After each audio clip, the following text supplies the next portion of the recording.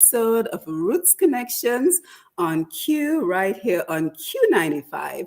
Whether you are joining us from Dominica, the Caribbean region, or the rest of the world, we say thank you and welcome to the program. As we get ready to begin the program, we continue to pray for our country, Dominica. We continue to say happy birthday to anyone who's celebrating a birthday today. I know Ayola George is celebrating her birthday, a phenomenal young lady from Dominica. So if you're celebrating your birthday and anniversary, we wish you happy birthday, happy anniversary. Or if you're simply celebrating life, because sometimes we just have to celebrate another day of life, right? Of course, if you've lost a family member, a close friend, we want to say our sympathies go out to you. And of course, we lost a phenomenal man of West Indian descent, Mr. Harry Belafonte, who unfortunately left us. He lived up to the ripe old age of 96. So I think he was quite blessed to have lived up to the age of 96. And I just want to mention him because, I think he did an excellent job of putting the Caribbean and Calypso music on the map. Take a listen to this. Harry Belafonte is one of the few performers to have received an Emmy, a Grammy, an Oscar, and a Tony Award. He earned his career breakthrough with the album Calypso in 1956. Did you know this? And that particular album, it sold 1 million copies. So he was the very first artist to sell 1 million copies. So, it just kind of begs the question, where did we go from there with our Calypso music? Because in my mind, I'm thinking we should have been way ahead because of the work that Harry Belafonte did all the way back in 1956. But that aside, again, welcome to the program. This is Roots Connections on Q. This is episode number 46. For today, Wednesday, April 26, 2023. And I am your host, Simone Mathieu. We have another packed 2 hours of programming for you. So we are looking at, as we listen to the song lyrics, when we see the way that our young women are dressing and carrying themselves and the role models that they're emulating, we must ask the question, what is the value our girls and society in general? What value are they placing on our girls? And why is this so important? So today we are asking, how can we empower our girls and young women to see their true value? And as you will notice, if you're a regular listener to this program, there are certain themes that we're going to keep on the forefront. So for example, back in January, we talked about domestic violence. Then in February, we talked about toxic masculinity. And today we're talking about empowering our girls. So anything that has to do with, vulnerable populations, anything that has to do with economic opportunities, those are generally going to be some of the focus areas for our discussion. So our panel is here. We are very excited to have them because they represent different areas where girls and women are either empowered or should be empowered. So this evening we have Miss Tanya Dickson, the proprietor of Reve Mode. And Tanya, you'll correct me when you come on the mic, which is a spiritual shop. And she's also a social activist. We have Kalinago Woryi, proprietor of Orinoco Editing. We have Marcia Dublin, who's a commissioner of the Girl Guides Association of Dominica. And we also have Mrs. Debra Charles Mark from Talk 1-to-1 TLC, and she is also a member of the Convent High School Parents Teacher Association. So we try to cover various spectrums in terms of including everyone in this discussion, but I have to say, I truly wish that we had a male perspective on the panel. So that is something we're going to work on for the next program, because all voices are important. It is important to hear from our our women. It is important to hear from our men. And it is also important that we hear from our young people on these particular conversations. So let us invite our panel to unmute their mic and introduce themselves as we get the conversation going. We will begin with Commissioner. You can go ahead and unmute your mic, and everyone else, please keep your mic muted as she introduces herself. Right, let me say good evening to all these queens that I'm surrounded by, lovely people. I am Commissioner Marcia Dublin, the Training Commissioner of the Girl Guides Association of Dominica. I'm also a social worker by profession, and as part of the Girl Guides Association, you know that we deal mainly with girls and young women, where we help to nurture and build and empower them in different areas of life. Yes, thank you for being here with us. Debra, go ahead and introduce yourself, please. Hi. A pleasure to be here indeed. It's such a joy and a pleasure here, to be on here with you, Simone, Tanya, Kalinago, and Miss Dublin. It's such a joy being here. As Tanya said, as Simone said, I am Debra from Talk One to One TLC, and also I wear the hat of executive member of the Convent High School.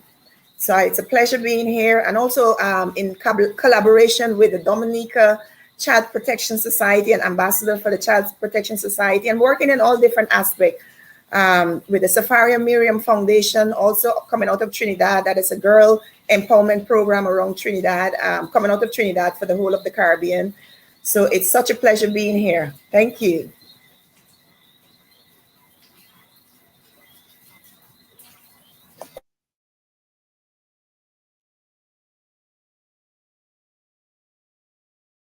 I need to unmute my mic. Tanya, please. So good evening to the panel and good evening to all the listeners of Q95. Really happy to be here. My name is Tanya Dickson, the Trinidadian. Most people call me the Trini. I am, as Simone rightfully said, the proprietor of Réveillé Moody. It's a spiritual shop that I have, just started. And I'm also a social activist with the Dominica Child Protection Society, focusing mainly on child sexual abuse in Dominica and the Caribbean at large. So that's my mission, empowering our girls to know more about child abuse, child sexual abuse in particular, and how to protect themselves. Yes, thank you for that. Kalinago, you can go ahead. Hi, good evening, everyone. It's so interesting to come in a panel of social workers. I am actually an ex-social worker myself. I did supervisory level adoptions, foster care, and child protection welfare. But that is not the platform from which I'm coming from. My very much interest is a political one in terms of dealing with the empowerment of women. Not so much from a feminist perspective, because I think the whole feminism movement is somewhat washed out and really discouraging to some degree, because it almost wants us to not be feminine and not be female and to become this man. And a lot of people in my life, personal life, will know that I have claimed I am a man as of about 3 years ago, quite fed up with being female. Not simply because of the craziness that happens to our bodies over time, or any of the drama we have to deal with as biological humans that are female, but because it's a male-dominated world. It still is.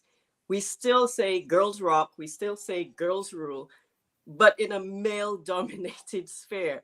And in Dominica, and coming back to live in Dominica, it's almost like a dinosaur world where we're still way over here. The world is advancing, and we still have these concepts and these ideas of what it is to be feminine, what it is to be female, and how that plays into this whole male-dominated sphere. So, as I said, my interest is very political in that respect. So I'm here to speak on that aspect of empowerment of women, not just in terms of females being girls, but females being women in general in Dominica. But I applaud the three ladies on this panel here. You guys are coming from absolutely excellent perspectives. And I think the idea of a social work and a very social development of girls is necessary. Yes, and I am sure you can tell we are going to have a very packed program this evening with many varying views and just bringing different perspectives to the conversation. So again, thank you very much for taking time out of your busy schedule to be a part of the program this evening. We're looking forward to your contribution. And we're also looking forward to the contribution of our Facebook and YouTube live audience who are joining us on Q95 FM radio. As a matter of fact, I see they're coming in. Ruby Mandaro, nice to see you. David Johnson, always great. David Joseph, my apologies. Always very good to see you. Tina Bell, thank you for being here. To our listeners around the world, we're looking forward to your contribution when the phones open up and you're able to call us. So don't forget, we are also live on Facebook at Q95 FM Radio, YouTube Q95 FM Radio, and Push Past 10 on Facebook. So don't forget to like and share and click that notification button to find out the next time that we are live. Remember, for the best in daily programming, log on to q95da.com, where you can listen to live programming as well as past episodes of this program and other programs. We have, for example, as food and other prices continue to rise, how can we improve and maintain healthy eating habits and our general health? So that's what we talked about on the last episode of Roots Connection. So if you missed that episode, the video is now playing on Facebook, YouTube, and Q95da.com. We remain grateful to Mr. G and the Q95 FM radio family for the opportunity to tap into our human resources in Dominica and around the world to begin that process of reversing the brain drain via technology. Lambi, always nice to see you on the console. We look forward to you directing the traffic on the radio. Our engineer, Sherwin Norris, DJ Shan, everyone who keeps this program going. So we're continuing our theme. Our theme for this year is Invest in Me, Invest in Us. And today, and with every program, we always focus on an action plan, a strategic action plan for what is affecting us in Dominica. So again, if you're just joining us, this is Roots Connections, and we are talking about from song lyrics to the clothes they wear, how can we empower our girls to see their true value? And ladies, I thought we would get started this evening by looking at some of the legislation that is currently being talked about, because I certainly think that we're heading in the right direction when we talk about more support for our girls and our boys, especially those who do not live in, a traditional household. And I thought we could begin by just having some thoughts on what are your thoughts on the new legislation. And if you don't have an opinion, that's fine, because that was not part of what we initially said we were going to talk about. But I think it's important to talk about current situations, especially as it relates to the vulnerable boys, the vulnerable girls in our society. So does anyone have an opinion on that?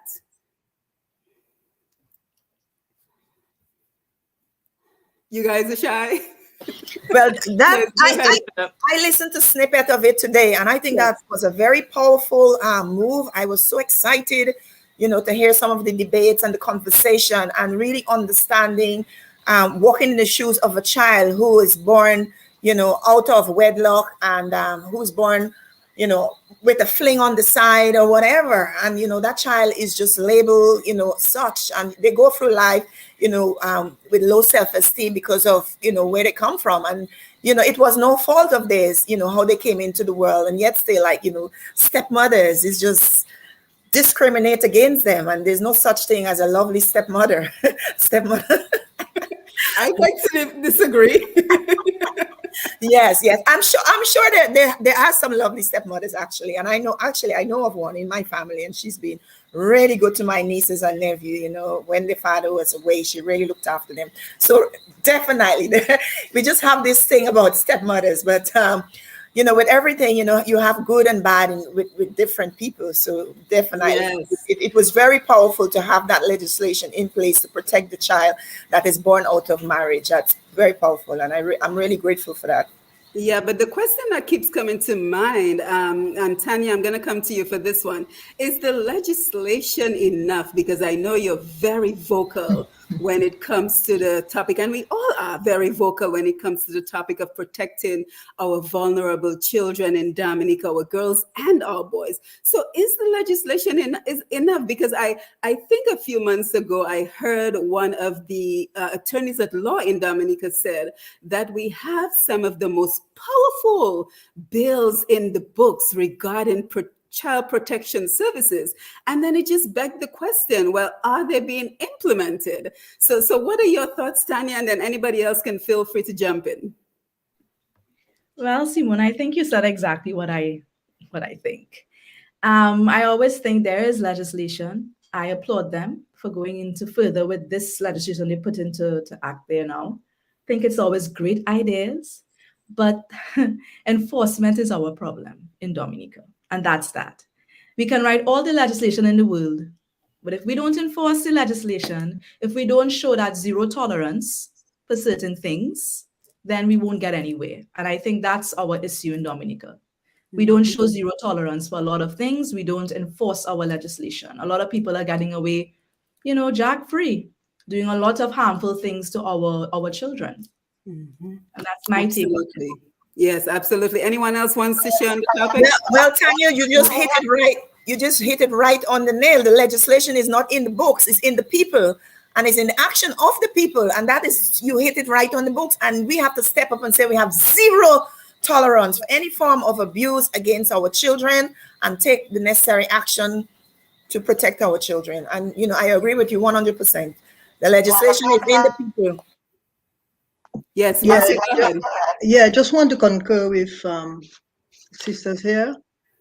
Really and truly, we have been placing legislations here and there, and too often we keep, commending they're very good, but very good is just saying so. It's really putting it into action, and too often, as we have said already, these legislations are on the books, and not much is being done about them. I just wanted to go back to the issue of a bastard child, and I cannot understand in this day and age in Dominica that we still refer to a child as bastard in our books. It's just so depressing. A child is a child, whether they come from whatever situation they came from, and too often we relate to children in that kind of way and degrade them. So this was one of my issues with the legislation. We need to commend the efforts that were made in getting them together. But I really would like to see as well a family court that we have been speaking about for so long. All these legislations are good, but when come to really put them to implement them, we need this support system that's going to help to have them effectively implemented. And without a family court, we're going to have the open court where it's going to be delayed for 5-6 years. A child is raped and have to go through the whole situation over and over again, having to repeat, having to confess, and even forced to feel that they are the guilty ones, when they are the victims. So this is one of my concerns, and we need to really look at this legislation in its entirety and to make sure that whoever authority that is responsible for getting it done, they do the job that's supposed to be done. For example, if a child is raped, they said that not even rape, when a child goes to the hospital and the child is underage, they are supposed to report. Well, how many of the health workers report this situation? And even if it is reported, what is done? Because I was speaking to a nurse and she said, there was a situation of this young girl, only about, she was about 15, and she was pregnant by this one of the high class members of society. And she reported it, but then that was it. Nothing, no follow-up, nothing was done. So we need to begin to even educate our people as to what's supposed to be done. This legislation is in place. What is it that we're supposed to do in order to make sure that it is enforced? Yeah, the legislation needs to have some teeth, right? Kalinago, Woryi, let me come to you. And by the way, I think people will find your name very interesting. So why don't you tell us a little bit about your name? There's always an icebreaker topic. Kalinago Woryi is actually my writer's name, and I chose it specifically because I am from 3 different races, genuinely Dominican, Kalinago, African, and European. And one of the things growing up is the lack of value and representation of my Kalinago heritage, and almost being spit on. So in terms of, we're talking about empowerment of women, I believe in the empowerment of people in general. So I wanted to empower my people by naming myself that, by claiming that, so that every time somebody speaks it, there's a reference to those people. So yeah, this is all part of my whole philosophy of life. In terms of empowerment of women, and going back to the topic, I'd love to jump on to what Marcia said about the education of our people, and the necessary teeth that is needed, that both ladies, all ladies I should say, have said in this program so far. The necessary teeth comes from education, and the education does not come from legislation. Legislation is merely a guide. The government is but a buffer to society. It does what society is needing in terms of creating the framework and the necessary guidance towards a certain direction. Now we have the guidance towards a direction. And as Sonia said, we have something, but it's not everything. So what needs to happen at this point is that both teachers, educators of all levels, social workers of all levels need to be able to come together in a forum of some kind to find ways to develop curriculum, to find ways to develop standard operating procedure on how we deal with social work, how we deal with that pregnant child at the hospital, how we deal with that child going through family court. All of that requires standard operating procedure. Now, that sounds a little crazy and very businesslike in a very emotional setting, but it is a very necessary tool in terms of educating our people, in terms of creating a process for the children that are abused, not just girls, but males also are in these predicaments. We need some form of construction that allows the legislation to move towards the not just formal education, but the casual education of our people. One of the biggest problems that I have personally in returning to live in Dominica is how men conduct themselves with me. And a simple thing of passing down the street is not a simple thing anymore. I'm used to a society where I can politely walk down the street and not be bothered by any male. Every few seconds, I walk down the street, I'm bothered by somebody. Not in some horrible sense to say that men are just being absolutely lecherous, but they are lascivious to a degree, and it is quite ridiculous. I have to be told how beautiful I look. I have to be told how my effect on that man is sexually or sensually. Why do I need to experience that just walking down the street? Simple things like, hey, darling, like, come on. At some point, when do our males recognize that is not complimentary to a woman? It's actually quite predatory. And that whole attitude that we have of, like Tanya said, we just let things slide. There's no teeth in that zero tolerance attitude. If we're letting that slide, then just imagine what is happening to the young girls who are walking the street, who, unlike me, cannot maneuver those conversations very well, or find themselves fearfully maneuvering those conversations. You know, I can bat with the best of them. And, you know, we can have a little parlay and it come off as a joke thing, but I'm deadly serious. Don't talk to me like that. Don't refer to me like that. Don't call me out of my name like that. Don't pss me like a dog. I can have those conversations. A 12-year-old who's beginning to experience puberty most likely is not ready for that conversation. most likely will not say anything and will have to deal with that, and takes that on board. And a lot of our girls are taking that on board as their value. This is how they're valuing themselves over time, that a male appreciates them sexually and sensually. So then they begin to dress a certain way. They begin to search for that kind of value of themselves. That empowerment comes from another human being in a sexualized form. So we can see the domino effect on the rest of society when that comes into play like that. It's very easy for these girls to get themselves into trouble. And it's not because they're looking for it. It's because they're trained to believe that some of these things are normalized and okay.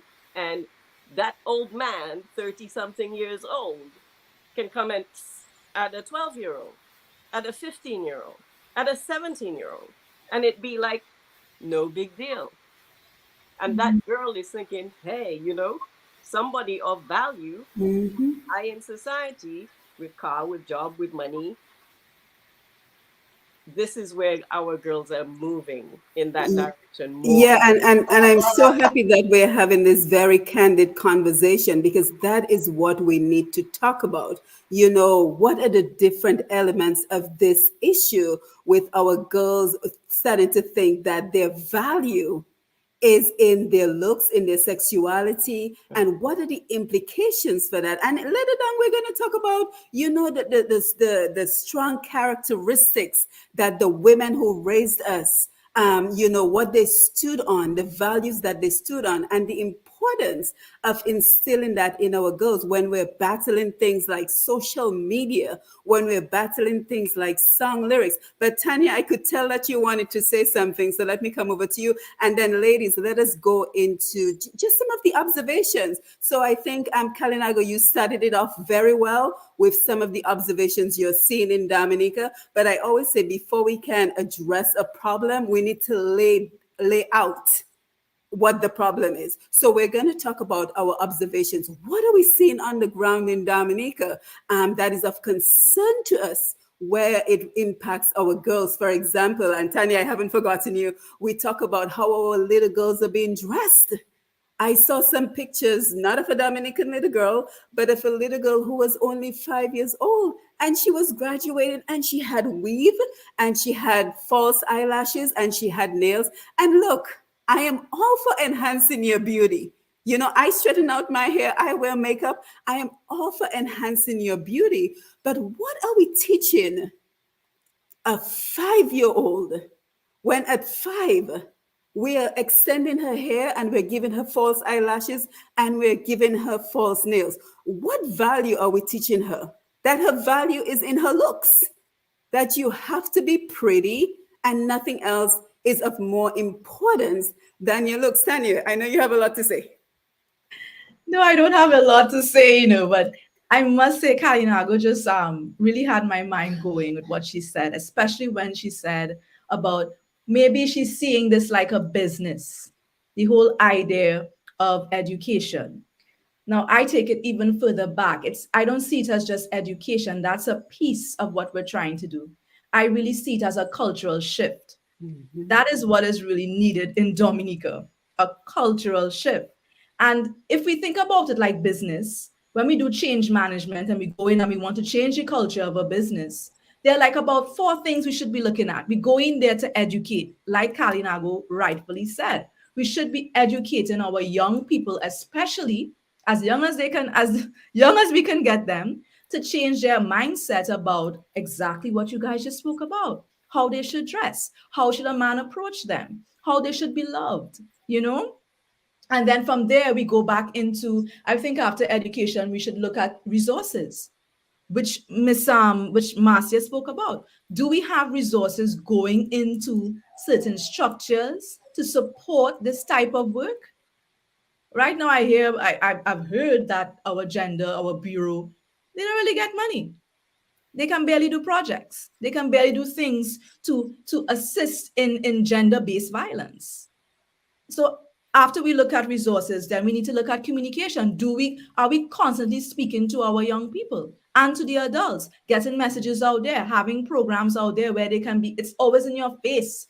You know, the same way they conditioned us because they put things in our face every day. We watch BET, we see gold chains and girls behaving a certain way. The music you keep talking about, it's on the bus, it's on the radio, it's everywhere. It's conditioning us every day. Then we need to put those messages of the culture shift, the shift we need out there.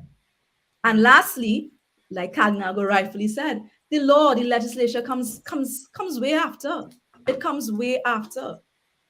And that's what I wanted. You just made my mind go there. You know, it made me think about business itself. And it should be seen like Right. business. Maybe Process if we approach it more implementation, right? seriously.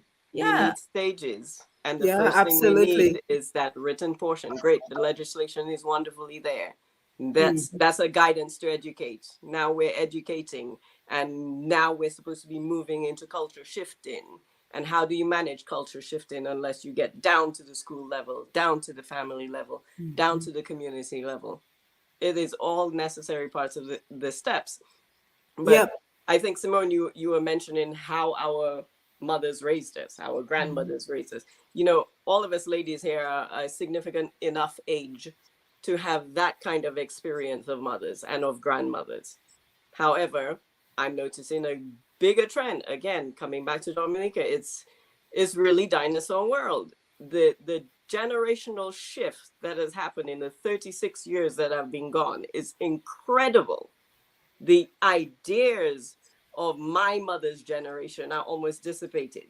Never mind my generation, which is still struggling to find itself represented in the whole moral fabric of Dominica. But then I look back as well and I realize it is from perhaps my generation that things started really collapsing. We had a lot of brain drain happening about the same time that I left Dominica as well, 36 years ago. We had a lot of socioeconomic changes that happened. We had a lot of hurricane after hurricane after hurricane, setting people back, causing migration patterns, bringing new cultures and new people in. And there's still no finding of feet in that. Now, it's not to say there's anything wrong with migration. It's a beautiful thing. I think Dominica needs to do a better job. Again, I love empowering people as much as any gender. Dominica needs to do a better job of welcoming its immigrants because we all have different ideas. As we're sitting on the panel here with Miss Tanya from Trinidad, wonderful, right? This is a regional influence. We have many regional immigrants. And I was born in Guyana. My mom is St. Lucian, dad Grenadian. There you go. There you have it. Different Husband Dominican. you know. There you have it. We all need to welcome that because I think what's happened in my generation, there's so much brain drain and so much emigration out that the coming in hasn't been given a chance to be valued and to be represented, to allow the movement of a natural and organic way of moral fiber in this country. So what's happened is essentially the babies have been left to raise themselves. Raise the babies. And if you have latchkey kids, we all know the effect. Statistically, you leave a kid without any supervision, without any parenting, without any strong moral guidance, you're going to end up with a different kind of output than you really want. And so I think a lot of what I see and observe in Dominica is from that perspective. And I remember as a 6-year-old that we had women burning bras, you know. And where's our empowerment? We had the first freaking female prime minister. What is going on? Right. We've had But women leaders to that highest degree, and we're still struggling with the idea that women can lead, women can hold dominion. Women can do that in a very flawlessly feminine way, without being butch, without being male, yes, we can just be women. We don't have to go the extra mile of being loud and beating our chests as if we're some kind of gorilla. It doesn't have to be that way. Our value is in being feminine. Our value is in being female. And who we are as female. And I'm happy you're raising these very important points. But let us also hear from Debra and Marcia, our observations. Why should we be concerned? Debra, let me come to you. Yes, absolutely. On the ground. Well, this year my daughter goes to convent, as you probably know that this year, the first time after COVID, they had the Christmas party, and the theme was posh and pink.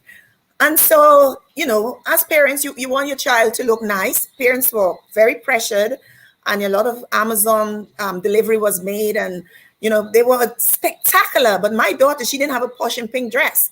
And I always teach her to have a contented heart and make use, be very resourceful and make use of what you have. So I look in her wardrobe, and she had white trousers, and then I'm like, okay, we're going to go into town and get a top, to complement this, a pink top. So we went into the shops, and then the lady's like saying in the shop, no, she can't wear that. She has to wear evening gown, click clock. And I'm like, but children have to be children, So I got a perfect top for her, a nice pink top.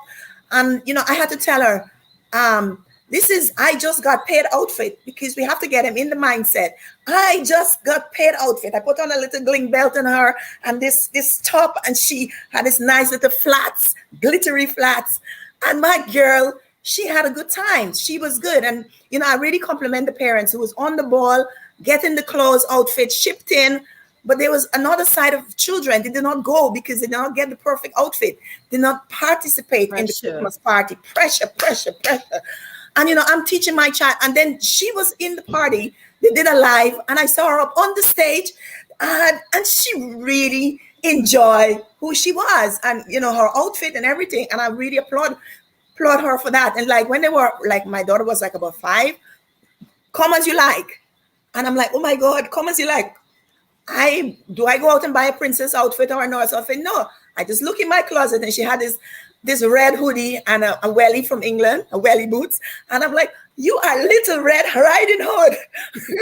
So she bought into that, and like, yeah. And my son, he had no teeth in front of his mouth, and I turned his head back and I said, you coming as a gangster?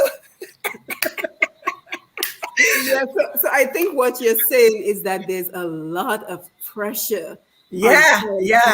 Socialize their children in particular ways. So we're still in that whole girls have to be pink and boys have to be tough. And Marcia, as I come to you, I'm so happy that Kalinago brought up that example of the men on the street, because I left Dominica 30 years ago, and back then they were doing it. The nice girl. I'm like, first of all, it's not nice girl. I'm not a fruit. You're either beautiful or there's no such thing as a nice girl, right? I'm not a fruit. So, that was me and my convent brain back then. But 30 years ago, and maybe even before then, we had these men on the street. And I think the bigger issue is that they don't see an issue with it. They don't see that it could potentially be insulting to a young woman walking down the street being called nice girl and just not wanting to be bothered. Like Kalinago said, I just want to walk down the street. I don't want to be bothered. So Marcia, as we're coming to you, I think it is so important to already begin the conversation as it relates to the need for a cultural shift, just in the way we socialize our young children and in the way we approach our girls and our young children. And by the way, Facebook, I'm seeing all the great comments, so keep them coming. Of course, I will get to you in a little while. Yeah, I think we have to begin a total change in mindset and the way we look at things. And we really keep blaming the young girls. We can't blame them when those who gave them had nothing to give, had nothing to offer. In the sense that what they want, they live in a society where everything is a push button. So it's not like before when we were raised, we had to do things, we had to create things. Sorry. We had to be creative in everything that we do. We enjoyed swimming, we enjoy climbing the trees, we enjoy eating the fruits. Our children of today don't know this luxury, this beauty in enjoying nature. What they know is to be on their phones and engaging in all sorts of food stuff that is not healthy for them, and that is what they're given. And too often we said, I remember talking to a young lady, and she says, oh, I do not want to raise my child the way that my parent raised me. My child has to have everything that the other children out there have. And, and I said, yes, you can speak that way, but are you able to afford this kind of luxury to this child? And this is the problem that we have too often, that we, because of the way we were raised and the culture out there of what is existing, that we want to just, we are vulnerable to what is out there. And as you said before, they used to call us sit and so on, but it's worse now, because really and truly, when they call you sit and you don't respond, they would just leave you alone. Now they really challenge the girls. Yes, You they know, get aggressive. who you think you are. You know, you think you're better than other people, and almost come up to their face at times. So it's really threatening, and it's troublesome to think of young girls having to face this sort of situation. So most time what they do is just they go in, you know. Once I was passing and somebody says, hey girl, and I see this girl, I said, is your name Hey Girl?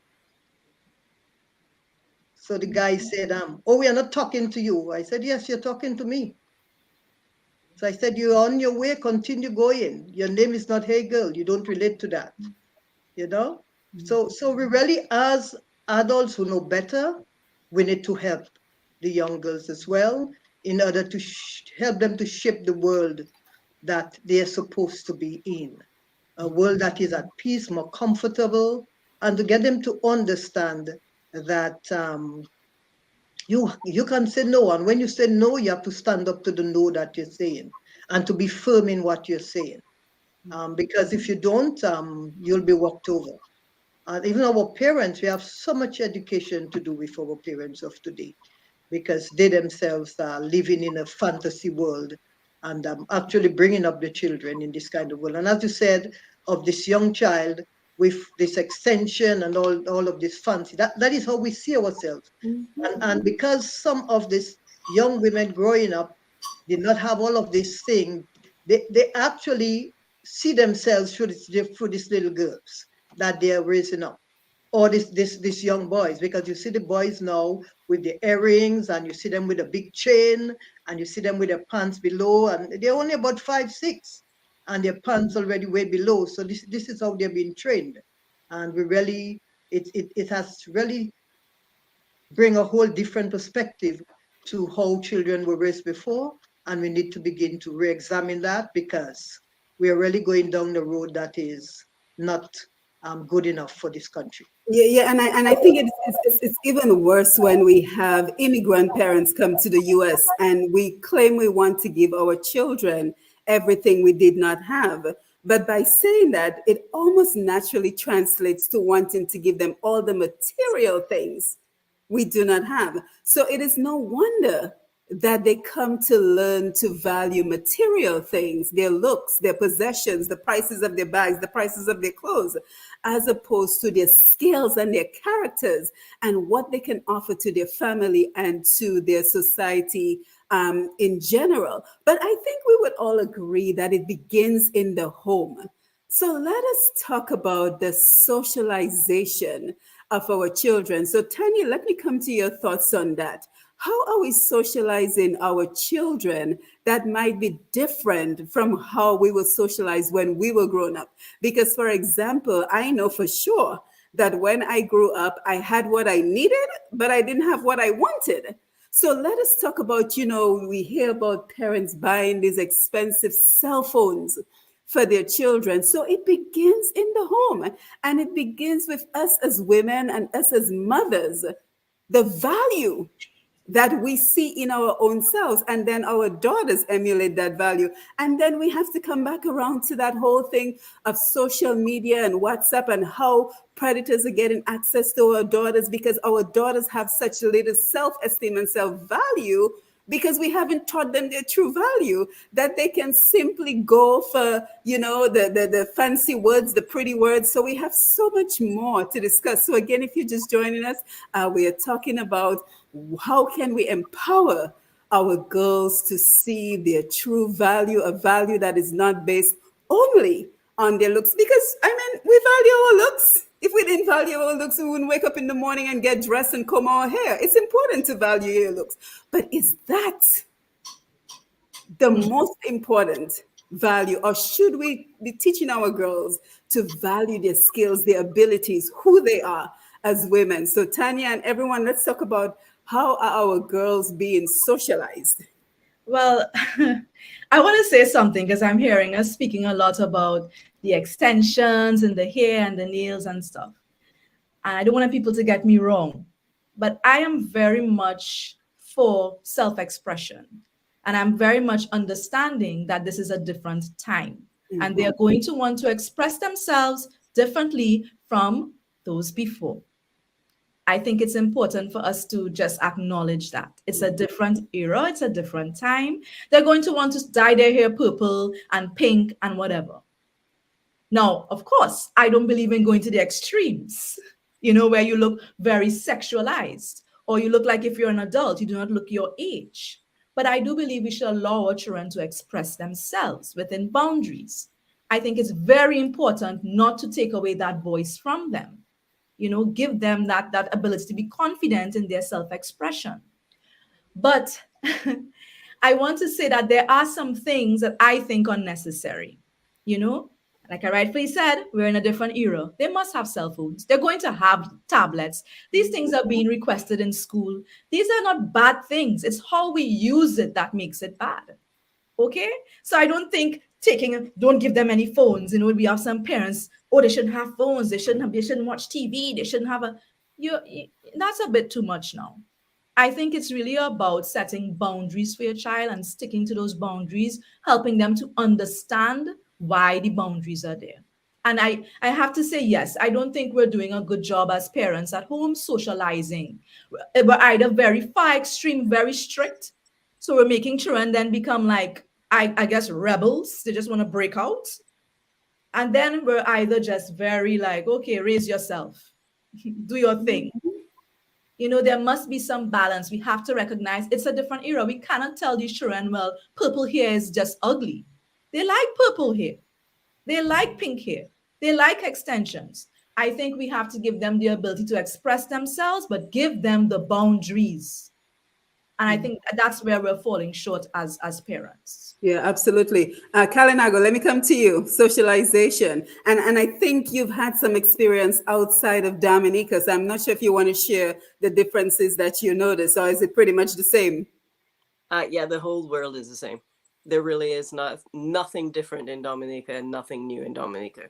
What I have noticed in the last few months I'm living here is that it's extreme, to the point that we're such a small island, it's easy to pinpoint our problems far more than another society that we're not interacting with on a daily basis. It's as simple as that. That's the only reason why everything seems, oh my God, I've dropped down into dinosaur land. But nothing has changed around the world. The whole world is experiencing these issues. The whole world is questioning the moral fabric and the direction of society, and whether parents are doing a better job or a worse job than the previous generation, whether our communities are involved in raising these children like a village, like they should be. But I think what is common also is that everybody around the world, no matter what their politics are, no matter what their religion is, no matter what any other kind of cultural orientation is, every human society fundamentally believes in the same basic moral fiber of how one conducts themselves as a gender, as a family member. Everyone has honor codes. Everyone has ways that they expect their children to be developed. It's the same everywhere around the world. What Dominica is sort of not so much lacking, but allows to let loose, is the idea that we are supposed to be involved with one another like a village. And I think we have lost that in such a significant way. I think part of it is, like I said, the migration patterns have been so significant, and we've almost sort of left people to their devices. We have a lot of very senior age people here. That's wonderful. And we can hit the Guinness Book of Records. Wonderful on the 100-year-olds that are here. That's great. But the young people are the ones suffering for that lack of void, you could say, of that generation that has almost left completely. And so we have young people raising young people, and it's getting younger and younger. There are more teenage pregnancies since I left this island. And back when I lived here, oh my God, it was such a shame. And now it's like, no big deal. You know, hey, whatever, let it hang. It's like Tanya says, you know, we have one extreme or the other. We're either super strict, where we're causing our children to either be rebellious or so repressed that they're of no social use, or we have the really crazy let it hang. And we're doing a lot of let it hang. And I'll bring this to the music. My God, I would never raise my children in Dominica just because of the music alone. The bacchanal culture here, the vulgarity of lyrics here. Oh my goodness. So there is a movement presently, Dominicans, against explicit lyrics.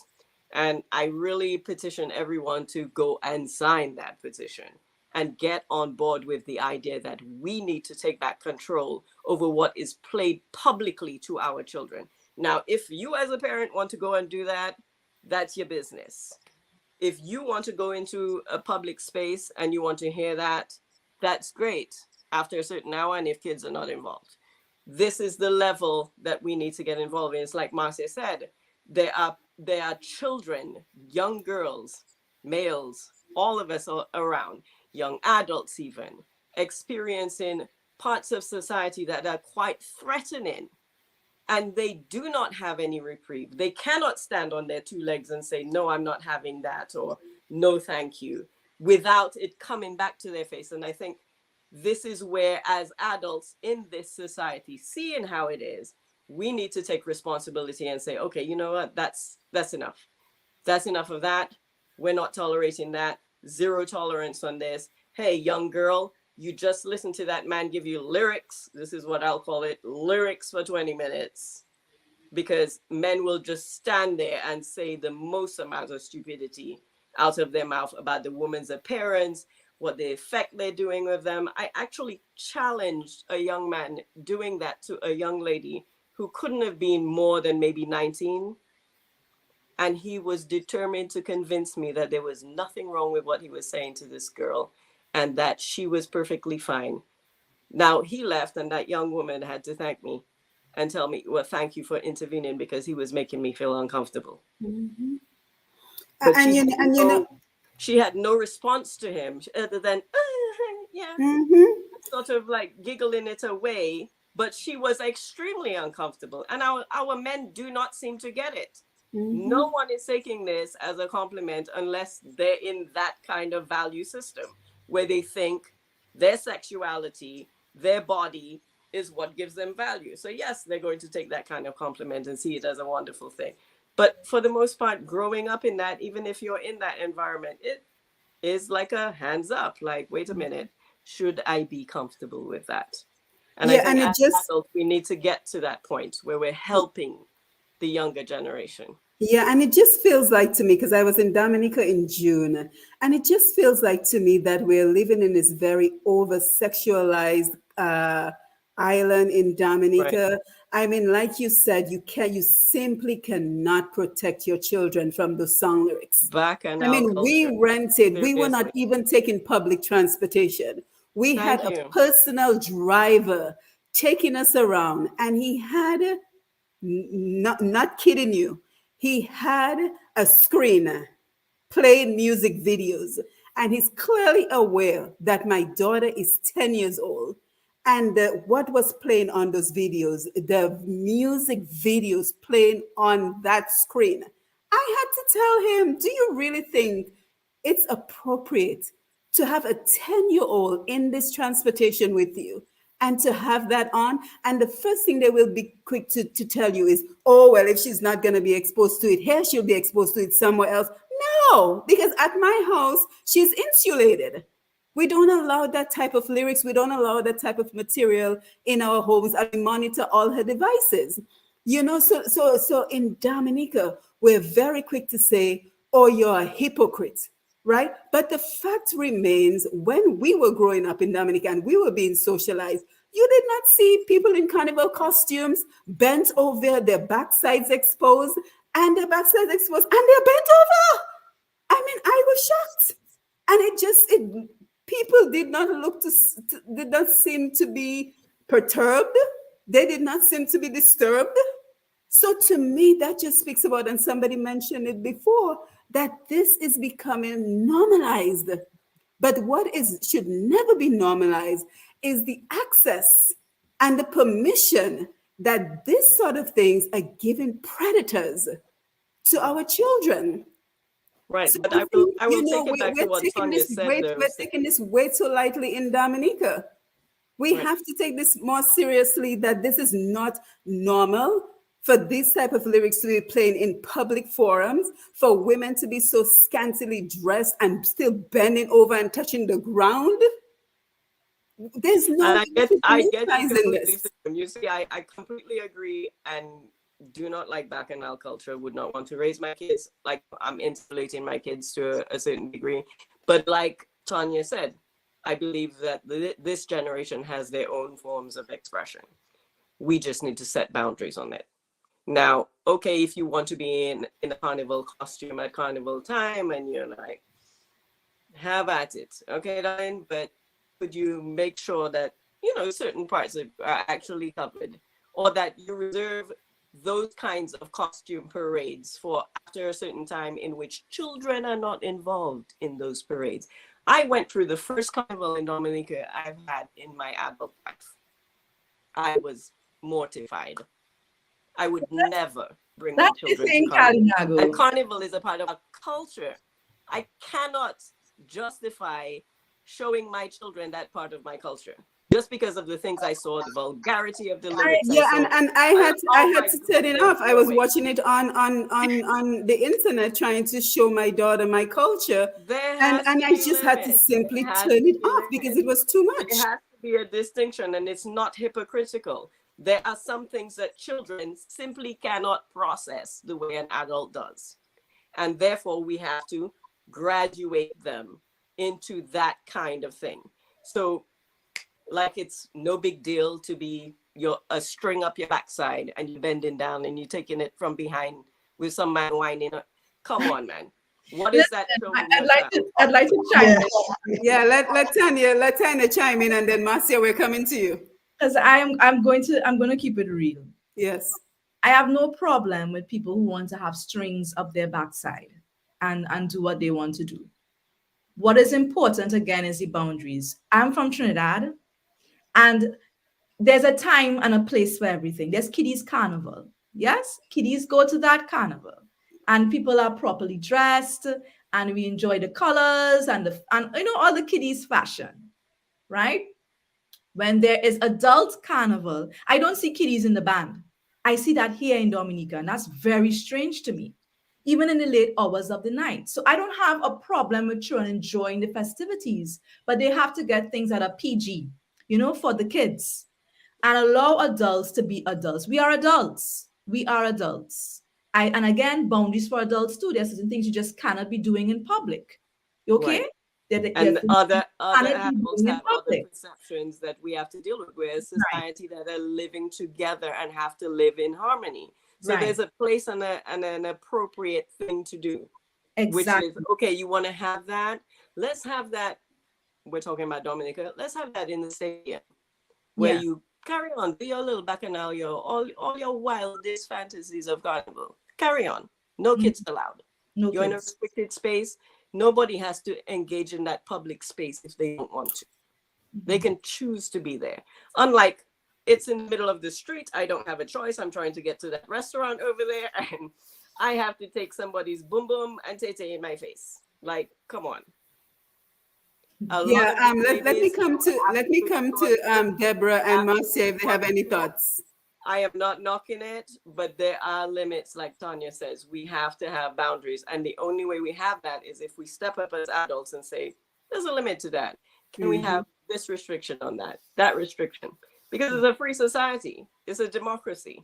We have to allow people to do whatever it is. Every man has a right to decide his own destiny. Now, on a faith perspective, if we believe that choice that they're making is giving them a hell destiny, because there's a lot of that in Dominica where people are just mortified. It's, oh, they're going to hell. Okay, if that's your faith base and that's your opinion and that's how you run your life on that particular faith philosophy, wonderful too. There's a space and a time for you also and for your expressions.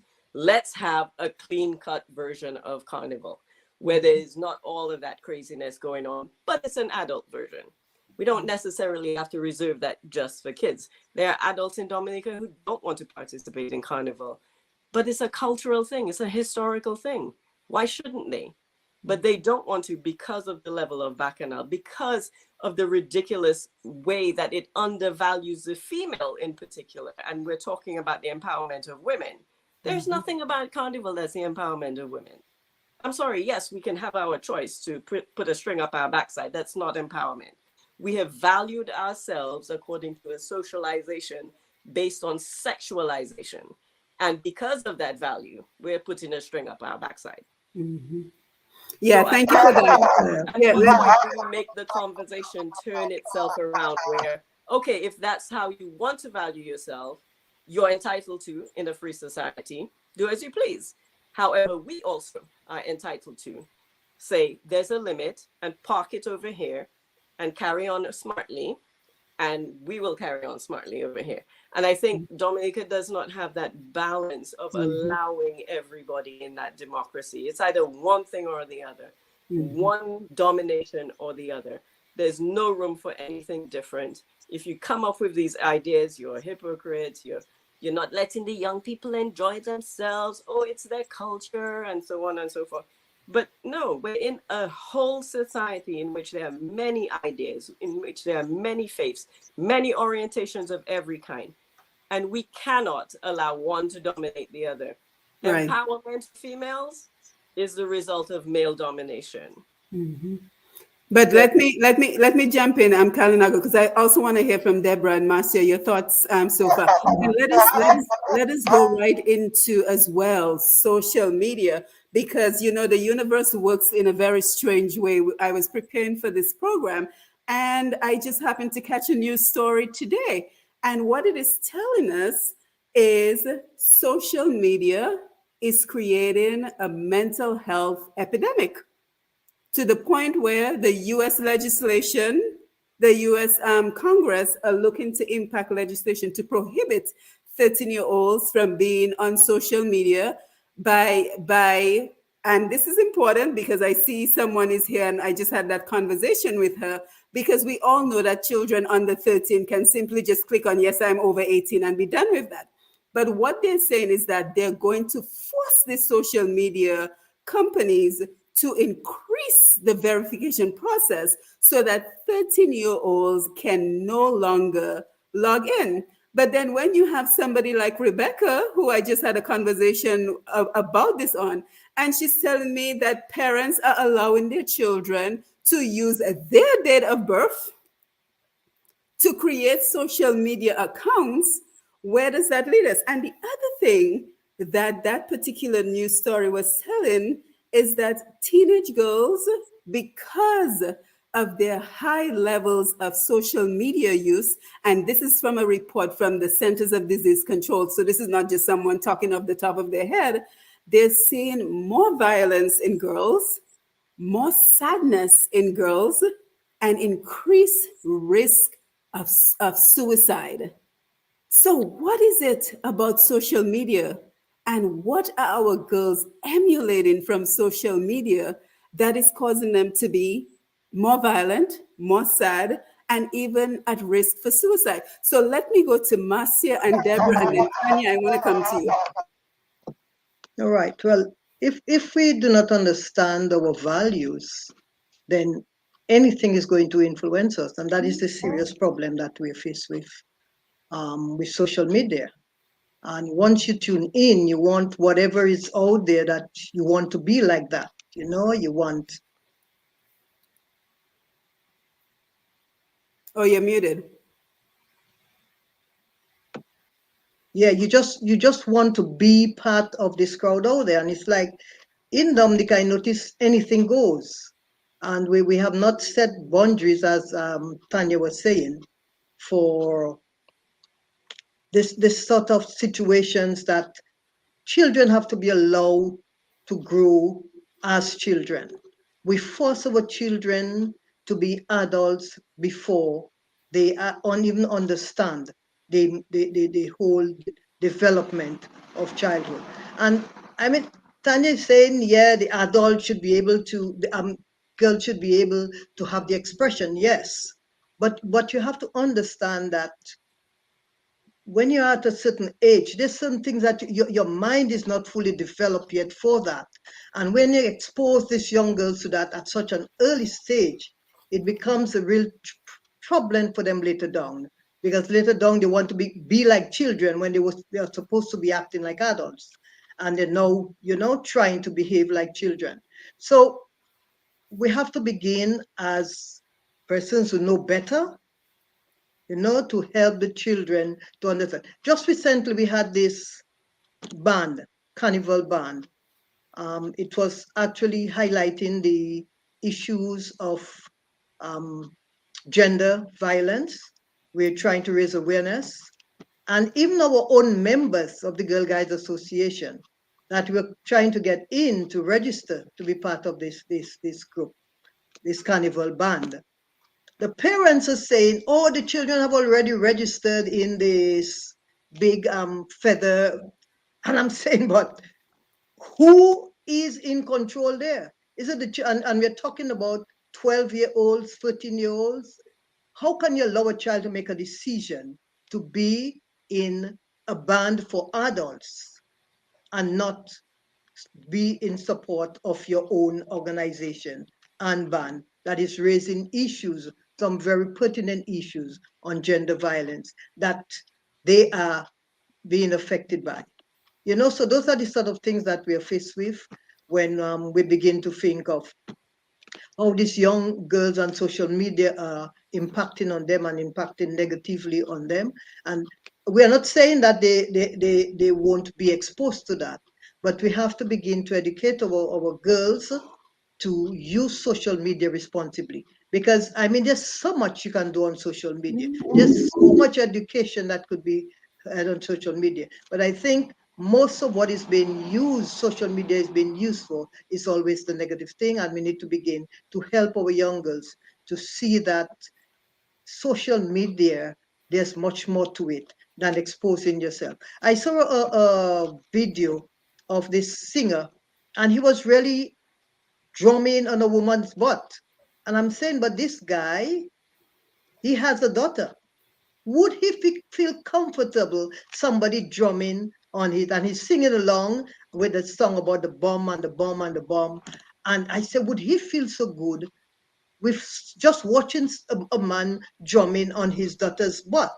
And these are the kind of things that we're faced with in relation to social media. And we need to begin to educate our young girls that they could use social media in a much more positive way for better results. And that is why we are having this situation with increased suicide and mental situation, because some of our girls become so stressed when they go out there because they want to belong. And because they're unable to, then that results in a lot of mental stress. Yes, thank you. Thank you. Debra, Tanya, and then we're going to come to the phone lines. The time is always speeding along on this program. We need to slow down the time. Yes, Debra and then Tanya. absolutely. I agree with Marcia. There's a lot of mental stress based around social media. What they see, they think it's real. People can sharpen up the image to look a certain way. And then, everybody wants to look the same. Straight nose, long lashes, big boobs, and everybody walking around the same. No individuality. But the whole thing is, Simone mentioned a key word earlier. You mentioned the word role model. Yeah, role model. That is very powerful. and that's the fabric of society. As adults, we can be a mother, we can be an auntie, we can be a neighbor, but we are responsible to be role models for the young generation. The only hope is through us. And it's not what we say, but it's what we do. That matters. We have to demonstrate to the children, this is how you live. If you want a clean house, you just have to demonstrate to the child, look, I'm cleaning my room. You don't bang down on them, clean your room. You do it. You clean your own room. Look at the man in the mirror. What is it that you're doing? You're always on the device. You're always on social media. What do you expect the child to do? Children imitate us, and everybody is always pointing finger at the children. But I always say, take the quads out your eyes first. Look at the man in the mirror. What is it that you're doing? Look, and you will see very closely. And quite interestingly, my daughter, she's 14-year-old, and she said to me, "Oh, mommy, why is it that we're so fixated at what is happening in Syria, in America with Donald Trump? And those things we cannot change, but the shooting in America, we cannot change."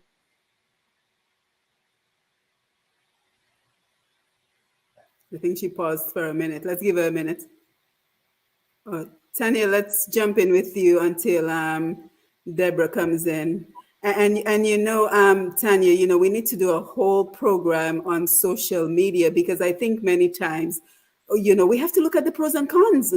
Because, for example, I just finished teaching a course that I created on using social media as a marketing tool, because so many of our small businesses do not see the potential of social media to get their products out to a worldwide audience. And, I'm just very concerned, and Rebecca Corey Geist and I had this conversation yesterday, that many of us of a certain age say, you know what, that social media thing, that's not for me. But in the meantime, our children have a PhD in social media, and they're using it in all the wrong ways. So, Tanya, let me come to you, and then we're going to take some phone calls, and then we're going to take some comments. And then after that, we want to start talking about, how do we do the work? How do we empower our young girls and reverse this trend of, the wrong socialization that they're experiencing right now? So go ahead, Tanya, and please be as candid as possible. Yes. For me, I really wish I wish I could live China. I wish I could live in the places that have just banned social media. As much as I am on it every day using it, I am self-aware, and I think a lot of us are, and we know the effects. We spend a lot of time scrolling. And I think what social media does to our kids and to the adults is really the comparison trap. You go there and you start looking at other individuals. You think they're real. You think they look like that. You think they have those things, and you start to compare yourself. And as Marcia rightfully said, if you don't have your values in check, if you don't know who you are, if you don't have your principles in check, then you can easily get carried away on social media, right? So you're in that comparison trap. And I think that's what's happening with the kids. They get into that comparison trap. And because I can't look like that, I don't have the money to do those things, to buy that gold chain, to go to that concert, to buy those shoes, you become very sad. Because let's keep it real, as human beings, all we really want to do is fit in. And Tanya, I want you to continue your thought, but not only do we become very sad, but we seek alternative ways of getting those things. Right. And then that creates a whole other conversation, Tanya, that you and I have had before, the whole concept of grooming, right, the whole concept of men of certain status, and wanting to give us those things we see on social media because we clearly can't afford it. But I didn't want to interrupt you. Go ahead. Well, that's exactly where it goes. So you become very sad to the point of you can become suicidal, or you become so sad and desperate that you find ways to get those things. And as Simone rightfully said, you find yourself sitting online offering up your goodies to get these things. Okay? Or you are easily susceptible to, like, the groomer online saying, I'll buy you that iPhone. I'll get you that top up. I'll get you those Nike shoes. And so that is what is happening with our kids and social media. Even those who, some kids go on there, I think, Simone, to do the right thing, we have kids who want to model, but they are not aware that there are fake modeling agencies there just waiting to just eat you up. Mm-hmm. Yes, send your pictures. Next thing you know, your pictures are somewhere on the net of you in a two-piece, you half naked, and you have no idea how it got there. So I think honestly, we need to do some more education for our kids on what social media has come to. I think when it started, it was a good idea for us to keep in touch, but it's so much more than that right now. It is so beyond us. We don't even understand it. You don't even understand when you scroll on Amazon and you look at something too long, that's going to pop up on your Facebook page to convince you to buy it. There's so much algorithm there. There's so much, it's like a mind reader, and I'm mind blown by what they have done with social media. And I don't think our kids really understand how deep it goes. And so we need to start teaching them more about it and how to be safe using it. We're not gonna be, I want to live in China and not have it, but our kids want it. We just have to find a way to make it safe. Less screen time. You know what I mean? What you call those things? Parental locks. Those are the things that we should be looking to as parents to make sure our kids are safer. Web filters, all of those things to just keep our kids safe from social media and the World Wide Web. Yeah, and we talk a lot about change on this program because this is the program we use to navigate change in Dominica. And I just want us as parents of people of a certain age to stop having that thought that social media is not for me. If you have children, if you have nieces, if you have nephews, if you have anyone that you're concerned about, the onus is on us to know more. I'm not saying to go and be on social media and post your food and post, everything else that everybody else is posting. But the onus is on us to know a little bit about social media, a little bit enough to know the potential risks, the potential benefits, so that we know what our children can potentially get into. Because like you said, Tanya, social media is like any other thing. It's like a car. You can use a car for good. You can use a car for bad. A cell phone. You can use a cell phone for good. You can use a cell phone for bad. Social media is no different.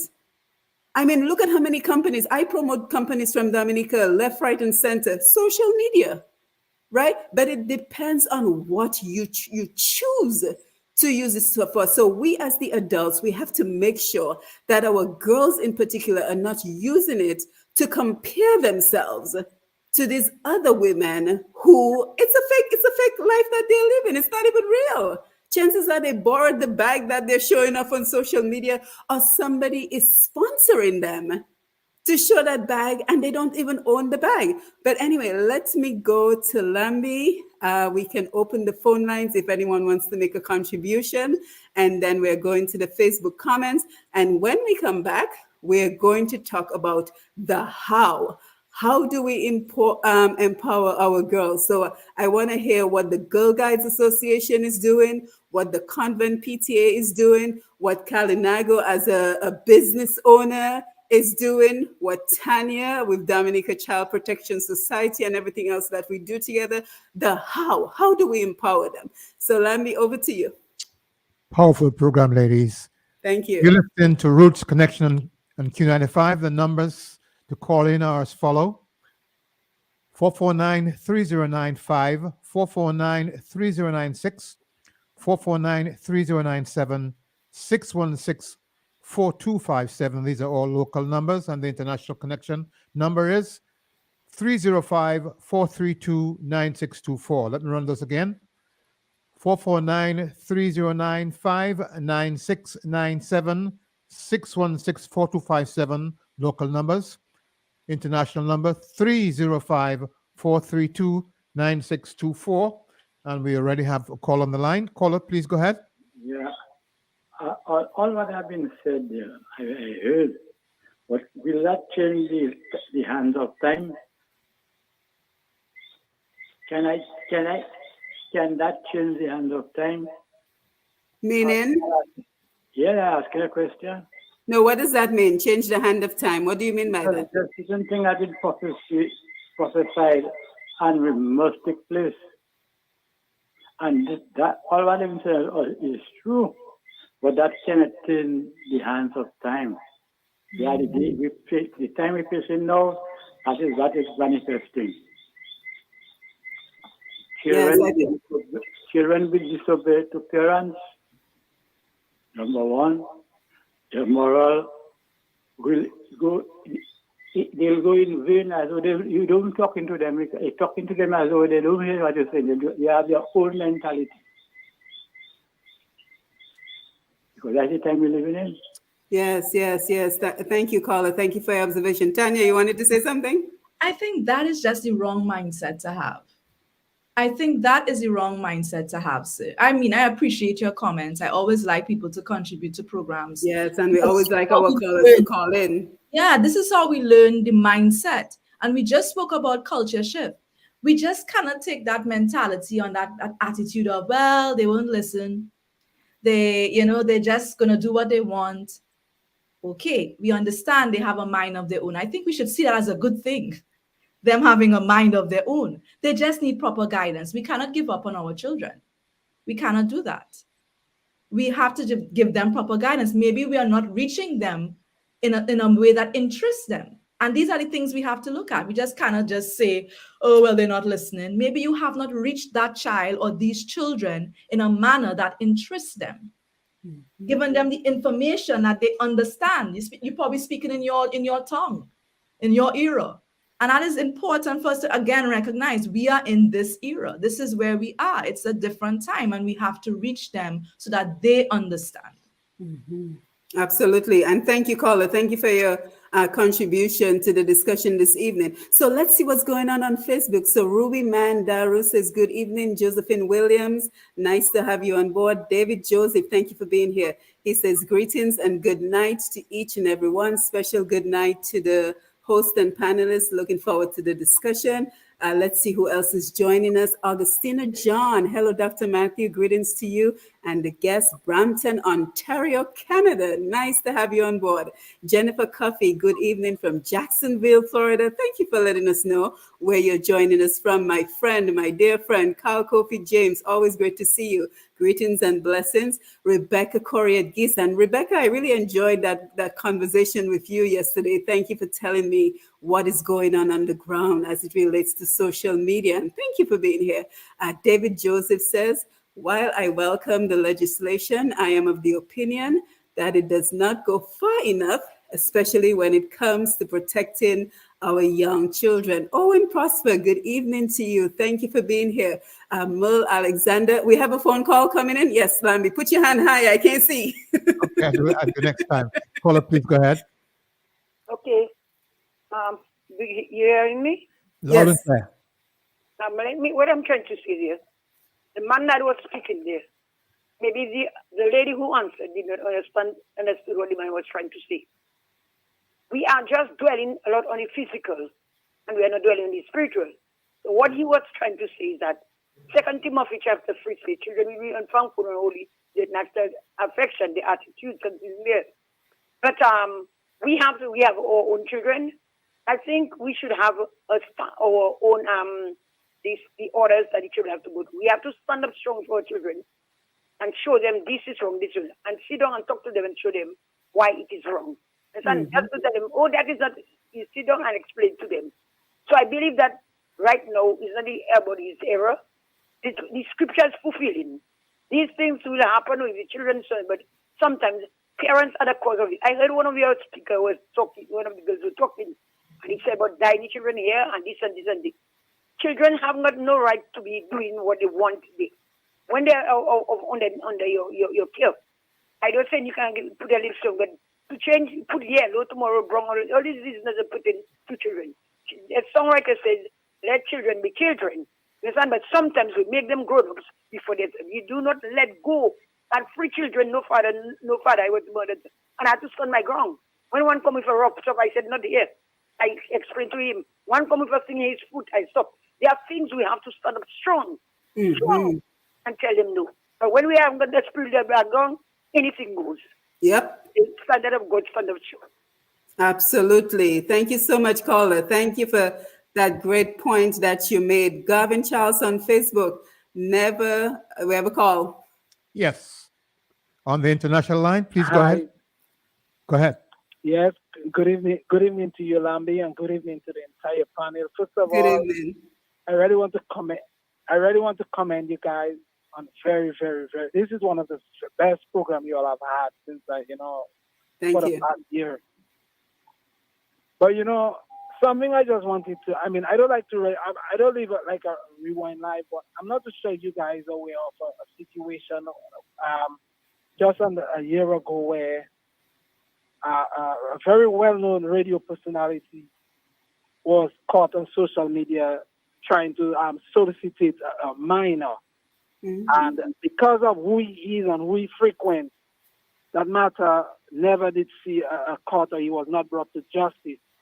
But I'm still disappointed in the welfare. I mean, even if the police did not arrest the guy, I personally believe that the welfare or whoever it may be, they should have taken this matter and have this matter there. And I'm still not too sure, even if legislation was enacted yesterday in Parliament to deal with our minor, etc., that if one of these government supporters would caught dealing with a minor, I still don't believe that they will be dealt with accordingly. I mean, we just, like Tanya said earlier on, we have it on paper, but when it comes to really do what we have to do to bring these criminals to justice for messing up our minor or small children, I mean, come on, this is unacceptable. Mhm. Again, good evening and keep on the good work. Thank you.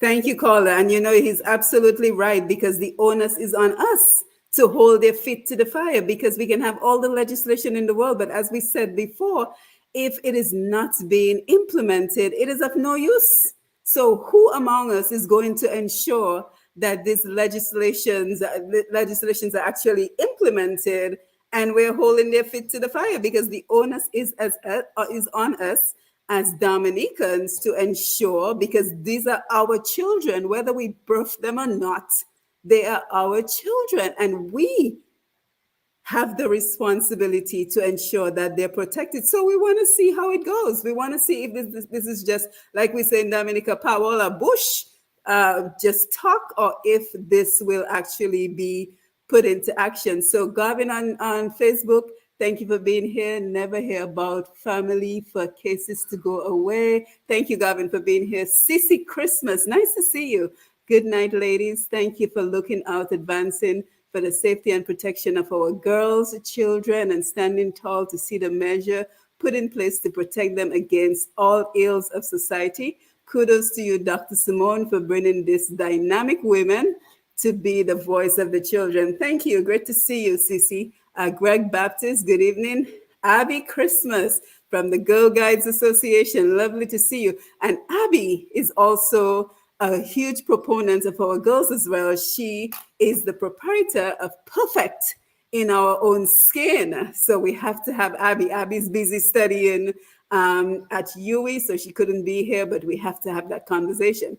She says, so true, education is a major part of creating a change. Child abuse prevention is everyone's business, and as such, we must make it our duty to bridge the gap through sensitization. We need to teach our children what the different forms of abuse and disrespect look like. It is time we challenge societal norms that include objectification of children. Great discussion, ladies. Back to the telephone. Good evening, caller. Thanks for joining us. Go ahead, please. Caller, please go ahead. The caller is there, but he's not doing anything. Go ahead. Okay, maybe he'll call back. Let's take some from someone we haven't heard from, Debra Thompson. The big companies are making this music. The children have access to the videos on their phones. Even in the home, the parents are watching it and encourage the children to dress and dance to what they are watching. Clyde Gregoire, nice to see you. Some of the abusers are parents themselves. Our problem is lack of self-control in men and women, and with the absence of fear of God. Alicia Griffin, nice to see you. Carl says fathers need to step up and help raise their children. Judith Cochran, nice to see you. Julie Polidor, children should learn to be children and parents need to start taking control. Joan Samuel, nice to see you. Asha Maya Francis, I agree, parents have a major part to play with the discipline of children. but society does have a major part to play as well. Nowadays, children are making children. Society is making teenage pregnancy more acceptable. Yep, I've seen the baby showers result in poor discipline of children. What are your thoughts? Absolutely true. Pyro Davidson, 1 minute, Lambi, I'm coming. The police seem to have an issue with interpretation of laws along with application of those laws. For instance, take a look at the situation which occurred with, we won't call the name, the radio personality and the minor. How did the police respond? And Teresa, Susan, Roll, nice to see you. Thank you everyone for your comments. Lambi, do we still have that caller? Yes, caller, go ahead, please. No, that again. There you are. Good evening. Good evening, caller. Go ahead. Yeah, let me tell you something. I run in the mid-40s. As a youth, I've never seen a woman wear pants. No, you could hardly see a woman wearing a dress. Every woman wants a pants. The scriptures say the hair of a woman is a beauty, but I seen women have more body than man now. So it's not the time like that. So how do you expect children to be very moral, very moral? Mm-hmm. Yes, No caller, moral. you're right. We need morals. The children. Mm-hmm. Yes. Do we have another call, Lambi? Yes, go ahead. Good evening, caller. Go ahead, please. Hello, good evening. Good evening. Hello. I am just saying to our parents, the parents, really, are you hearing me? Yes, we hear you loud and clear. Uh-oh. Is she still there? We can hear you. She's gone. Oh, she'll call back. Yes. So ladies, so much to digest and still so much to cover. We have to do this again because we're running out of time. But let's look at the how. And of course, if you feel so inclined to respond to any of the comments, you can do so. But I want to talk about how are we empowering our children? So Marcia, I think Debra, did you want to make a contribution? Let's take one more call. We're going to run out of time today. Yeah, good evening, caller. Go ahead, please. Greetings, Lambe. Greetings to your panel. This is the Rebel Rocker himself here, Kofi. Hey, Kofi, what's up? Yeah, I want to make a little contribution tonight. You know what I mean? Go right ahead. Yeah, as it relates to like accusations against or like cases where there's an accusation against an elder or older person against a minor. I think once it should be investigated, all right? And I think once the investigation begins and there is sufficient evidence to move forward with the case, the state should be totally responsible for that case. I don't think it should ever reach a stage where, some kind of negotiation can go on and the case doesn't go on. Because when we do that, it means that people are going to pay off and not get punished for the crime against the minor. So I think one of the things that they need to enforce in Dominica is that once these allegations are made and investigated and there's enough findings to move forward with a case, the state should take over that case, because we cannot just leave it to the parents to decide, he can pay me on this side or they can do this and the case is over. If we want things to straighten up in Dominica, we have to start to do straight things. I mean, and as it relates to our daughters and raising our girls and stuff, I mean, I don't know. Some of us just have different vibes in the way we see things and the way we were raised. But I think fathers in general need to step up and help to raise their daughters. You can't say, the mother has to raise her daughter. I have 2 daughters, Jed, and I'm telling you, I put in every effort into educating, guiding them, just being there, giving them that support and teaching them values. And it's not always about dress. It's about learning to live a social life with other people in your surroundings and, giving them that chance to develop their mind, to see things their way, but at the same time with guidance, man. I think that's been lacking, that kind of thing in Dominica. And we just leave everybody to do what they want. And it's not gonna go down good for us, and we're seeing the results like right now. Mm-hmm. That's my contribution for the night. But yes, thank you. everybody. Thank you, Kofi. Excellent contribution. And you know, Kofi raises a very important point because I happen to know him. And you know, one of the things that he does to empower his girls is that self-expression we talked about, Tanya. Having them explore their artistic sides, their ability to sing, their ability to play an instrument, their ability to be a part of theater, because all that is about building self-confidence, building self-esteem, teaching our girls that you're more than your looks, teaching them that you're more than the value of your bags and your cell phone. Debra, I think you wanted to make a contribution. You're muted. You're muted. Yes, I do. I do agree with the caller. Yeah, we have to get the children to express themselves and allow them to to open out and to ventilate. So much time we just want to, not tell them they're disrespectful. We have to reach them at their level and know sometimes the way they speak, they're not articulate enough to express the emotion, how they're feeling. And sometimes they're lashing out, and that is the way to a cry for help. I need help, and they do, become promiscuous or do things, as a cry for help. I need love, I need help. Like I can give you an example. Like my child, she's lashing out, and it's nothing to do with me. She's has a lot of project, a lot of homework to do, and she's full up there in stress, but she's lashing out on me because I'm the closest person to her. And I have to look at her, darling, I am there for you. What is it that you need right now? What solution you need right now to help you to resolve whatever is happening with you? I'm there for you. So as adults, we have to reach them at their level, speak to them in their language, and also make sure that we're there for them. And in terms of what I'm doing on the ground, I'm bridging the gap. Because right now in Dominica, there's one counselor assigned to about 10 schools. I've been speaking to counselors, and they are overwhelmed. They are swamped, they're overwhelmed. And there's a lot of students and children just walking around traumatized. They're just cutting themselves and, harming themselves and, going into unsociable behavior and always getting into trouble. So I developed this program, Trilogy to Happiness. And one day I asked my daughter, what's one thing legacy you want to leave when you hear Princess Roots? What one legacy you want to leave? And guess what she said? Can anybody take a guess? One legacy. When you hear Simone Mathieu, what you want the world to know and remember Simone Mathieu stands for? Just one thing. Positive impacts on the world. That covers it in general. Positive light in my corner of the world. Right. Positive light. What about you, Tanya? One thing you want the world to know, Tanya Dickson, when you hear it. Truth. The truth. She stands for the truth. Truth. And yes. you, Miss Dublin? One thing.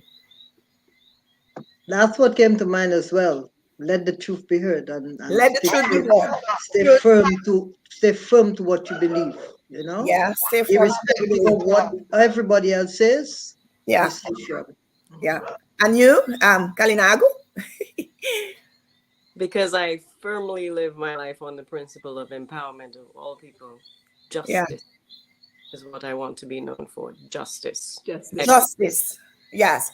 I mean, I love all those answers, but she didn't say, and she was 11 years old. We were walking to school, to primary school, and she said, find the joy and magic of every moment. Find the joy and magic in every moment. And I'm like, wow, people have to go to India, to Africa to learn this simple thing. And that is just so powerful, and this is the whole cursor around my Trilogy to Happiness, by teaching people that all we have is now. All we have is now. It don't make any sense to be anxious about the future. Being anxious, anxiety is like paying a loan on something that you haven't even bought. And depression is you're just stuck in the past. But the joy is finding in the here and now. And that is part of the program that I'm teaching in the school. And one of the techniques I'm using is to give the girls techniques, how to help them to cope with stress, with anxiety, with trauma, and to bring them back into the here and now and to be the better version of themselves. And so before I go into the practice, one of the things I do is it's called tapping, body tapping. And the body tapping is you tap in, I don't know if you heard of acupuncture. Yeah. You tap on acupoints and you use you use affirmations, positive affirmations. So you start with tapping like the side of the hand, for example. You see, even though my world, you start with how you're feeling. You start with how you're feeling, even though my world seems crazy. I love and accept myself. And then you tap above the eye, my mind, body, and spirit belongs to me. And then underneath the eye, I replace anger, frustration with others with intentional positive interactions. And then under the nose, I release the feeling of guilt, hurt, and shame. And then you go through this, and then you go underneath the mouth. My abuse and traumatic experience do not define who I am as a person. Yeah. And then you tap the chest. There's nothing to be nervous about. I am a great kid. I love myself no matter what. I can do this. I got this. And they tap through and bring themselves back. And that is just very powerful. A little tool that can use to get themselves grounded. And before you go into the tapping, there's a precursor before you go into the tapping. You have to ask yourself, am I safe now? What is happening around me? You bring yourself back to the present. You look out. You use all your senses. You're hearing, you smell. What am I smelling? What am I seeing? I'm seeing, some beautiful faces on the screen. Get the mind back into the present moment. And, these tools are very powerful. And also there's the box breathing. Breath is everything. Heart center breathing, heart focus breathing. You breathe in for 4 whole into the heart. Yes. Breathe in outrageous love. Exhale.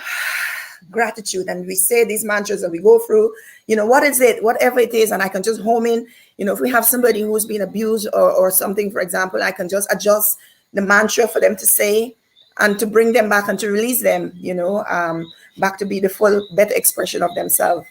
So these are some of the things that I'm doing. I'm doing it for parents as well, because empowered parents is equate to empowered children. When parents are empowered, then they can go on and empower the children. Absolutely. Because first of all, we have to give ourselves our oxygen first. We have to be solid in our body, in our mind, in our spirit.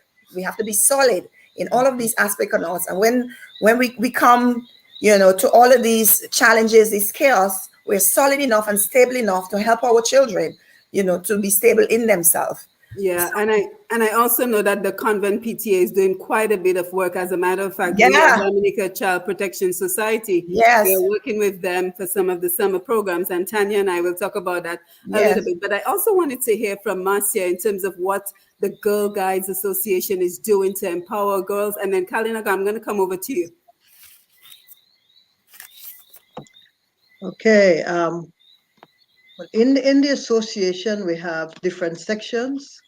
We have the rainbows, and these are the very young ones, just from 5. They go through this 2-year program, 5 to 7.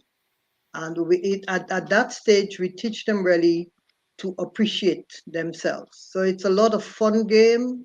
It's a lot of getting on to understand each other, getting to know themselves better as little ones, and just enjoying life for what it is.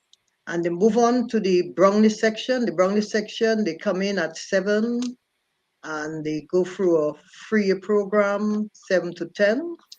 And at that level, we begin to give them a little bit of responsibility, where they are placed into different sections. So they are leaders already developing from their grouping that they have, because it's important that you get them into smaller groupings, because a lot of times children want to express themselves, but because they're in big groups, they're unable to do that. So we allow them the opportunity to get into smaller groups, and we call that the sixers, where they're able to express themselves among a smaller group, and then they get into the bigger circle where they can share what they have learned within that cycle there. For the programs we also have the guides. These are the older ones, and you realize that we have this sort of upward mobility where they move from one stage to another, and at every stage there is a bigger program that we do with them relating to their particular age. And with the guides now, we begin to get them to understand the value of themselves. We begin to help them to develop their creativity, their talents, and to be able to speak out, to have a voice, to share, to report. And we really instill in them the importance of building relationship. and healthy relationship, knowing when you need to speak out, when you need to report when something is going wrong. You're muted. Who do you report to? And also we have situations where they have a lot of difficulties with the parents. How do you relate with your parents? How do you relate with the opposite sex as well? Because now they're growing into young women. If a boy says, I love you, is that okay for you to get into a relationship with him? You know, get into, be friends first and understand what the opposite sex is about, and to build a friendship instead of some intimate relationship that you just enter into. Then they move on to the Rangers. The Rangers is the biggest section. They are now grown enough that they could be on their own, and we allow them to develop their programs, and they just have a mentor that guide them and take them through. But throughout our program, we teach discipline, we teach them commitment, we teach them citizenship, where you have to go out there and give service, because we are living in a community where we depend on each other to show love, to show gratitude.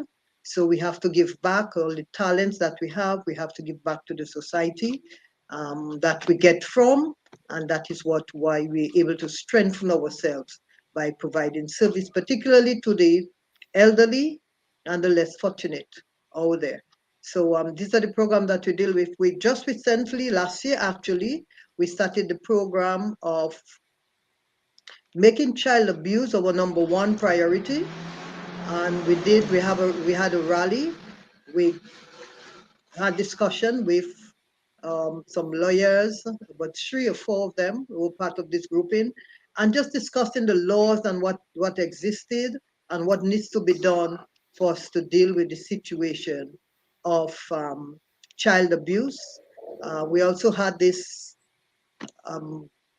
carnival band that we put together in relation to gender violence. So all of these we discuss with our members to help them better understand. And also we have educational sessions with the parents as well, because the parents are sometimes in a world by themselves that they do not understand these young children with all of this energy and all of these ideas that they want to bring out, and even the way that they express themselves. Some parents do not understand why they behave in that sort of way.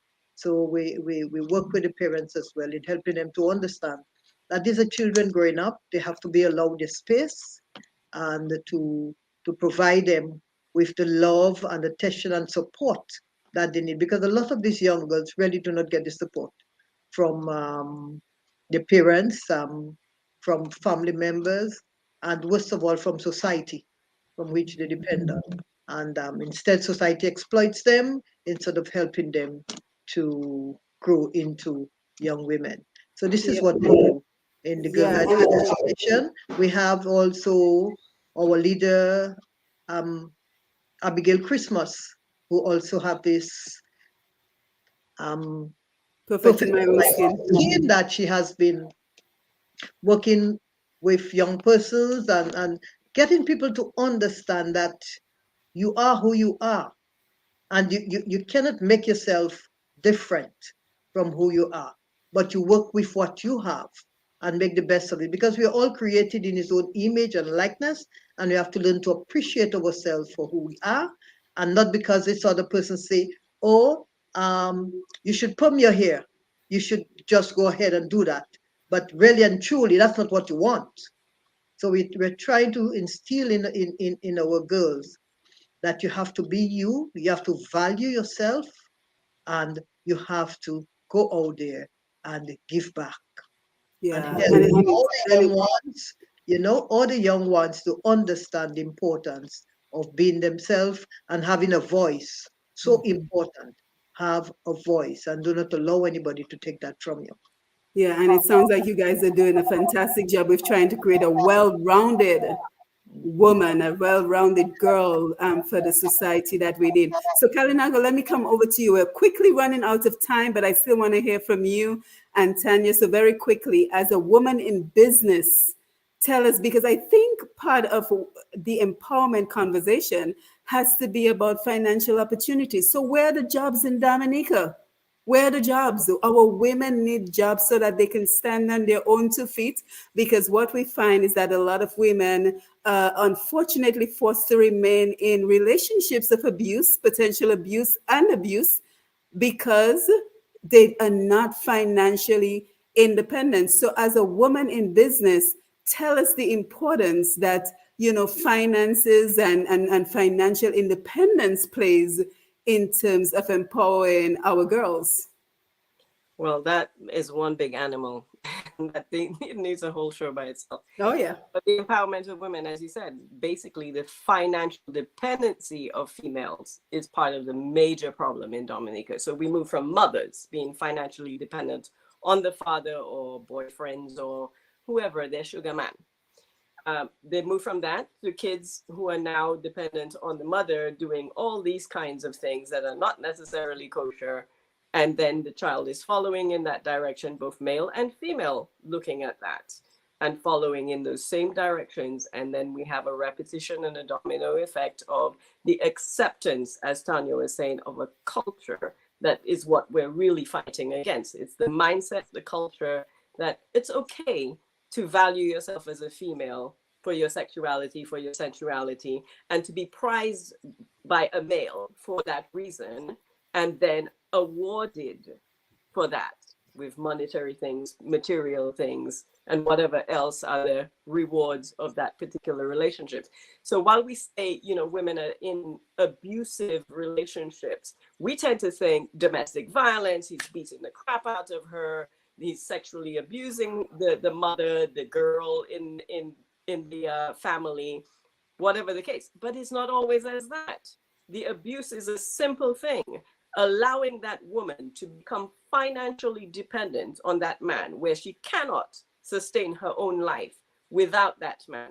And that unless she is doing whatever it is that man is pleased with, she is not getting the financial support that she needs to conduct her life. She cannot support her children. Therefore, she's putting up with a lot in terms of attitude, in terms of devaluation of herself, in terms of relegating herself to only a value of being pretty, of being this pleasure princess, essentially. So that is the real abuse that I'm more concerned about than somebody getting pummeled upside their head. Yes, those are very detrimental things that are happening to women. And yes, we have to deal with that. But in terms of culture shifting, what we really need to deal with is the economic dependency of women. Now, when I moved to Dominica, it was a hop, skip, and a jump off the cliff of my life. Yes, it's a major financial investment, basically towards the investment of my children's future. So yes, there were many things that happened that I did not plan. And I'm just like, wow, I'm actually jobless. And I have 3 degrees and I'm still trying to get a job. This is so crazy. So what I did was rely on a hobby business of mine that I've been cultivating for about a dozen years, I should say. And I do editing, I do marketing, basically anything related to words. I can finesse it and help people either market themselves, market their businesses, basically project their own communication onto the world. I help with things. This is why you heard me, Tanya, I'm speaking a very business-like fashion in terms of there need to be standard operating procedure for how we conduct ourselves in educating the population on the empowerment of women, on the empowerment of girls, of the changes of legislation that are guiding us. Is because that's part of what I do in editing. It's creating the document needed for us to move forward in a guided way, to have a process, to complete a change, to enact some kind of positive transformation of anything. Now, I focus that tend to be in business senses, in creative people, artists, poets, writers, marketing, actual businesses, and I do promote a lot of investment and business in Dominica. But when it comes to the empowerment of women, this is where the direction is necessary, because we need a guiding document beyond legislation to say to parents, hey, you can do A, you can do B. All these women here have discussed in a very formal way how they try to engage and empower and educate the female population of this country. But I would like to see how we do that on an informal basis as well.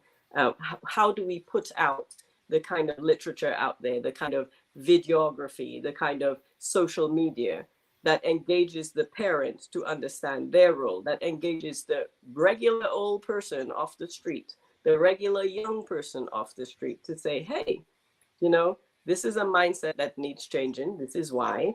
And even if you may think it's normal and it's natural, this socialization has come out of that. Those sorts of education are all necessary and word related and require all of that kind of documentation.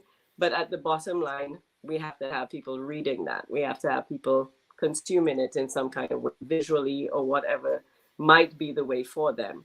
We hear it from the first couple callers, there is a faith-based, spiritual-based aspect of how people are responding in Dominica. That is, one, not being heard and not being accepted. However, on the tail end, the faith-based world in Dominica, which is generally Christian-based or Israelite-based, that faith-based world has lost its salt. So there is no real engagement of the youth. There's no real engagement of women. I almost had to laugh about the man who called in, who was talking about women's hair. I mean, I was bald for 2 years and I called myself a man. And it's not because I wanted to be a man or I had some sort of transsexual thing going on with me. I'm perfectly heterosexual. I say I'm a man because I'm determined to be in dominion in this world. And males are dominating the world. And I am determined to have justice and equity in how I conduct myself. So I conduct myself as a female who understands that I'm in a male-dominated society, and unless I stand up for myself, unless I empower myself and do techniques like Debra said, you know, you have to talk to yourself. You have to physically say affirmations. Let us move forward. Let us do. You have to gather with women, as in the Girl Guides gathering, empowering women together. You have to have those kinds of things in society to allow females to see their value, to understand and know. And you said, Simone, that you promote marketing on social media. Like, how do these girls move from, oh, I'm just here looking cute on social media, to I'm going to market myself on social media. I'm going to make it a business. I'm going to turn myself into a business. I am going to become my own brand. I'm not necessarily selling sex, sexuality, or anything like that. You can find ways and your creative things. The caller that you mentioned earlier, Kofi, who you said is promoting his children in theater, who's promoting and so on. And he uses social media. He uses social Some media. people have at their access this beautiful thing called social media, where they can build an empire. Absolutely. And so when you say yes, as a businesswoman, this is how I started, word of mouth. I was just in a poetry group, sharing my poems, and then commenting on poems and, you know, kind of helping people see, hey, you know, this is great. And how about you do this? And all of that brought word of mouth. And I got a lot of clients that way. People asked to help them edit their poems, to authors actually asking me to help edit books.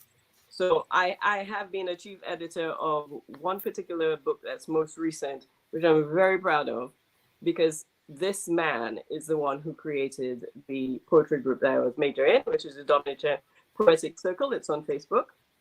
And his name is Ron Deschamps. And he really wanted to publish. Unfortunately, his own drive to promote other people put him back a little bit. And he did not get to do that before he passed. And one thing I would like to empower women to understand: you may be young, but time is passing. If you do not grasp those opportunities now, even with social media, even with just your education, in making sure you have the necessary qualifications, the professional certifications, making sure you're advancing your career instead of trying to look for man, trying to look for who can give you what. Learn how to build what you need. Yeah, because looks fade. Right. look up the YouTube videos that you're on instead of looking up the latest ratchet nonsense. Go on there and learn a new language. Yeah. Learn how to create a business. Learn Yeah. how to bookkeeping for your business. Right.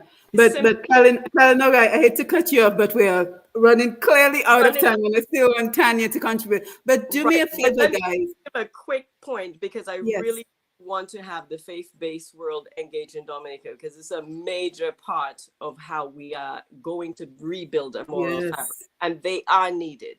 You just can't get past that equation. You Mhm. are in need of the faith-based aspect to rebuild the Absolutely. population. However, they do not know how to engage the young people. Mhm. It's as simple as that. We're Mhm. on old-fashioned concepts and misguidance of scripture. So one of the people mentioned a scripture, and I want to give another. It's Matthew 24:12. And because lawlessness will be increased, the love of many will grow cold. But the one who endures to the end will be saved. And this gospel of the kingdom will be proclaimed throughout the whole world as a testimony to all nations. And then the end will come. So in that scripture, it's acknowledging, yes, the world will get to crap and we will go to hell in a basket. Yes. However, the people of God need to stand and not Absolutely. just stand, but be a representation of what is necessary. Be the moral fiber, be that fabric that is needed, and show and engage in the population in Dominica, engage with the young girls, be mentors, be role models, give them access to resource, to knowledge, and help them see there is an alternative to what it is they're experiencing. And unless we get that, we're not going to shift that mindset.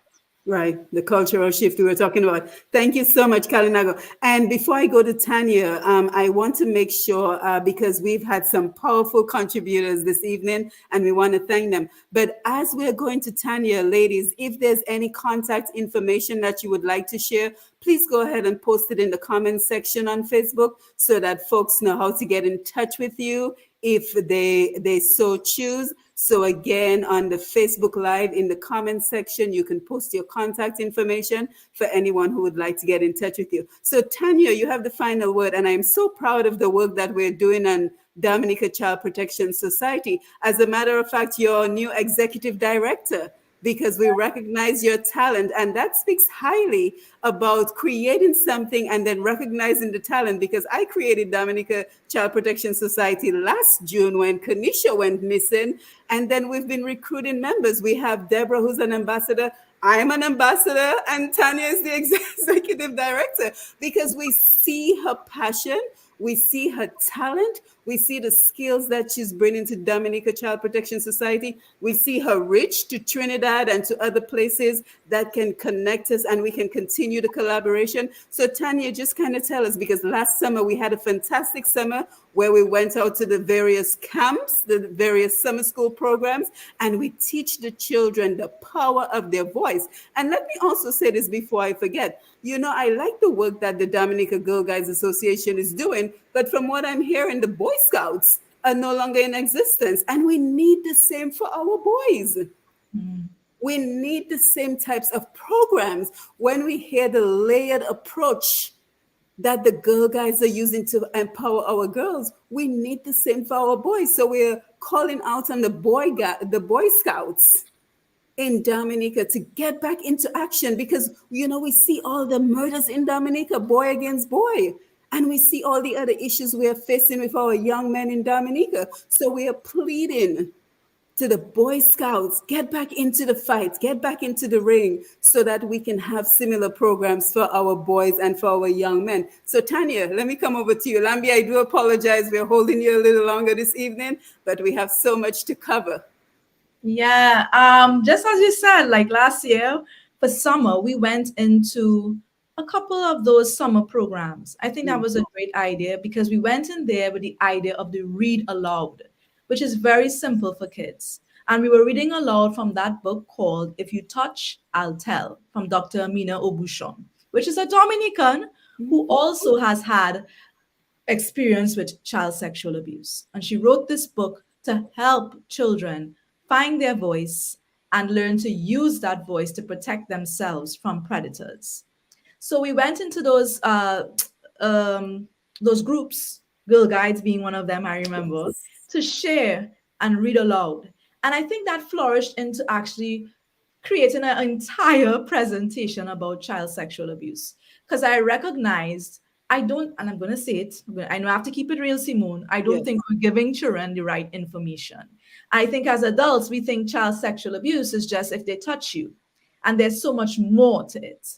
And so the children, I feel, are lacking that information. So an entire presentation came out of this where we teach the different types, the non-touching, the touching. We teach who can be that person. We teach about the trusted adult and so much more for them to be more prepared. More prepared. And grooming, of course, biggest topic, online grooming. And so it flourished into that. And we're hoping that this year we're going to be doing it again. Going into the summer camps, we're hoping a lot of people reach out to us. We're going to add on a extra, I would say, section to it with Debra and the tapping, being able to, help children release that anxiety and stress a lot of them who are being abused are experiencing. And so, yeah, that's where we're going this summer, hoping that we can get into those groups again, those summer camps, and go out there and empower and educate our girls and boys. I'm hoping for boys this summer because the presentation yes, it's good for boys as well. And I want to say this, Simone, is very important to me. I'm doing this and I'm doing this because it's very important for me to break that, what's the word, guys? Oh Is it boy, I forget the stereotype? Is it the cycle? no, Cycle, it's not just stereotype. a cycle. There's a word. I want to break that stigma. Stigma. Yeah. I'm recognizing we're not educating the children properly. We still want to do this kind of we're afraid to trigger them. I understand that. Tiptoe. But we cannot tiptoe around the issue. We have to give them the information so they can properly protect themselves. And I feel like we are tiptoeing around the issue a lot. And that has to go back again to what Kalinago said. I would not say it has to do with spirituality, it's more religion. A lot of this thing it's a religion is affecting how we are teaching our kids now as well. In Dominica, I see it. We're afraid to talk about things because it's just not holy, it's just not spiritual, it's just not of God. And we're leaving the children to just suffer because of it. So I'm approaching my facilitation in a manner where I break that stigma, where we are able to talk about things and be open. The children are very smart. They want to be open with us. They just don't want to feel judged by us. And I think that's what we have to keep in mind. Yes, yes. Thank you, Tanya, and thank you for representing Dominica Child Protection Society. Debra, thank you for being on board. We are all ambassadors. And, again, this is about collaboration. So we're looking for sponsors because these ladies have to drive to the camps and, fuel prices are expensive. So if anybody wants to be a sponsor in terms of what we do, in terms of the Girl Guides, in terms of what Kalinago does, please reach out to me, pushpast10@gmail.com. And again, I'm always so happy to hear from everyone who reaches out. So again, pushpast10@gmail.com. And to just check out the other collaborations that we are working on, it is very simple, pushpast10.com. I recently just updated the website because now we have so many opportunities coming in. And I did not want to forget that in our last program, we talked about a new program on Q95 where we're going to give entrepreneurs the opportunity to get educated, to get informed, to potentially get their products promoted on Q95. So that is still in the works, and we're working diligently with the Dominica Herb Association as well as Dominica Health and Wellness Association. So I'm always preaching collaboration, putting the pieces of the puzzle together. And tomorrow, you want to make sure that you join us on Push Past 10 on Facebook and YouTube, because we have 4 other universities who will be in Dominica from June 4th to the 6th. and they're looking to recruit Caribbean students because they see the high quality students that we produce. So they're recruiting from Jamaica all the way to Trinidad, and we're going to have that conversation of what they are offering to our Caribbean students. So we're continuing those collaborations to advance Dominica, advance the Caribbean, advance our people at home and in the diaspora. I am very excited to be a part of this because we're always talking about strategic action plan. So what are the actions? Marcia, mute a minute, please. Yeah, Marcia, mute a minute. Yeah, that's okay. Yeah, what are the action steps we can take? Because, it is so important that we are having these important conversations. And again, we want to thank Q95 for being the platform where we can bring every conversation to the table. But we also want to make sure we have those actions in place to move our Dominicans at home and abroad forward and to move our country forward. So again, thank you for being with us for another episode of Roots Connections on Q. I am Simone Mathieu. Thank you to our wonderful panel for your exceptional contribution. Thank you to our worldwide audience who are constantly listening to Q95. Thank you to our Facebook and our YouTube live audience for being here and for sharing, making a contribution as we talked about how do we empower our young women. And we also need to talk about how do we empower our young men. Maybe we can convince the Boy Scouts to join us and talk about rebuilding the Boy Scouts and other organizations, because it takes the schools, it takes the churches, it takes the family, it takes the fathers, it takes all of us to empower our young children so that we create those dynamic characters who raised us, like my mom who's sitting right here and my aunts on whose shoulders I stand, because they were such empowered women who knew themselves and who knew what they stand for. And they were not simply just blowing in the breeze. Wherever the wind took them, that's where they were. They stood firmly on their convictions, and they taught us well, and they groomed us well. And now look where we are today, ladies. All right. So again, thank you for being here. You can unmute your mic and say good night to the audience. Lambi, thank you. Sherwin, Mr. G, and everyone else. Thank you for this opportunity. Have a great night. Thank you. It was a pleasure being here. Thank you, ladies. Thank you, Simon, for the opportunity. And hope we can network. Really and truly, we need to do that. Absolutely. That's what I'm about. Yes. Let's link up. Kalinago, stay firm. All the audience who engaged, we do need that engagement of the general public, and it can be both formal and informal like this on radio. Yes. But as Tanya said earlier, it's the mindset that we're trying to change. It's culture that we're trying to change. And yes, we can have formal organizations and we can have programs and we can do all. But, at the bottom end of it, it's the person on the street that matters. Mm-hmm. And if we can engage one another with respectability and value of one another, value of ourselves, because I believe the young men who are constantly harassing me, young and old, quite frankly, constantly harassing me on the street, don't value themselves beyond their sexuality and their sexual prowess. That's why they come up with these conversations. Right. If a man actually valued his intellect, actually valued his potential, he would approach me as a man of intellect, not a man of his sexual interest. Mm-hmm. So it is both a problem with female and male, and we do have to address the male in Dominica. Absolutely. As a necessary step. So I thank some of the men who called in today. Yes, your opinions may not have been agreed with, or yes, we agreed with you, but please have the conversation, because we absolutely need to get down to a change of mindset in this country. The only way we can progress in the world, because Dominica is just a dot on this map, the only way we progress in the world is if we do this together and we raise this country up like a village. Yes, thank you. Thank you, ladies. Have a good night. Thank you, Lambi. Good night. We'll be in touch. Take care. Thank you. Bye-bye. Good night.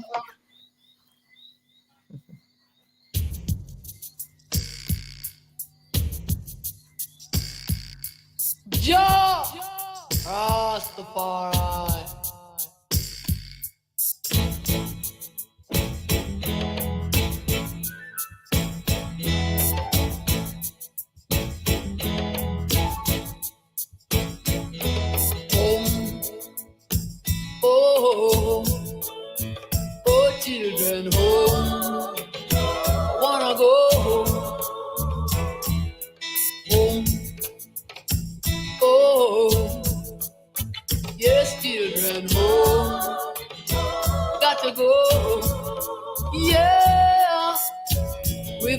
trodden from Genesis, right on through Revelation.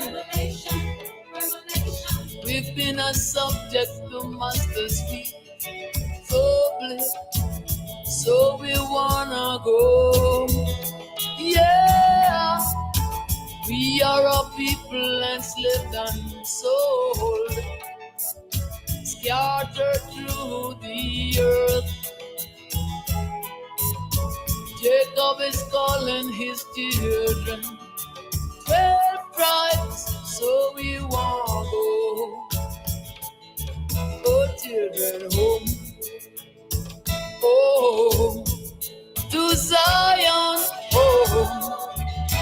Wanna go, take me there, home, oh, to Zion, home. Wanna go, yeah. We've been trodden from Genesis, right on through Revelation. We've been a subject to master's feet, so blick, so we wanna go. Oh, Reuben, Simeon, Levi, Judah and Zebulun, Isaac, God and Asher, Naphtali, Joseph and Benjamin, 12 tribes, so we want go. Oh, children, home, oh, to Zion, oh, I wanna go. Oh, children, home, oh, take me home, oh, I wanna go, yeah.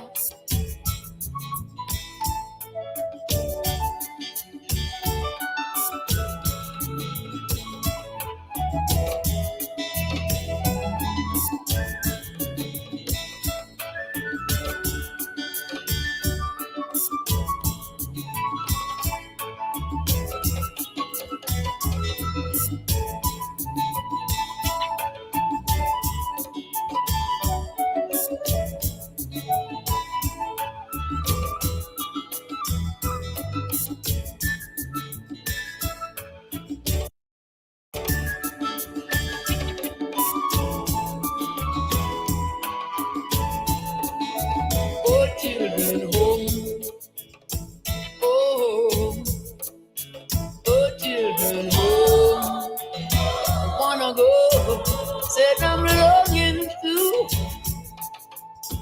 oh, to Zion, oh, I wanna go, so here I said, yeah, Africa for Africans, I want a brother, so I'm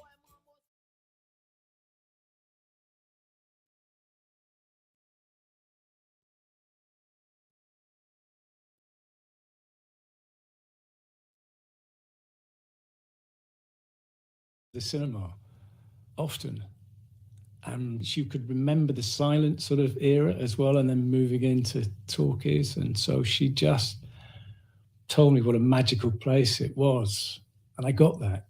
I could relate to that. So storytelling is always there in the sense of magic and escape, but not as a career option. That was not possible. I don't know, it never truly presented itself as an option for me, or something creative away from the kind of brutality of the world that I knew. In fact, you got out pretty much as soon as you could, didn't you? Yes, yeah, 16. Joined the Navy. Yeah. Was that literally a case of, right, I'm just getting out of here, finding a job? Yeah. It was just get away from home. This isn't going to be a long-term plan, but it is the start of a plan. And that plan became to apply to join the police, which could be seen as quite a curious choice, because this was what your father had done. And you might think, well, makes it look like he was a role model for you. Yeah, I know. And I think perhaps wanted him to be. Whatever had gone on, whatever had happened, all the violence, I still felt there was a connection to him, but I couldn't get close to him. And I thought, well, you know, I'm still young, I'm coming out, I'll join the police and maybe that will allow me to get closer to him. But if I'm going to do it, I'll be better than him. I think there was a little bit of, I'll make you love me, you know, respect me, because I'll be better. You kind of proved your point almost immediately, didn't you? Because as you joined the police service, your father went to prison. Yes. For a year. You've been stealing money from the police federation to fund a gambling addiction. I mean, what impact did that have on you for your father to be going to prison just as you were embarking on a career in law and order? I was crushed at the time. It was another punch in a way. It was the same feeling as hurt as the child that he would knock about. Had you known about his gambling problem? No. The first I knew about it was to see it in the papers, you know, to go into work and someone say, is that your dad? Oh. Which I said, no. I couldn't think of what to say. I said, no, big, you know, until I had a meeting with my own boss. Did it shift the power between you and your father? The respect, I think, was further eroded. I think that was a difficult time. And I tried to help him in terms of dealing with the aftermath, the sort of admin of his pension. And I can remember thinking, why am I doing this, you know? And he kind of threw a punch again because he said, you don't need to. You know, he rang me up once and that was kind of another lashing out of, well, I didn't ask you to, you don't have to do this, you know. You worked very hard as a young police officer, quickly promoted to detective. To go from that to being an undercover officer, that's an invitation-only affair, isn't it? So someone has to come to you, spot something in you and say, do you want to do this? Pretty much. I mean, you apply, but you have to be sponsored in effect, you know, recommended. What are they looking for? To be good at pretending, I'm assuming. I guess so, yeah. Yeah. On the course, you're told we're going to make you exemplary liars, you know. That's the whole purpose. An exemplary liar. Yeah. That's a messing with your mind, isn't it? looking back. But I mean, they weren't to know, I guess, that we've had to do this all our life. Thinking of me and my brothers, to inhabit another character, to be somebody else. And there was also, again, there was this strange kind of drive to be far better than my father had ever been. So first and foremost, become a detective. But I couldn't just be a detective, I had to become an undercover detective. Right. Were you expected to lie just to the people you were, you know, infiltrating, following, getting information from, or were you also expected to lie to people in your personal life? To some extent, insofar as you couldn't confide in, you know, in terms of what you were doing, what cases you were working on. And you were advised to tell them as little as possible. My partner at the time, we subsequently married. And I think it was only at that point that I revealed the full extent of what I did. So she didn't know you were an undercover I don't officer? think completely, but the full scale of it became as we got together, you know, with cascaded phone lines in the house. What are cascaded phone lines? So it would be like a landline. So you would think that you're ringing New York or Uganda, but actually it's my home. So it was piped into your home. There was no escape from the reality of this life. So you would be taking work calls in character at home? Yeah. Wasn't that difficult? Awkward? Well, it would be difficult when your partner was there. Yeah, because she knows you as someone else. Yeah. So how does that work? Well, as she later said, it was difficult to see. And she didn't recognize the person often that would pick the phone up, you know. As in you. She wouldn't recognize you because you would be transformed. Well, you just, whatever identity you were working. So just from the very simple, how you responded to the caller, how you interacted, you know. Character development was something that you had been practicing since you were a little boy, when it was a sort of safe space for you to go to. Now here you are, you're creating characters for work. How would you go about it? They're called legends, aren't they? How would you go about creating a legend? It was, what will this individual what will be the area of criminality that they're going to be working in. And it had to be a sort of framework that was as strong as possible, because you knew that in time somebody may take a look at and may scope this person that they're dealing with. And so you would build it up layer by layer. Who you were, where you grew up, where you lived, what your interests were, your past. How deep would your research go? Well, it was never ending. You don't want it to be a house of cards, so you keep building and building. It would grow with you.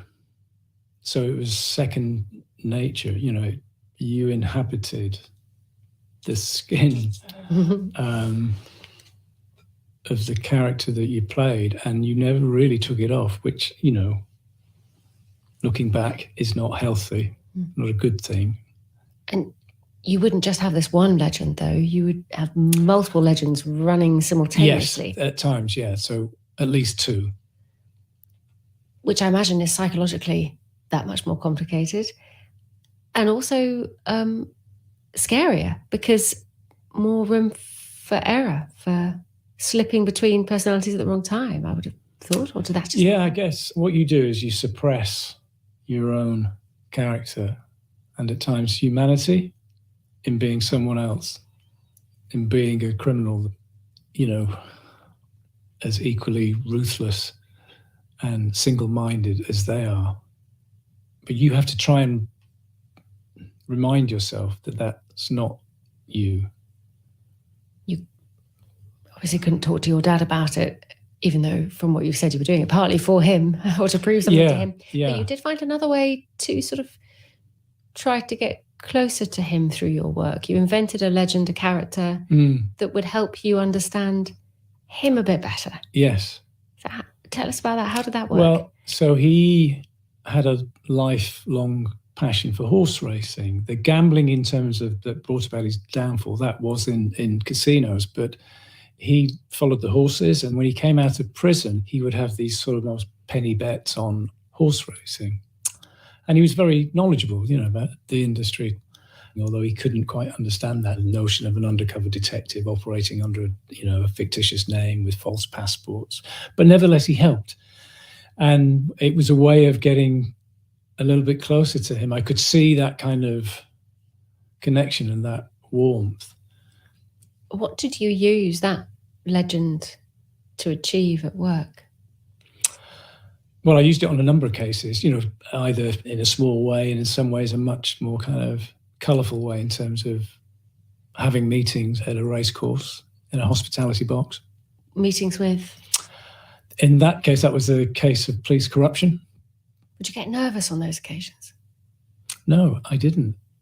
I think maybe the fear and the concern and the nerves come afterwards. I mean, I'm surprised to hear you say you weren't that nervous, because it was dangerous work. I mean, a lot of the people you were having to mix with were very violent and armed. One of them confronted you and said, "I reckon you're a police officer," while holding a gun in your face. What goes on in your head when you're faced with somebody who's able to pull a trigger and kill you on the spot if they work out you are who you are? What's going on with you in that moment? It was the end of the operation in terms of for that day. It had gone well. I got invited to sort of go and having drinks, and the UC in you thinks, well, let's do that. You know, let's go and have a drink and perhaps discover more about some of the characters that you. But it was a long day and I was tired, and I sort of half dozing in the car and suddenly realized that we weren't where I thought we were going, and we'd reversed into a kind of alleyway. And then knew immediately this wasn't good. And so then within a split second, he pulled out a gun, thrust it into my face. You know, I remember it hitting my lip. The silly detail that I remember thinking, that's going to bruise. I could feel my lips start to swell. And him being absolutely certain that I was not who I said I was, that I was a cop. And he put this to me. And it was a really surreal moment. I thought this can't be happening. And for a split second, yes, you think he knows, but you can't say, yeah, you're absolutely right. Except in this instance, that's exactly what I did do. And said, yeah, that's who I am. A police officer. Why on earth would Liam admit to being an undercover detective, and how would he escape with his life? We'll be back with Liam after a short break.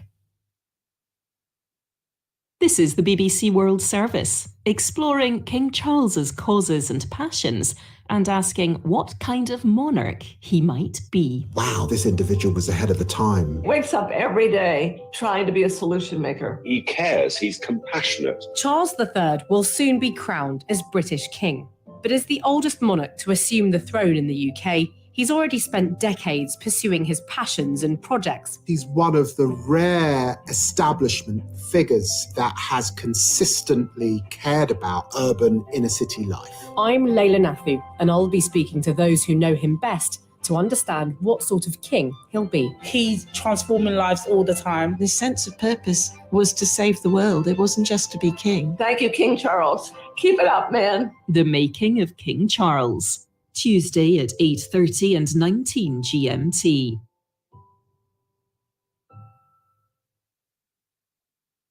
Coming up in part 2 of Outlook, Liam Thomas loses his job as an undercover detective, a UC, but can't let go and suffers a breakdown. I would get up in the morning and put a suit on and pretend that I was going into work, and then I would visit the coffee shops near Scotland Yard, creating this illusion.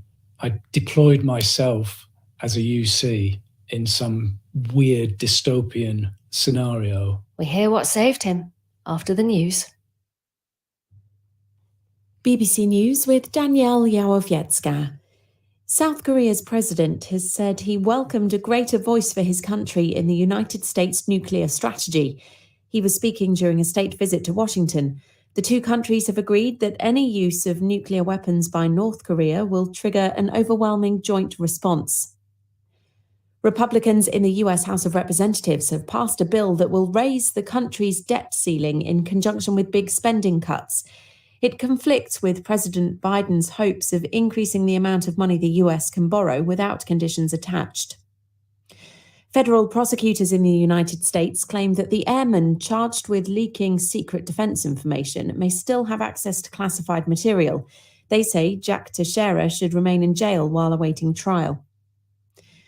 The UN's representative to Sudan has renewed calls for both sides to fully abide by a 3-day ceasefire and to allow access to humanitarian workers. Thousands of Sudanese and foreign nationals are still trying to leave. Women campaigning for a more inclusive Roman Catholic Church have described the decision by Pope Francis to allow women to vote at a forthcoming global meeting of bishops as a significant crack in the stained glass ceiling. Peru is deploying the army at its borders to prevent undocumented migrants from entering. Hundreds of people have been trying to cross the border between northern Chile and the Peruvian city of Tacna.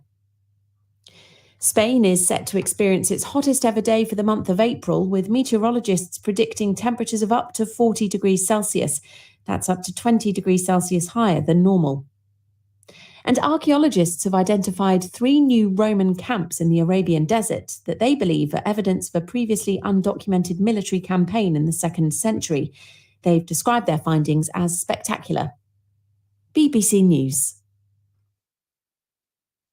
Hello again, I'm Jo Fidgen. Welcome back to Outlook. Liam Thomas is our guest today. For more than a decade, he worked as an undercover detective in England, creating characters or legends to infiltrate criminal gangs. Staying in character and being convincing was absolutely essential if he was to survive encounters with dangerous people. But it was a skill he learned as a very little boy, feeling unloved and unsafe in the family home. He thought if he could pretend to be the child his parents wanted, they would take care of him. At the most frightening moments, he would invent stories and act out characters for his younger brothers. His favourite was the plug hole pirates, who would escape down the plug hole in the bath to a better world. He would have liked to have been an actor, but decided to join the police, like his father, as a way of trying to win his approval. And in London's Metropolitan Police, he found a new kind of family and a job that he loved, even though it meant he had to lie to friends, family, everyone, and put his life on the line. Just before the news, he was telling us about one time when he was in a car with a very violent criminal who he'd been trying to get to know, and this man pulled a gun on him, shoved it up against Liam's lips, and confronted him with the accusation that Liam was indeed an undercover cop, a UC. On the spur of the moment, Liam did the unthinkable and said yes. And there was another second or two, it seems like several minutes, while that registers. And your heart is racing and you taste in your mouth. And he smiled and then laughed. And you think he's bought that. He thinks it's a joke. He thinks it's a joke. And I carried on blabbering, I'm a cop, I'm an undercover detective, I'm the Pope, I'm absolutely, because that will be patently so absurd. It was obvious that I'm saying, well, what? You know who I am. This is who I am. That's who they want you to be. A fellow criminal. Yes. Yeah, I mean, it's a big gamble, isn't it, to tell this guy that you are indeed an undercover police officer and to hope he takes it as a joke. Yeah, but even the context in which I kind of go, it was that I felt I could do that then and it would be believed. There was something as well of not wanting to be a failure. I couldn't abide that. So I was not going to be exposed. I was not going to let this job collapse. And that's what keeps you going. I was determined to be the best detective, the best undercover detective. But also, I certainly had jobs where I'd struggle with, taking advantage of poor communities because you were there as a villain, as a criminal. You'd observe circumstances that it was difficult for your own sense of injustice or anger at what you saw not to make itself known. I think it chips away at your soul, if that's not too ridiculous a notion. I think it does. I think it does erode something within. So, and you had that on your conscience, did you feel? Yes. What about at the other end of the scale? So cases where the people that you were working to expose or to observe, to gather evidence, were people that you thought were unmitigatedly bad people. So I think there's one instance, a fairly brief operation that you were involved in where you had to come into contact with a paedophile and to pretend that you shared his proclivities. Tell me about that experience.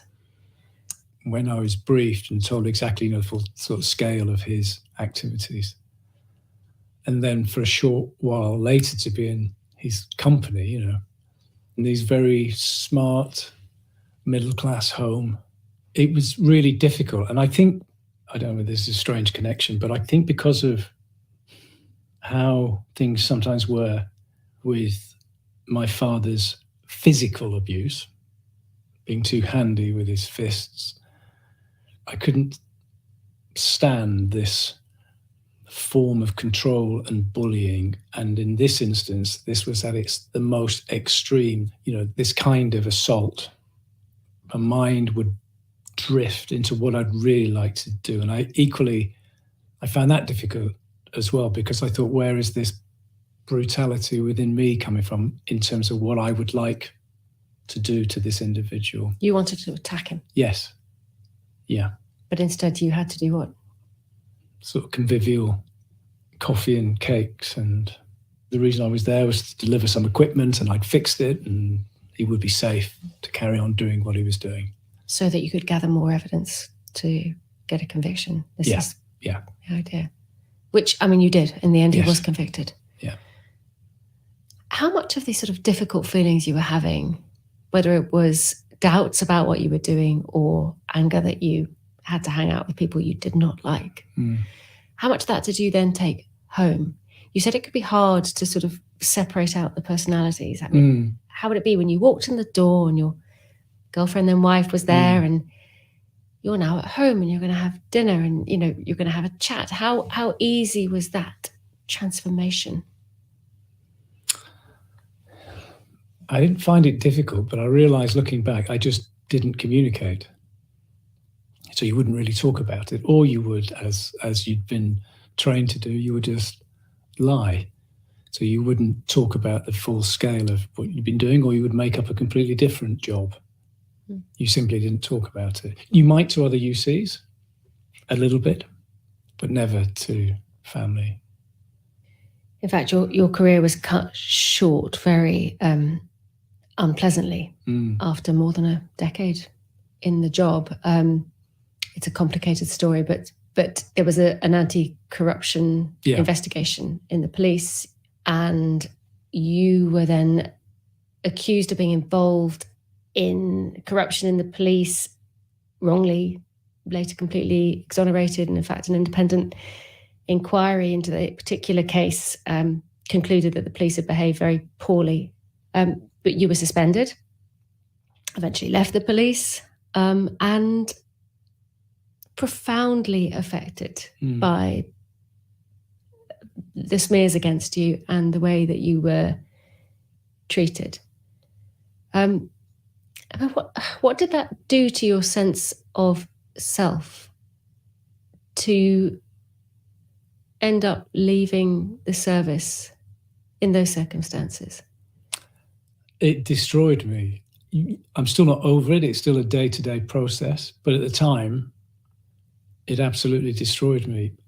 The police had become my surrogate family, for which I pretty much do anything, and felt that they appreciated it and it sounds ridiculous, but loved me, for want of a better term. But it turned out to be no different than my own family, and I couldn't accept it. I couldn't understand, and I even didn't want it to be true, but that was the reality. How did you handle it? I thought I have to find some way of at least me believing in me. And one of the ways I would get up in the morning and put a suit on or dress smartly and pretend that I was going into work, and then I would come into central London and I would visit the coffee shops near Scotland Yard in the hope of bumping into somebody or just sitting there and creating this illusion. I deployed myself as a UC in some weird dystopian scenario in order to keep getting up in the morning, to have a reason to keep getting up in the morning. I know that period of suspension, the years that you were suspended, were very painful, difficult. You became quite paranoid, I think. Saw tales everywhere, thought you were being followed. Yeah. Sometimes maybe you were, and sometimes you definitely weren't. Sometimes legitimately, and other times not, as my sort of mental health declined, definitely, yeah. I would sometimes get it wrong. Memorably accused a tourist of Canadians of following you. Yes. Gave him quite a scare, I think. Yeah. Well, trying to intercept Mark Rylance, which... Wait a minute, we need to go back a step. So Mark Rylance is a very famous British actor. So what, you were trying to intercept him because... I really wasn't in a good place. I was very unwell. And a doctor had said, look, you need to do something. I thought, oh, maybe that would help. Maybe I could study film. And I was out and found myself on the South Bank. Which is one of the theatre districts in London. Yeah.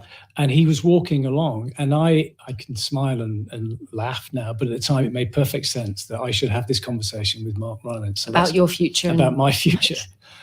And ask him what he felt. But then I spotted someone I thought was a surveillance officer. And I was completely wrong. My mental health was such that I completely misread the situation and accused this poor man of being a surveillance officer. Yeah, I don't know who was more surprised, him or me, when I realised you've got this wrong. This is not. You didn't get to ask Mark Rylance whether you should go to film school, but in fact you did decide to do a course in film studies and to go to drama school. Yeah. And your break, as it were getting a part as an extra in a British film, an adaptation of Pride and Prejudice, which was hugely successful. It's like, the circus coming into town, and I got 3 weeks work as an extra. And the director spotted you. Well, they gave me a sort of walk on, so mic'd up, and had to sort of. They asked me if I could improvise, and I thought I can do that. I might not still know at the moment which way the wind blows, but I can improvise, given my background.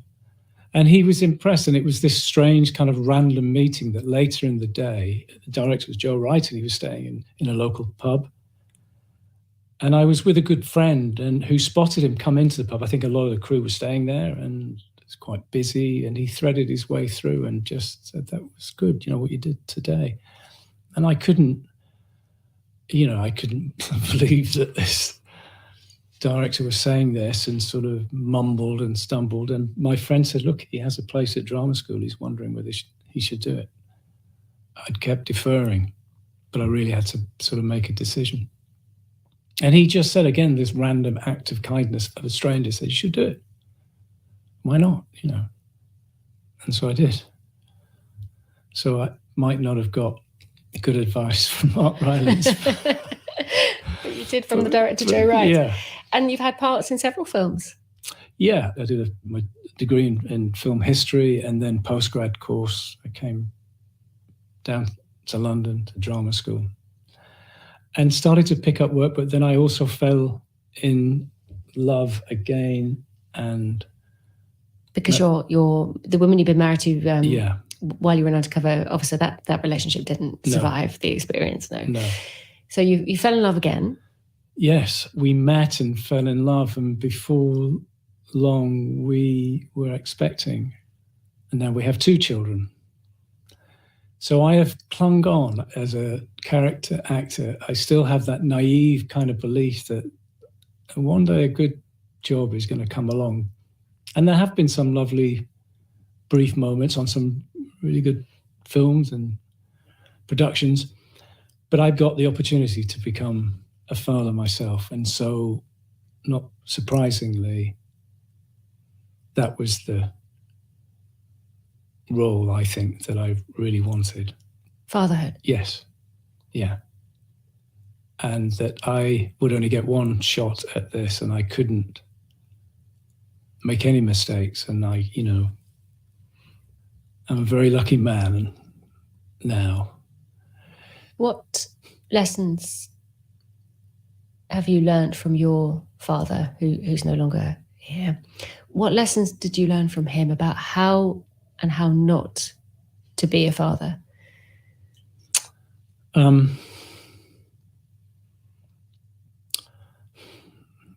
Certainly how not. The violence, the anger, to whatever was not going well for him was not something to be visited on your children, or to see them as responsible, to be able to communicate, to tell them that you love them. The first time my son at a very young age said, "I love you, Dada," I didn't know how to react. And he never stops. They both, never stops telling me. But it was difficult to accept that first time. So, and for me to realize it was not only okay, but it was important for me to tell him how, and his sister, when she came along, how much I love them and how much they mean to me. I assume with all your storytelling and character development experience, you tell stories to your kids. Yes. But very different stories, maybe, with a different purpose.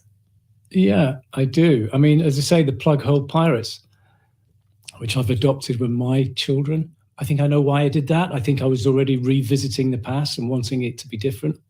This contemporary story of Plug Hole Pirates was a far happier landscape for my children, which they absolutely loved, would watch the swirl of the water and imagine, and then to hear them repeating it to others in such different circumstances So they go down the plug hole too and find a magical world.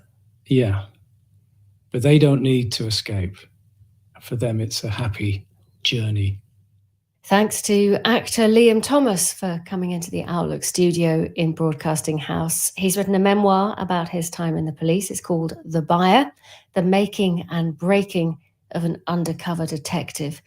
By the way, if any of the issues he talked about have affected you, there is support available at bbc.com/actionline. There was a fabulous story on Outlook recently about another man who's had two careers, in this case as a politician and a pioneer of Swahili rap.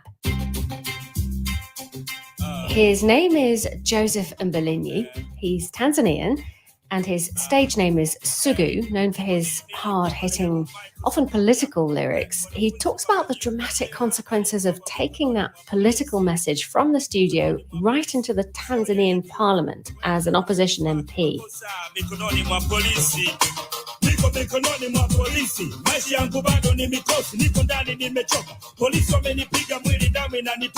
The interview is available via the BBC Sounds app, along with years and years of stories from our archive. Just search for Outlook. Back tomorrow.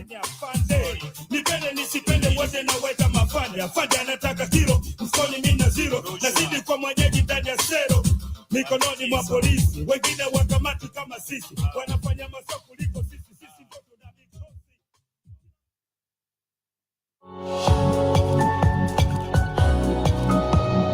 Hello, and now here on the BBC World Service, it's time for Witness History. I'm Mike Lanshin. Today we're going back to 1998 and the killing of Guatemala's leading human rights campaigner, Bishop Juan Girardi.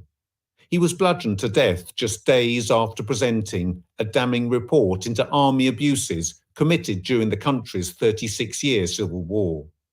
I've been speaking to someone who knew the bishop well.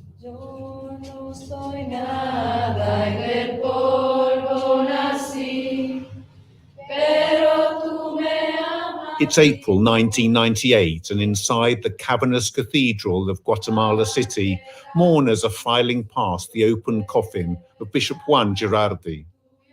Suited politicians and diplomats line up alongside religious leaders and indigenous Mayans in their brightly coloured traditional robes.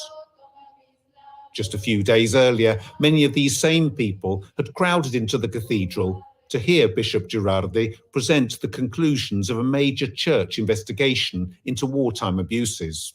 No solo es necesario, sino indispensable para que el pasado no se repita con sus graves consecuencias. The tall, grey-haired bishop told his audience that day that the truth about what had gone on in the past had to be known and recognised so that it would not be repeated.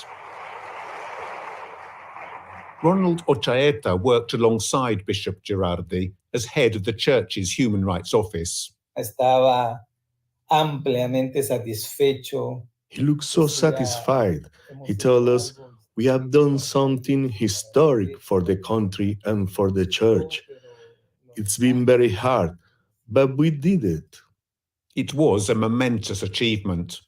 The 4-volume report entitled Guatemala Nunca Más, or Guatemala Never Again, had been 3 years in the making. It concluded that the vast majority of the estimated 50,000 civilians who died during the conflict had been killed by the army and its paramilitary forces. It was an unprecedented indictment of the powerful military. Bishop Girardi was killed just 2 days after its publication. The 75-year-old bishop had long been a thorn in the army's side. In the 1970s, at the start of the Civil War, his diocese in the northern province of Quiché was the scene of violent confrontations between soldiers and left-wing rebels. His indigenous Mayan parishioners were often accused of siding with the insurgents. Many were tortured and killed by the army. When he protested, the bishop was himself forced into exile. Bishop Girardi settled for a while in Costa Rica before eventually returning to Guatemala, to the capital, where he was tasked with setting up a new entity, a human rights office for the archdiocese. He asked Ronald Ochaeta, an enthusiastic young lawyer, to help him. The idea was to document testimonies being received by the Archbishop's office.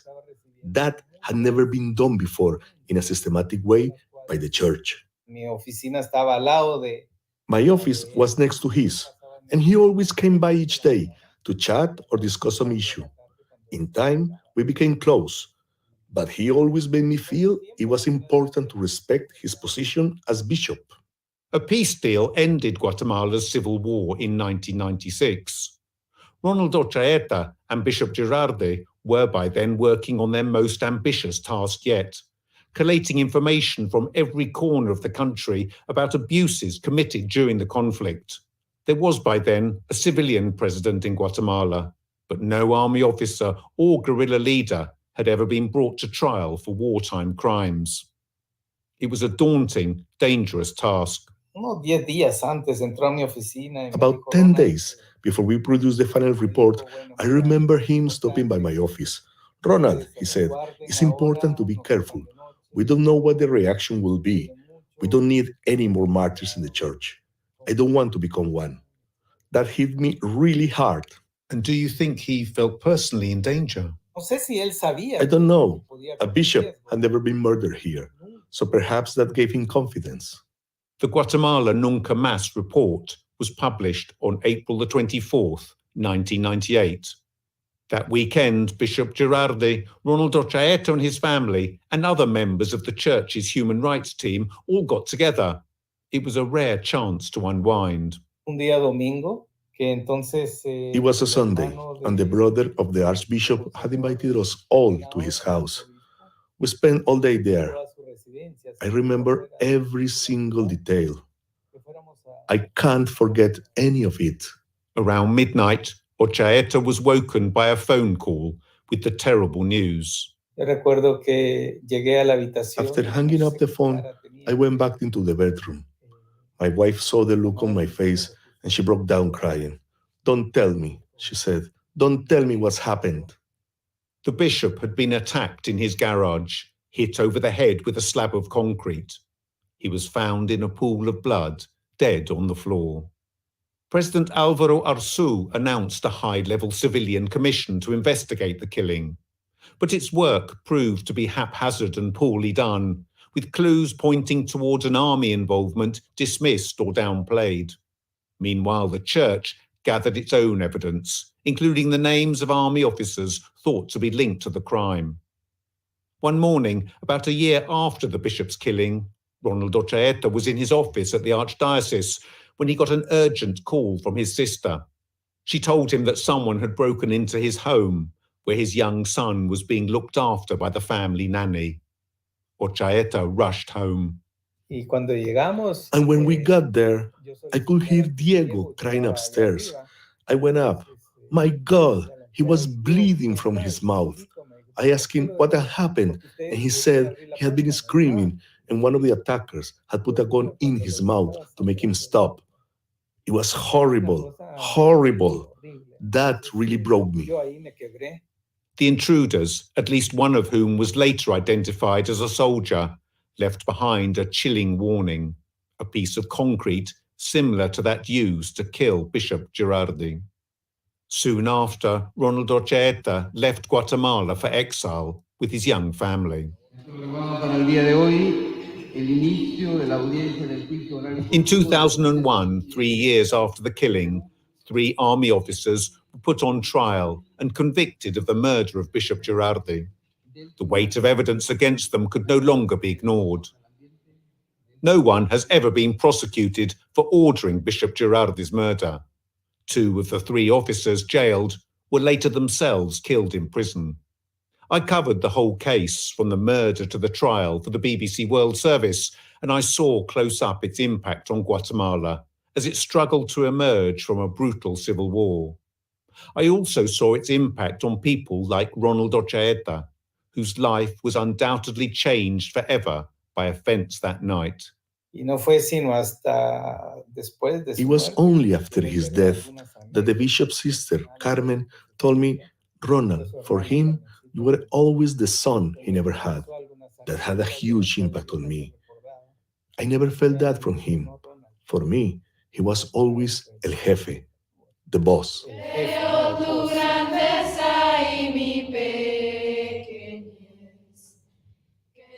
In 2020, Pope Francis declared Bishop Juan Girardi a martyr, the first step on the road to making him a saint.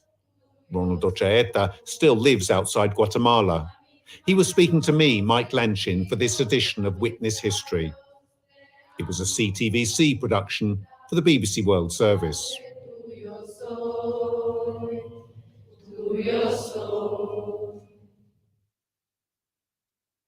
This is the BBC World Service, and here's Harriet Gilbert to tell you about World Book Club. We've been reading a novel called Prep by Curtis Sittenfeld. It tells the story of Lee Fiora, a shy, intelligent 14-year-old who, having won a scholarship to an elite boarding school, finds it isn't quite what she expected. It's a sharp and witty coming-of-age story that explores themes of class, race and gender. World Book Club, from the 6th of May.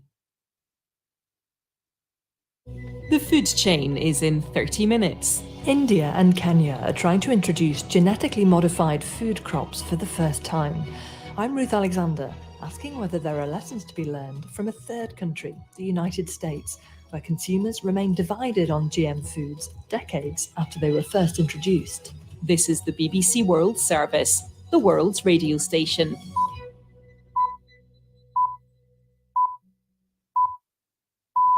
Hello, today on the newsroom. Our mutual defense treaty is ironclad, and that includes our commitment to extended deterrence.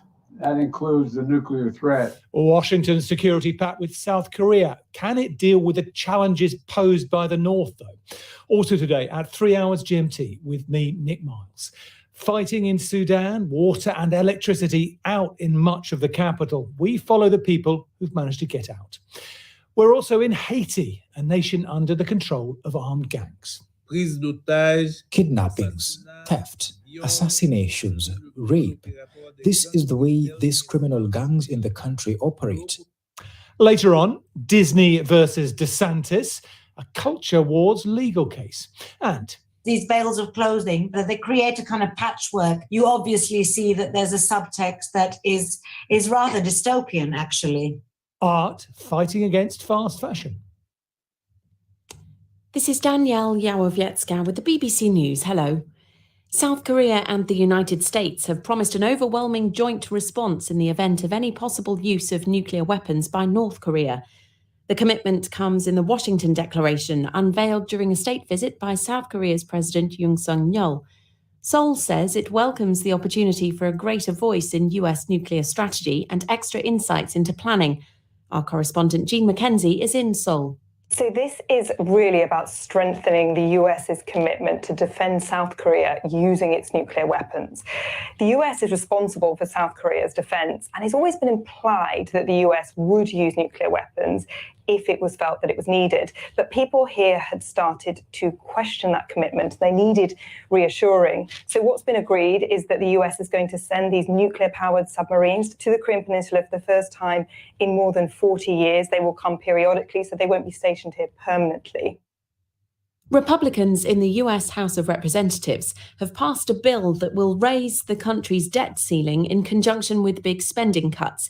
It increases the current debt limit of more than $31 trillion, whilst cutting nearly $5 trillion from the national debt over the next 10 years. The bill is in conflict with President Joe Biden's hopes of increasing the amount of money the US can borrow without conditions attached. The Republican House Speaker, Kevin McCarthy, said he hoped the result would force President Biden to begin meaningful talks on spending cuts. He's putting the American economy in jeopardy by his lack of action. Now he should sit down and negotiate. We passed this early. We are in April, way ahead of the debt limit. We are the only party to take fiscal action that would lift the debt limit so we wouldn't have economic damage. As concerns rise that Sudan's fragile 3-day ceasefire is breaking down, the UN's representative to the country has renewed calls for both sides to fully adhere to the truce and allow access to humanitarian workers. Volker Perthes said he was deeply concerned about reports of fighting, looting and attacks on civilians in Sudan's West Darfur region. Ahmed Omar works for the Norwegian Refugee Council in the city of Gadaref, 400 kilometers east of the capital Khartoum. Prices are soaring. A lot of items are not available anymore. Fuel price is skyrocketing. And hospitals miss like basic medicines, even in the pharmacies. Yeah, already some people are leaving from Gadaref since the last days to Port Sudan, which is the far eastern city, to live outside the country. And Gadaref itself is like a passage for the people who are fleeing to eastern Sudan. They flee from Khartoum to Medani and then to Gadaref. You're listening to the World News from the BBC.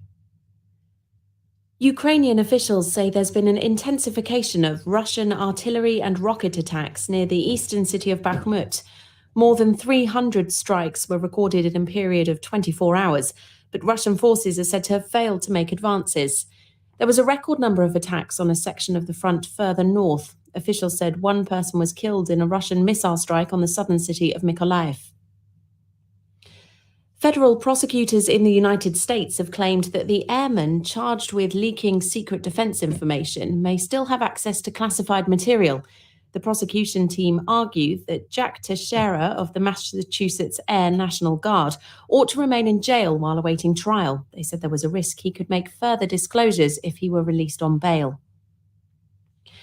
Spain is set to experience its hottest ever day for the month of April, with forecasters predicting temperatures of up to 40 degrees Celsius. The Prime Minister, Pedro Sánchez, has warned of the continuing challenge posed by climate change. Meta Tsikrika reports. The Spanish Meteorological Service estimates temperatures will be between 15 and 20 degrees Celsius higher than normal for April. Southern Europe, suffering from the impact of climate change, is living through the highest number of days on record with very strong heat stress. Agriculture has been badly hit, with crops struggling in the unprecedented conditions. A team of archaeologists has identified 3 previously unknown Roman camps in the Arabian desert. They used satellite images to pick out what's referred to as the typical playing card shape of such fortifications. The researchers believe they are evidence of a previously undocumented military campaign. The area was a base for Rome's capture of the Nabatean kingdom, a major civilization centered on the city of Petra in what is now Jordan in the 2nd century. BBC World News. Hello there, this is the newsroom from the BBC World Service with me, Nick Miles. North Korea is widely thought to have already developed nuclear bombs, and it is frequently testing missiles to send them on their way. And all that has focused minds in Washington and Seoul in particular. They've just signed an agreement bringing America and South Korea closer than they've ever been before. President Yoon Suk-yeol was in the US Capitol to sign the deal with his counterpart, President Biden. Our mutual defense treaty is ironclad, and that includes our commitment to extended deterrence. That includes the nuclear threat and the nuclear deterrent.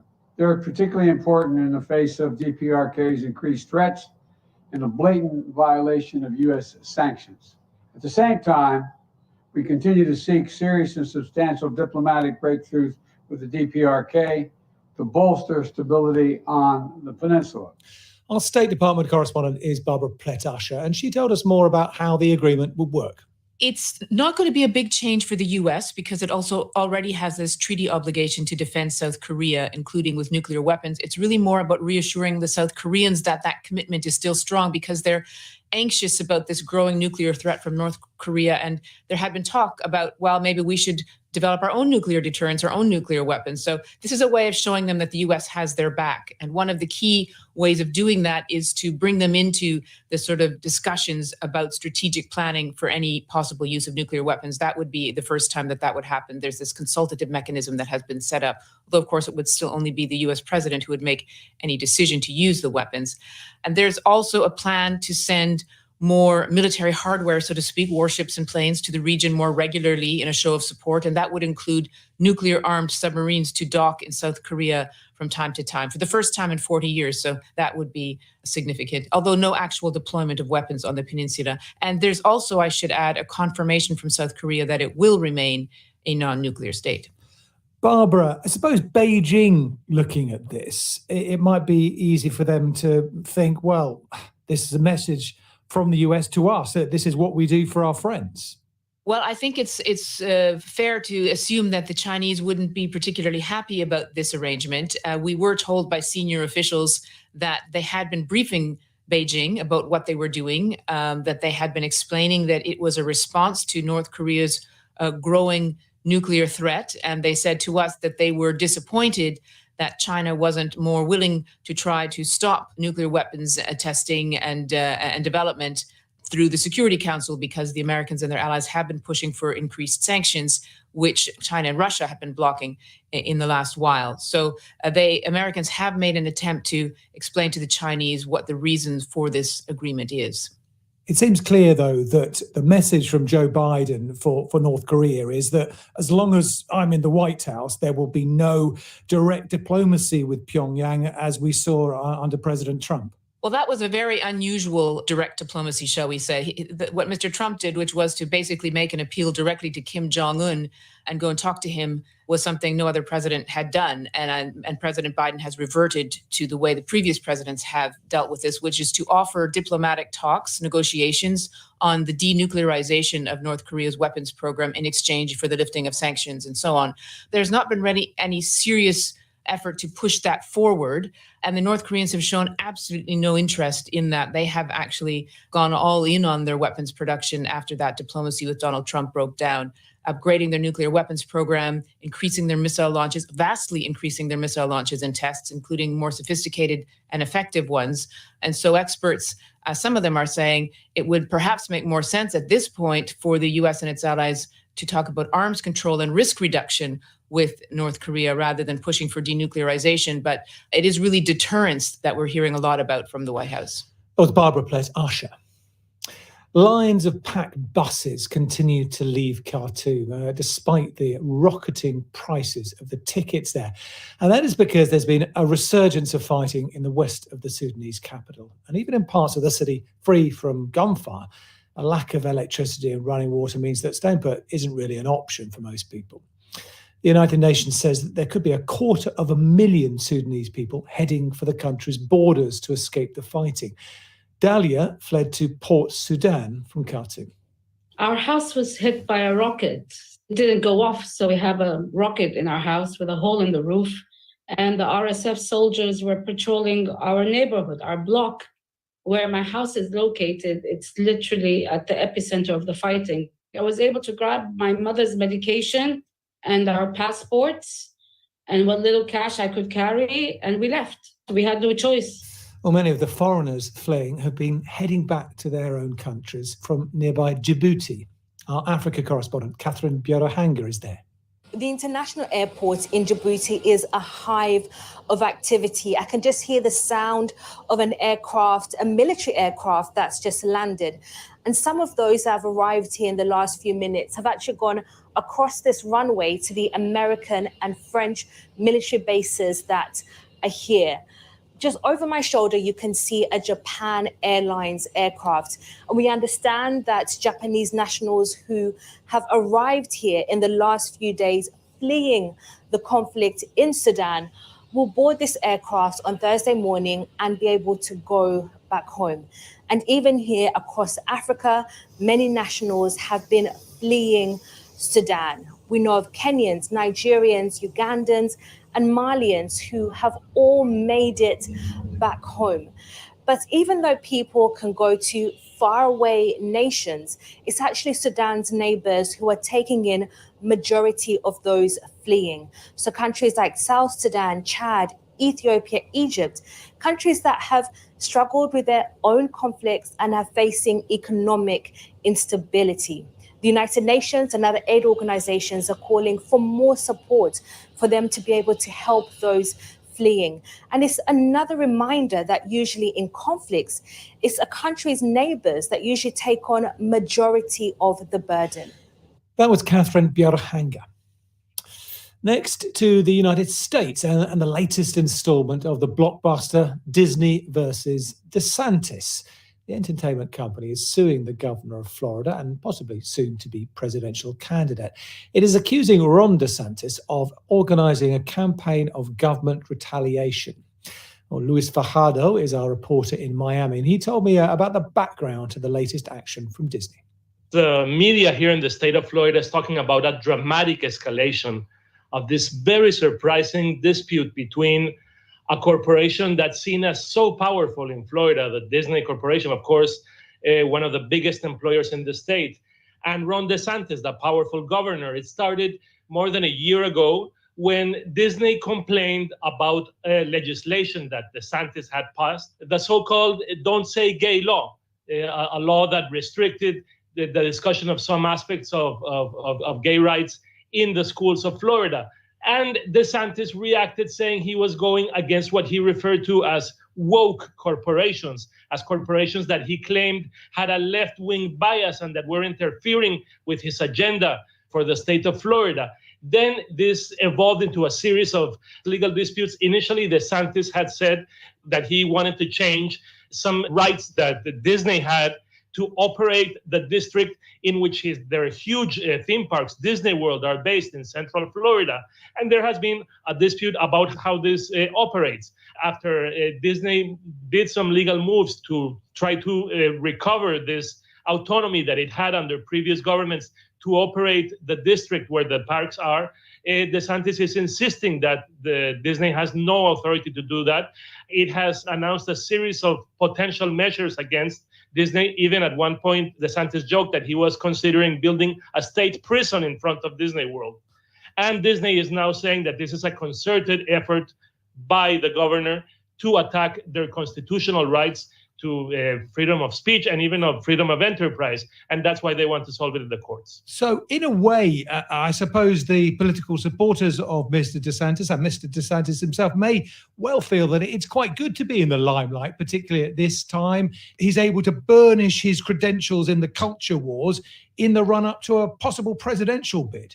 Certainly, Ron DeSantis is seen as a potential candidate for the presidency of the U.S. So DeSantis is clearly trying to appeal to a conservative base, not only in Florida, but across the country, that sees Disney and many other corporations, which he makes a point of saying that they are based in California, which many people associate that with liberal America. And he is presenting himself as the defender of a different version, a different ideology of America, which he describes as anti-woke, anti-liberal, and defending conservative values. And that's why many people think that he would be involved in a dispute with, again, a corporation that is enormously important in economic terms for the welfare of the state. It's one of the biggest providers of jobs. And of course, it's almost the image of Florida across the world, the idea of Disney. So fighting against Disney is an extraordinary situation, but one that DeSantis apparently thinks that he could obtain political gain from that. That was Luis Fajardo in Miami. You're listening to the BBC World Service. Here's a reminder of that main news I was telling you about earlier on. The US and South Korea say that they're going to strengthen cooperation over the possible use of nuclear weapons in any conflict with North Korea. The declaration is in response to the growing nuclear threat from Pyongyang. The agreement includes plans to periodically deploy US nuclear-armed submarines in the south. To New York now, where E. Jean Carroll, who accuses Donald Trump of raping her, told a court that she is suing him to get her life back. The allegations go back to the 1990s, where the writer says Mr. Trump violently attacked her in a department store. She told jurors he'd shattered her reputation. Mr. Trump has strongly denied all the accusations, writing on social media that this civil case was a scam and a witch hunt. The BBC's New York correspondent Neda Tawfik sent this report from outside the courtroom. E. Jean Carroll was for the most part calm and collected as she testified for her first day on the stand, but there were some emotional moments as she recounted her story. She told jurors that she was plagued by the moment that she walked into that fitting room where she alleges Donald Trump forced himself on her and raped her. She said she constantly questioned that decision, but that she was proud she was able to get out of that situation. She also told jurors that while she might not recount the exact date the attack happened, she could still remember the feeling of the extreme pain of that alleged attack. She says she remembered it as she was sitting there on the stand. And then later on, when she talked about the impact this has had, ending her romantic life, hurting her career, impacting her reputation to the public, she also got emotional, saying that she was just so happy to have her day in court, that she had been waiting so long to try to rehabilitate her whole entire reputation. Now, this, of course, was just her first day on the stand. Donald Trump's lawyers will have the opportunity to challenge her account when they do cross-examination. But also, Donald Trump has been vocal on social media, blasting this as a made-up scam, saying her lawyers are political operatives. That got some choice words from the judge in this case, who warned Donald Trump's lawyer, Joe Tacopina, to speak to Donald Trump, to tell him to stop, saying that the former president was opening himself up to further legal trouble if he continued to post about this case. Not at all thick there. Spain is expecting its hottest day ever for this time of year. Temperatures could reach 40 degrees Celsius. That's up 20 degrees than normal. Schools and hospitals are preparing for this heat wave. And the Spanish Prime Minister says it's another example of the dangers of climate change. Here's Guy Hedgecoe in Madrid. A mass of hot air from North Africa has been pushing temperatures up across Spain throughout this week. The heat today is expected to be 10 to 15 degrees higher than normal for this time of year, and similar to that usually seen in midsummer. As a result, some local governments are allowing school classes to be brought forward to earlier in the day, or even held outside. Hospitals have been put on alert, as have fire services in many areas. Several parts of Spain's south and interior have already broken heat records for April this week. More records are likely to be broken today. Guy Hedgecoe. The level of violence in Haiti has been described as comparable to that of a war. Or driving the problem are criminal gangs that are gaining power at a very alarming rate. The UN's envoy to the country has warned that areas that were previously safe are no longer gang-free at all. Earlier this week, a mob attacked a group of suspected gang members, burning them alive. Haiti's Foreign Minister, Jean-Victor Genius, said the situation in his country was bleak, and he called for more help from the UN. Destruction, kidnappings, theft, assassinations, rape. This is the way these criminal gangs in the country operate. Haiti is in danger, and it urgently needs the assistance of the United Nations family to make it through this turbulence. In its capacity as a member of the United Nations, Haiti would like to request the assistance it so needs. Well, the newsroom's Phoebe Hobson. Tell me more about what is behind the gang violence. Haiti has historically always had a problem with gangs in Port-au-Prince. But in the last year or so, the violence has really escalated and gangs have gained significant control of the capital and also in rural areas. Around 80% of the city is now under gang control. That's around 100 gangs who maybe feed into other major ones that blockade roads in and out of the capital, but also major ports. In rural areas, they've also been disrupting rice production, which is key for feeding the Haitian population. The escalation in violence has happened since July 2021 when President Jovenel Moise was assassinated. Crime is underreported in the country just because there's a general climate of lawlessness. But there's an estimate that the crime rate has doubled. Kidnapping has become somewhat of an industry, particularly during rush hour where people are quite often kidnapped. Lots of Haitians live in fear in terms of commuting to work. Many people might stay at their work overnight as opposed to risking the journey home and encountering gang violence. There has also been studies to suggest that, young men in some areas really want to join the gangs. It's a form of employment. It's a form of security. It sounds absolutely appalling and almost impossible for an economy and a society to keep going like that. What can the authorities, the police force do about this? Are they almost powerless? Earlier this week, the violence in Haiti was described as being warlike by the UN, And this is essentially because the institutions in Haiti are very weak, and they've been further weakened since the assassination of President Jovenel Moise. They have always never been as strong as they need to be. This is because Haiti's history reads, like a tragedy. It's had several earthquakes. They've had a dictatorship. Shortly after independence, had to pay reparations back to France for many, many years. Gangs are also allegedly infiltrated within politics. Corrupt politicians, use them to gain power, arm them. The way that gangs work in Haiti is now part of the political infrastructure. And this vacuum of power in Haiti and the situation that you've been describing is of real concern to the rest of the region as well, isn't it? It's a huge concern to the rest of the region. The UN has emphasised the urgent need for an international specialised force to deploy, warning that, the instability in Haiti could spill over to other countries in the region. Haiti is on an island with the Dominican Republic, which is a very popular tourist destination. The president there has warned against the violence because, the gangs tip over into the border. And also, gangs in Haiti are involved with the drug trade, which, runs through Latin America up into the US market. Another element is that many people are trying to leave Haiti. So there's a pressure in terms of migration. That was Phoebe Hobson. Time for some sports news now. Here's Paul Serres. Manchester City took control of the English Premier League title race with a 4-1 win over the leaders Arsenal at the Etihad Stadium. Kevin De Bruyne has scored twice, with John Stones and Erling Haaland also on the scoresheet as the reigning champions turned on the style to move within 2 points of their opponents at the top with 2 games in hand. The City boss Pep Guardiola was delighted with his side's performance. I'll make a really good game. The concentration, the set pieces, defensively, how aggressive we were to create good environment. And after, from the beginning, we start really well. We read the game well. Our build-up was much better than Emirates. And we make, considering the opponents that we face, fantastic performance. Nottingham Forest beat Brighton 3-1 at the City Ground to secure their first win in the English Premier League in 12 matches and move out of the relegation zone.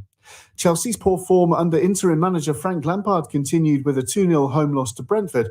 Elsewhere, Liverpool beat West Ham 2-1, and Sheffield United have secured promotion back to the Premier League after 2 years with 3 games to spare after a 2-0 win over West Bromwich Albion.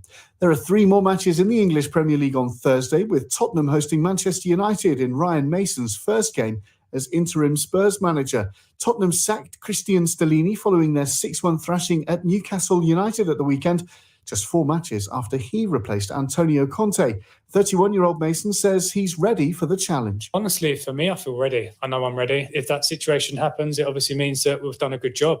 But that's fast forward in 4 or 5 weeks' time. Like I say, the immediate thought is the game on Thursday, and also we have a game on Sunday. So we've got a big week, and we've also got a big 5 weeks before anyone in here even starts to think about that sort of situation. Elsewhere on Thursday, Everton host Newcastle and Southampton face Bournemouth.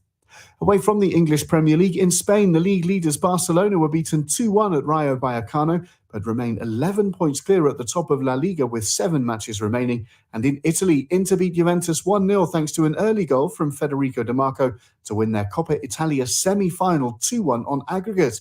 They will play the winner of Thursday's other semi-final second leg match between Fiorentina and Cremonese. And in tennis, Mira Andreeva became only the third 15-year-old to win a WTA 1000 Series main draw match as she beat the US Open 2021 runner-up Leylah Fernandez in the first round of the Madrid Open. The teenager will face the number 13 seed Beatriz Haddad-Maia of Brazil in the round of 64.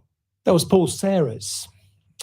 Campaigners against fast fashion here in the UK recently came up with a really staggering claim that the lifespan for an average garment is just 7 wears.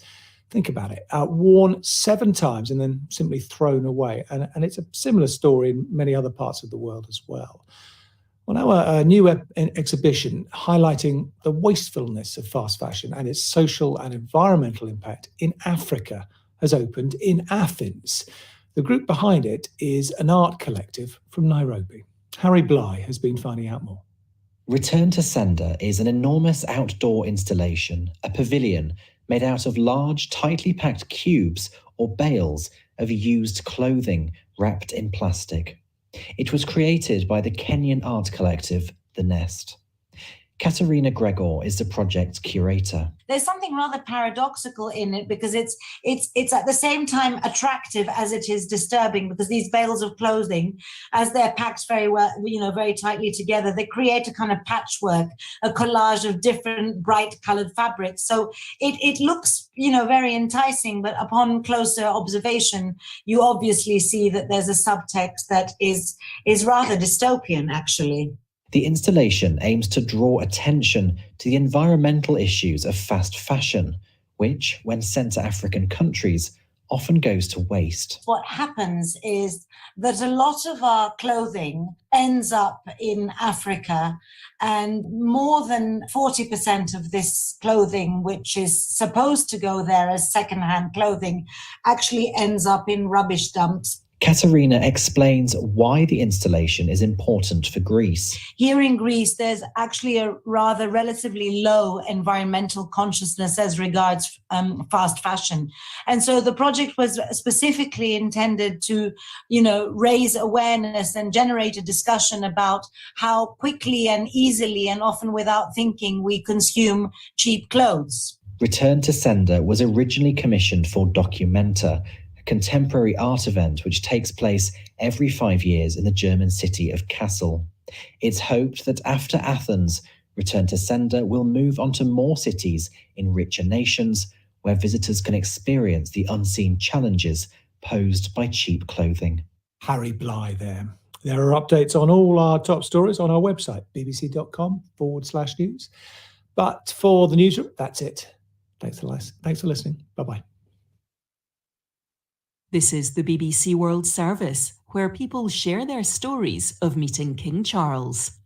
He meets so many people. It's a lot to keep up, but he manages to do it. He just remembers little things. Over the years, as king and prince, he's met millions of people all over the world. They all have stories to tell about those meetings. We're going to hear some of them. I'd invited my mum and dad, and they obviously were told to stand right at the back, and they were fine with that. And out of protocol, he allowed me to call my mum and dad over, and he was so gracious. All those nerves you have beforehand because you think, oh my goodness, I'm going to meet the Prince of Wales, the future king. But actually, he has this enormous capacity to make you feel comfortable. The Day I Met the King, Saturday at 11 GMT.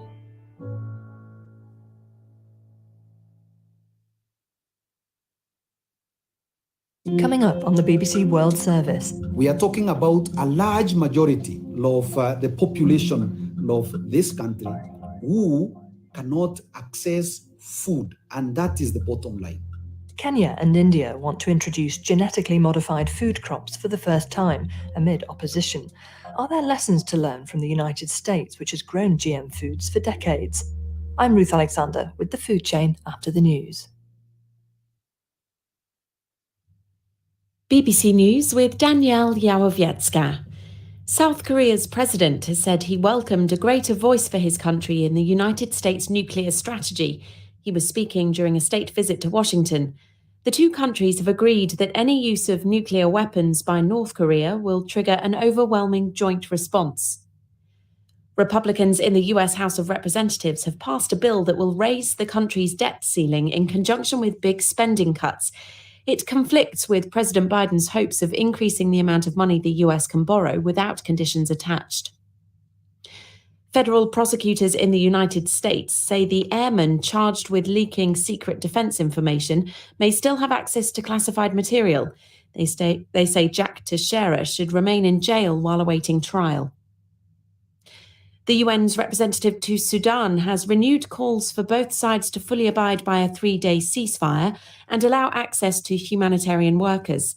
Thousands of Sudanese and foreign nationals are still trying to leave.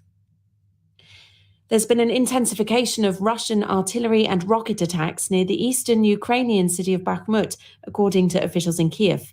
More than 300 strikes were recorded in 24 hours, but Russian forces are said to have failed to make advances on 2 villages. Peru is deploying the army at its borders to prevent undocumented migrants from entering. Hundreds of people have been trying to cross the border between northern Chile and the Peruvian city of Tacna. A spokesperson for the US consultancy firm Bain & Company has confirmed that members of staff at its Shanghai bureau were questioned by Chinese police. The incident 2 weeks ago was first disclosed by the Financial Times newspaper on Wednesday. And archaeologists have identified 3 new Roman camps in the Arabian desert that they believe are evidence of a previously undocumented military campaign. Biology, engineering, nature, ethics, trust, safety, served up on your plate. If this makes it to our shops, I wish it could be labeled clearly. Genetically modified food has been around for decades, but not everyone has an appetite for it. I could see that there would always be something in human nature that would be uncomfortable with modifying the fundamental genome of living things. This is The Food Chain on the BBC World Service with me, Ruth Alexander. This week, we're looking at India and Kenya's attempts to introduce their first GM food crops. We are talking about a large majority of the population of this country who cannot access food. And that is the bottom line. And asking whether there are lessons to be learned from the US, which has been there, done that, and decades later is still trying to persuade consumers to eat them. There are different genetic engineering techniques in use today. We're going to be talking about living things which have been artificially created using genetic material from another organism, widely referred to as genetically modified. If you find yourself in a farm in the North Indian state of Uttar Pradesh in the winter season, you can't miss this sound of tractors moving around a crop of big green stems with yellow flowers. This is Davina Gupta from another BBC World Service programme, Business Daily. Yes, and I want to tell you about what's going on with mustard in India right now. Locally, it's called sarson. From its shoots to leaves, flowers and seeds, all the parts are used in cooking in India. Now, one of the most important products is the oil, which is extracted from the seeds. An estimated 6 million farmers grow this crop around the country. Kulwant Singh is one of them. I was born to a family which has been farming for generations. I primarily cultivate wheat and sugarcane crops, but I've reserved 10 acres of land for mustard. So how much do you earn from it? I get about 60 quintals of mustard crop, and with each quintal, we get about 30 kgs of mustard oil. So my profit in a good season is around $400 when I sell this crop to a trader to take out the oil. And what's the biggest challenge for you to grow this crop? The biggest challenge for us is that we are seeing temperatures getting higher in winters. So the shoot of the plant is drying faster and is prone to fungus. We can't use a chemical spray to kill them as it will impact the crop as well. And that's becoming a problem. Already the demand for vegetable oils is so high that India has to get the bulk of it from outside the country. Each year, it spends billions of dollars to import 70% of its oil needs from other countries like Argentina, Malaysia, and Brazil. And that's why India's Prime Minister Narendra Modi has been sharing this message. सिर्फ गेहूं, चावल, चीनी में ही आत्मनिर्भरता काफी नहीं है. It's not enough to have self-reliance in wheat, rice, and sugar crops, but it is vital that we become self-reliant in pulses and edible oils. India's farmers can do it. Our government will make sure that farmers get access to premium seeds and the best farming technology. उसकी हर सुविधा मिले. So one solution that the country has been exploring is a genetically modified version of mustard seeds. What's the advantage? It's more productive, and unlike regular mustard plants, the crops from these GM seeds can tolerate being sprayed with antifungal herbicide sprays. And this would be India's first GM food crop. Well, that's right, Ruth. And it's called Dhara Mustard Hybrid 11 or DMH11. And I've been speaking to the man who created it, Professor Deepak Pental. He told me it was years in the making. In around 1993-94, we found that when you cross Indian types with East European types of mustard, you get hybrids which are more productive. Then the question was, how do you make hybrid seed? Because mustard flower has both male and female part, and it self-pollinates. So the genetic engineering was done to develop a method for developing hybrid seed. The hybrids have the same oil content, but if you have 20 to 30% more yield, then that oil also increases by 20 to 30%. What still remains the challenge? If you had to sum it up, what are the hesitations? One major one is that European countries have not accepted genetically engineered crops. But behind that is the feeling that there will be monopolies, that the technologies are mostly with the transnationals, and India's food security will be in trouble. Some people want to go back to agriculture as it was practiced 1,000 years back. But last financial year, 21-22, we imported around 156,000 crore worth of edible oils. Even though so much land is under cultivation in India, the productivity is too low and we have to jack up this productivity. So is GM mustard being grown in India's fields now? Not yet, Ruth. India's Genetic Engineering Appraisal Committee has cleared it for environmental release for now. It's a big step towards these seeds finally making to the fields for commercial cultivation. But, and it's a big but, there are many activists who have reservations about this technology, and they've asked the courts to step in. I've been speaking to one of them, Kavita Kuruganti of the Coalition for a GM-Free India. For too long, the focus of our agricultural policy making has centered around productivity to the exclusion of various other concerns that should have taken equal weightage in policy making. And mustard has a very wide usage in almost all Indian kitchens. It's used as a seed, it's used as leaves, it's used as oil, and so on. Yeah, I want to point out that GM foods are hazardous, either from individual new genes that get introduced, or the genetic engineering process itself, or because of chemicals that go hand in hand with genetically modified seeds. And here we are talking about a herbicide-tolerant mustard, which will increase chemical usage in our farming. And there are various other issues with regard to whether this crop has been tested properly. Well, that was Kavita Kuruganti of the Coalition for a GM-Free India. I also asked Professor Pentel about what he thinks will happen now that the matter of GM mustard seeds is with the courts. Well, there are no scientific basis for activist arguments because, for example, hybrids of rapeseed with this technology were released in Canada in 1996, in the United States in 2002, and in Australia in 2003. And these countries are happily growing rapeseed hybrids made with this technology. And no ill effects have been reported in literature. And why should we keep our small farmers away from this technology? In fact, our effort should be to make sure that they get seed at a reasonable cost. So what's the next step? Well, Ruth, India now waits for its topco to decide on whether or not its farmers can switch to genetically modified food crops. And in the meantime, scientists like Professor Pentel are looking at creating other GM foods. Okay, well, thanks, Davina, for joining us. And you can hear more about India's attempts to introduce its first GM food crop on Business Daily. You can find the podcast on BBC Sounds or wherever you get your podcasts from.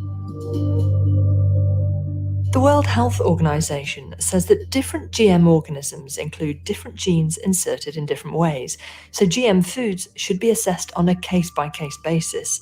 It says all those currently available have passed safety assessments and are not likely to present risks for human health.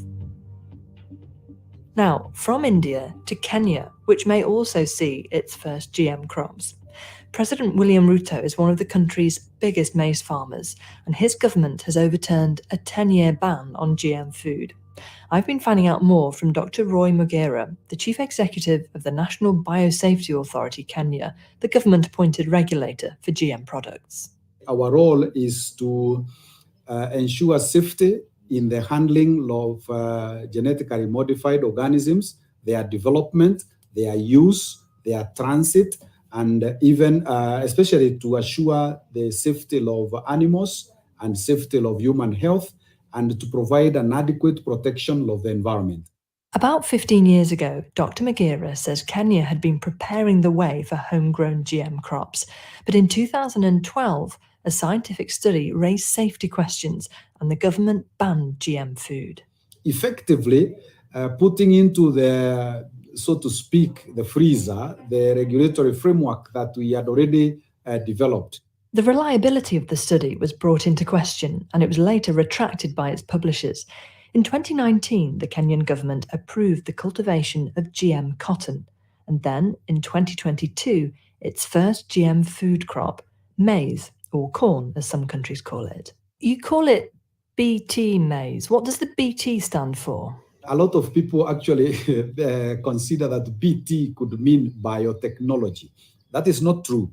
BT is derived from the name of the bacteria that was used to develop these particular varieties, Bacillus thuringiensis. Now, this BT maize is what is referred to as genetically modified organism because it carries a novel gene from an unrelated species, which is a bacteria found in the soil.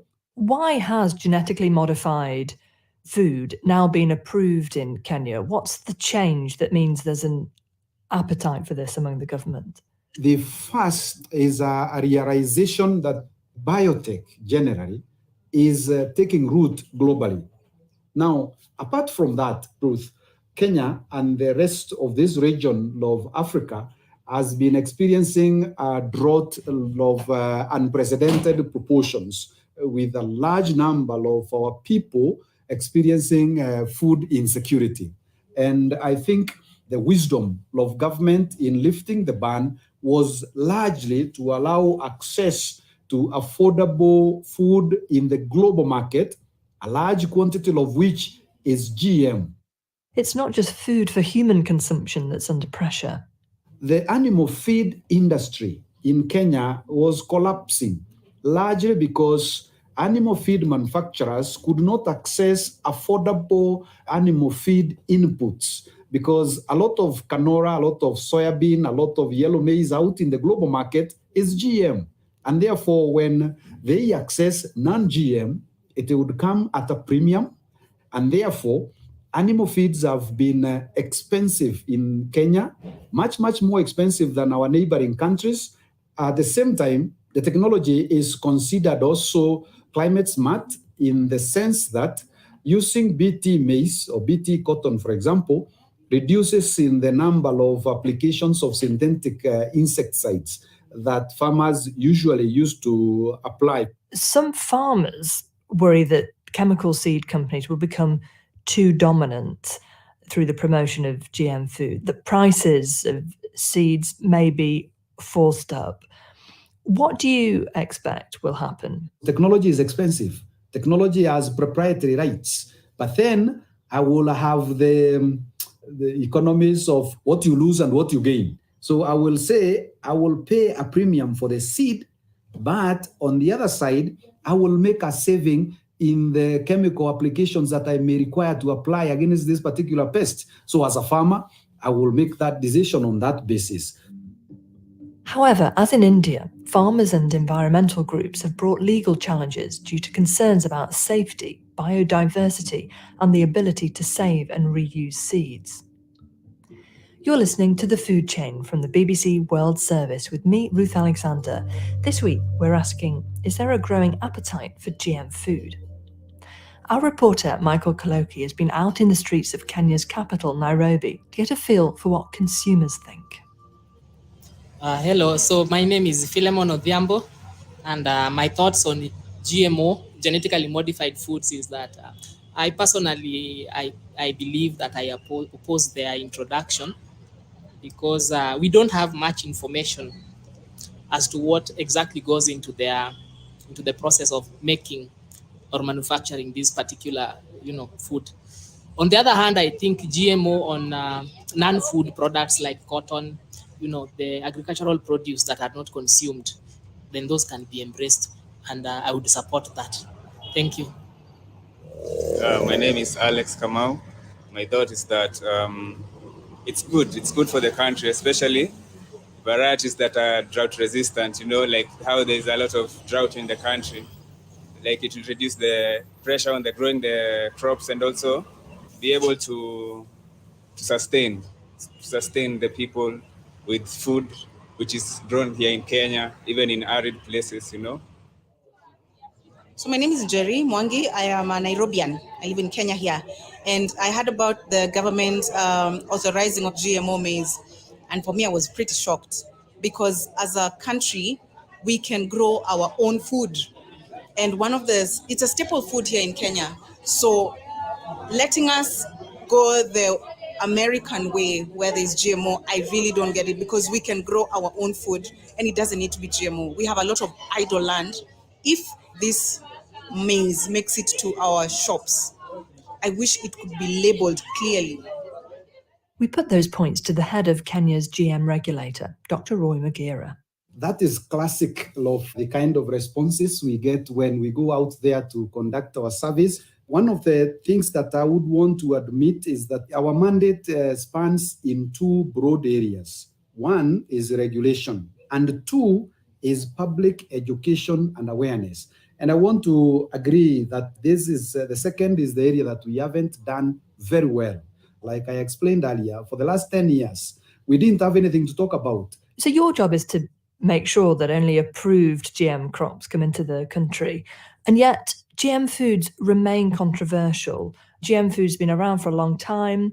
You have bodies like the World Health Organization saying it's okay, and yet people still have their doubts. So you've got a real challenge there.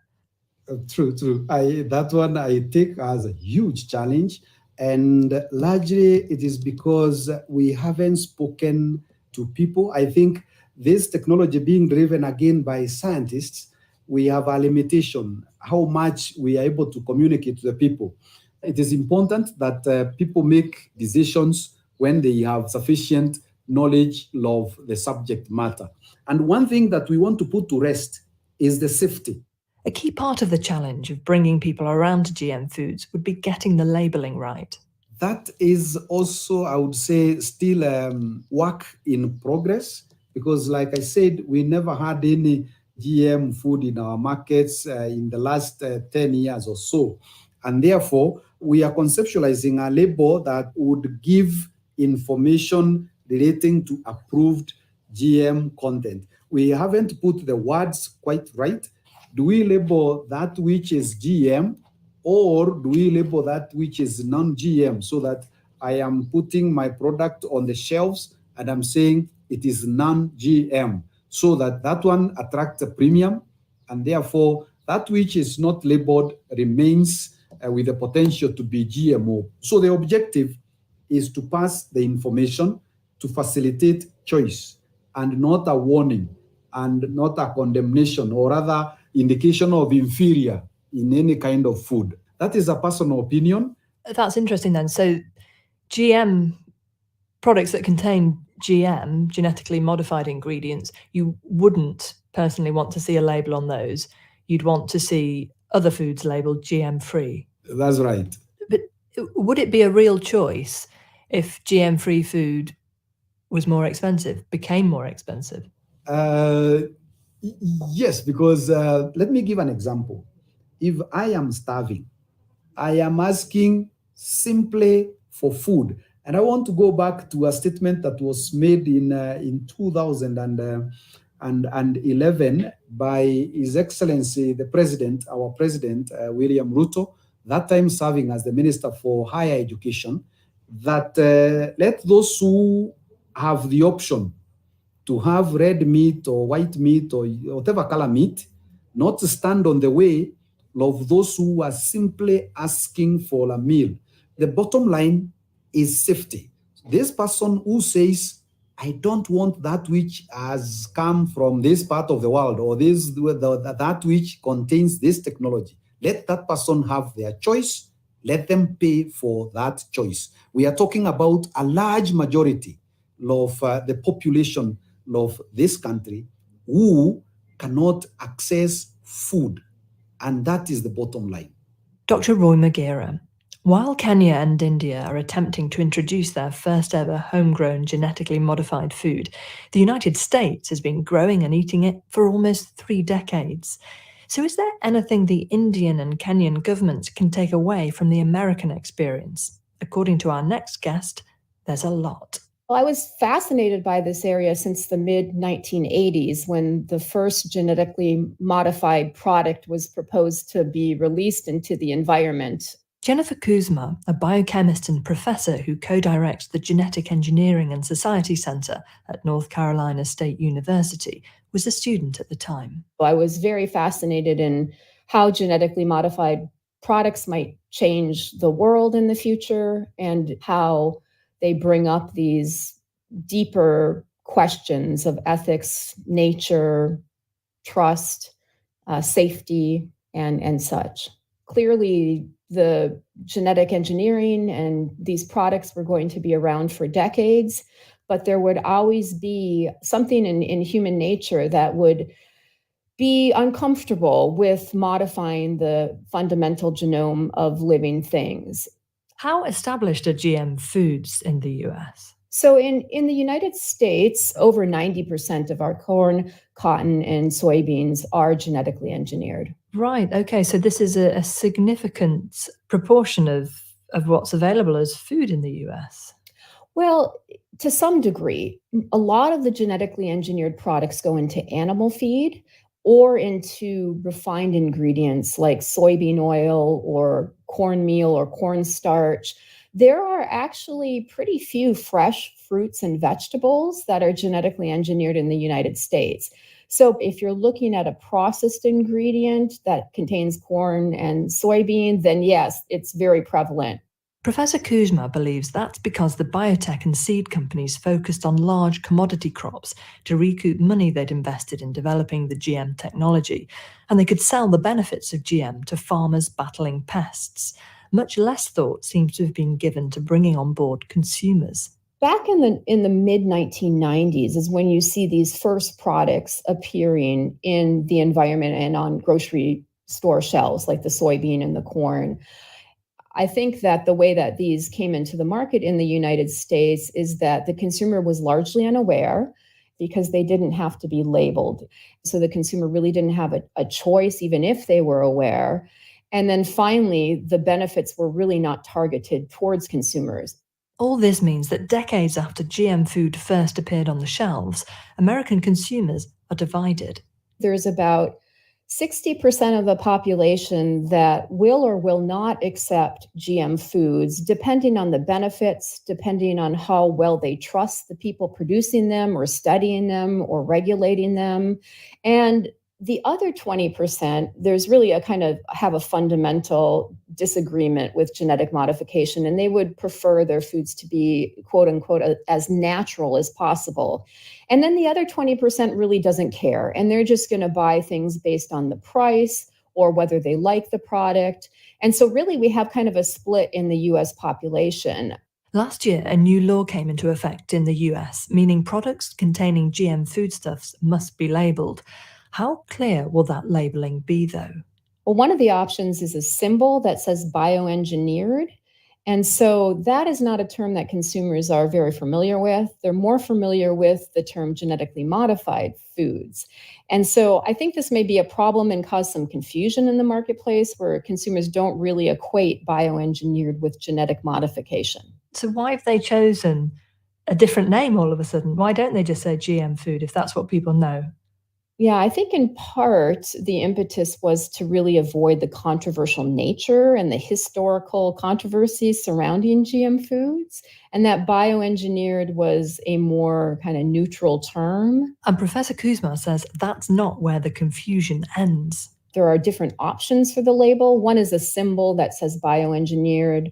The other is a statement that says contained bioengineered ingredients. But there is one option where it's just a QR code and there's no term bioengineer that needs to appear on the label. And so for me, as a consumer, I don't go around the grocery store scanning food products and their QR codes. And if you don't know to do that as a consumer, you may not know to find out whether they're bioengineered or genetically modified. And so I think this labeling law fails kind of on a public level. It's not transparent, and it's really not designed to inform consumers. If you were a country about to approve GM food crops for the first time, how would you set up the ideal system?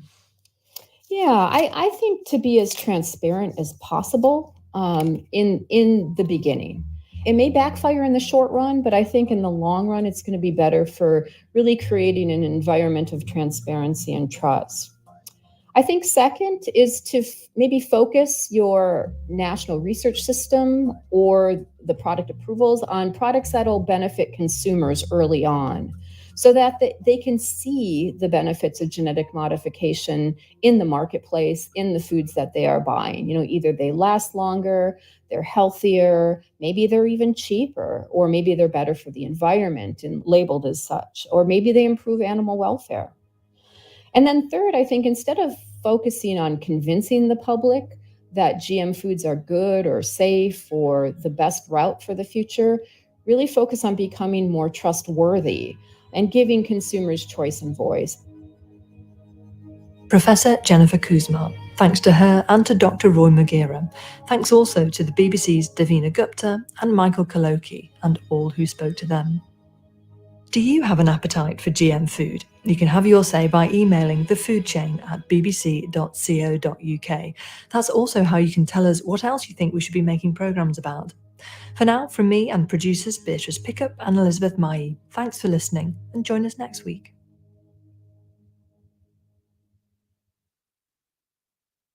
This is the BBC World Service, and on this week's assignment...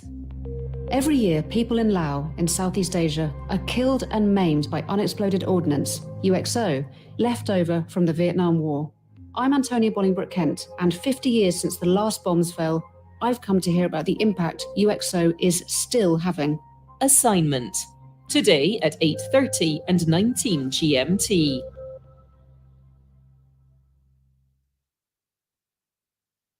At bbcworldservice.com, The Conversation. A Gambian-Swedish perfumer whose scents are inspired by her heritage speaks to a Colombian creator who works for one of the world's biggest fragrance houses about what goes into making a special fragrance and the different ways tastes are evolving.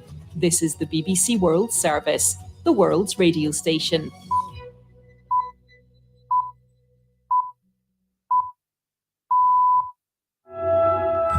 Hello and welcome to Newsday on the BBC World Service with Victoria Wanhunda and James Cotnell. Coming up, our top story, a nuclear defense deal between America and South Korea as concerns over the threat posed by North Korea grow. We will talk to an expert with first-hand experience of both sides of the Korean divide. South Korea is feeling incredibly nervous about the ramping up of testing from North Korea and wants to make sure that Washington has their back.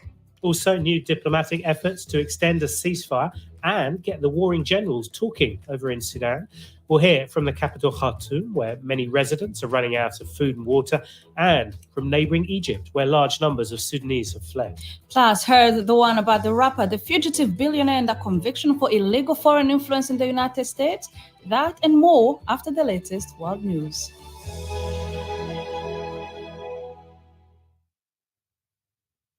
This is Danielle Yawowiecka with the BBC News. Hello. Diplomats are stepping up efforts in Sudan to extend a ceasefire between troops loyal to rival generals. They're trying to end an outbreak of violence that's left more than 500 people dead and forced tens of thousands to flee the country. The East African Regional Bloc, IGAD, wants the current US-brokered truce to be extended for a further 3 days. It's due to expire later on Thursday.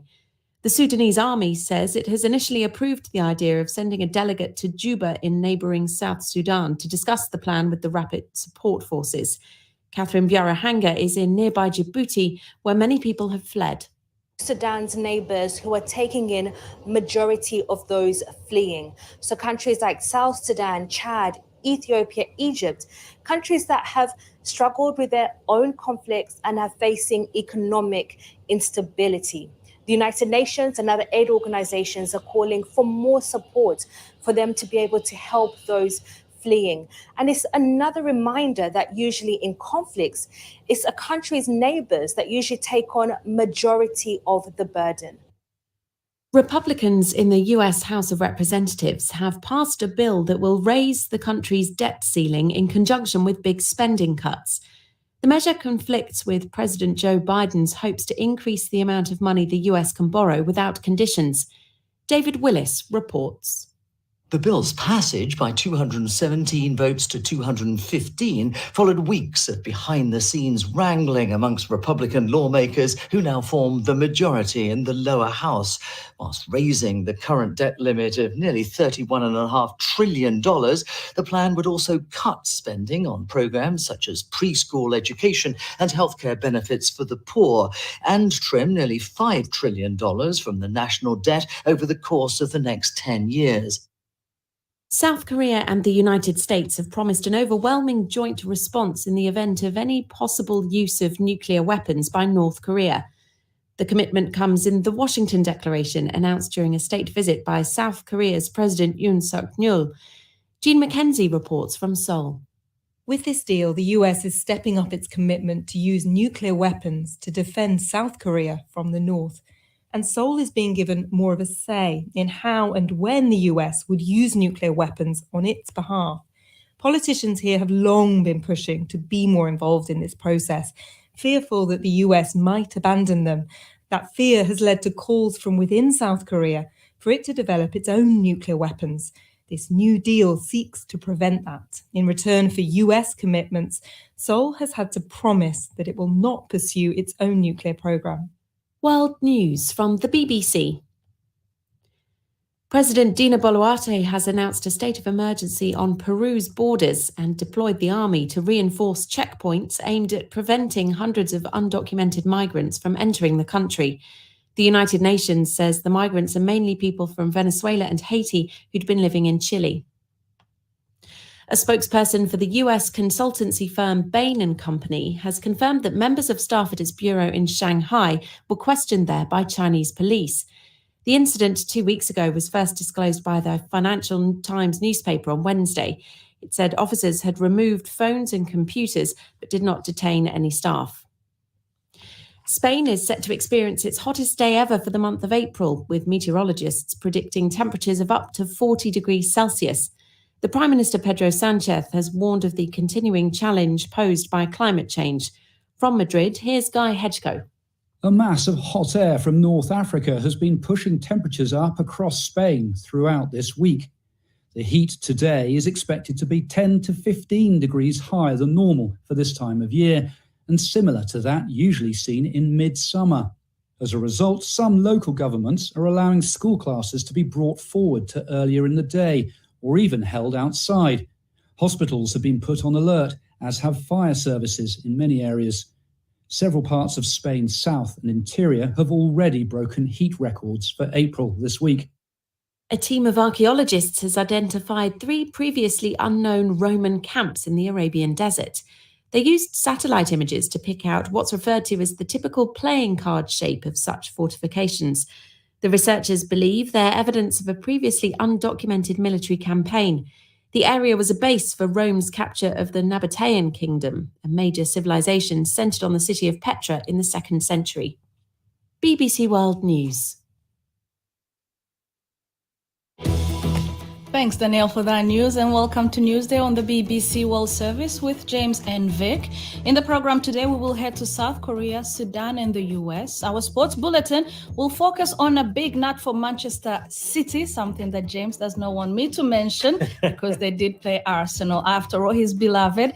And we would love to hear your thoughts or any comments you have on all those stories and more, perhaps on the latest efforts to bring peace to Sudan. Our text number is +4477 86205085. Whatever you do, don't text us about Arsenal. I don't think I can take it. Now, serious matters. ahead. We begin this morning with a landmark deal between the United States and South Korea. The Biden administration has moved to reassure Seoul of protection against a nuclear attack from North Korea. The Washington Declaration outlines plans to periodically deploy US nuclear-armed submarines to the south and to involve Seoul in its planning for the use of nuclear weapons. The deal was signed during an ongoing state visit to the US by the South Korean President Yoon Suk-yeol. To tell us more, I've been speaking to Jean H. Lee, Director of the Korea Program at the Wilson Center in Washington. That's a think tank. Also, a former AP Bureau Chief in the North Korean capital, Pyongyang.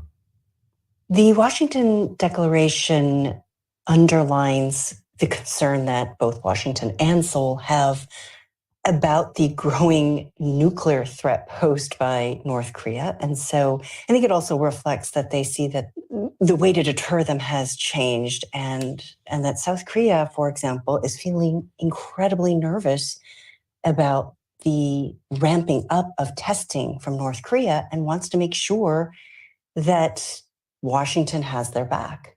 If not, there have been rising calls in South Korea to build their own nuclear weapons. So I think that this declaration really gets at that concern in South Korea about this nuclear threat from North Korea. Does the fact that South Korea, Seoul, has committed to not pursuing its own nuclear deterrent, is that going to be something that will raise some criticism in South Korea? As part of this agreement, the U.S. administration has asked South Korea to pledge that it won't pursue its own nuclear weapons and that it will stick to and abide by its commitments under the Nuclear Non-Proliferation Treaty. So that's one thing that's come out of this to try to address that, the call for nuclear weapons. I think that it remains to be seen whether this will be the reassurance that the South Korean people are looking for. We're going to see in the coming weeks or months a nuclear-powered or nuclear-capable U.S. submarine in South Korean waters. And it's been many, many years since we've seen that. So that is both a show of assurance on the part of the U.S. to the South Koreans, but also a show of force. And so what could come in terms of a response from the North Koreans? So, and how will that affect how tenuous this agreement is? We'll see. But I think we'll wait to see. The polls have been showing increasingly that South Koreans are nervous about the threat and want their own nuclear weapons. We shall see whether this deal allays some of those concerns and provides the assurance that they're looking for from the United States. For North Korea, this may well look pretty threatening. How would you anticipate them responding? You know, to be honest, the North Korean leader, Kim Jong-un, at times I think he relishes these kinds of actions because it fits into his narrative that North Korea is under threat from the United States. It fits into his narrative that the Korean War, which was that conflict, the fighting, the hostilities ended with a ceasefire 70 years ago in July. But he's been claiming that the war is still active all this time. And so I do think that he will see this as an opportunity to justify another test of some sort.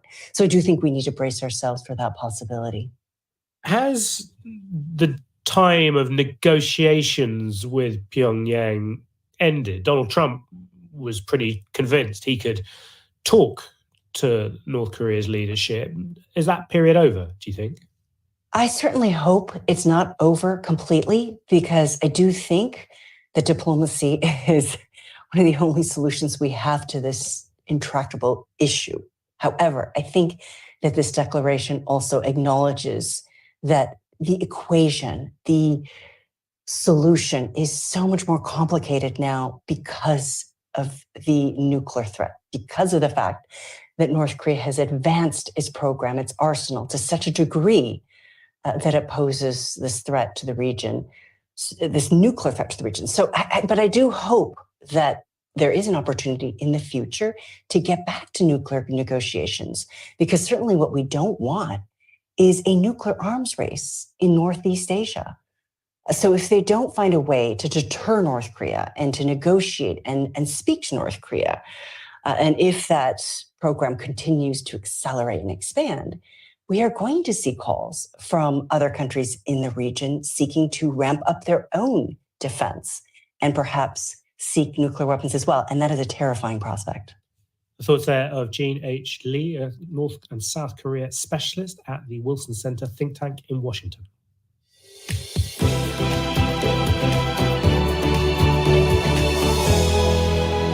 Well, let's head to Sudan, where the deepening crisis is still ongoing. The latest now is that the warring generals have been asked to agree to an East African regional proposal to extend the current ceasefire by another 3 days. Well, this comes as the UN's representative to the country also renewed calls for both sides to fully adhere to the truce and allow access to humanitarian workers. Volker Perthes said that he was deeply concerned about reports of fighting, looting, and attacks on civilians in Sudan's West Darfur region. And Newsday will be speaking to him later on to the program, so stay with us if you can. Now, there's been a 72-hour ceasefire which began and had to crumble as the leaders of Sudan's regular army and the rival paramilitary group, the Rapid Support Forces, resumed their bitter power struggle. Now, as thousands flee the country, people in the capital city Khartoum are struggling to access clean water, basic food supplies, and medical help. The BBC's Arabic Mohammed Osman is in the capital and gave us this update. Here in Khartoum, fighting can still be heard, but the situation is good enough for evacuation to continue. They are leaving by sea, air, and land, but leaving is dangerous and expensive. Many can't pay the high price for the fuel needed to get to an airfield or port. Food, cash, and medicine are running low. Many supermarkets are empty. Doctors in hospitals, which still work, struggle to cope. It is hard to get enough clean water to drink and cook.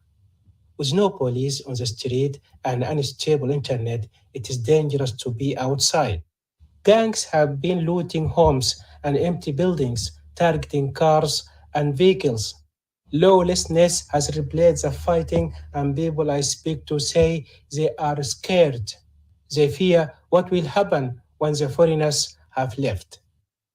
Our colleague Mohammed Osman in Khartoum, pretty grim picture he's painting of the situation there. And he says also so many have fled and continue to flee the capital and other parts of Sudan, trying to get over international borders. People are speaking of harrowing journeys to safety, having to pay exorbitant fees for transport, negotiate roadblocks, even coming under fire. There have been plenty of complaints about difficulties at the borders too, long queues, for example, at the border with Egypt. Let's speak to the BBC's Amal Saeed in the southern Egyptian city of Aswan, not too far from the border, which has become something of a hub for Sudanese who have managed to get out of the country. Good morning to you, Amal. Are there large numbers of Sudanese who've made it as far as Aswan? Yes, large numbers, actually, thousands. We can put them or on the border. The situation is escalating. Dozens of buses are stranded also for days now, waiting their turn to get the visas and credentials checked before they are allowed into Egypt. Those who we spoke to at a bus station called Karkar, where all the buses coming from the border reached, say they have been waiting from 2 to 4 days, and thousands of others are still stranded, waiting for the turn. The Egyptian side didn't change the rules here regarding visas. Men from 16 to 49 have to get visas to enter the country. Women and children and elderly are allowed without visas. However, the numbers are extravagant. That's how the Egyptian officials describe it. It's bigger than anyone can handle. Are you sensing from the Sudanese people you've been talking to frustration? I mean, I've heard from people who've had to sleep overnight in the street, for example, as they wait to get across the border. And of course, people fleeing really horrendous moments back home. Is frustration the dominant emotion, or perhaps relief at having got to safety? It's anger, I can put it. People who we met just, coming out of buses after 3 or 4 days on the border, they are very angry about how the operational checkpoints have been coming through. They said 3 4 officers only are managing thousands of visas and papers to allow people into the country. So they say that there aren't much effort put into this to make their passage more easier on the border. They also describe a shortage of food and water, so they have to ration what they have along the road to keep them surviving in case they have to wait more days. They mentioned they could be managed to have medical support from the Red Cross and Red Crescent once they reach the Egyptian side of the border, but still it's not enough. Is there pressure in Egypt for things to be sped up, for more border officials to be sent over, maybe even for visas to be waived for Sudanese men? Exactly. There have been a lot of campaigns on social media calling the Egyptian authorities to waive all the visas for those entering. But the Egyptian side is very determined on keeping it the way it is. However, the officials who we have spoken to from the passport authority said that they have pushed more officers on the border to speed up the operational process. So they have like 3 or 4 officers with officers trying to finalize the process, but they pushed more. So each office has 3 or 4 officers trying to speed up the operation, but still pretty slow. Yeah. Amal Saeed, thanks so much talking to us from Aswan. Well, let's now cross over to Nick Hatton, who is from home and has all the latest sporting headlines. Nick? It's in our hands. That's the message from Manchester City manager Pep Guardiola as his side took control of the Premier League title race. They thumped Arsenal 4-1 at the Etihad on Wednesday. Kevin De Bruyne scoring twice as the win moves City to within 2 points of the leaders. They do have 2 games in hand, though. Liverpool, they're up to 6th with a 2-1 win at West Ham. Big win for Nottingham Forest as well. They won 3-1 at home to Brighton to move them out of the bottom 3. Chelsea lost again, losing 2-0 at home to Brentford. That's the first time they've lost 5 games in a row in all competitions in 30 years. And Barcelona lost yesterday, 24 hours after Real Madrid did. They went down 2-1 away to Rayo Vallecano. Well, thank you so very much, Nick Hatton, who will be back with more news on that. If I can just give you a headline that we are seeing this morning, is that the warring parties in South Sudan have been asked to agree to a regional proposal to extend the current ceasefire by another 3 days. You are listening to Newsday on the BBC World Service. Going to head to the United States now, talk about the debt ceiling and President Biden's bid to borrow more money, no strings attached. Well, it's hit another roadblock. Our business presenter, Katie Silver, is here to explain more. Katie. That's right. So we've seen basically a bill that was spruiked by the Republican House Speaker, Kevin McCarthy, pass narrowly in the House of Representatives. It won by 2017 to 2015 with the vote, but it's not expected to pass in the Senate. It would raise the government's debt ceiling from $31.4 trillion. So obviously that is good news for President Biden, but it includes sweeping cuts over the next decades, which mean that over the next decade particularly, which means that even if it does pass in the Senate, it's likely to be vetoed by the president. Getting the bill this far, though, was, as I say, a win for Speaker McCarthy. He had to work very hard, for example, to get the more conservative Republicans over the line. And now he wants to use this win to negotiate with the Democrats on cutting spending.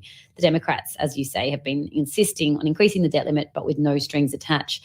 Time is ticking, though. The US Treasury Department, for example, could run out of ways to pay its bills in just a matter of weeks. Yeah, and if Treasury can't pay its bills, what would that mean? Well, it's certainly jittering markets, as you can imagine. They've seen this show before. We saw, for example, a standoff back in 2011, and that led to huge ramifications for the US economy, a downgrade of the government's credit rating. It pushed the costs of borrowing higher, and it hammered investments. So, as I say, the victory today is being held up by the Republicans as a badge. We heard from Speaker McCarthy saying, "We've done our job. The Republicans have raised the debt limit. You have not," pointing to both President Biden as well as Chuck Schumer, the majority leader in the Senate for the Democrats. Now, McCarthy, he's in a difficult position. He wants to use this bill, as I say, to broker a compromise, but he doesn't want to risk losing the backing of some of his more conservative Republicans. So that's quite a tightrope to walk. And now he's calling on Biden to start negotiating for what the debt limit increase could be. The timelines, though, are a little bit tricky for President Biden. It does seem like if negotiations fall off track, we could see things eking into the 2024 presidential campaign. And this is, of course, a distraction that President Biden is not going to want going into next year. Under the terms of McCarthy's bill, it would involve, for example, spending would not be able to be increased from what it was back in 2022. There's going to be fewer tax incentives for renewable energy, and it's also going to be harder for people to get benefits. For example, the work requirements are going to be tightened. So it is this constant ongoing debate between the Republicans and the Democrats about exactly how much money should be spent and where it should go when it comes to social goods. Yeah, and as you say, surely we'll be in the news again in election season. Katie Silver, thank you so much. Now on to a story involving a rapper, a fugitive billionaire, and a conviction for illegal foreign influence in the United States. The rapper Azrael Michelle, also known as Praz, a former member of the 90s rap group The Fugees, has been convicted by a New York jury on charges relating to a foreign lobbying campaign by a wealthy Malaysian businessman. During the 7-week trial, Michelle claimed that he had done nothing illegal and that he considered the millions of dollars that he had received as free money. But he was convicted of money laundering and was working as an agent for China, amongst other charges. Well, to discuss this extraordinary case, I've been speaking to Dan Friedman, a journalist with the Mother Jones News magazine, who's been following the trial. I think a good way to think about it is to focus on Joe Tak Lo. Joe Lo, as he was known, was supposedly a Malaysian financier who was involved in the looting of a Malaysian state development fund, a massive theft from that fund starting in the late 2000s. And then he came to the United States around that time. And according to the United States Justice Department, he was laundering the stolen money, and he was doing stuff like he was a financier of the movie Wolf of Wall Street with Leonardo DiCaprio, and he was holding all these incredibly lavish parties where he invited celebrities. Sometimes he paid celebrities to come to these parties, and he met people, including Praz Michelle, the former member of the Fugees, who by this time was on a solo career and was doing different projects. And I think that a lot of these celebrities and other people saw this guy just spending all this money and realized that he was a source of money, and they hung out with him, I think, in part to get money out of him. And for Praz, that worked exceptionally well. In 2012, Joe Lo wanted to get close to the Obama campaign. He wanted to meet President Obama and have his picture taken with him.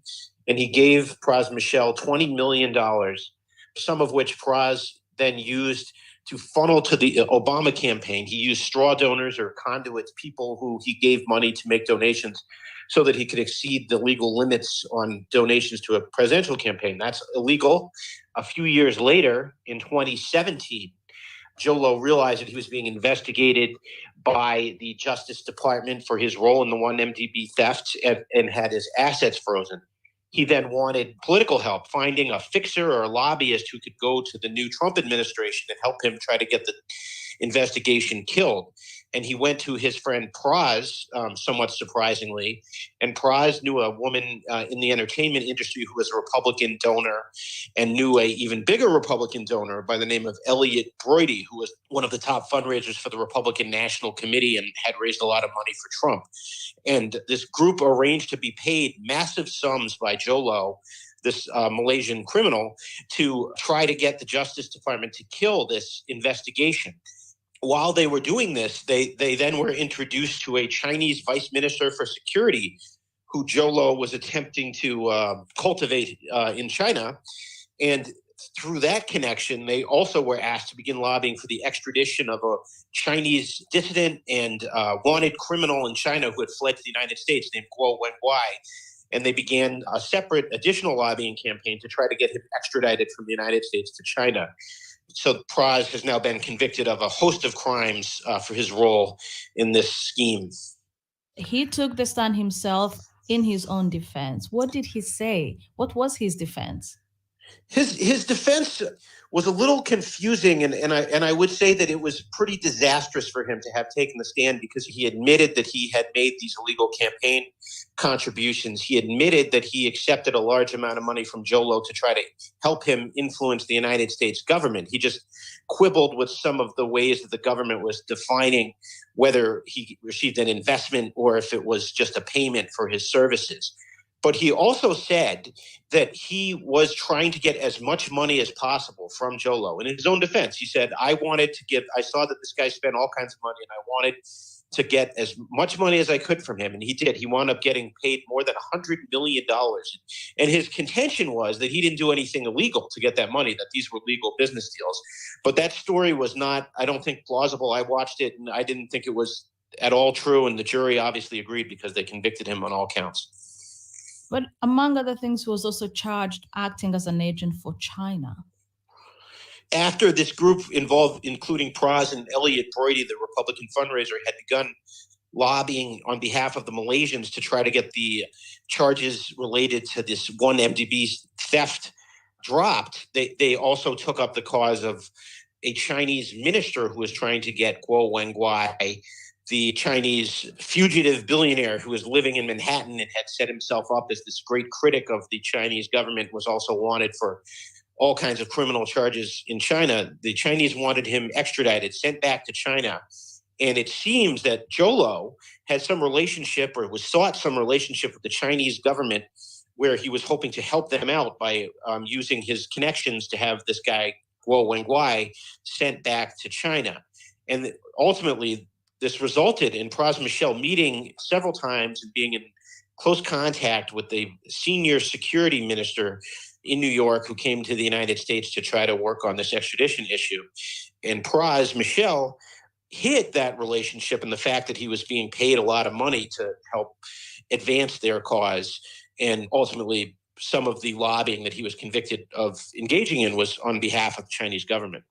Dan Freeman there, a journalist with Mother Jones News magazine, breaking down that extraordinary story about a rapper who is now going to jail over money laundering and other charges. You can read more on that story on the BBC website. And if you also want to hear more or read more about this 1MDB scandal, also head to bbc.com/news.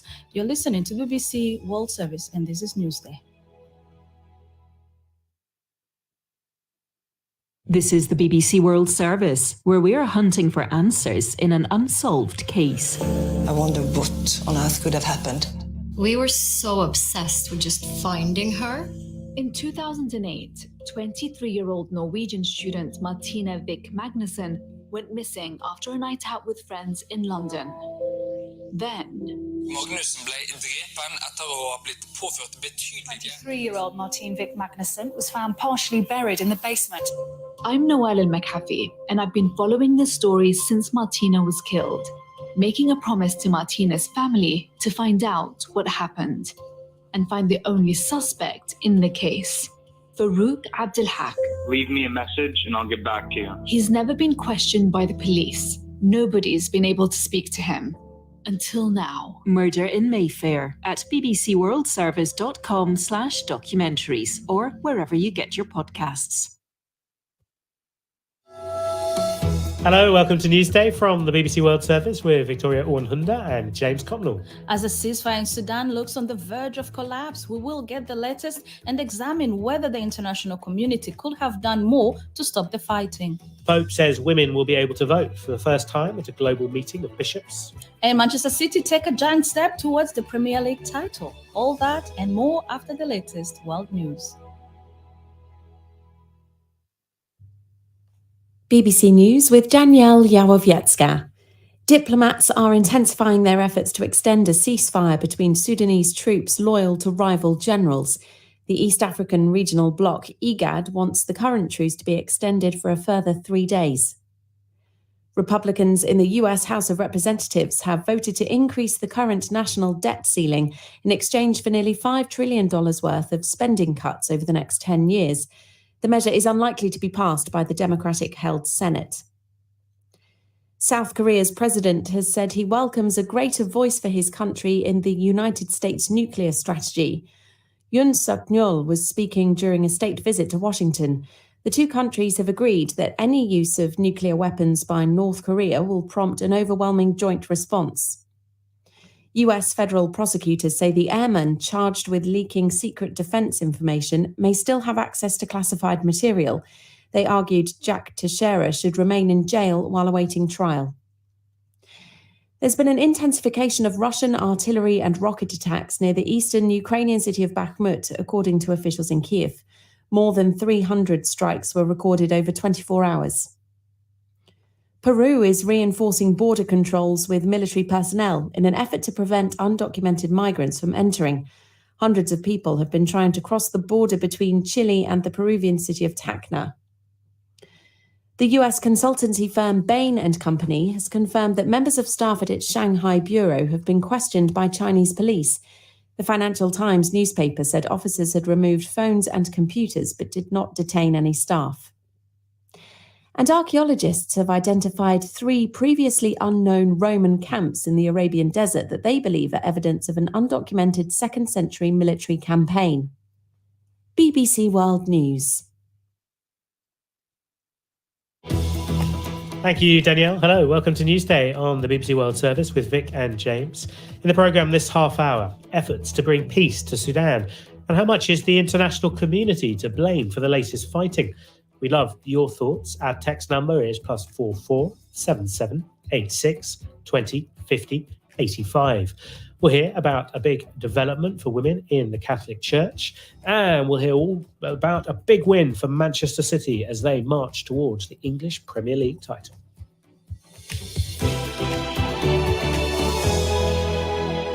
Well, we are starting this half hour in Sudan, as you heard there from James, because the regional body IGAD is pushing for an extension to the ceasefire and talks between the belligerent parties in the fighting.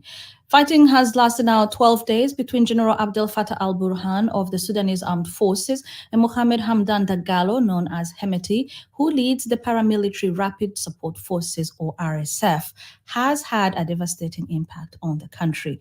Already, the ceasefire has been broken on multiple occasions. In a statement, UN envoy Volker Perthes said that he was deeply concerned about reports of the fighting, the looting, and attacks on civilians, especially in the Sudan's West Darfur region and other parts of the capital.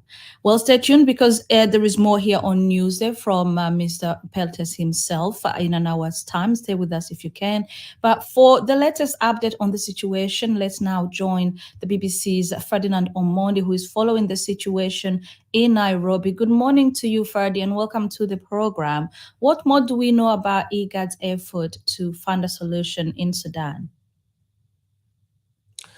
Thanks, Vic. Yeah, so IGAD is trying its best to have another ceasefire in place. The current one ends late today at the stroke of midnight, and now the presidents of Kenya, South Sudan, and Djibouti have been trying to negotiate for another 72-hour ceasefire. The military has given an initial indication that they are willing to abide by it. We understand that the General Abdel Fattah al-Burhan has given his initial approval.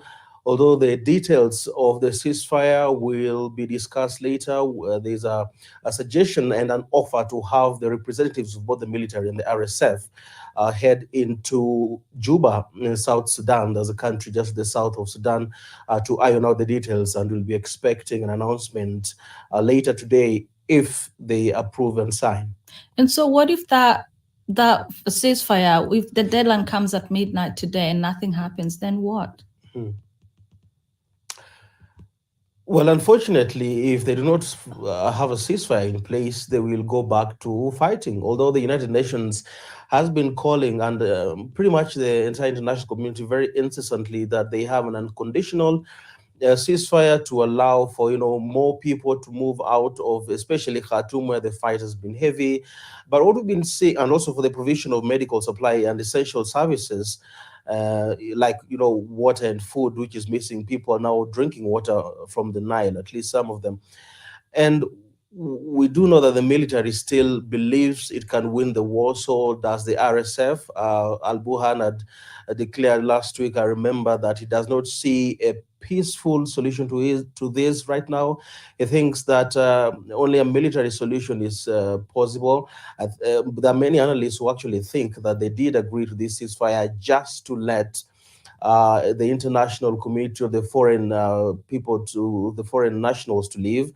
Even the UN has withdrawn a lot of its workers there, and they're now operating for neighboring countries, although they insist that they will maintain, at least monitor the situation from Ethiopia and some of the countries where they are and provide humanitarian support. But with the threat of violence and some of it even continuing last night, it is really ominous for the people of Sudan. Ferdy, good to have you on the program, and we'll keep you listening in, updated on the situation in Sudan as we go on. As I mentioned, we are going to be speaking to the UN envoy Volker Perthes later on into the program. Sudan's conflict has erupted at a horrifying pace as General Abdel Fattah al-Burhan of the Sudanese Armed Forces and Mohamed Hamdan Dagalo, or Hemeti, the leader of the paramilitary Rapid Support Forces, compete for power. However, some argue that one reason for the clash is the culmination of years spent by the international community legitimizing the two military rivals as political actors, entrusting them with completing a democratic transition, despite numerous indications that they had no intention of doing so. A reminder that Omar al-Bashir was overthrown by a popular protest, but any hopes of a civilian transition to democracy were ended when General Burhan and General Hemeti took power in a coup in 2021. So earlier I spoke with Cameron Hudson. He's a senior associate in the Africa program at the Center for Strategic and International Studies in the US. Previously served as the Director of African Affairs on the US National Security Council, and he's worked on Sudan for many years. So, could the US and others have averted this bloodshed? I think we could have increased the chances of avoiding this outbreak of violence, for sure. I think there's no guarantees that we could have stopped it. But listen, we had opportunities to sanction these individual generals over the course of the past several years.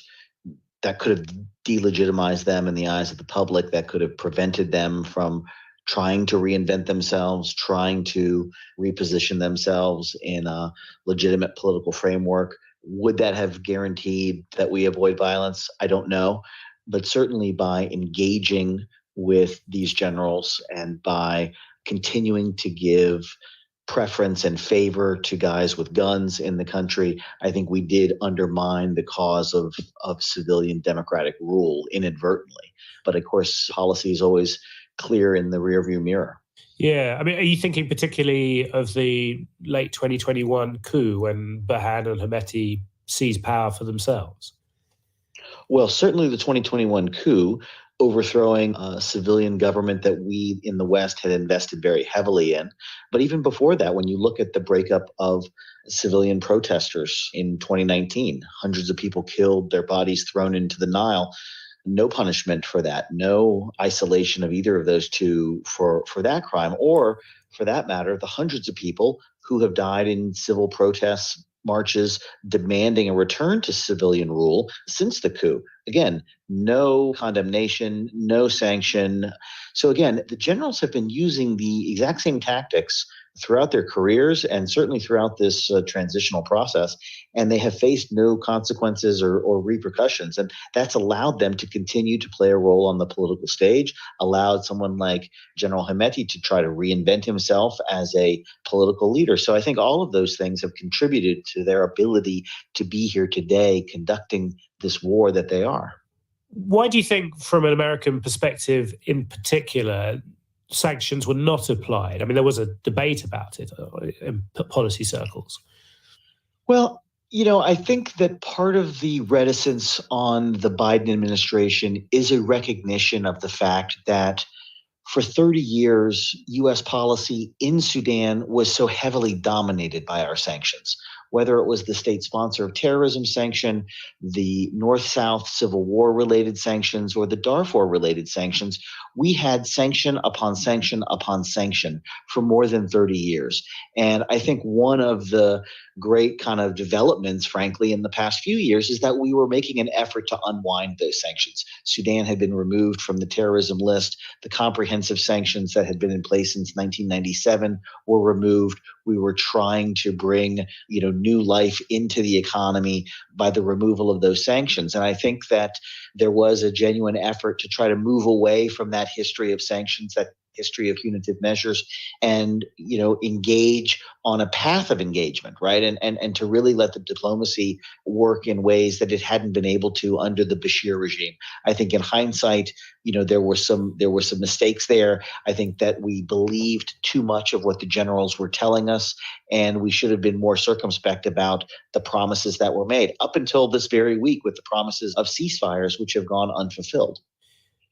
The current major diplomatic thrust seems to be coming from IGAD, the regional bloc. There seems to be a possibility of talks in the South Sudanese capital, Juba. Is that the way to go, do you think, that sort of framework? Well, it's hard to say. I think the region has had, only mixed success in managing internal problems.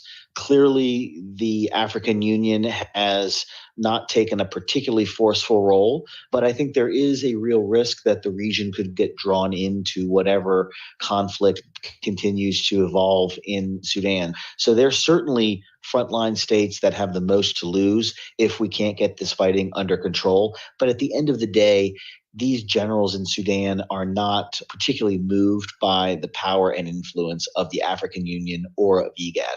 I think that if there is going to be a regionally led effort, it needs to have the very close support of Arab states, of the United States and other Western allies, if it's going to have any chance of really being impactful on the calculations of these two generals right now.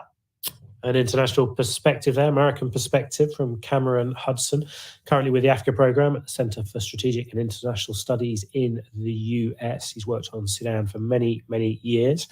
We've had a text in from Awilo Wise in Koidu City in Sierra Leone who says, fighting each other is not the solution towards development. African leaders, why the rampant fighting across the continent in the name of leadership?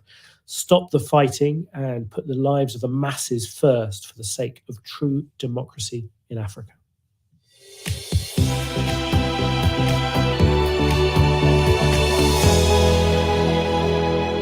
Well, now let's get more on what many are calling a historic move in the Roman Catholic Church, as women for the first time will be allowed to vote at a global meeting of bishops in October.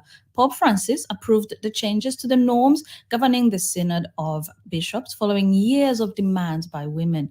Previously, women had only been allowed to attend as observers. Well, for more, I spoke to Debra Rose. She is the co-director of Future Church, an organization seeking greater involvement of lay people in the Catholic Church. Well, I think it's a little like a mini volcano. It is extremely paradigm shifting in the Catholic Church. The authority structure, those people who have made decisions for all these years, that is coming to an end, and we are seeing the opening of real diversity in terms of decision making, and especially as the doors have been opened to women having a deliberative voice in this important decision making body in the Catholic Church, the Synod. So what kind of decisions are taken in these kind of assemblies, and how important are they to the church and its followers? The key difference is this is a real opening. And for 70 non-bishops, which Pope Francis has said he wants half of those to be women, they will be actual members. In the past, they've been auditors, which means they just listen, they can give input, but they have no voting voice, no deliberative voice in the decision-making. And now they will not only participate, they will not only give input on the various sections, but they will actually vote on the final product, which Pope Francis has said in a previous decree that when this body votes and agrees on something, it will become ordinary magisterium, which means it has a very high level of authority within the Catholic Church. And so how do you think the wider church is going to be receiving this news? Those who have been working for reform of the structures, inclusion of women, LGBTQI people, divorced and remarried Catholics. There's just a whole long list of people who have been excluded for a very long time from participation. I think they're going to be overjoyed. But I think those who have a more traditional or conservative bent will be frightened by this. The notion that women are actually going to move into decision-making roles is very frightening for some. And I think the majority of Catholics will go along in the end, because once something becomes enshrined in the Catholic Church, people do tend to move toward it. In the grand scheme of things, how big a step is this? Is this like something big that all Catholic women are going to be rejoicing over, or is it just another tiny little step because there is a wider gap to reach to the place where all women, all lay people can actually be included in the Catholic Church? Well, as I see it, it is an enormous step forward. It is a moment of redefining how authority works in the church and the inclusion of women in a way where they actually have a voice and they have a vote. You know, as we know in any democratic society, when those who are represented actually have a voice and a vote, it makes all the difference in the way policy is constructed, teaching is constructed. And so this is the case with this change that Pope Francis has made. And while some will feel like it's not enough, it is a major opening. And as I say, a major paradigm shift in the authority structure in the church. That was Debra Rose, co-director of Future Church, an organization seeking greater involvement of lay people in the Catholic Church. We give you our top headline here on BBC World Service. As we've been hearing, the warring parties in Sudan have been asked to agree to an East African regional proposal to extend the current ceasefire by another 3 days and to hold talks in the South Sudanese capital, Juba. Now, to a story about the revelation that the power of one American billionaire does not equal the financial might of an entire nation state, or as we're calling it here, the Sports Bulletin with Nick Hatton. It's advantage Manchester City in the Premier League title race, billed as the biggest game in the English top flight for a decade. It was second place Manchester City who thumped the leaders Arsenal 4-1 at the Etihad. 2 goals from Kevin De Bruyne now leaves City in pole position for the title. They are now just 2 points behind Arsenal. Crucially though, they have 2 games in hand. Let's hear from both managers. A disappointed Arsenal boss Mikel Arteta in a moment. First, his City's Pep Guardiola. We started really well. We read the game well. Our build-up was much better than Emirates, and we make, considering the opponents that we face, fantastic performance. We didn't do any of the basics right. We didn't compete in the right way. We didn't win enough duels. So we have to look at ourselves in the mirror. I think the disappointment comes when today we weren't at our level, not their level, but our level. Elsewhere, Chelsea suffered a 5th defeat in a row in all competitions. They were beaten 2-0 at home by Brentford. All 5 losses have come under club legend Frank Lampard, who returned for a second spell as manager on the 3rd of April. Liverpool moved up to 6th with a 2-1 win at West Ham, although Hammer's manager David Moyes felt his side were owed an apology after being disrespected by VAR for not being awarded a late penalty. Huge win at the bottom for Nottingham Forest. They beat Brighton 3-1. It lifts them out of the bottom 3 and ends a run of 11 games without a win. 4 games on Thursday in the Premier League. They include Tottenham at home to Manchester United. Now, we spoke about a big defeat for Real Madrid on Tuesday in La Liga. Well, the leaders Barcelona lost on Wednesday. They went down 2-1 away to Rayo Vallecano. They remain 11 points clear at the top of the table, though. And big news in the NBA just in, with the Eastern Conference top seeds Milwaukee Bucks knocked out of the playoffs. They've just gone down to a 128-126 overtime defeat to the 8th seeds Miami Heat. It means the Heat win the series 4-1 and will go on to face the New York Knicks. They have their first playoff series victory since 2013. They've beaten the Cleveland Cavaliers 106-95. It's season through 4-1. Here's head coach Tom Thibodeau.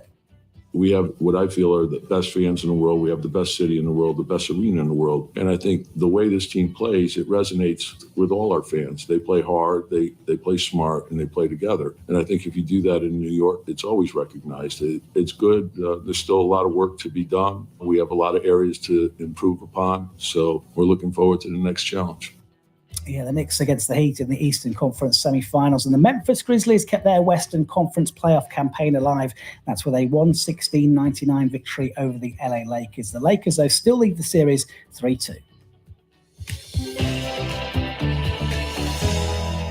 was Nick Hatton with all the sports. Now onto a grisly operation that is continuing in a remote area in the Shakahola forest in Kenya, where around 60 mass graves are gradually being dug up and the bodies they contain exhumed. It's thought that members of a cult have been persuaded to starve themselves to death as a way to get to heaven. So far, 89 bodies have been exhumed, but the Red Cross has said that 112 people have been reported missing. The leader of the church in question, Pastor Paul Mackenzie, has been arrested. For today's Africa Daily podcast, Alan Kasuja spoke to the human rights worker who first alerted the police, Hussein Khalid from the Haki Africa. He got involved after a woman approached his organization saying the group had taken her child. So in our Malindi office, we received a woman who was accompanied by a relative and a former priest. So immediately this news was escalated to our headquarters in Mombasa, and we told them not to do anything until we dispatch the rapid response officer so that they can go together. So the first time they went on their own without the police. Of course, they were very angry.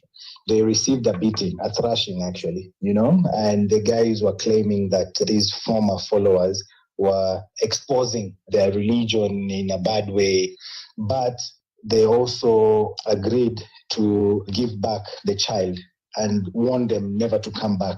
What state was the child in when they were released? She was very clear on her mind on what was happening there, and she narrated what she went through. People were being buried and stuff like that. So we then took the child to the police, and the child we asked the police to now listen, because the first time we went to them, they didn't believe it.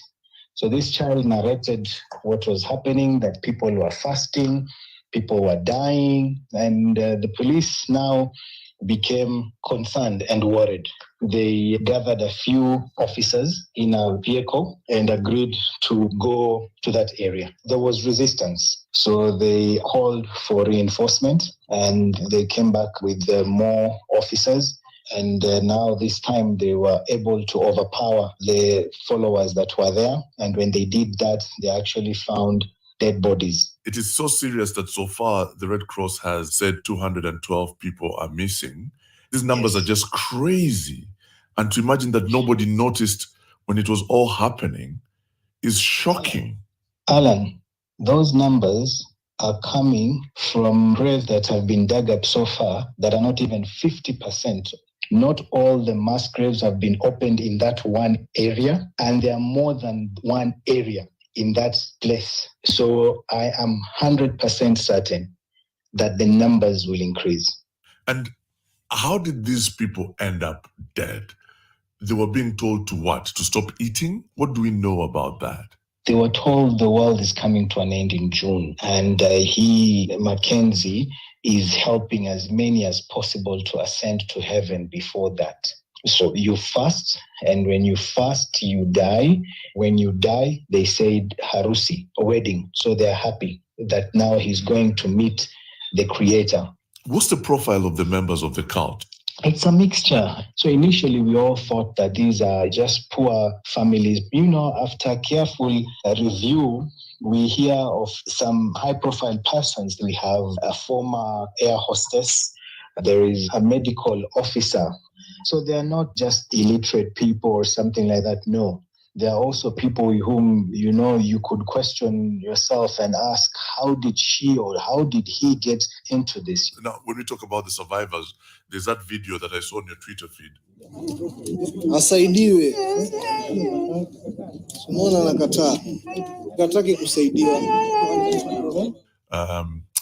Of that woman, heartbreaking video. She's old, she's starved herself, she's skinny, she's obviously frail, lying on the ground, refusing help. Do you know what happened to her? The woman is not old. The woman is, if not in late 20s, she must be in her early 30s. It's just that she looks very frail because of the starvation. And she was very clear. She doesn't need any help. And you can see in the video, I'm putting on gloves to try and help her. We actually tried to hold her mouth so that we can put some glucose water in her mouth, just as first aid.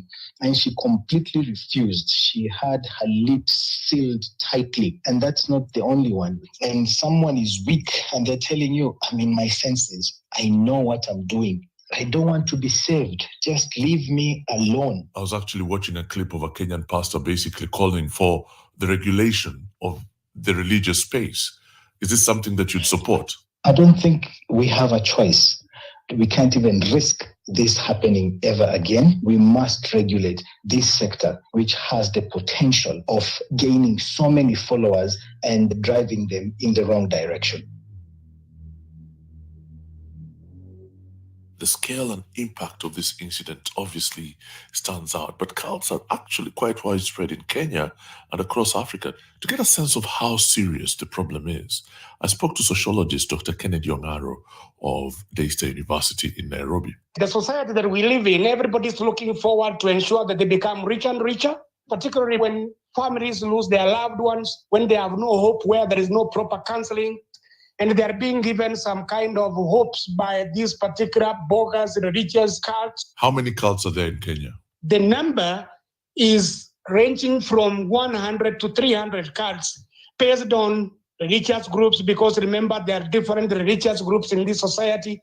How many religious groups have been exposed because of this particular mischievous act? They have been taken to court and their cases have not been concluded. When you watch TV at home, do you sometimes see things and think to yourself, how are these people being allowed on TV because they are obviously a cult? Spot on. Remember, when they tell you spread your hands and touch the TV, that is a cult. How many times have they told you to give 10%? What does the government need to do now? Number one, put in place that all religious centers, the political groups, the commercial groups, they must be registered. Number one. Number two, the people who are behind them, are these people qualified? The answer is no. They must be closed down. They must be registered. They must be properly ratified, so that wherever there is a problem like what we are witnessing in Kirifi, then the board is answerable. Well, that's Dr. Kennedy Ongaro of Daystar University in Nairobi, ending that conversation with Alan Kasuja. To hear a longer version of the podcast, you know what to do. Get it wherever you can or wherever you get your podcast. Just search for BBC Africa Daily. Yeah, so our top story right now is efforts to get the warring parties in Sudan to agree to a 3-day extension to a ceasefire. It's only partially held. Also, perhaps to meet for talks in neighbouring South Sudan. Mohamed Bawa has texted in from Sierra Leone saying extending the ceasefire in Sudan for another 3 days is necessary but difficult because the situation on the ground has become catastrophic, Mohamed says. Always welcome your thoughts. You're listening to Newsday with Vic and James.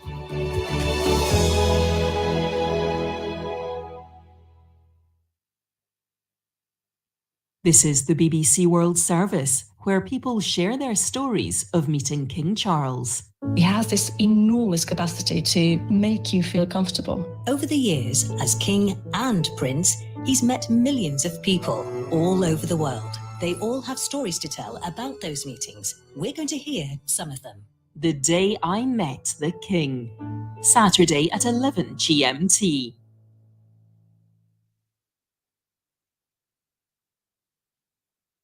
At bbcworldservice.com. BBC Trending. Songs of ridicule, fake news, troll farms, undercover political opponents infiltrating street protests. BBC Trending investigates the distinctive world of Brazilian trolling and speaks to Brazil's real-life trolls. This is the BBC World Service, the world's radio station.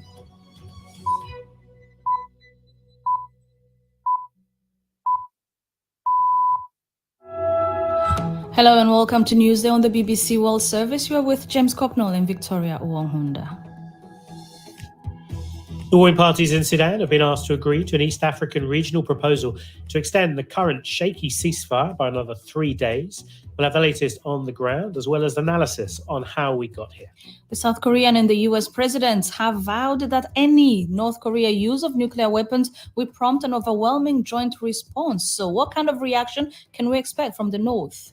Also, what's going on in Colombia as the president there sacks 7 of his ministers, including the person in charge of the country's finances. And is European solidarity over Ukraine coming under strain? A number of East European countries are placing varying restrictions on the country's grain exports. We hear from a European lawmaker.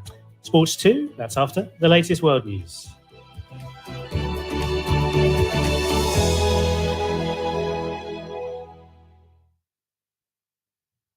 This is Danielle Yawowiecka with the BBC News. Hello. Diplomats are stepping up efforts in Sudan to extend a ceasefire between troops loyal to rival generals.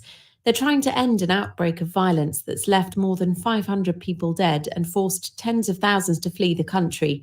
The East African regional bloc, IGAD, wants the current US-brokered truce to be extended for a further 3 days. Our diplomatic correspondent Paul Adams reports from Nairobi. Unless Sudan's shaky ceasefire is extended, it'll run out tonight. Late yesterday, the army said it was willing to send a representative to neighbouring South Sudan for talks to extend the truce by another 72 hours. But so far, there's been no response from the rival Rapid Support Forces. And there were signs yesterday that the situation might be unravelling, with explosions and gunfire heard in several parts of the capital, Khartoum. Republicans in the US House of Representatives have passed a bill that will raise the country's debt ceiling together with big spending cuts. The measure conflicts with President Biden's hopes to increase US borrowing without conditions. David Willis reports. The bill's passage by 217 votes to 215 followed weeks of behind-the-scenes wrangling amongst Republican lawmakers who now form the majority in the lower house. Whilst raising the current debt limit of nearly $31.5 trillion, the plan would also cut spending on programs such as preschool education and healthcare benefits for the poor, and trim nearly $5 trillion from the national debt over the course of the next 10 years. The measure stands zero chance of passing the Democrat-controlled Senate, but Republicans are hoping it would at least provide them some leverage in debt ceiling discussions with the White House.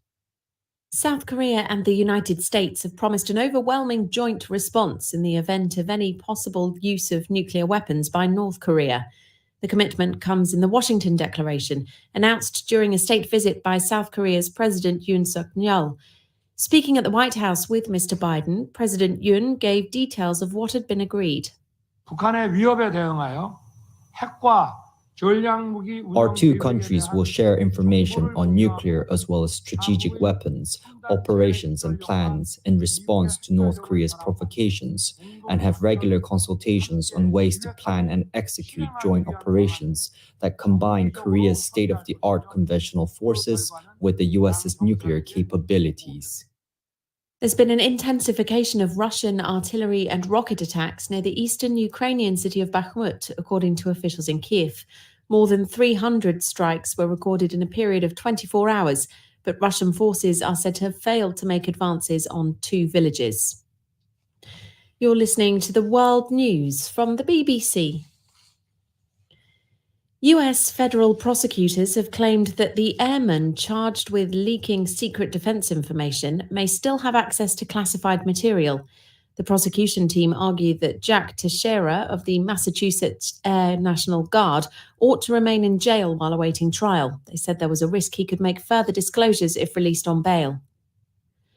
President Dina Boluarte has announced a state of emergency on Peru's borders and deployed the army to reinforce checkpoints aimed at preventing undocumented migrants from entering the country. Hundreds of people have been trying to cross the border between the town of Arica in northern Chile and the Peruvian city of Tacna.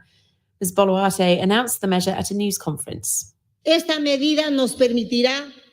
measure will allow us to regularise and identify non-residents that are undocumented and to boost the effectiveness of immigration control in the labour market, avoiding social problems such as human trafficking and labour exploitation, amongst others. The United Nations says the migrants are mainly people from Venezuela and Haiti who had been living in Chile but are now seeking either to return home or continue north to the United States. A spokesman for the US consultancy firm Bain & Company has confirmed that members of staff at its bureau in Shanghai were questioned there by Chinese police. The incident 2 weeks ago was first disclosed by the Financial Times newspaper on Wednesday. It said officers had removed phones and computers but did not detain any staff. Archaeologists have identified 3 previously unknown Roman camps in the Arabian desert. They used satellite images to pick out the typical playing card shape of such fortifications. The researchers believe they're evidence of a previously undocumented military campaign. The area was a base for Rome's capture of the Nabatean kingdom, a major civilization centered on the city of Petra in the 2nd century. BBC News. Thank you for that news, Tanya. Welcome to Newsday on the BBC World Service with Vic and James. This half hour, we're going to focus on the deepening crisis in Sudan. Is it possible that regional diplomatic efforts could find a way out, find a solution? We'd love to hear your thoughts on that or anything else you hear on the programme. Our text number is +44 77 86 20 50 85. We're also going to have news about a nuclear weapons deal, nuclear protection deal between the US and South Korea. And why are some European countries imposing restrictions on Ukraine's grain exports at a time when the country desperately needs all the help it can get?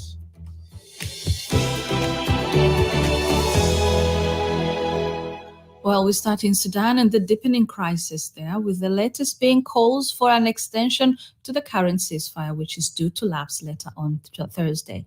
The shaky 72-hour pause in the fighting has so far allowed large numbers of people to escape. But the regional African bloc, IGAD, is now pushing for yet another extension to the ceasefire. It's a plan the Sudanese army says is open to discussing, but as yet there's been no word from the rival Rapid Support Forces.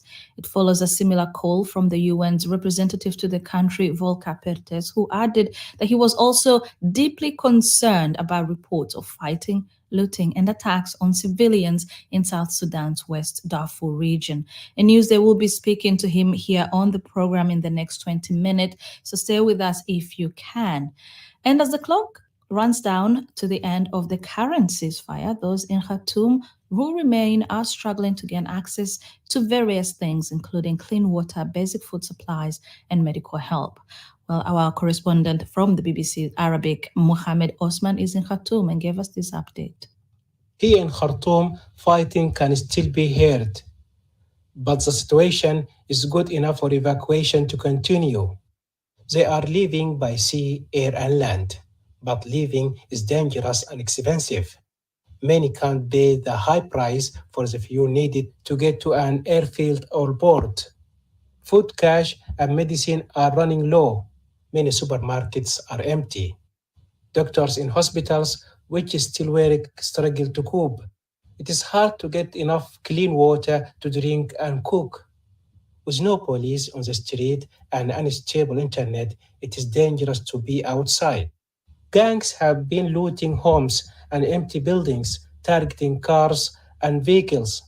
Lawlessness has replaced the fighting, and people I speak to say they are scared.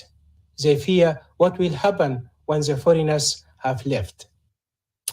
That is our correspondent Mohamed Osman in Khartoum, the Sudanese capital. We've heard on the programme too about people making very difficult journeys to Egypt, others trying to get to South Sudan, get out of Sudan essentially because of the fighting there. Probably worth reminding you about the context for the fighting too, the clashes between, on the one hand, the Sudanese armed forces led by General Abdel Fattah al-Burhan, on the other, a paramilitary group known as the Rapid Support Forces. Its leader is Mohamed Hamdan Dagalo Hameti. The two of them carried out a coup in 2021 against a civilian-led government. And we can discuss more of the context on this and regional efforts to end this latest fighting. On the line to Nairobi is George Kigoro, Director of Policy Engagement at Open Society Africa. Good morning to you, George. We've heard then that IGAD, the regional body, wants to extend the ceasefire, wants peace talks in Juba, South Sudan. That seems to be the thrust of what they're hoping to push forward. What more can you tell us about that and its chances of success?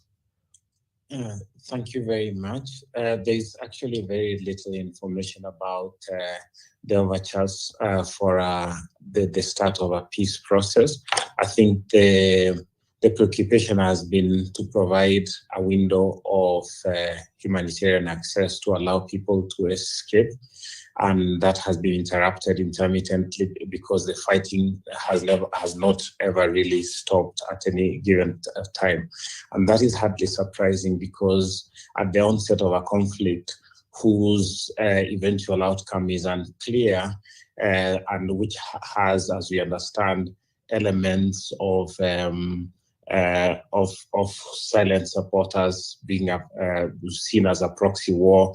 The proxies do not want to commit completely before they understand the way in which the conflict is going to pan out, and that also affects the chances of mediation because that also has to rely on the signals, the quiet and silent signals of the proxies that are said to be involved in the conflict. When you say proxies, who are you thinking of here?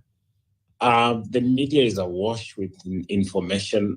There are local proxies. There are proxies warlords that are based in the eastern part of Libya, for example. Names like Khalifa Haftar have come up. They are, of course, the more established and more traditional backers of the two sides, which are regional states.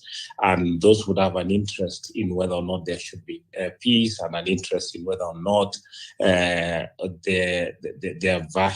interests will be represented sufficiently in any peace talks. And that seems to be a piece of the unstated piece of what is going on at the moment. Yeah, Haftar accused of backing the Rapid Support Forces, who also have international support, perhaps in some form, at least backing from United Arab Emirates and Egypt supporting Burhan and the Sudanese armed forces. It's widely believed. Beyond this sort of call for an end to the fighting, and you've outlined some of the difficulties in getting more than that, what can other countries, the region, do right now to help Sudan and critically Sudanese people? I think typically the humanitarian access is preoccupied with getting the foreigners out of the place. But the question becomes, what about the Sudanese people themselves? There are those who would like to leave, and they should also be enabled to leave. And one of the actions the neighbors can do would be to relax visa access. We understand that those who have been living into Egypt, women are allowed to enter Egypt without free of visas, but men have to get visas. So one of the practical steps would have to be all the neighbors where visas are required to relax rules of entry for Sudanese nationals who would like to enter. There are huge difficulties for people who are living on land, because we understand from reports from colleagues who are in the country that there are sporadic roadblocks mounted by the opposing forces, and when people leave, it is risky because they don't know who they will encounter on the way, and there are, of course, very arbitrary tests or that they mount to find out whether or not you support this or the other side. And if you fail the test, the consequences could be drastic. So an awareness of the dangers of people trying to leave and trying to mitigate that would be a practical thing to try and do. And there are, of course, the many reports about the failing supplies for things that are critical for everyday life, like water, like people who need access to hospital because they've been injured. So those types of things are practical to try and mitigate against. George Kigoro, thanks so much. Director of Policy Engagement at Open Society Africa, on the line from Nairobi, Kenya.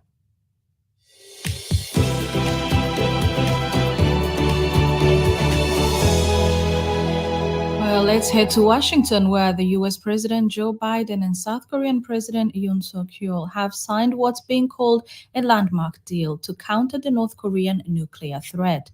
Washington has agreed to periodically deploy US nuclear-armed submarines to South Korea and involve Seoul in its nuclear planning operations. In a joint news conference, President Biden said despite the military arrangements, the two leaders were still committed to improving relations with North Korea. Our mutual defense treaty is ironclad, and that includes our commitment to extended deterrence. That includes the nuclear threat and the nuclear deterrent. They're particularly important in the face of DPRK's increased threats and a blatant violation of U.S. sanctions. Well, for more, I've been speaking to Jeffrey Robertson. He's an associate professor of diplomatic studies at Yonsei University in Seoul. North Korea is going to be concerned. They are going to be concerned because it increases the operability between the United States and South Korea. North Korea is focused on ensuring that it has the capacity to ensure that the United States is not able to come to South Korea's aid. That's its aim. By allowing nuclear submarines to stay close to South Korean ports and stay in South Korean ports, the current agreement will basically signal to North Korea that it can't do this, and it can't do this without entailing and inviting retribution. And what are the key points of this Washington Declaration? What does it entail? What does it say? The Washington Declaration, unfortunately, is not going to be received in South Korea all that well. It actually doesn't look good from a South Korean perspective. If you think about a South Korean leader going to the United States and being told that they cannot pursue nuclear weapons, this impinges upon South Korea's sense of sovereignty and national pride. So regardless of what is in the Washington Declaration, it's not going to be received well in South Korea, and it's not going to solve the problem. What do you think is going to be the reaction across the region? Well, across the region, it's going to satisfy a lot of interested parties.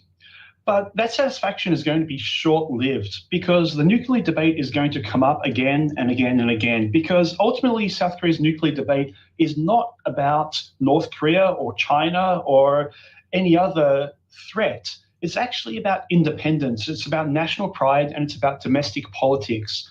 So this debate will arise again. The Washington Declaration, all that it's done is signaled to future potential candidates for the presidency in South Korea that if you're able to instill insecurity, if you're able to instill national pride and the push for greater independence, nuclear weapons is on your agenda. But in a way, couldn't this be seen as a deterrent or a nuclear confrontation from the South Korean side? Well, it certainly puts a stay on the situation. It pauses a situation. I mean, there's absolutely no reason for South Korea to get nuclear weapons from a military perspective, from a strategic perspective. There is a strong alliance. The United States is already there, and all of the command and control for nuclear weapons and their use is already in place in the South Korea-US alliance. What this has done is just pointed out that, okay, now we're talking about it. So the problem is that this is going to come up again and again and again because South Korea doesn't have the independent capacity and the sovereignty to enable it to act as a nuclear power. Could then this be seen as a way to, or a chance for dialogue in between Seoul, the US, who's their key ally, and Pyongyang? I don't think so, no. If anything, it's going to lead to a North Korean reaction. That North Korean reaction could well be another nuclear test or further missile tests, but the North Korean reaction will come sooner or later, and it's definitely not going to lead to dialogue at this stage. Jeffrey Robertson, an associate professor of diplomatic studies at Yonsei University in Seoul. This is Newsday on the BBC World Service, 20 minutes past the hour. These are a couple of our headlines. The warring parties in Sudan have been asked to agree to an East African regional proposal to extend the current ceasefire by another 3 days. And the US House of Representatives has approved an increase in government borrowing in exchange for big spending cuts. Well, from news to sport news, it's Nick Hatton. Thank you. Manchester City have taken control of the Premier League title race. They brushed aside leaders Arsenal 4-1 at the Etihad on Wednesday. Kevin De Bruyne scoring twice to move them to within 2 points of the leaders, but with 2 games in hand. Elsewhere, Liverpool are up to 6th with a 2-1 win at West Ham. There's a really important win as well for Nottingham Forest. They were 3-1 winners at home to Brighton. It sees them move out of the relegation zone. More disappointment for Chelsea, though. They've lost 5 games in a row in all competitions for the first time in 30 years. They were beaten 2-0 at home by Brentford. All 5 of those losses have come under club legend Frank Lampard, who returned for a second spell as manager earlier this month. And big news in the NBA with the Eastern Conference top seeds, Milwaukee Bucks, knocked out of the playoffs. They've gone down to a 128-126 overtime defeat to the 8th seeds Miami Heat. It means the Heat win the series 4-1. They go on to face the New York Knicks. They have their first playoff series victory since 2013. They've beaten the Cleveland Cavaliers 106-95. It sees them through 4-1. Nick Hatton, thank you very much. You'll be back in 25 minutes or so. We're going to hear about Colombia now because the president has replaced 7 of his ministers, including the finance minister. So let's find out what this could mean for the economy with our business presenter, Katie Silver. Katie. That's right. So far, it does not look like markets are liking the news, and we're likely to see them slide when they open. So Gustavo Petro has only been in power since August, so just 9 months, and already this is his second cabinet reshuffle. As part of it, he tweeted that a new cabinet was being built that would help, quote, consolidate the government's program. He's been trying to usher in a huge number of reforms in everything from labour to healthcare, pensions and the judiciary. They were all promised as part of his election campaign, but he's been struggling to get the legislation approved by Congress. And so this surprise shakeup is seeming to be a real crisis for Colombia's first left-wing president. He says these reforms are being scuppered by the establishment and traditional political leaders. But as I say, markets unlikely to welcome the news of this new appointment. Who had been finance minister was Jose Antonio Ocampo. He did a lot to bolster faith in Colombia's leader. He was renowned as an economist. Markets trusted him, and he was also really seen as a mediator within the cabinet.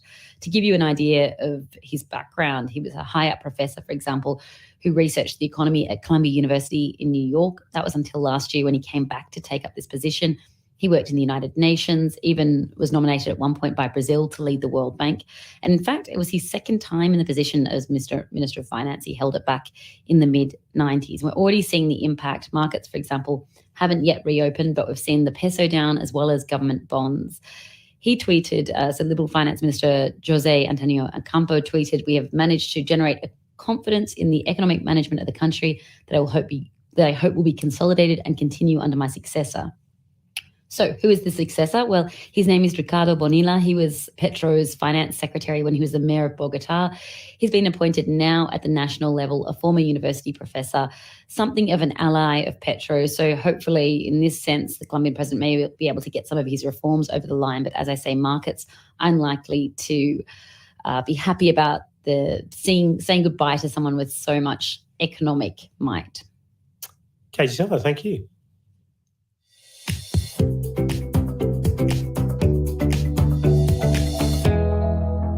Well, let's head to the European Parliament, where criticism has been leveled against countries like Poland, Hungary, Slovakia, and Bulgaria for imposing varying restrictions on cereals and other foodstuffs from Ukraine.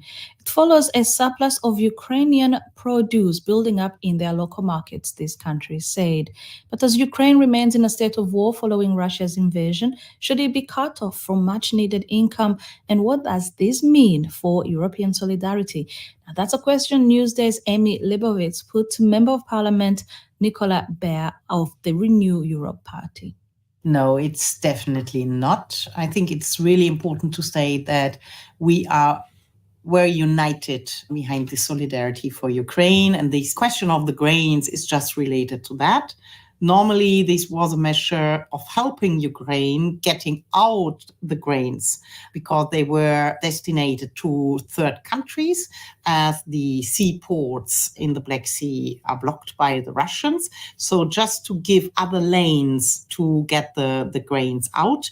And then part of this was staying in some neighboring countries to Ukraine and put problems on the market. But this is not something which can divide us and will divide us in our solidarity. Then the Commission has to come up with appropriate measures to this. So there, for example, is a certificate lacking for the moment that this is in transit because it was foreseen for third countries.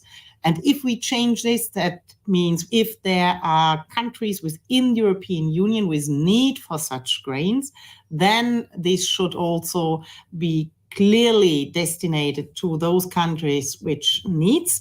Then it should also be accompanied by a phytosanitary certificate, so that there is no discussion about the quality of the grains, and that is on the standard we have within the European single market. So yes, there was a problem showing up, but it's a problem which can be fixed, and I'm calling for the Commission to fix it quite soon. And in terms of Ukraine joining the EU, where are we on this timeline? We're aware that normally it takes a while to join the European Union. Yes, totally correct. Normally it takes a while. We have accession processes which are lasting for over 20 years. The quickest one of Finland was for 3 years. And so now the ambition of Ukrainian leadership to do it within 2 years is maybe a little bit too ambitious. But of course, we try to help the Ukrainians to adapt very quickly. We will now have the first 7 points for the homeworks, as I always call them, up to the end of the year, to be able to open the negotiation. So there will be then an assessment, and we will see whether they stick in time, and then going chapter by chapter for the accession negotiations. But what for me was very impressive, when I was in Ukraine, I was in Kiev to discuss with colleagues from the Verkhovna Rada. During a rocket attack down in the shelter, we were discussing about different files where they have to adapt, and they are very, very ambitious on that, and they are working. They are working during times of war. They are not waiting for this war to be ended, but they are really working in parallel. But also we, as European Parliament, try to support their ambition.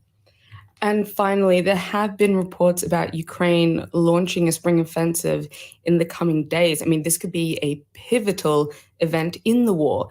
Is the EU ready to back Ukraine?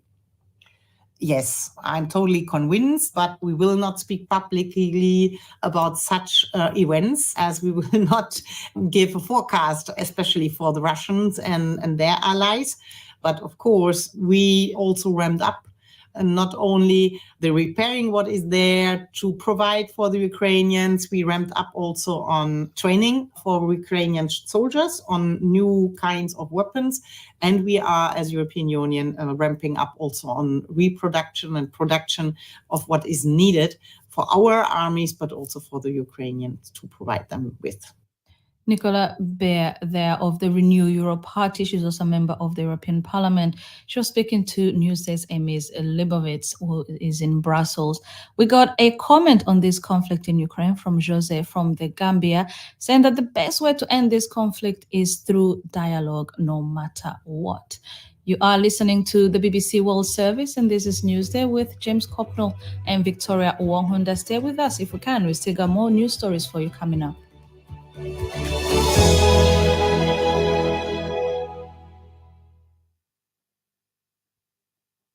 This is the BBC World Service, exploring King Charles's causes and passions and asking what kind of monarch he might be. Wow, this individual was ahead of the time. Wakes up every day trying to be a solution maker. He cares, he's compassionate. Charles III will soon be crowned as British king, but as the oldest monarch to assume the throne in the UK, He's already spent decades pursuing his passions and projects. He's one of the rare establishment figures that has consistently cared about urban inner city life. I'm Layla Nathu, and I'll be speaking to those who know him best to understand what sort of king he'll be. He's transforming lives all the time. His sense of purpose was to save the world. It wasn't just to be king. Thank you, King Charles. Keep it up, man. The Making of King Charles. Tuesday at 8:30 and 19 GMT.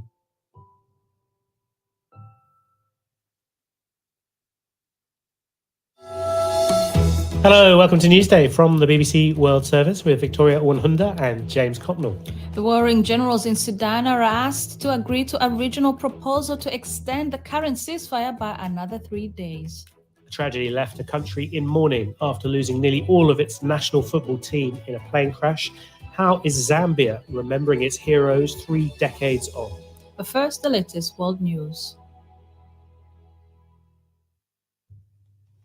BBC News with Danielle Yawowiecka. Diplomatic efforts are continuing with the aim of extending the ceasefire in Sudan between warring military factions. The Sudanese army says it's prepared to discuss the possibility with the rival Rapid Support Forces, which has not immediately responded. Republicans in the US House of Representatives have voted to increase the current national debt ceiling in exchange for nearly $5 trillion worth of spending cuts over the next 10 years. The measure is unlikely to be passed by the Democratic-held Senate. South Korea and the United States have promised an overwhelming joint response in the event of any possible use of nuclear weapons by North Korea. The commitment was unveiled during a state visit by South Korea's president. US federal prosecutors say the airman charged with leaking secret defense information may still have access to classified material. They argued Jack Teixeira should remain in jail while awaiting trial. There's been an intensification of Russian artillery and rocket attacks near the eastern Ukrainian city of Bakhmut, according to officials in Kiev. More than 300 strikes were recorded over 24 hours.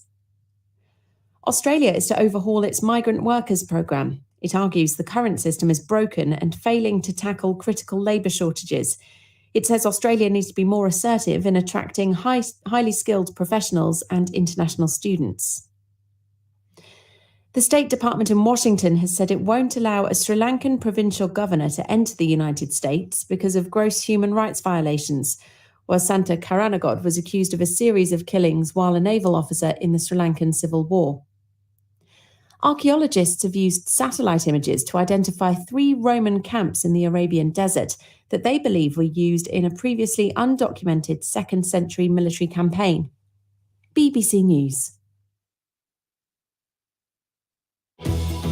Thanks, Danielle, for that news. Hello and welcome to Newsday. You are listening to us. You are with James and Vic. We will continue to look at the situation in Sudan as more people flee the country. If you have any comments or thoughts on that crisis, you can text us. Our number is +44 7786 205085. We will also look back at the tragedy 30 years ago that killed nearly the whole national football team on the way to a World Cup qualifying match. How is Zambia remembering its fallen heroes?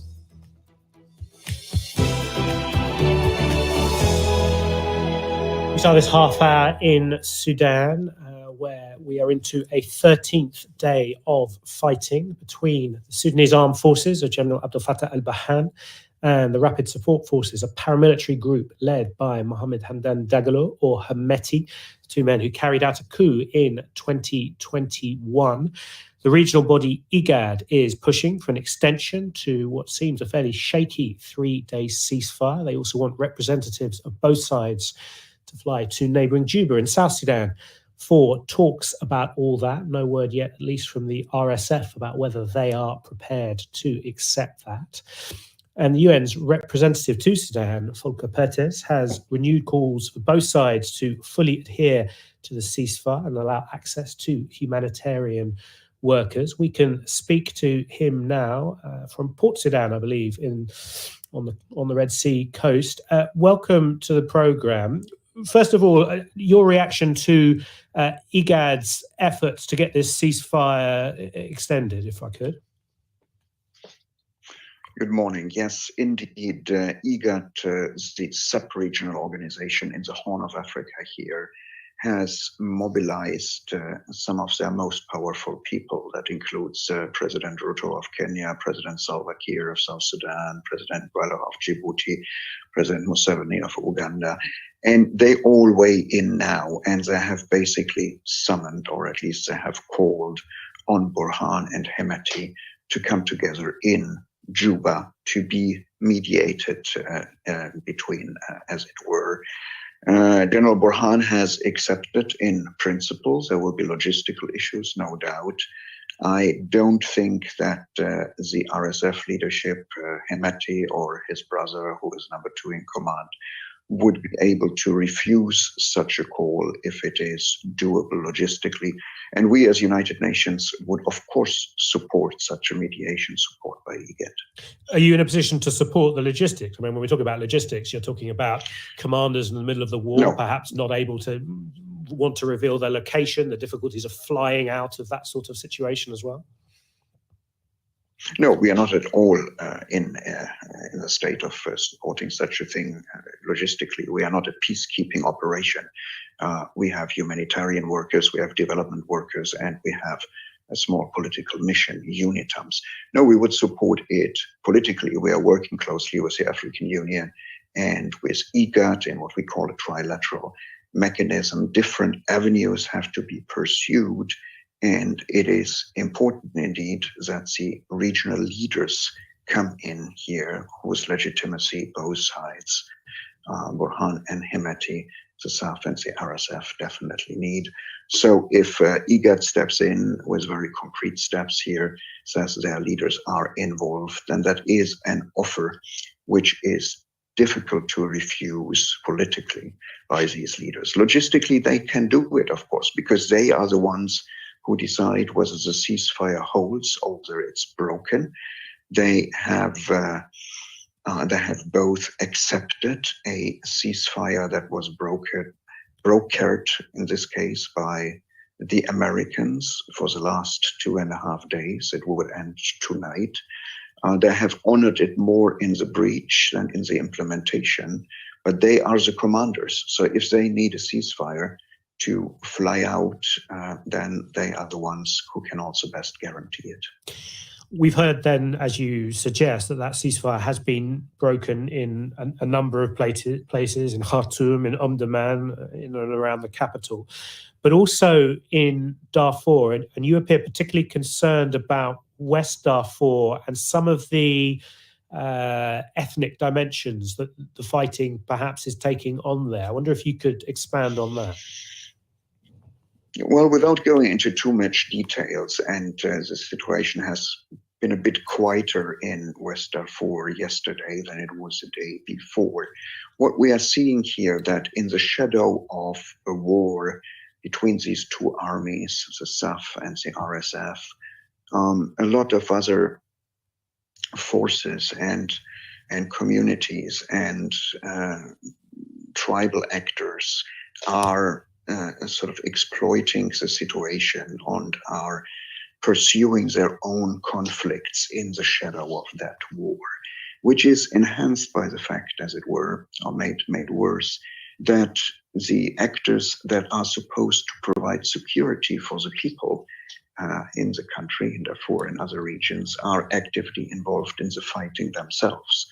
So if those who are supposed to represent the state and provide security are fighting with one another, there's more room for others. There's also more room for ethnic tensions that have been there before, for tribal tensions, but also for pure criminals or for opportunists who want to loot to take action. And that is what we have seen happening in Jenin and in West Darfur in the last 3 days. It's been a really, truly disastrous couple of weeks in Sudan's, sadly, very bloody history.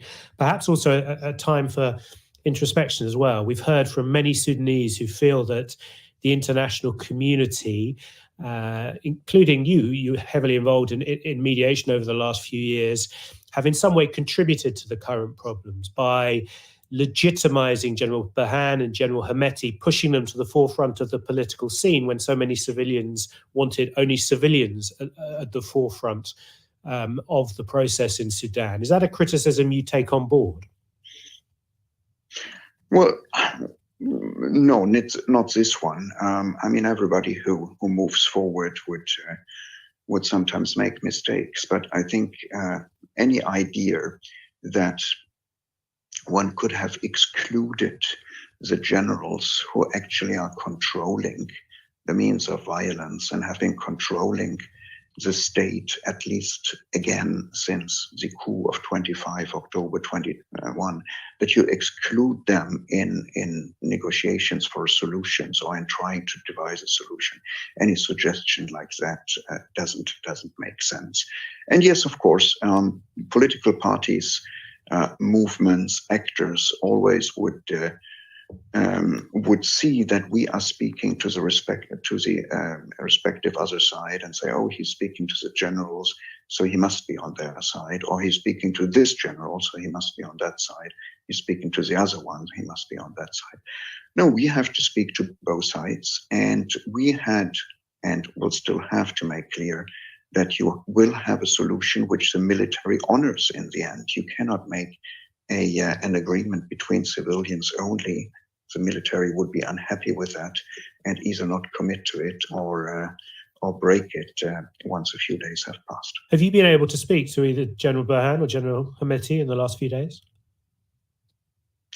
I have been in contact with both of them. Sometimes it's not for the communication situation here. Sometimes it's not possible to speak on the phone, but there are text messages in other way and other means. And do you get any sense that they're prepared to actually abide by a ceasefire to stop this fighting? They've both committed to the last ceasefires, which we have had one after the other, the last 3-day ceasefires, the one brokered by the Americans, but they have not totally respected it or only respected it partly. They are both, when you speak to them, when you ask them why this is happening or that is happening, they are both accusing the respective other sides that the others have started to break it. We have to defend ourselves. Volker Perthes, he is the UN's Special Envoy for Sudan.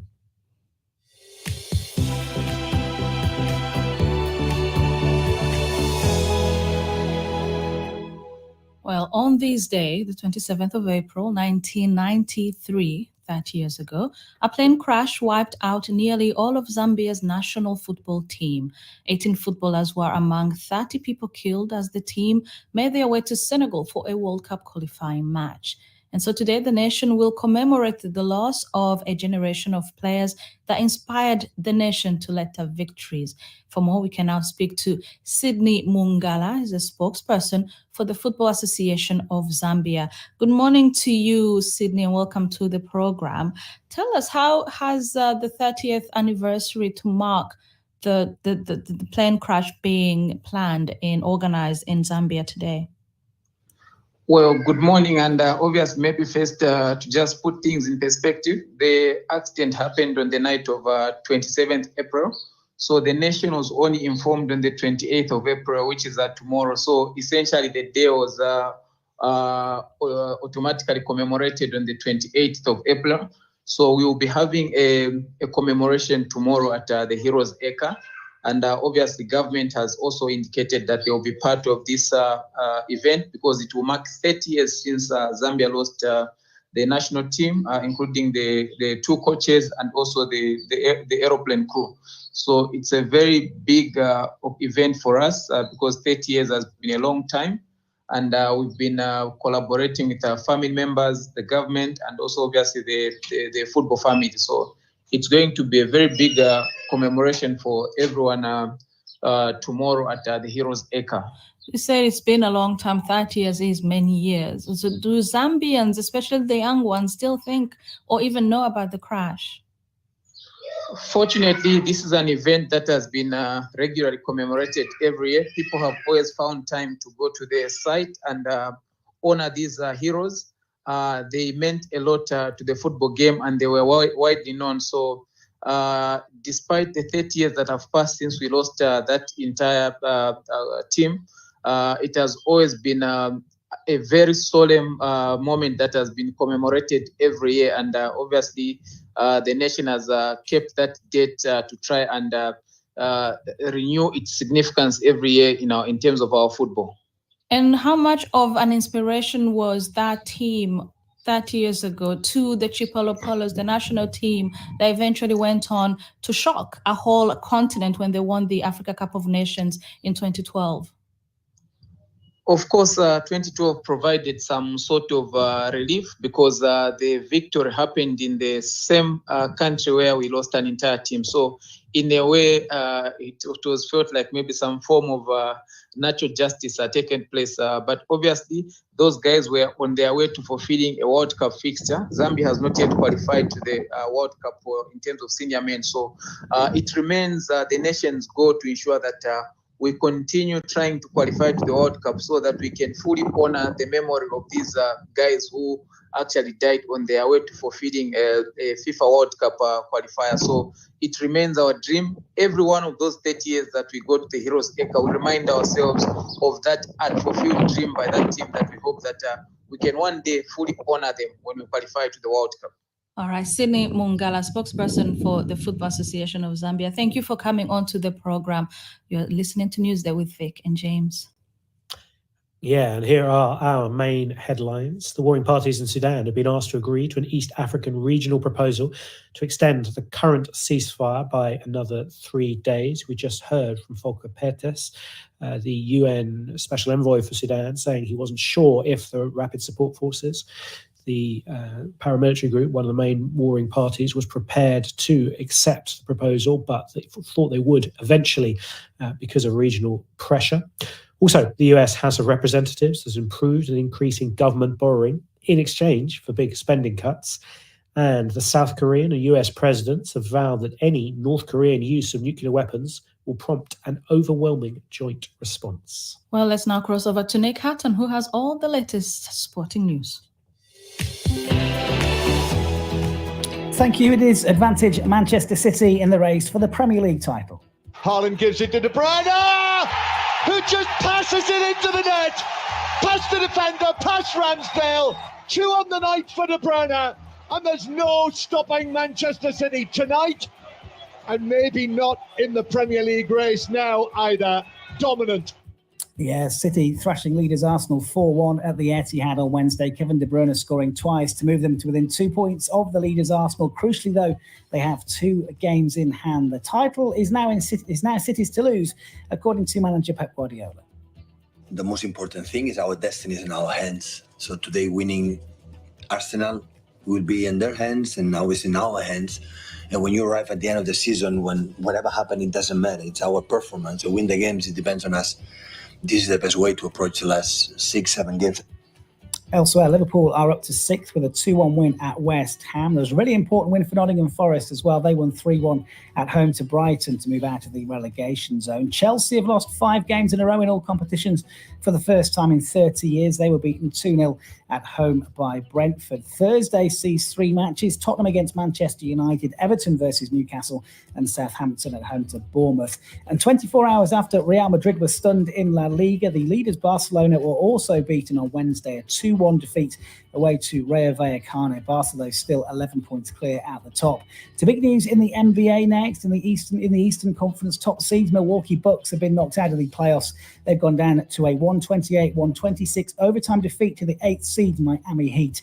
It means the Heat win the series 4-1. They go on to face the New York Knicks. They have their first playoff series victory since 2013. They've beaten the Cleveland Cavaliers 106-95 to go through 4-1. In form, Jalen Brunson scoring 23 points. Here's his Knicks teammate, Josh Hart. The star player, he showed that last year in the playoffs. He showed that this whole season. Now he's continuing to show. He's continuing to prove people wrong. And none of us in that locker room or in that front office or coaching staff is surprised with how he's playing. Now, the Memphis Grizzlies kept their Western Conference playoff campaign alive with a 116-99 victory over the LA Lakers. Lakers lead that series 3-2, while the Golden State Warriors move 3-2 ahead of the Sacramento Kings with a 123-116 win in Game 5. And in the opening game of the Nile Conference in the Basketball Africa League, debutants Al Ahly of Egypt were 92-74 winners over Ferroviario Debra of Mozambique.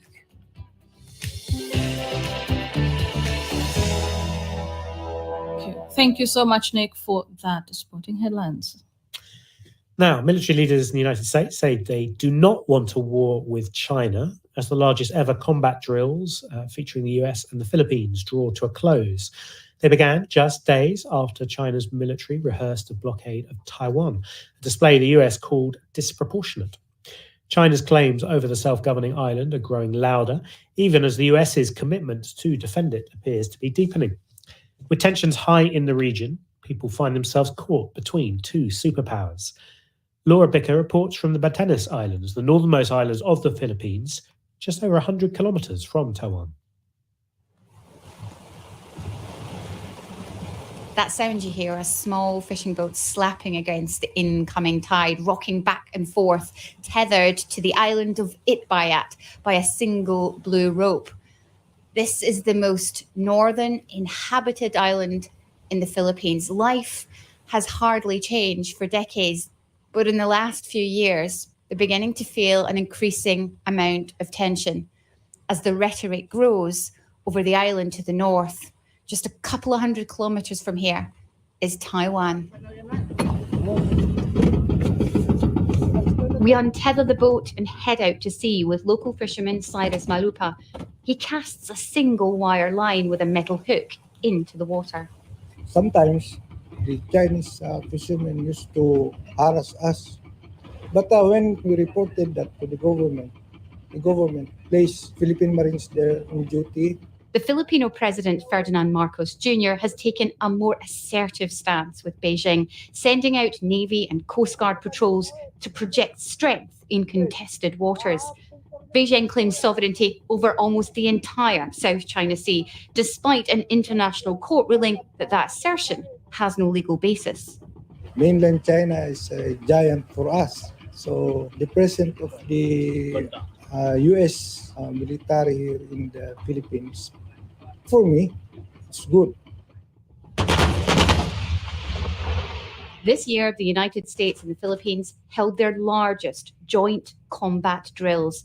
The exercises included defending an island from potential aggressors. That took place on the Batanes Islands. Our method of operation here and a goal of our campaign in the region is to deter conflict from ever occurring.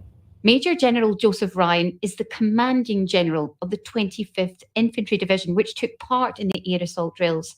He denies their increased presence will provoke the People's Republic of China. We don't want a war with the PRC. We do not want that. We do not desire that. We are not provoking that. A war with the PRC is good for nobody. The US is keen to show off its capabilities in Asia, holding ever more military drills with allies throughout the region. For Washington, this is not just about a display of shiny new arms. It's about shoring up alliances, and that includes with the Philippines, whose location is an asset. We've come all the way up to Santa Ana. This is a tiny village which sits at the northern tip of Luzon, and there's a naval base here. And when we were on our way, I thought, well, this will be a very large naval base because this is one of the bases that the United States has access to. Well, how wrong was I? It is a tiny naval base with very few resources apart from an airstrip that gives it access to the Taiwan Strait. It's not really a base. It may be a camp, a Boy Scout camp, but it's really a camp. Yeah. The governor of the province of Cagayan is Manuel Mamba. He is unhappy that 2 of the 4 new bases the US can now access in the Philippines are in his province. This is not my call or the call of our people. It's the call of our national leaders. We will abide by it. We may disagree with it, but really it's all because we don't want war. We don't want to be caught on the two superpowers. That report from Laura Becker in the Philippines.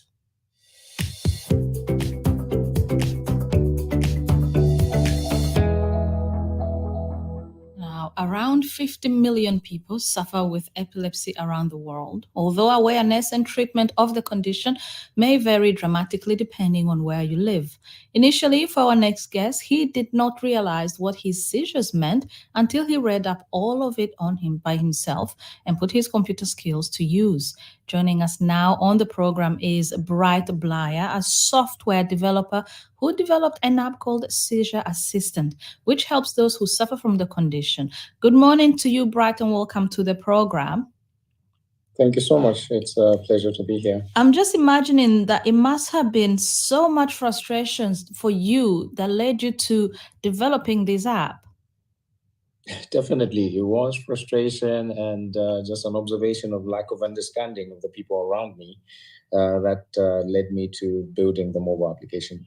And so talk to us, how does this app actually work? How does Seizure Assistant help those who have the same condition as you do? In a moment that somebody is about to suffer a seizure, we have certain types of seizures that require very, very specific first aid instructions for them to be restored back to health. And so with Seizure Assistant, when a person gets an aura, which is basically a series of signs that they're about to have a seizure, they can just push a button on the phone and the application will be triggered into panic state. If they don't get an aura or those warnings before the seizure, we are building a neural detector that is able to automatically detect that a seizure is about to happen. And when that is detected, it takes the application into panic state. Now, this panic state does three things when triggered. One, it will send an SMS to an emergency contact who's been set on the application. Two, it will play some SOS sound on the phone itself, the phone of the user, to basically just get the attention of the people around them. Because I noticed that whenever I would have a seizure, people would run away or they will start to exorcise me. And once that SOS sound is played, the third thing is done. The display of the very instructions that people need in order to provide first aid, but not just any first aid, the right first aid, depending on the kind of seizures that the person suffers. I completely get you when you say, when you have a seizure, people run. I grew up with my oldest sister who suffered from epilepsy for years. And, when she first had it when I was of age, I was really, really frightened. And, it's good to have this app where it sends all these signals and, put it in a panic state. But I was just wondering about language. What languages is this app in? So there's a beautiful thing with that is that Google has allowed for localization, which is basically a package which we just incorporate into our programming. So based on where the user is, the application is able to change the language to whatever language is most suitable in that area.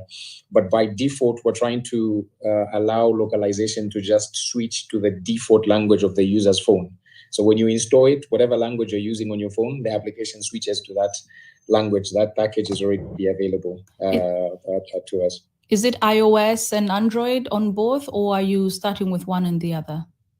No, we're running on both. We're building it in Flutter, which allows us to build, to release both iOS and Android running devices, or rather platforms.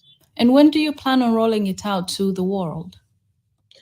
We should be doing a rollout maybe by July, somewhere there, but I shall be speaking about a first version that I have an MVP right now, but we just finished a research funded by Google, which I was doing in Kenya after I won the Inclusive Africa Award. So we shall be doing a presentation next month, and then we shall do a final rollout, I think, by July. Bright Blyer, thank you so much for taking the time to coming onto the program, and good luck with the launch of your app, which is hoping to help millions of people who suffer from epilepsy. So the app is called Seizure Assistant, and that was Bright Blyer there speaking to us from Lusaka in Zambia. You are listening to Newsday on the BBC World Service with me and James. Yeah, we've had a reaction into our story on Sudan from Ladu Alfred in Uganda. Ladu says, sharing power in Sudan is the answer. This is Newsday.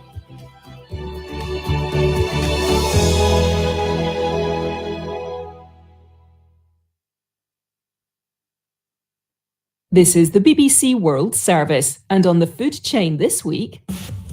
India and Kenya are trying to introduce genetically modified food crops for the first time. I'm Ruth Alexander, asking whether there are lessons to be learned from a third country, the United States, where consumers remain divided on GM foods decades after they were first introduced. The food chain, today at 10:30 and 21:30 GMT.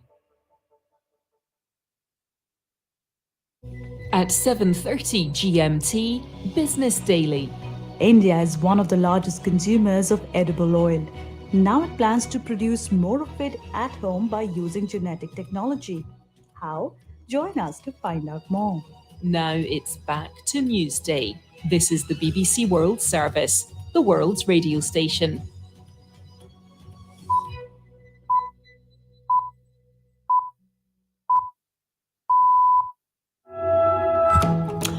Hello and welcome to Newsday on the BBC World Service with Victoria Ornhunda and James Cotnell. Coming up, new diplomatic efforts are underway to extend the current and shaky ceasefire in Sudan. The United Nations Special Envoy tells us he's not certain both sides will agree, but regional pressure may secure an agreement.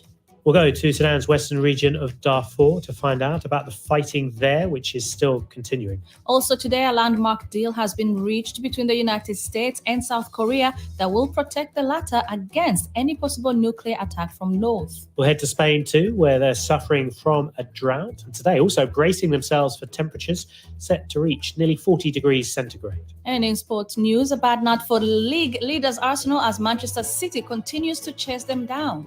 That's all after the latest world news.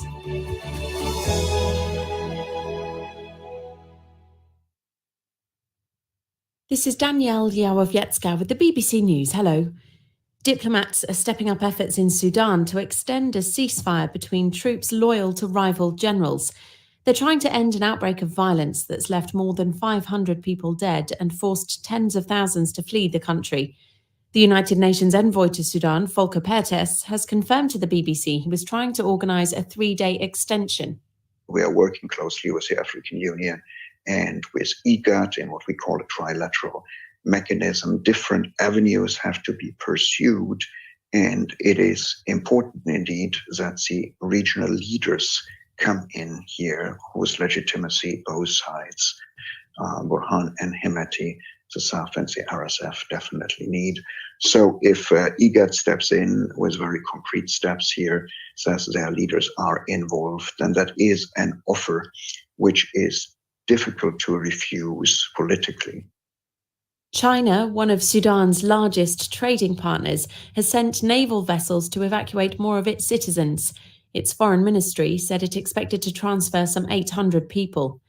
Tens of thousands of Sudanese nationals are also fleeing the violence and insecurity in their country. Catherine Bjarahanga is in nearby Djibouti.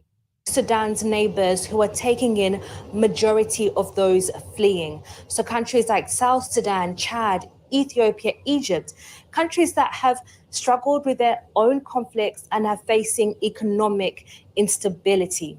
The United Nations and other aid organizations are calling for more support for them to be able to help those fleeing. And it's another reminder that usually in conflicts, it's a country's neighbors that usually take on majority of the burden. President Erdogan of Turkey has cancelled scheduled election campaign appearances for the second day running. He had been due to attend the opening ceremony of Turkey's first new nuclear power plant, but it's been announced that he'll take part via video link instead. It comes just weeks before crucial parliamentary and presidential elections. Republicans in the US House of Representatives have passed a bill that will raise the country's debt ceiling in conjunction with big spending cuts. The bill is in conflict with President Joe Biden's hopes of increasing the amount of money the US can borrow without conditions attached. The Republican House Speaker, Kevin McCarthy, said he hoped the result would force President Biden to begin meaningful talks. He's putting the American economy in jeopardy by his lack of action. Now he should sit down and negotiate. We passed this early. We are in April, way ahead of the debt limit. We are the only party to take fiscal action that would lift the debt limit so we wouldn't have economic damage. You're listening to the World News from the BBC. The Australian government is to overhaul its migrant workers programme. It argues the current system is broken and prevents officials from tackling labour shortages. The Home Affairs Minister Claire O'Neill said Australia had to, as she put it, skill up or sink. The government says Australia needs to be more assertive in the global race for talent.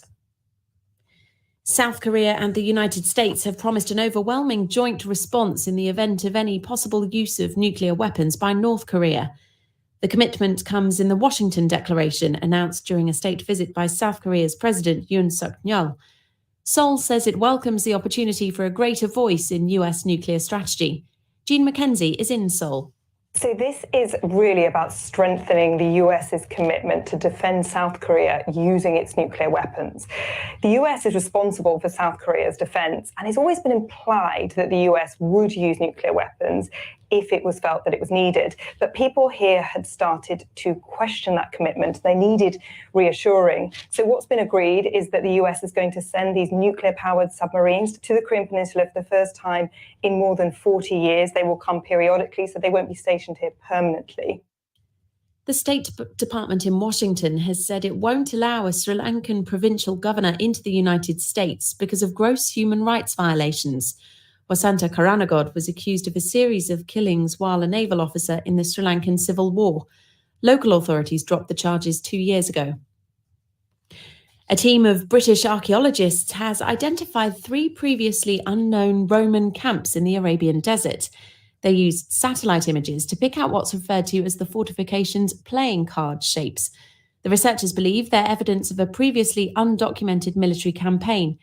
The area was a base for Rome's 2nd century capture of the Nabatean kingdom. BBC World News.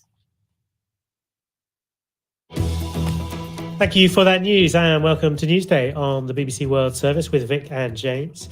The crisis in Sudan is our top story. We're going to focus particularly on the fighting in Darfur, the western region, still recovering from a 2-decade-long civil war before the clashes of the last few days. You can send us a text on Darfur, Sudan, or in fact anything you hear on Newsday. Our number is +44 77 86 20 50 85. We'll hear about a big defense deal between the US and South Korea as both look warily at North Korea. Spain braces itself for a heat wave, and I brace myself for our sports bulletin, which will document the demise of my beloved Arsenal at the hands of Manchester City.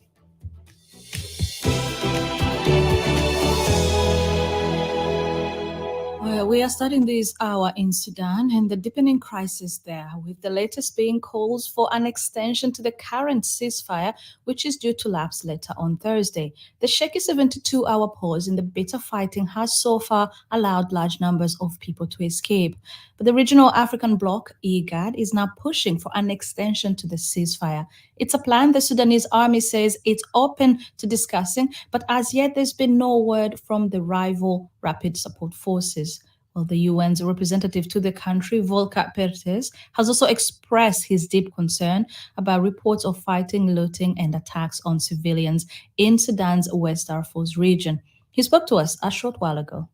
What we are seeing here, that in the shadow of a war between these two armies, the SAF and the RSF, a lot of other forces and communities and tribal actors are sort of exploiting the situation and are pursuing their own conflicts in the shadow of that war. There's also more room for ethnic tensions that have been there before, for tribal tensions, but also for pure criminals or for opportunists who want to loot to take action. And that is what we have seen happening in Jenin and in West Darfur in the last 3 days. Volker Perthes there, UN envoy for Sudan. Let's head then to Darfur. We can speak to Ahmed Guja, journalist and human rights monitor based in the town of Nyala, biggest city in Darfur, of course. I believe there's a little bit of a delay in the line, but we will persist with it. Ahmed, hello to you. What is the situation like in Nyala right now? Yeah, thank you so much for having me. Our situation in Nyala, it is a clamped down since the 3 days or 4 days ago because of this ceasefire local initiatives. we have some cases like yesterday evening.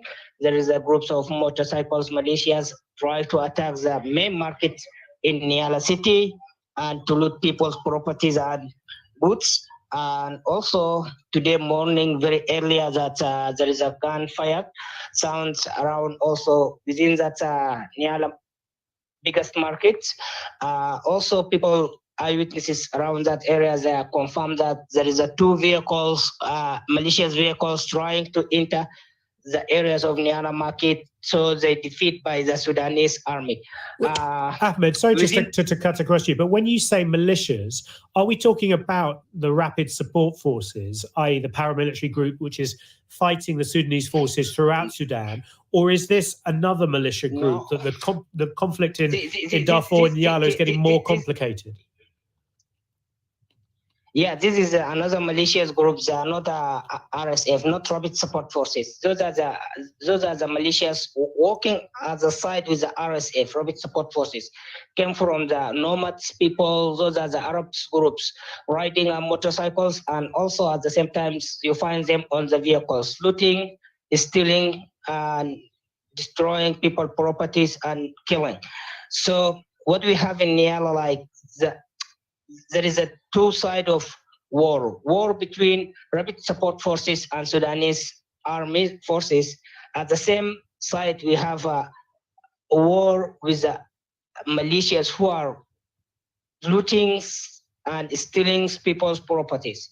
So within all the 12 days going on, the 11 days from the second day of the war in Niala, those groups of militias, armed militias appear on Niala areas, and they're starting doing this, stealing and looting people properties. The same thing that's going on in the other states, like West Darfur states. Yeah, I was going to ask you about West Darfur. Fill us in a bit there, because it seems like there have been quite a number of casualties.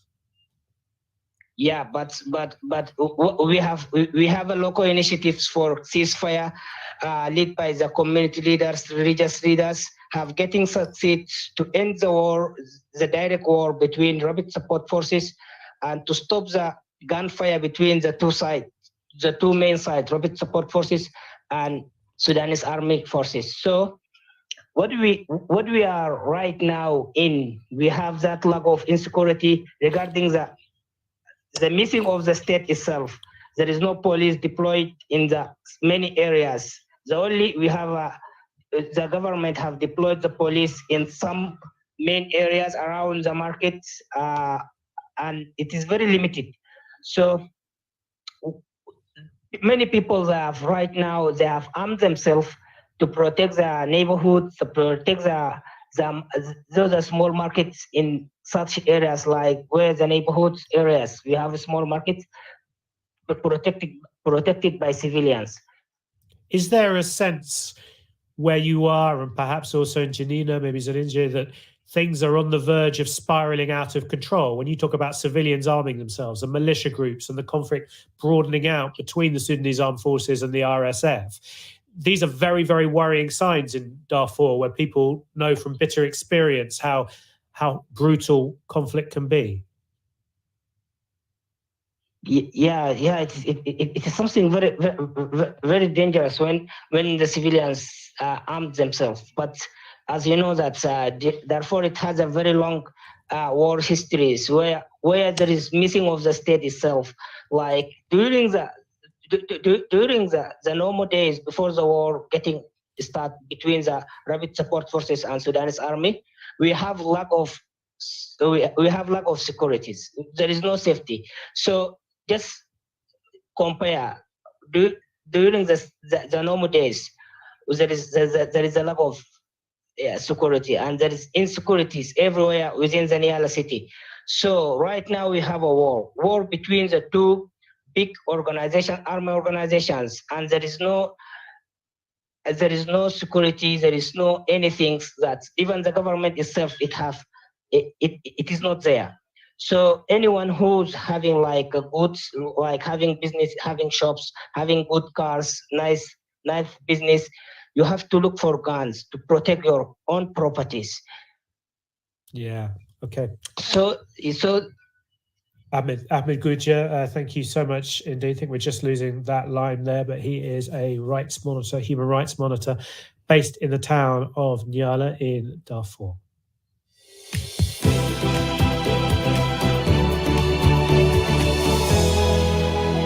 You are listening to News Day from the BBC World Service with Vic and James. It's just coming up to 7:15.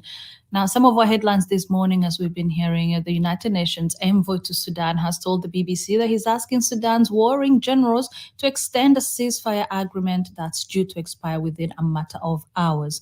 President Erdogan of Turkey has cancelled election campaign appearances for a second day after he was suddenly taken ill during a live television show. The U.S. House of Representatives has approved an increase in government borrowing in exchange for big spending cuts. And Australia is to thoroughly overhaul its programs for migrant workers. Officials say the current system is broken. Now, as an Arsenal fan, the moment I've been dreading, Nick Hatton with all the sports. Yeah, sorry to disappoint you because Manchester City manager Pep Guardiola says the Premier League title is now in their own hands after their 4-1 thrashing of leaders Arsenal at the Etihad on Wednesday. Kevin De Bruyne scoring twice as a rampant City moved to within 2 points of the leaders. Crucially, though, City have 2 games in hand. Elsewhere in the Premier League, there was a really important win for Nottingham Forest. Their 3-0 victory at home to Brighton moves them out of the relegation zone. Liverpool are up to 6th with a 2-1 win at West Ham, but more disappointment for Chelsea.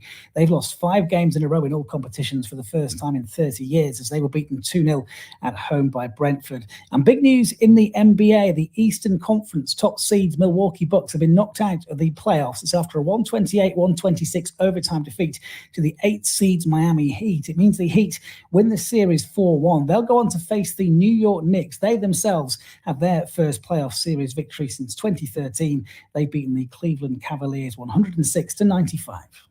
Nick Hatton, thank you. He's back in half an hour or so.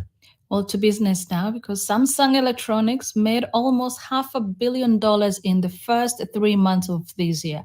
$500 million. Now, that's a 95% drop from the same time last year.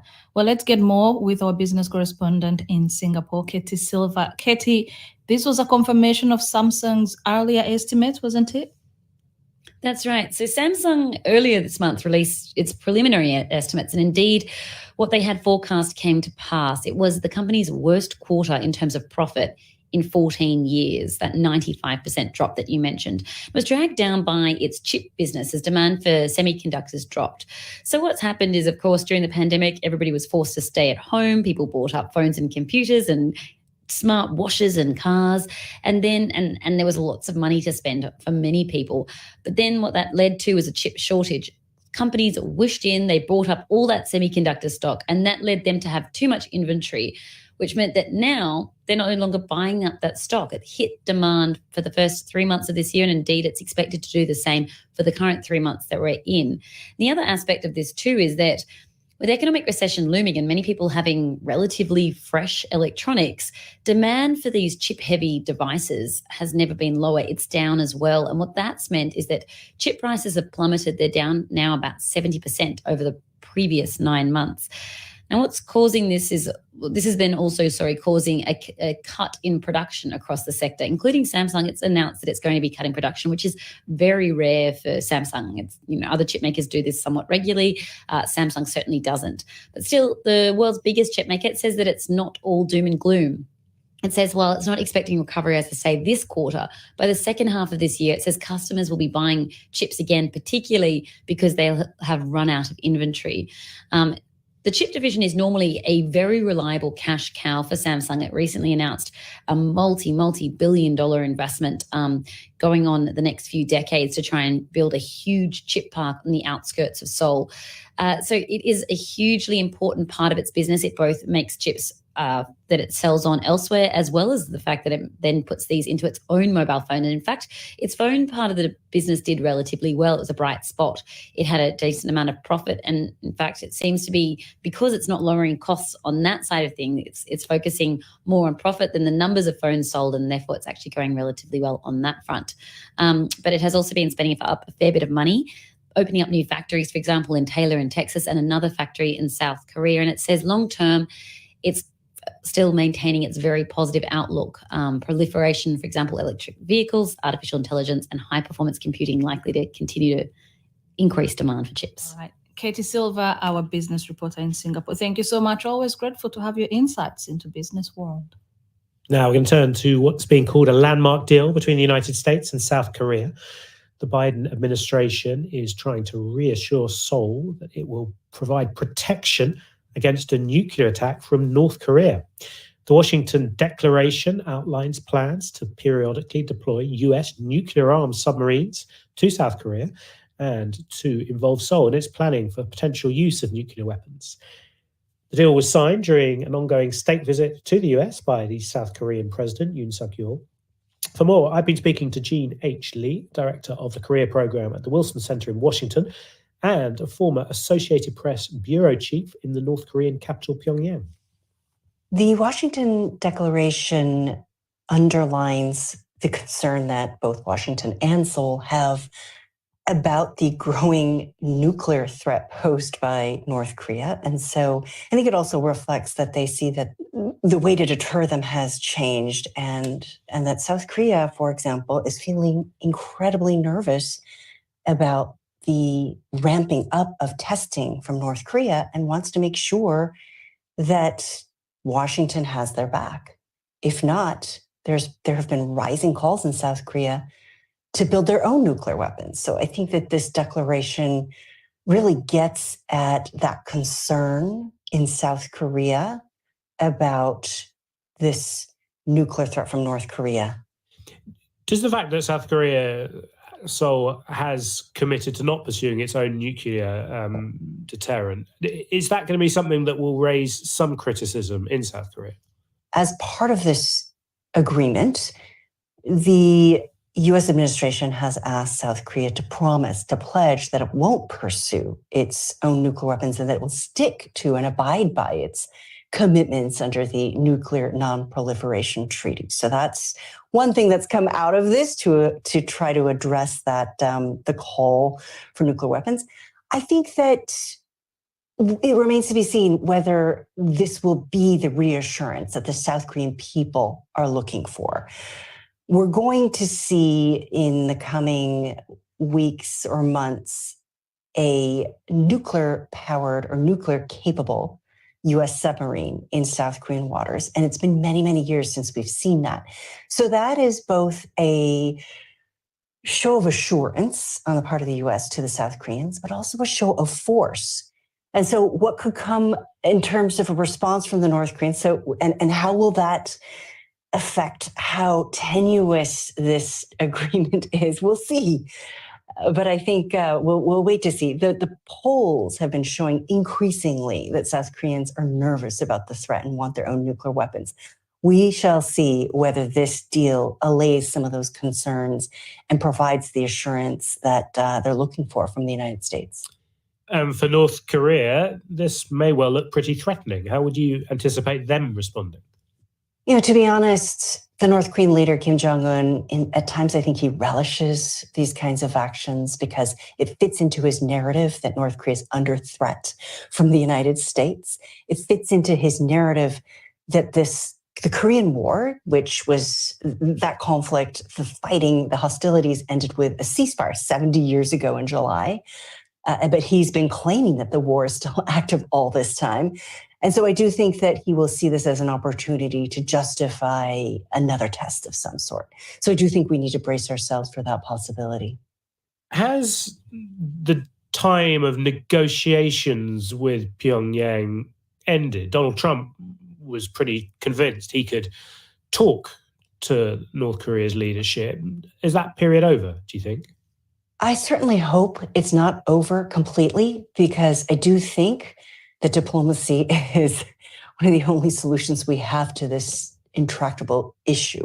However, I think that this declaration also acknowledges that the equation, the solution is so much more complicated now because of the nuclear threat, because of the fact that North Korea has advanced its program, its arsenal, to such a degree that it poses this threat to the region, this nuclear threat to the region. So, but I do hope that there is an opportunity in the future to get back to nuclear negotiations, because certainly what we don't want is a nuclear arms race in Northeast Asia.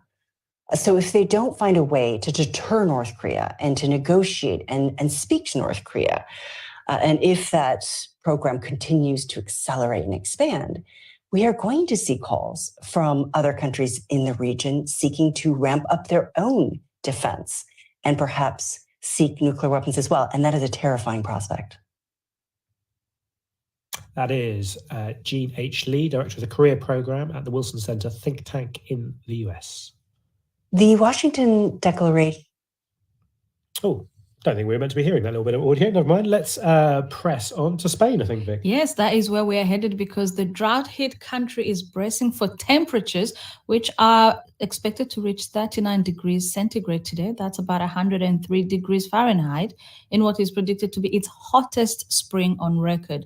Those temperatures are 15 to 20 degrees Celsius hotter than on average at this time of the year. Well, let's speak now to our Spain correspondent, Guy Hedgecoe. Good morning to you, Guy, because I believe now it's about almost 8:30 in the morning where you are. What are the temperatures like for the moment?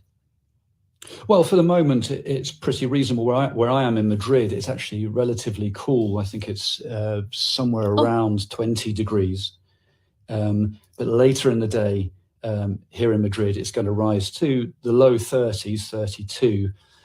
It's down in the south of the country where we're expecting to see the really high temperatures later on today. So at the moment, it's relatively cool down in the south, but in Andalusia, as you say, there could be temperatures as high as 39 degrees, possibly even 40 degrees. If so, that would be a record for Spain in April. So we really are bracing ourselves for much higher temperatures later on in the day today. And how big a region would you say is looking to having this scorching heat? Sorry, the line cut out there. I didn't hear the question. I was just asking how big the region is that is expected to have these up to 40 degrees today. Well, it's the southern region of Andalusia is the area which tends to see feel the brunt of heat waves in Spain in the summer, and again that area is going to see probably the worst of the heat over the next couple of days. But we're told that around 8 million people across Spain are seeing extraordinary high temperatures at the moment. And so much of the country already has been seeing very high temperatures this week. Even areas in the north that would not expect to see temperatures really beyond the mid-20s are seeing temperatures several degrees higher than that already. So the whole country has been experiencing this heat wave, but it's really the Andalusia region down in the south and those big cities of Seville, also Cordoba and Granada, they are going to see much higher temperatures than normal. Is there a government strategy in hand now, or how are they planning to cope with this? Well, what we've heard so far from the government is that the kind of warnings and information that you would normally hear sort of in the middle of July or in August, when the heat is expected. So they've been telling people to stay indoors, out of the heat, where possible during the hottest time of the day, which tends to be sort of from around 5 o'clock onwards, where possible. But of course, people are not on holiday for the most part at the moment. They're out working, a lot of people, so that's difficult. But they've also been telling, the authorities have also been telling us to drink water. They've been saying that old people and younger children are particularly at risk. So those kinds of pieces of information that you would normally hear in the summer.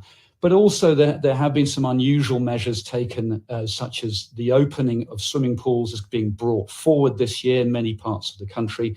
And many schools have been told that they can bring their classes forward to earlier in the day so that children will be studying at cooler times of day. Also, many classes are going to be held outside in the shade in schools where there's no air conditioning. So there are a lot of measures being introduced, not just by the central government, but also by local governments as well to try and manage the heat. All right, Guy Hedgecoe, our Spain correspondent. I know you said it was cold, or it was at least cool where you are, but stay safe. You're listening to news on the BBC World Service. This is the BBC World Service, where Rutherford and Fry have another curious case to solve. After our major maths nerd out in the Pi episode, loads of you wrote in to ask for some more maths. Did they though? Yes, they did, Adam. Yes, they did. So, Dr. Rutherford, for this episode, we're talking about imaginary numbers. Numbers that are indispensable in maths, engineering, and physics. The square root of -1, it's an impossible concept. Who first came up with this idea and what were they up to? It's a guy called Jerome Cardano in Italy in the 16th century. In the middle of his calculations, he had a square root of a negative number, and it sort of stopped him in his tracks, and he said, that's not right. This seems like it's an impossible case, was what he wrote down. Around this time, the Renaissance, there's a lot of this going on, isn't there? If you can solve these things, you can make a lot of money from it. The Impossible Number, Monday at 19:30 GMT.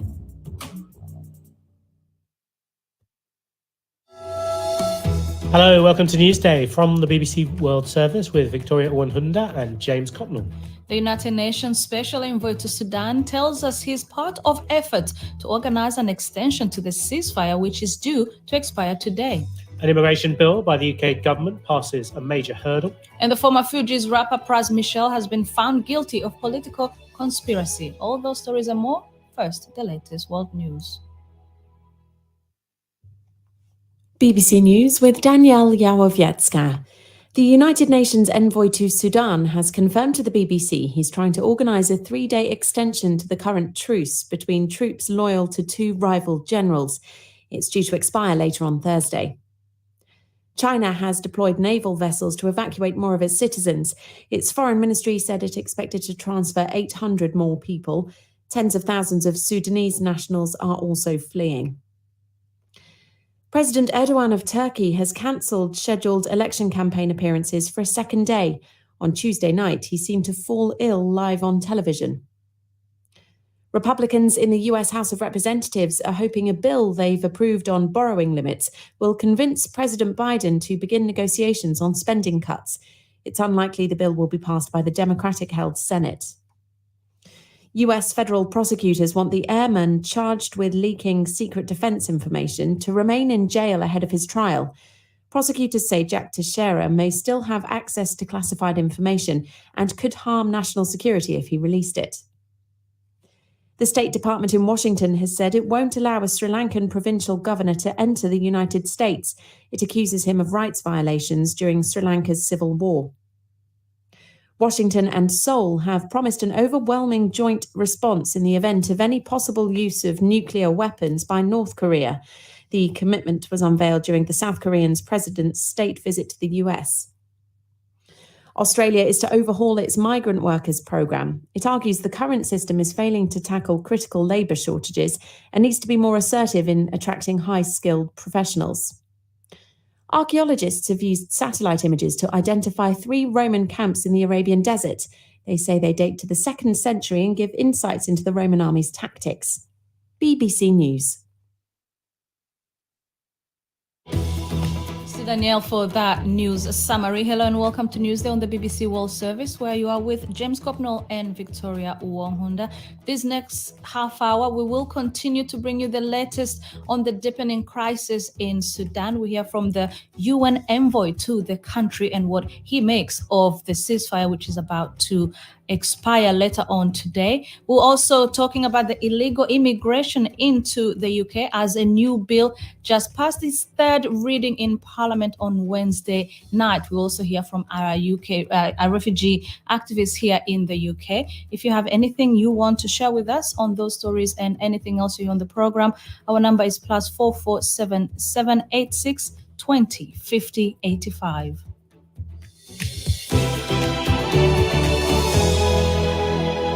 Yes, we start in Sudan, where the conflict between the Sudanese armed forces of General Abdel Fattah al-Burhan and the paramilitary rapid support forces of Mohamed Hamdan Dagalo, or Hemeti, continues. 3-day-long ceasefire has not really held and is shortly to come to an end. There are regional efforts led by IGAD, the regional body, to extend it. United Nations representative to Sudan, Volker Perthes, has renewed calls for both sides to respect the ceasefire and allow access for humanitarian workers. We've heard on the programme about the problems in South and West Darfur, lots of concerns about ongoing fighting there, fighting too in Khartoum and Omdurman, Sudanese capital, at the very heart of the state. We've heard too about people desperately trying to flee the country as well. So a short while ago, I spoke to Volker Perthes of the UN. He's in Port Sudan in the Red Sea coast. And I asked him first about regional efforts to mediate peace. IGAD, the sub-regional organization in the Horn of Africa here, has mobilized some of their most powerful people. That includes President Ruto of Kenya, President Salva Kiir of South Sudan, President Gwala of Djibouti, President Museveni of Uganda.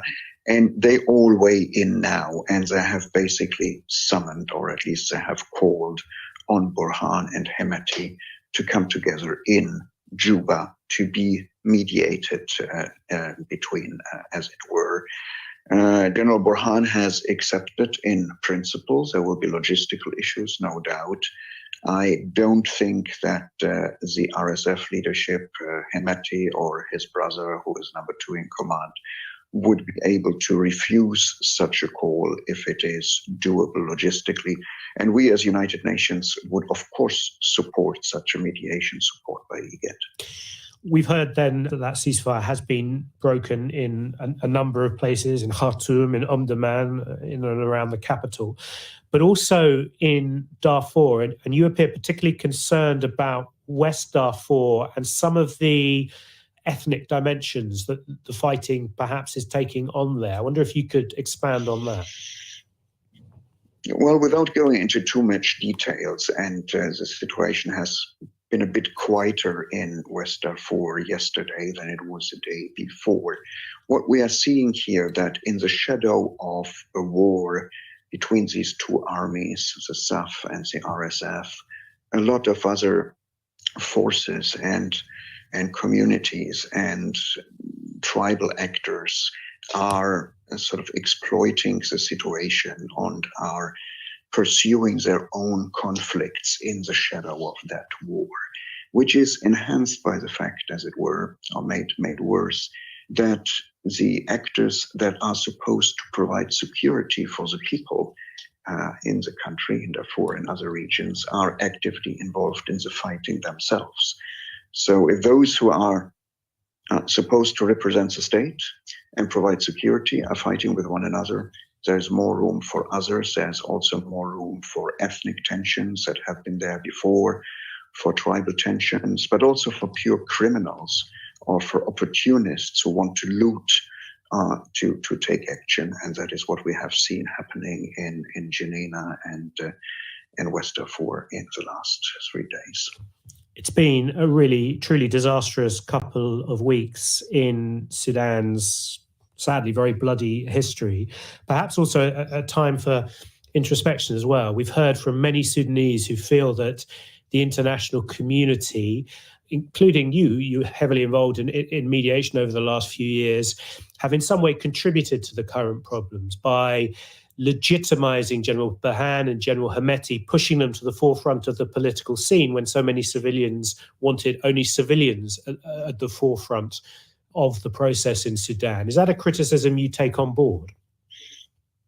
Well, no, not this one. I mean, everybody who moves forward would sometimes make mistakes, but I think any idea that one could have excluded the generals who actually are controlling the means of violence and have been controlling the state, at least again since the coup of 25 October 21, that you exclude them in negotiations for solutions or in trying to devise a solution.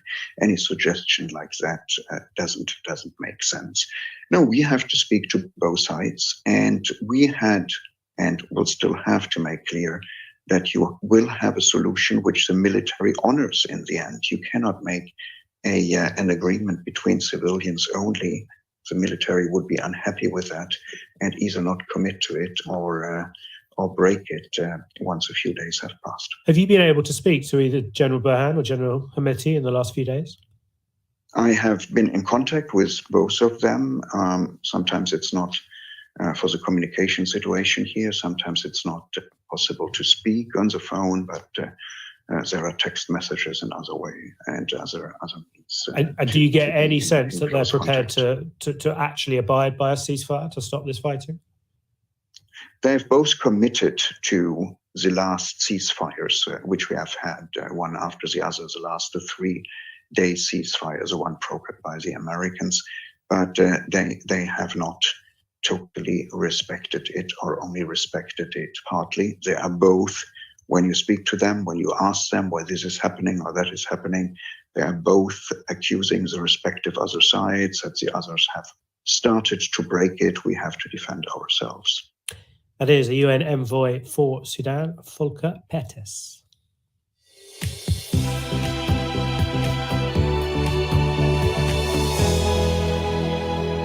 Well, let's bring the news closer to home here in the UK, where the government's illegal migration bill passed its third reading in the Parliament on Wednesday night.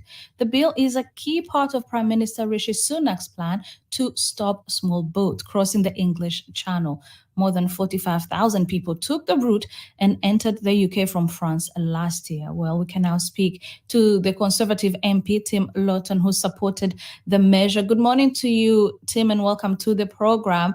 You told the Commons last night that, and I'm quoting you here, we need to be ruthless against the people smugglers who benefit from this miserable trade. But some might also say, how do you catch smugglers and stop them from working when the government might seem to be punishing those in need, those who make it to the UK shores? Well, the people who are profiting most out of this miserable trade, which saw 46,000 people come across the Channel in very dangerous small boats last year, are the people smugglers. There are considerable measures that have been taken to clamp down on them, joint cooperation between British and French police and intelligence services, for example, but still the trade goes on, and many thousand have already come across this year. The problem is that some of those coming across the Channel may be genuine asylum seekers, but others are not, who do not have a credible claim to be able to stay in the United Kingdom and are effectively gaming the system. So what this bill is all about is making sure we have very tough measures for people trying to get into the UK in that most inappropriate way, with little chance of having a credible asylum claim, and those genuine asylum seekers for whom this bill also now offers safe and legal routes, which is an amendment I pushed through successfully yesterday. So we make sure we're looking after those who do need our care and to be brought to safety, but we're clamping down on those who are effectively gaming the system. So you said that some of them might actually be in need of asylum, and that's why they are coming to the UK. But some also you agree that they might not. How do you then know who is in need and who is not until they reach the shores of where they're coming to seek asylum? So this is the whole point. We have at the moment limited safe and legal routes, and we have very generous country-specific schemes for those people who've come from Syria, from Afghanistan, and the resettlement schemes for Hong Kong and Ukraine. We have other legal ways to get to the UK through family reunion schemes and through UNHCR schemes. But surely you also know that it's not easy for people to have the family reunification. So if this is the way, because people are crossing treacherous waters, they are risking their lives to reach what they see as safety. So I know that entirely, which is why I made sure and put pressure on the government that there are safe and legal routes which include expansion of family reunion schemes. I also would like to see what we call a DUBS 2 type scheme, which concentrates on bringing children from places of danger, and then other schemes through the UNHCR which would identify those seriously in danger, for example, some people coming out of Sudan. So those schemes are now being considered as part of the bill that's going through. That means that those people coming across the Channel in those boats when those schemes come in will have no excuse to say this was the only way we could get to the UK. Whatever you think about the number of people we should take in the UK, coming across the Channel, the most dangerous waterway in the world, paying ruthless criminals to do it. It's the most inappropriate way to do it, and that's what this bill seeks to clamp down on. I'm glad you just mentioned Sudan right there, because my follow-up question was, like we're seeing this conflict, it might not be any end in sight, and this might go on, and we've seen people fleeing and leaving the country. What safe and legal route is there for people leaving Sudan and wanting to seek safe to asylum in a country like the UK? Well, my amendments to the bill will make it much clearer what those routes will be, and the government is obliged to set those out. In the short term, what we will probably have to see is an emergency scheme along the lines that we've seen for Syrian and for airlifting Afghan citizens out of Kabul back in the summer before last. If the situation sadly does become long, protracted, and worse, then we will consider that sort of scheme. I'm sure. Tim, so just very briefly, what is next for the bill? From what I understand, the next stage is the House of Lords.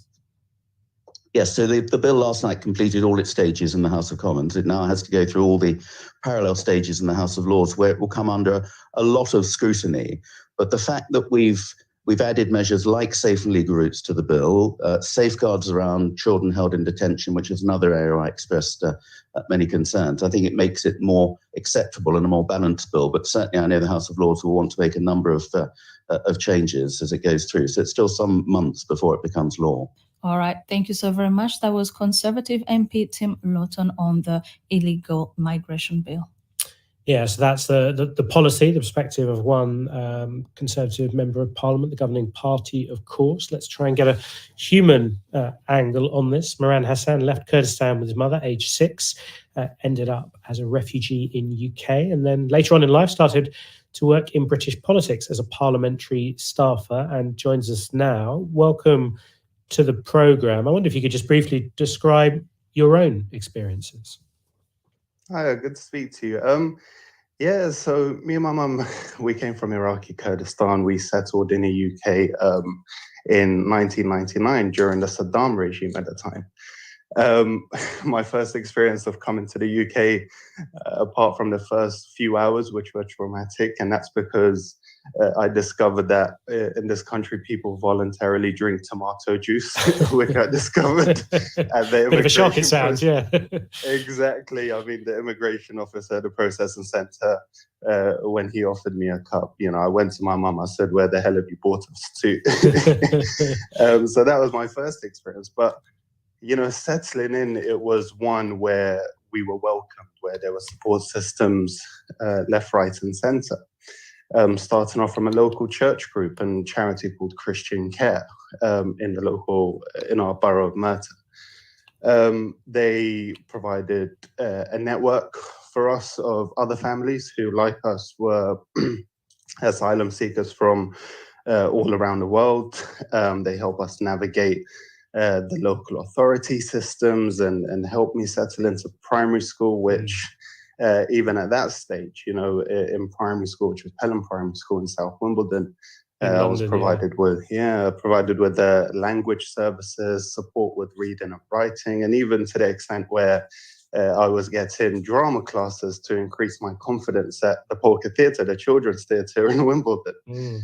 So it sounds like there were many things that perhaps facilitated your arrival. I wonder what you thought of what you just heard about this latest bill, this latest approach to migration to the UK. I mean, it's definitely a concerning approach, because what we are essentially doing is criminalizing the most vulnerable people in the world at the moment, rather than being proud at the fact that the UK is a destination sometimes of choice, in many cases as one of necessity due to family links, due to cultural links. And I think the long-term impact that it can have on the social cohesion actually comes from a bill like this moving forward, not from what the minister described as the current system where migrants are moving into hyper-diverse areas. What we actually are creating with this system is a disengagement with institutions, the more likely effect of people not coming forward when they land into the country, where they aren't seeking services such as the modern slavery system or health services. Sorry, just to cut off. I was just thinking that the MP, Tim Loughton there, his point was his bill is going to introduce safe ways of getting to the UK, the correct avenues, as it were, to come to the country. I wonder what you felt about that.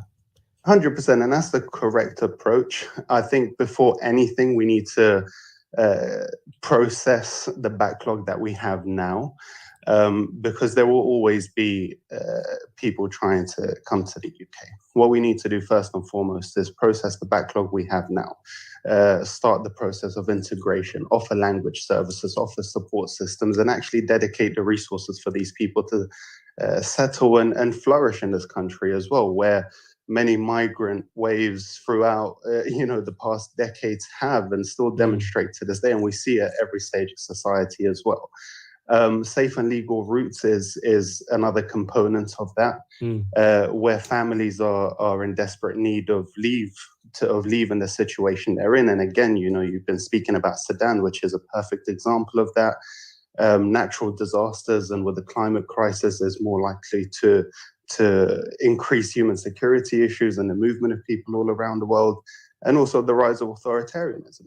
I'm someone that came from a country which suffered from a very brutal dictatorships. And what options do you have then? Yeah, so these issues are likely to continue. Moran Hassan, thank you so much indeed. Newsday on the BBC World Service. Let's move on to the sports with Nick Hatton. Thank you. It is Advantage Manchester City in the Premier League title race, billed as the biggest game in the English top flight for a decade. It was second place City who thumped leaders Arsenal 4-1 at the Etihad. 2 goals from Kevin De Bruyne now leaves City in pole position for the title, just 2 points behind Arsenal, but crucially they have 2 games in hand, City. Let's hear from both managers. They're a disappointed Arsenal boss Mikel Arteta in a moment, but first here's City's Pep Guardiola. We started really well. We read the game well. Our build-up was much better than Emirates, and we make, considering the opponents that we face, a fantastic performance. We didn't do any of the basics right. We didn't compete in the right way. We didn't win enough duels. So we have to look ourselves in the mirror. I think the disappointment comes when today we weren't at our level. Not their level, but our level. Elsewhere, Chelsea suffered a 5th defeat in a row in all competitions. They were beaten 2-0 at home by Brentford. All 5 losses have come under club legend Frank Lampard, who returned to us for a second spell as manager earlier in April. Liverpool are up to 6th with a 2-1 win at West Ham, although Ham's manager David Moyes felt his side were owed an apology by VAR after being disrespected for not being awarded a late penalty. Huge win at the bottom for Nottingham Forest. They beat Brighton 3-1. It lifts them out of the bottom 3, ending a run of 11 games without a win. 4 games on Thursday in the Premier League. It includes Tottenham at home to Manchester United. Now, we spoke about the big defeat for Real Madrid on Tuesday in La Liga. Well, leaders Barcelona lost on Wednesday. They went down 2-1 away to Rayo Vallecano. They remain 11 points clear, though, at the top of the table. And big news today in the NBA with the Eastern Conference top seeds, Milwaukee Bucks, knocked out of the playoffs. They've gone down to a 128-126 overtime defeat to 8th seed Miami Heat. Jimmy Butler scoring 42 points as the Heat win the series 4-1. They go on to face the New York Knicks. They have their first playoff series victory since 2013. They've beaten the Cleveland Cavaliers 106-95 to go through 4-1. His head coach, Tom Thibodeau. We have what I feel are the best fans in the world. We have the best city in the world, the best arena in the world. And I think the way this team plays, it resonates with all our fans. They play hard, they play smart, and they play together. And I think if you do that in New York, it's always recognized. It's good. There's still a lot of work to be done. We have a lot of areas to improve upon. So we're looking forward to the next challenge. And the Memphis Grizzlies kept their Western Conference playoff campaign alive with a 116-99 victory over the LA Lakers. They lead the series 3-2. And the Golden State Warriors took a 3-2 series lead with a 123-116 win at the Sacramento Kings.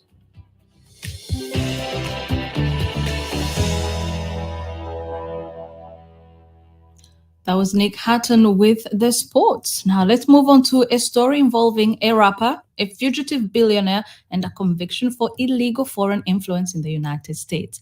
The rapper Pras Michel, known as Pras, a former member of the 90s rap group The Fugees, has been convicted by a New York jury on charges relating to a foreign lobbying campaign by a wealthy Malaysian businessman. During the 7-week trial, Pras Michel claimed that he had done nothing illegal and that he had considered the millions of dollars that he had received as free money. But he was convicted of money laundering and working as an agent for China, amongst other charges. Well, to discuss this incredibly extraordinary case, I've been speaking to Dan Friedman. He's a journalist with the Mother Jones News magazine, and he's been following the trial. I think a good way to think about it is to focus on Joe Tak Lo. Joe Lo, as he was known, was supposedly a Malaysian financier who was involved in the looting of a Malaysian state development fund, a massive theft from that fund starting in the late 2000s. And then he came to the United States around that time. And according to the United States Justice Department, he was laundering the stolen money, and he was doing stuff like he was a financier of the movie Wolf of Wall Street with Leonardo DiCaprio, and he was holding all these incredibly lavish parties where he invited celebrities. Sometimes he paid celebrities to come to these parties, and he met people, including Pras Michel, the former member of the Fugees, who by this time was on a solo career and was doing different projects. And I think that a lot of these celebrities and other people saw this guy just spending all this money and realized that he was a source of money, and they hung out with him, I think, in part to get money out of him. And for Pras, that worked exceptionally well. In 2012, Joe Lo wanted to get close to the Obama campaign. He wanted to meet President Obama and have his picture taken with him. And he gave Pras Michel $20 million, some of which Pras then used to funnel to the Obama campaign. He used straw donors or conduits, people who he gave money to make donations so that he could exceed the legal limits on donations to a presidential campaign. That's illegal. A few years later, in 2017, Joe Lo realized that he was being investigated by the Justice Department for his role in the 1MDB theft and had his assets frozen. He then wanted political help, finding a fixer or a lobbyist who could go to the new Trump administration and help him try to get the investigation killed. And he went to his friend Pras, somewhat surprisingly. And Pras knew a woman in the entertainment industry who was a Republican donor, and knew a even bigger Republican donor by the name of Elliot Broidy, who was one of the top fundraisers for the Republican National Committee and had raised a lot of money for Trump. And this group arranged to be paid massive sums by Joe Lo, this Malaysian criminal, to try to get the Justice Department to kill this investigation. While they were doing this, they then were introduced to a Chinese vice minister for security who Joe Lo was attempting to cultivate in China. And through that connection, they also were asked to begin lobbying for the extradition of a Chinese dissident and wanted criminal in China who had fled to the United States named Guo Wenwai. And they began a separate additional lobbying campaign to try to get him extradited from the United States to China. So Pras has now been convicted of a host of crimes for his role in this scheme. He took the stand himself in his own defense. What did he say? What was his defense? His defense was a little confusing, and I would say that it was pretty disastrous for him to have taken the stand, because he admitted that he had made these illegal campaign contributions. He admitted that he accepted a large amount of money from Joe Lo to try to help him influence the United States government. He just quibbled with some of the ways that the government was defining whether he received an investment or if it was just a payment for his services. But he also said that he was trying to get as much money as possible from Joe Lo. In his own defense, he said, I saw that this guy spent all kinds of money, and I wanted to get as much money as I could from him. And he did. He wound up getting paid more than $100 million. And his contention was that he didn't do anything illegal to get that money, that these were legal business deals. But that story was not, I don't think, plausible. I watched it, and I didn't think it was at all true. And the jury obviously agreed, because they convicted him on all counts. That was Dan Friedman, a journalist with Mother Jones News magazine, talking about rapper Pras Michel being found guilty on 10 counts of things, including money laundering. It's an incredible story. I just cannot wrap my head around it. No, but you summed it up pretty well, so thank you. We also heard in the programme quite a lot about Sudan, the conflict there, efforts to bring it to peace. UN envoy for Sudan, Volker Perthes, telling us about efforts to extend a ceasefire. And we talked, Vic, as well, about 30 years since the plane crash in which most of the Zambian national football team died. Vani Dukuli from Liberia writes, as we mourn with Zambia over their 3-decade-long loss, the people of Sudan, mainly soldiers loyal to rival warlords, should stop the senseless war and allow ordinary people to live in peace and harmony. And Vani says Africa deserves better. That's it from this edition of Newsday. From Vic, me, and all the team, goodbye. Bye. This is the BBC World Service, looking into how Turkey's forthcoming elections might be affected by the recent deadly earthquake. People cried out for support, but the government said it cannot be responsible for the earthquake. But you can't say the economy is bad. This campaign will be very different to what might have been expected. After the earthquake, Turkey's elections at bbcworldservice.com/documentaries or wherever you get your podcasts. Business Daily is in 30 minutes. India is one of the largest consumers of edible oil. Now it plans to produce more of it at home by using genetic technology. How? Join us to find out more. Next, it's The Inquiry. This is the BBC World Service, the world's radio station.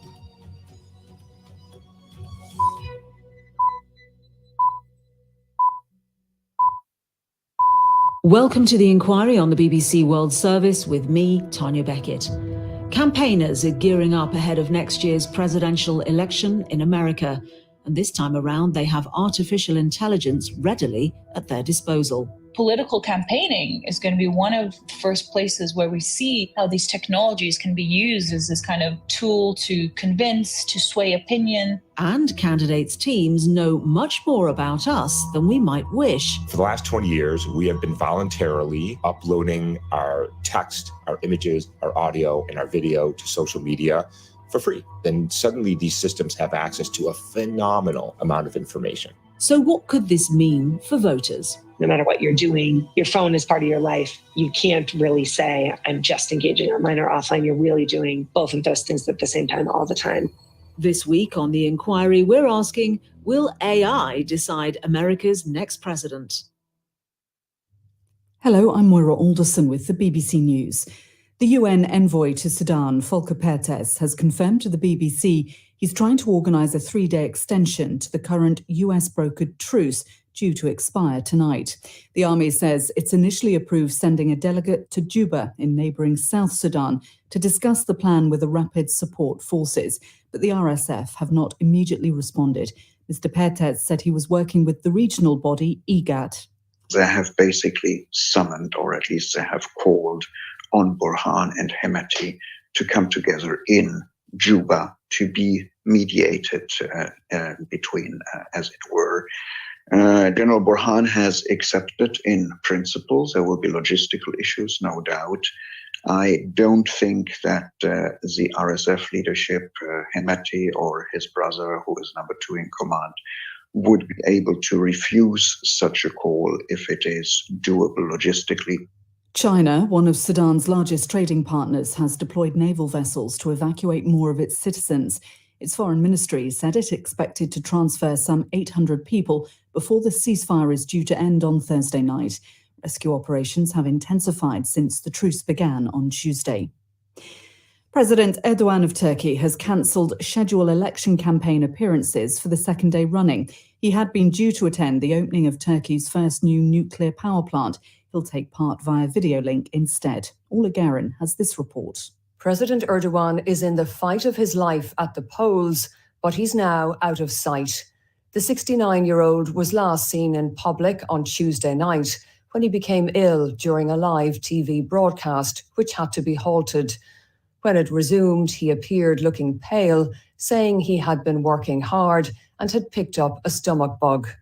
Turkish officials say claims on social media that he suffered a heart attack are false. His main rival for the presidency, Kemal Kılıçdaroğlu, was one of the first politicians to wish him a speedy recovery. Republicans in the US House of Representatives are hoping a bill they've approved on borrowing limits will convince President Biden to begin negotiations on spending cuts. Mr. Biden's been hoping to increase the amount the US can borrow without conditions. The Republican House Speaker, Kevin McCarthy, said Mr. Biden can no longer put America's economy in jeopardy. We're going to limit the growth in the future. We're going to save by pulling back this unspent COVID money. We're going to grow this economy by making us energy independent again and getting more people, encouraging them back to work. The sad part here is now the Democrats need to do their job. The president can no longer ignore by not negotiating. World News from the BBC. Federal prosecutors in the United States have argued that the airman charged with leaking secret defense information should remain in jail ahead of his trial. Prosecutors say Jack Teixeira may still have access to classified information and could damage US interests if he released it. The 21-year-old keeps a number of firearms at his home. South Korea and the United States have promised an overwhelming joint response in the event of any possible use of nuclear weapons by North Korea. It comes in the Washington Declaration, announced during a state visit by the South Korean President Yoon Suk-yeol. Among other measures, the agreement will establish a joint nuclear planning group, as Jean McKenzie in Seoul explains. Politicians here dislike essentially that they're in the dark, that they had no understanding of what would cause Mr. Biden, what would trigger him to push the nuclear button. So this gives them some of this involvement that they were wanting for. But in return, they have had to promise that South Korea is not going to develop its own nuclear weapons, because people here had started to call for that, and that had alarmed policymakers in Washington. And it's really why we've seen Washington step in and provide these new security measures. The Australian government is to overhaul its migrant workers programme. It argues the current system is broken and prevents officials from tackling labour shortages. The Home Affairs Minister, Claire O'Neill, said Australia had to, as she put it, skill up or sink. Officials are also aiming to make the country less reliant on temporary workers. A team of British archaeologists has identified 3 previously unknown Roman camps in the Arabian desert.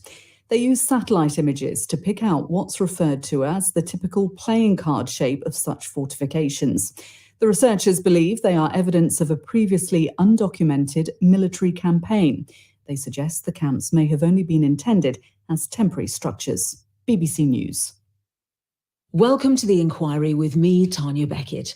1 question, 4 expert witnesses, and an answer.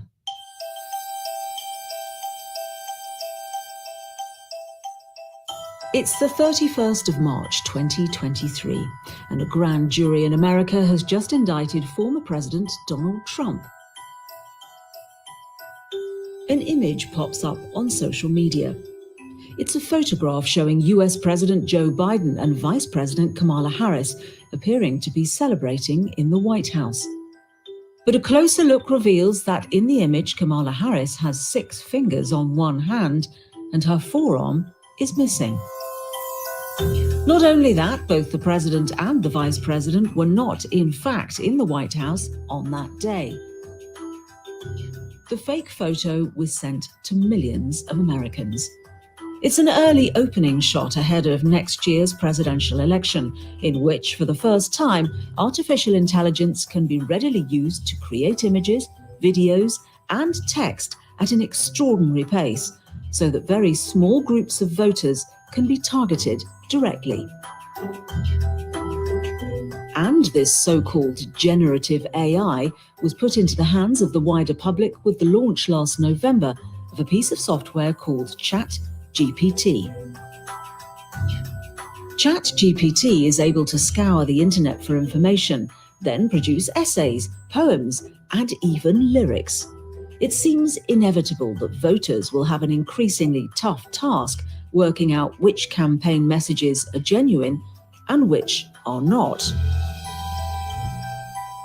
This week on The Inquiry, we're asking, will AI decide America's next president? Part 1, Digital Politics. Our first expert witness is Betsy Hoover. Betsy co-founded Higher Ground Labs, a company which invests in technology for political campaigns. She's based in Oakland, California, and her political career began as an organizer on the first Obama presidential campaign way back in 2007. Obama really used digital organizing and digital engagement for the first time. Was really the first candidate to bring that to the forefront of the political arena. And honestly, a lot of that was out of necessities. We had way fewer staff, we had way less money. And so we had to think about creative different ways to run a first state by state and then national campaign. And so the campaign leadership did that in a lot of different ways, but one of our strategies was to use digital. But reaching out to the electorate online wasn't simply an effective way to cut costs. It was also the best place to find voters. If we wanted to meet people where they were at that moment, they were spending time online. And fast forward to now, that's even more true, right? Everything that a campaign does, includes technology, includes digital engagement, because everyone's online all the time, no matter where you are, no matter what you're doing. Your phone is part of your life. You can't really say, I'm just engaging online or offline. You're really doing both of those things at the same time all the time.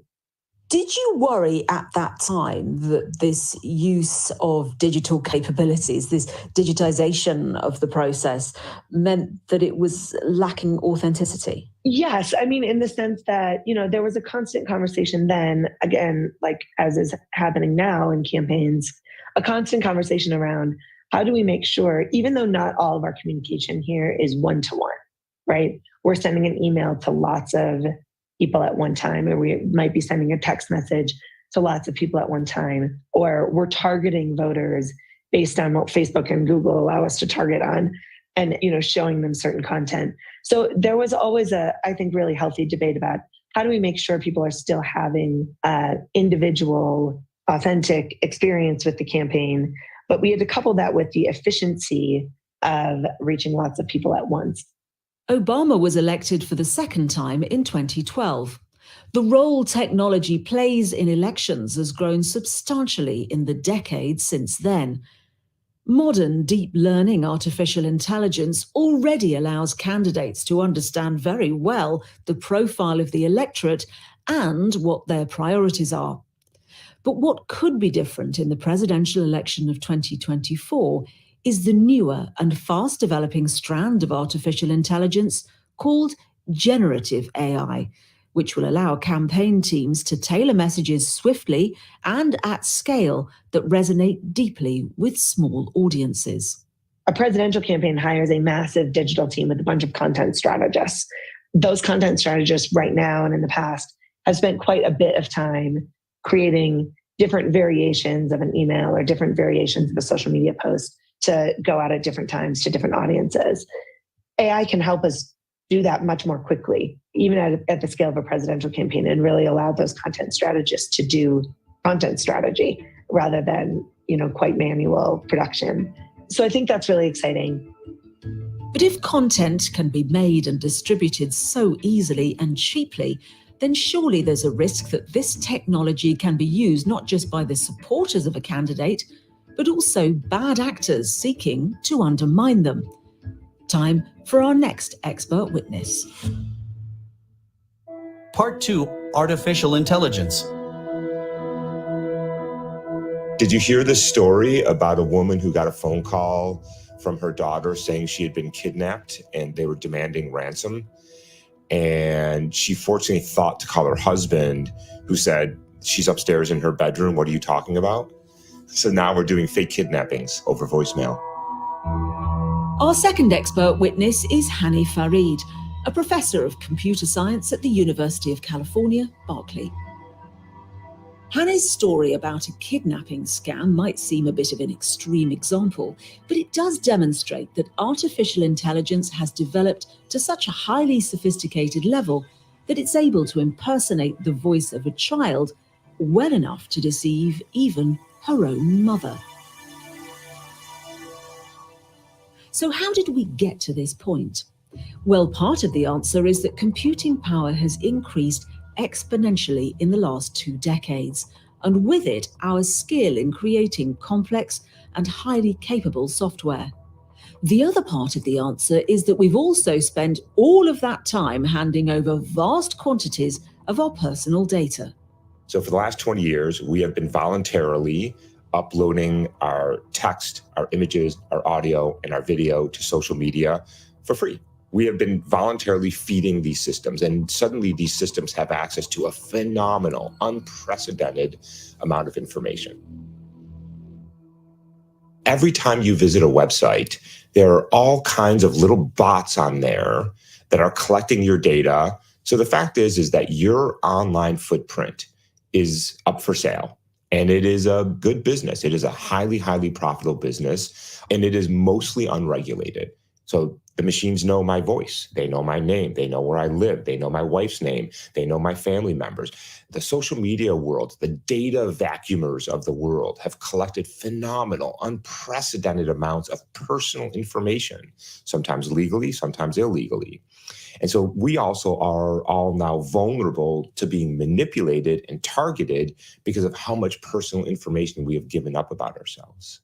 Social media and other sites are able to use deep learning AI to sort through this data and find people with exactly the right profile to target with particular advertisements. This can already be intrusive enough. But now this fast developing and recently widely available type of artificial intelligence, generative AI, is able to use personal text, photos, and videos to make fake content. That's voice cloning. That's creating images of the Pope in a puffy coat. That is deepfake videos. It generates content, text, audio, image, video. The average person can now go to a web page to download an app, to download some code, and generate and clone a person's voice and a person's likeness, and then carpet bomb the internet with that material. So that sort of unregulated wild, wild west is problematic. Hani says it's alarming that generative AI has become so freely available and pretty much unregulated, given the potential for this type of misuse. There are numerous AI systems, but ChatGPT is the one that's seen as a game changer because it is so simple to use. ChatGPT creates text, but similar programs that allow equally easy production of images and videos are also within reach. You got to ask yourself, what is the inherent value of me being able to clone anybody's voice that I can grab from the internet? And besides fraud and misinformation, I don't really know. And so you got to be asking, what are these companies thinking that allow for this in a mostly unregulated space? Attempts at the type of fake kidnap that Hani described at the start are deeply worrying, though, so far, thankfully rare. But as America gears up to choose its next president at the end of next year, he thinks that fake voice clips, photos, and videos of candidates are likely to become much more widespread. In 2 minutes, I can create a video of Joe Biden saying anything I want. I can clone his voice, a service that costs me $5 a month. So the technology has finally gotten here and has been fully democratized, easily accessible, and very high quality. So I think that the audio and image space has essentially arrived in terms of being able to create fairly convincing manipulated media. The full-on video is lagging slightly behind, but it is coming here. False campaign messages could end up being very confusing for voters and undermine the democratic process. But as we heard earlier, artificial intelligence in politics is not all bad, not least because it has the power to open up the political landscape. Time for our next expert witness. Part 3, campaign funding. So the United States has a very unique campaign finance system. Most countries usually use public funds to pay for their elections. In our case, most of the funds come from individual donors. So now you have to find all of those donors and compete for their dollars. So every single campaign in the country is in the business of finding new supporters all the time. Our third expert witness is Martin Caruso. Martin is the CEO of Sterling Data Company based in Los Angeles.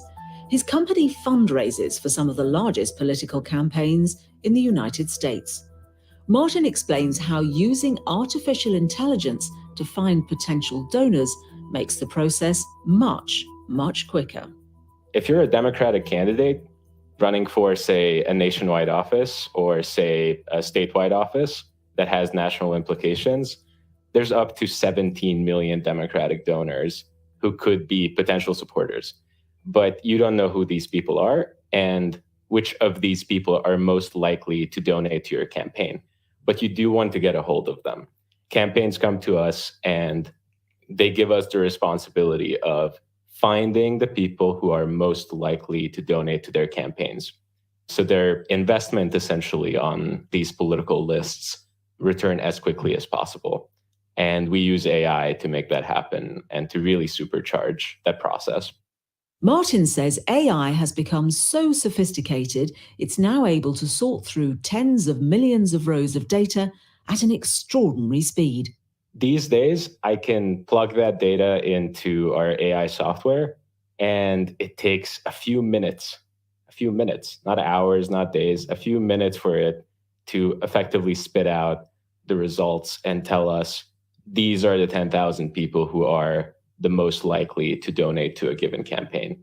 The speed and scale of that is incredible. Just a few years ago, this would have taken multiple days and possibly the time and effort of multiple people, and it still would have not had the same results as AI does. This type of software has become very easy to get hold of. A short while ago, it would have been a case of tasking an in-house engineer with the job who would then be tied up for very, very many hours.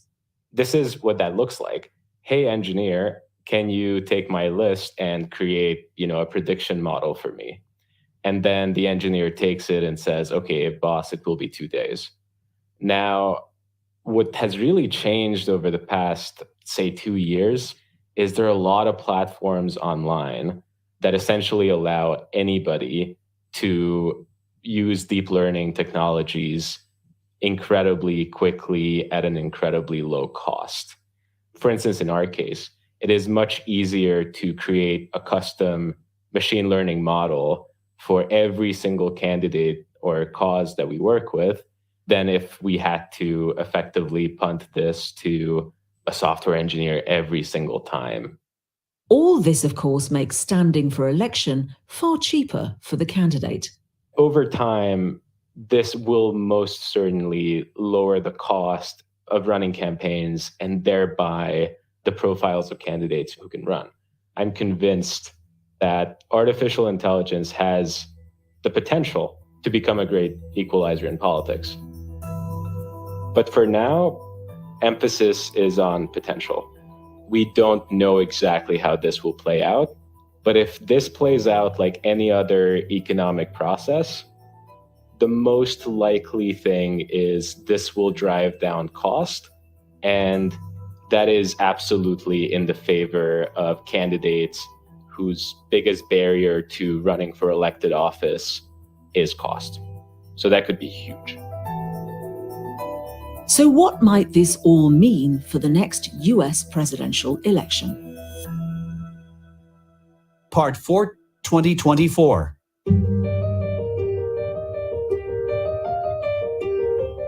There is no doubt by the time that the next election comes along, our ability to use these kind of tools as a measure, as a method of campaigning is going to be far more sophisticated. And if you aren't using generative AI as a tool of campaigning, it's difficult to see how you can compete with those who are. Our fourth expert witness is Nina Schick. Nina is the author of a book called Deep Fakes, which looks at AI-generated content and the impact it will have on society. Do you think using generative AI in elections means how candidates relate to their audiences will change, and maybe even the priorities, maybe even the message itself? Absolutely, because I think that by using AI to be able to craft messages for every single potential individual, so you build almost an audience of one, will give a politician the ability to relate much more profoundly to every single potential person they are trying to target. I think political campaigning is going to be one of the first places where we see how these technologies can be used as this kind of tool to convince, to get public opinion, to sway opinion. There is no doubt in my mind that it's going to transform the way that we campaign and the messages, because the messages can be created bespoke down to every single individual person. Nina agrees with Hani that generative AI also provides more opportunity for bad actors. Indeed, this was already going on even before the launch of ChatGPT. If you look at what was happening around the last electoral cycle, you saw lots of manipulated content of Democratic candidates, Republican candidates, deepfakes of Donald Trump saying you're doing things he never did, manipulated videos of Nancy Pelosi looking as though she was slurring her words, made to look drunk, manipulated videos of Joe Biden to kind of push the narrative that he was senile and therefore inept and unable to stand for office. I think that you're going to see these tools being used in this offensive capability to undermine candidates from the other side. And although that might not come directly, obviously, from the campaign, there will be many groups, individuals, or associated to each campaign who will be making this kind of offensive content to target the other side's players, if you will. Which begs the question, 4 years on from Republican allegations of vote rigging in the last election, how much more confusing are things likely to become? How are voters going to know what is genuine and what is not? Well, this is one of the fundamental problems, right? There's a profound existential question for voters, but for society as well, which is that how do we know what's synthetic? How do we know what's authentic? How do we know what's real? What can we trust? Also, because there's this new phenomenon, which is known as the liar's dividend.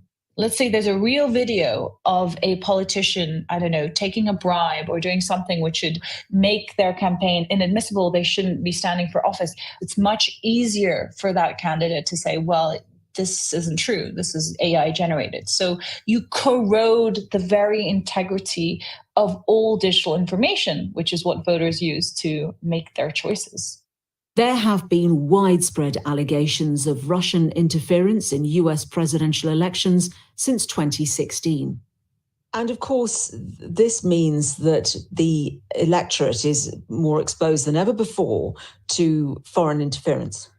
There is absolutely no doubt that these enhanced and increased capabilities to fake content, to scale disinformation, to industrialize it, will be used as a tool by foreign actors. And what's happened since the last election is that more and more state actors have become involved in the global disinformation game. Obviously, there is Russia, but China has increasingly become an aggressive actor, not only domestically, but in the West as well. There is North Korea, there is Iran, and many other kind of countries looking at the playbook, which was pioneered by Russia, and starting to get involved in global information operations. Do you think this all means that democracy ultimately will be undermined? I don't think that that's an inevitability. We've seen democracies struggle over the past kind of at least 2 decades, in part to do with how rapidly the information ecosystem has changed, how differently we consume information, who we consider to be our kind of trusted sources of authority. So there are challenges. However, I think in the long term, democracies will be able to overcome this. But I think we really fundamentally have to rethink some of the basic foundational structures of how we run our politics and govern our society, because as these AI systems become an inevitable part of life, we need to have the debate as to what kind of society we want to build.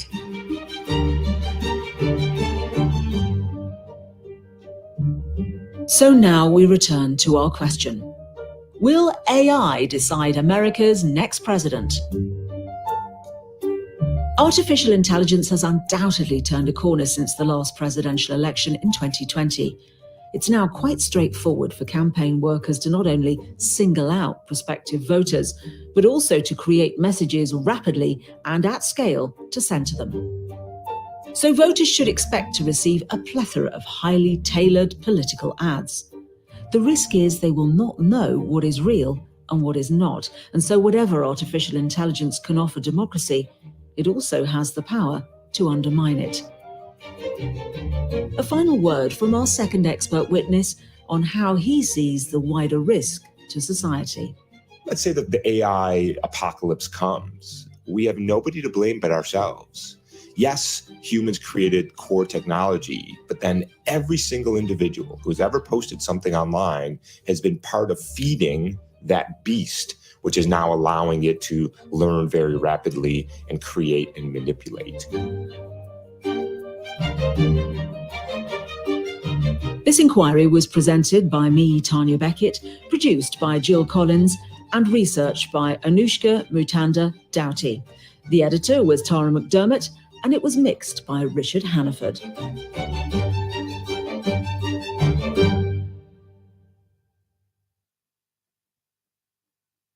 Business Daily is coming up next, and in 20 minutes, Witness History finds out how the Met Gala became fashion's biggest night. Anna Wintour was always placed at the bottom of the long staircase with other important people. And when I hung around there and looked, I noticed that she would get rid very quickly of people like me, and others who were important were there for a long time. And at 8:30 GMT, it's Assignment. Every year, people in Laos are killed and maimed by unexploded ordnance, UXO, left over from the Vietnam War. And 50 years since the last bombs fell, I've come to hear about the impact UXO is still having. That's followed by the documentary, discovering how humans might one day live in space. Say 12 people own a month each out of the year of an apartment in orbit around Earth. That's a very special address. With news every half hour, this is the BBC World Service.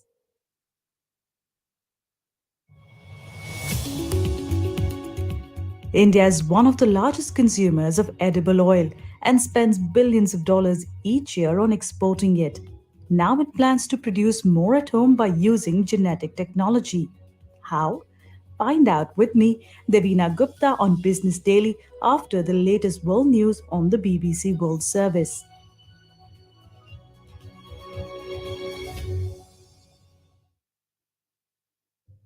BBC News with Moira Alderson. South Sudan says it's leading efforts to mediate an extension of the current ceasefire in Sudan. The Foreign Minister, Deng Dor Deng, said a 72-hour extension would enable the creation of a humanitarian corridor between the capital and other cities. China, one of Sudan's largest trading partners, has deployed naval vessels to evacuate more of its citizens. Foreign Ministry officials said they expected to transfer about 800 people before the ceasefire is due to end on Thursday night. President Erdogan of Turkey has cancelled scheduled election campaign appearances for a second day. On Tuesday night, he seemed to fall ill live on television.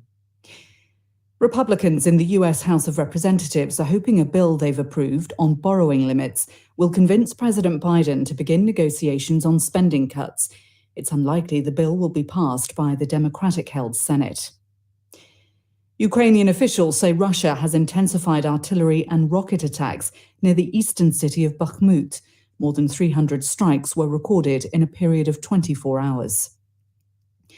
Australia is to overhaul its migrant workers programme. It argues the current system is failing to tackle critical labour shortages and needs to be more assertive in attracting highly skilled professionals. US prosecutors want the airman charged with leaking secret defence information to remain in jail ahead of his trial. They say Jack Teixeira may still have access to classified information and could harm national security if he released it. The US State Department has said it won't allow a Sri Lankan provincial governor to enter the United States. It accuses him of rights violations during Sri Lanka's civil war. A team of British archaeologists has identified 3 previously unknown Roman camps in the Arabian desert. They believe they are evidence of an undocumented military campaign. BBC News. Hello and namaste. I'm Devina Gupta and welcome to Business Daily. Right now I'm in my kitchen in Salford in the UK, away from my home in India. And I'm trying to make Indian tamarind lentils curry. And this crackling sounds of black mustard seeds in yellow mustard oil reminds me of home. Now, these are two essential ingredients for Indian cooking. And I'm about to add some more spices, and this curry is now cooking. So, let me tell you about the hot debate happening in India over the key ingredient of my dish, mustard. A question that is closely linked to the food security of the world's most populous country. Is India ready for genetically modified mustard? It is the first GM food crop to be approved officially for cultivation. And not everyone is happy. We talk about that in a bit, but first, let's tell you why and how this is a big step for India's agrarian economy. If you find yourself in a farm in the North Indian state of Uttar Pradesh in the winter season, one thing you can't miss is this sound of tractors. These are big red and black machines moving around the field in between the crops as well. And one of the crops in these fields is bound to be of big green stems with yellow flowers. This crop is locally called sarso. From its shoots to leaves, flowers and seeds, all the parts are used in cooking in India. But perhaps it's the seeds which are the most important part from which edible oil is extracted. An estimated 6 million farmers grow this crop around the country. Among them is 48-year-old Kulwant Singh. I was born to a family which has been farming for generations. I primarily cultivate wheat and sugarcane crops, but I've reserved 10 acres of land for mustard. So how much do you earn from it? I get about 60 quintals of mustard crop, and with each quintal, we get about 30 kgs of mustard oil. So my profit in a good season is around $400 when I sell this crop to a trader to take out the oil. And what's the biggest challenge for you to grow this crop? The biggest challenge for us is that we are seeing temperatures getting higher in winters, so the shoot of the plant is drying faster and is prone to fungus. We can't use a chemical spray to kill them as it will impact the crop as well.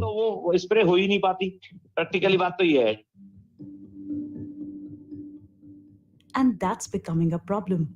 Already the demand for vegetable oils from soybeans to palm and mustard is so high that India has to get a bulk of it from outside the country. Each year it spends billions of dollars to import 70% of its oil needs from other countries like Argentina, Malaysia and Brazil. And that's why India's Prime Minister Narendra Modi has been sharing this message. सिर्फ गेहूं, चावल, चीनी में ही आत्मनिर्भरता काफी नहीं है. It's not enough to have self-reliance in wheat, rice and sugar crops, but it is vital that we become self-reliant in pulses and edible oils. India's farmers can do it. Our government will make sure that farmers get access to premium seeds and the best farming technology. Technology उसकी हर सुविधा मिले. So one solution that the country has been exploring is a genetically modified version of edible oil crops. Professor Deepak Pental is in his early 70s. He's credited for developing the first ever food-based GM crop in India. He and his team have worked for years on mustard seeds and have made a genetically modified version called Dhara Mustard 11 or DMH11. Professor Pental tells me how he started the project in the early 90s. Around 1993-94, we found we were working on mustard because it's an important oilseed crop of India. We found that when you cross Indian types with East European types of mustard, you get hybrids which are more productive. Why mustard? I mean, why was it that this experiment started with the mustard crop? We just thought that mustard, it's a crop grown in around 6 to 7 million hectares. It grows under very limited water availability, and it's an important crop. And there was a shortage of edible oils at that time. There is still continuing that shortage of edible oils in India. So we thought we will work on this crop.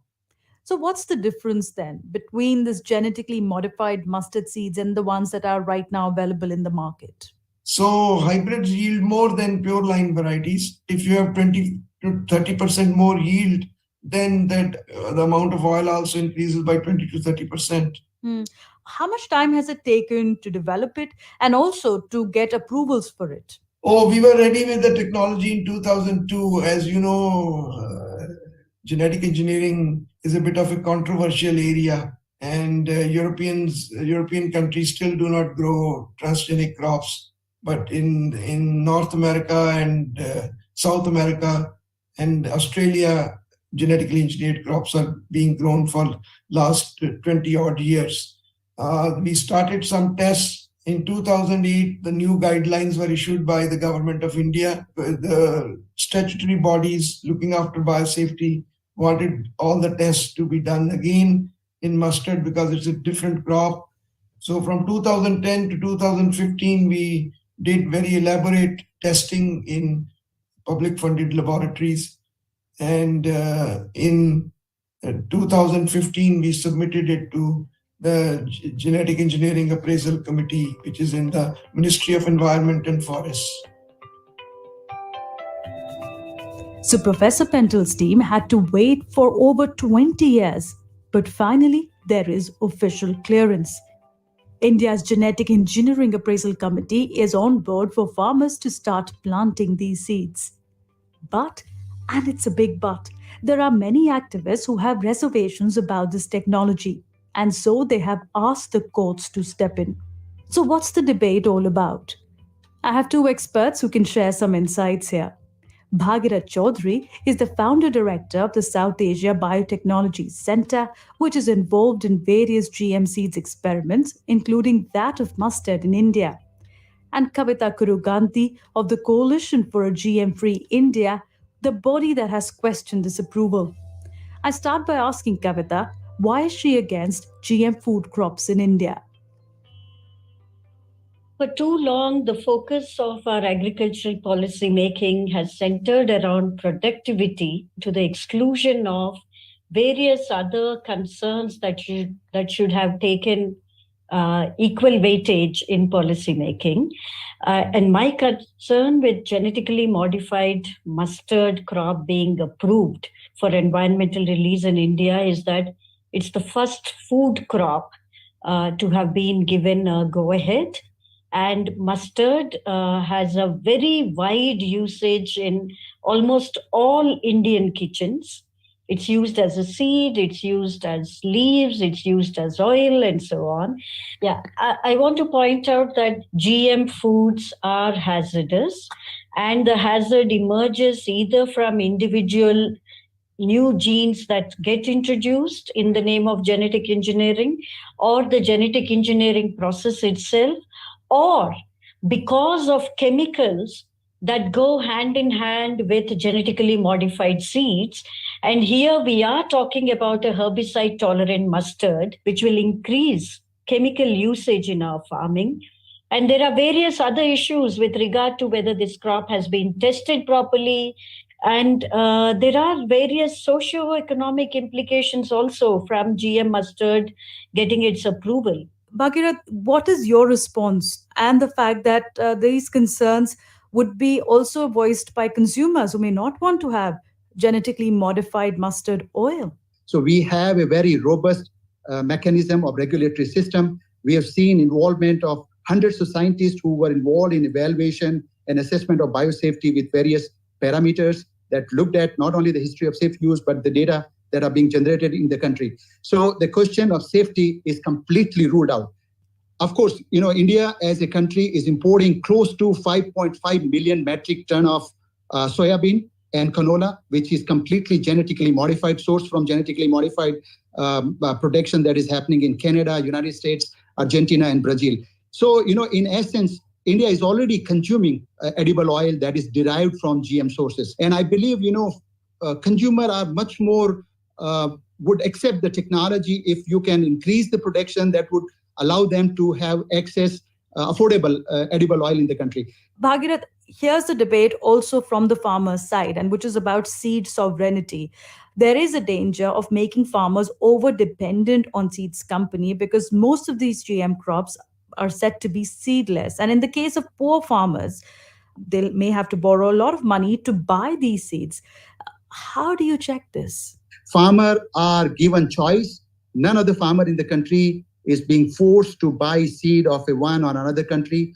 We have a mix of companies, and there is an ecosystem where people compete for quality seeds that can be used by farmer depending on the performance that they see in the field condition. We have Competition Commission of India that ensure that the competition is there in the seed segment, and these legislative mechanisms ensure that sovereignty is being assured in the country.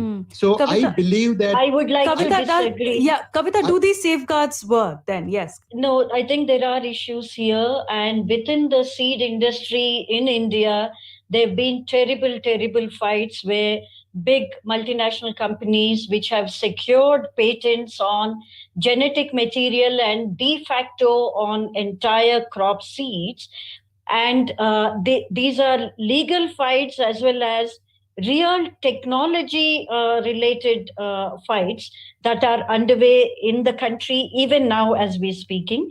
And with GM mustard, the idea that's being proffered is that this is a public sector GMO, and therefore we don't really have to worry about this being controlled by any one seed industry player. But the reality is that this public sector body has already patented this technology, and patents, as we all know, get assigned to others. And it boils down to everyday life and death and livelihood questions of millions of farmers, whether they'll be able to access seeds in a timely, affordable and accessible manner and with choices or not. But Kavita, the other side of this equation is also there are many farmers who are not able to even sustain farming as a profession right now in the country. They are leaving this profession. Do you believe that genetically modified seeds could actually help in higher yields and then make farming as a viable profession as well? Let's remember that farming continues to be one of the riskiest private enterprises out there, and climate change is exacerbating the problem. In such a situation, as a policymaker, if you were responsible, you would actually talk about creating those options for farmers which reduce the risk and not increase the risk. According to me, genetically modified crops actually represent a greater riskiness in farming in multiple ways, technology-wise, economics, and everything else. But sitting in his farm in Nimbhara village in the western state of Maharashtra, Ganesh Nanote disagrees to an extent. He has been using the GM cotton seeds in India. Almost 2 decades ago, India introduced the GM technology in non-food sector and allowed GM cotton seeds known as BT cotton to be used by farmers like Ganesh. If it wasn't for the BT cotton seeds, I would find it difficult to have cotton in my fields. Earlier, I got 3 to 4 quintal of cotton in my farms, but after BT seeds came in the market in 2003, my produce has increased almost 3 times. Not only that, earlier I could only cultivate cotton for 10 months. But cotton grows faster with these seeds, and I just need 6 months to grow them. So it means I can sow other crops like wheat and earn more. But has farming become more expensive for you from the time you've started using BT cotton seeds? उसमें देखिए BT का बीज लेते हैं तो उसमें कितना 800 रुपए का पैकेट मिलता है 2 packet I have to buy 2 packets of seeds for my farm. Each packet costs roughly $9, so that's affordable for me. But then there are other costs. I now have to pay more for fertilizer as the soil needs to be nourished more. Also, there is a new kind of pest that is infecting the crops, so I have to spray more pesticides, and that also adds to the costs. उसकी वजह से हमको थोड़ा और खर्चा बढ़ रहा spray का. So would you still support growing genetically modified food crops? Yes, I believe we should get better GM technology because we have to compete in the global markets, and I want to be able to compete with a farmer from the US for my produce. So we should get access to GM technology.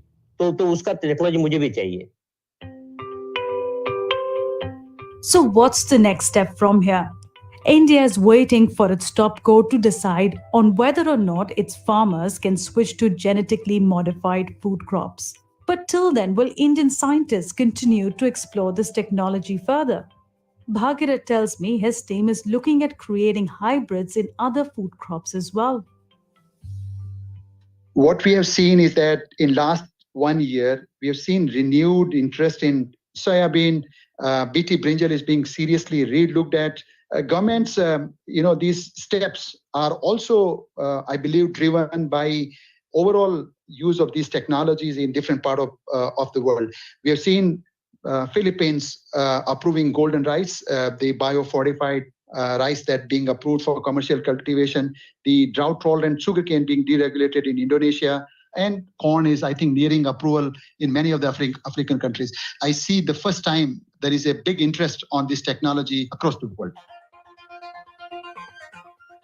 So with that, as we wrap up this edition of Business Daily, here's an interesting fact. Did you know that India has a rather romantic connection with the mustard fields? The swathes of yellow mustard flowers singing in the wind have inspired many filmmakers. One movie that comes to my mind is a popular film from the 90s, Dilwale Dulhania Le Jayenge, which means the big-hearted will take the bride away. But romanticism apart, will consumers be willing to have edible oil and other products from these mustard fields if they have genetically modified seeds? Despite opposition, the current scientific consensus is that GM food crops that have been approved and are regulated are safe to eat. Well, on that note, at least my curry is done. That's it from me, Devina Gupta on Business Daily. See you next time. Namaste.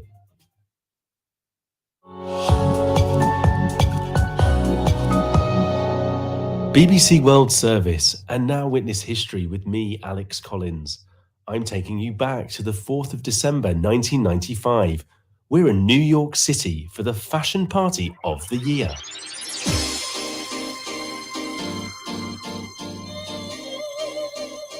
Anna Wintour, Vogue magazine's editor-in-chief, is hosting the Met Gala for the first time. This is the story of how she transformed the gala from a formal society dinner to a massive celebrity party that makes headlines around the world. Susie Menkes, who was the International Herald Tribune's fashion editor, has attended the Met Gala many times. But now that Anna's in charge, everything's changed. There are more famous people than she can count. Gwyneth Paltrow, Kate Moss, and Naomi Campbell. It was an extraordinary moment when I arrived. We saw lined up photographers wanting to take pictures of the famous people who were about to climb the stairs. And then came a whoop of joy from the people who were outside, who saw somebody they recognized and knew. And then very slowly, sometimes extraordinarily slowly, these people would walk up the steps to the top, posing like mad to all the photographers. That's the scene as the stars arrive that night at the Metropolitan Museum of Art, one of the world's most famous museums. They've got Monet's Water Lilies and Pollock's Autumn Rhythm. But for our story, what really matters is its huge collection of fashion items. It's housed in what's called the Costume Institute. And that's why the Met Gala exists. It started in 1948 to raise funds to support it.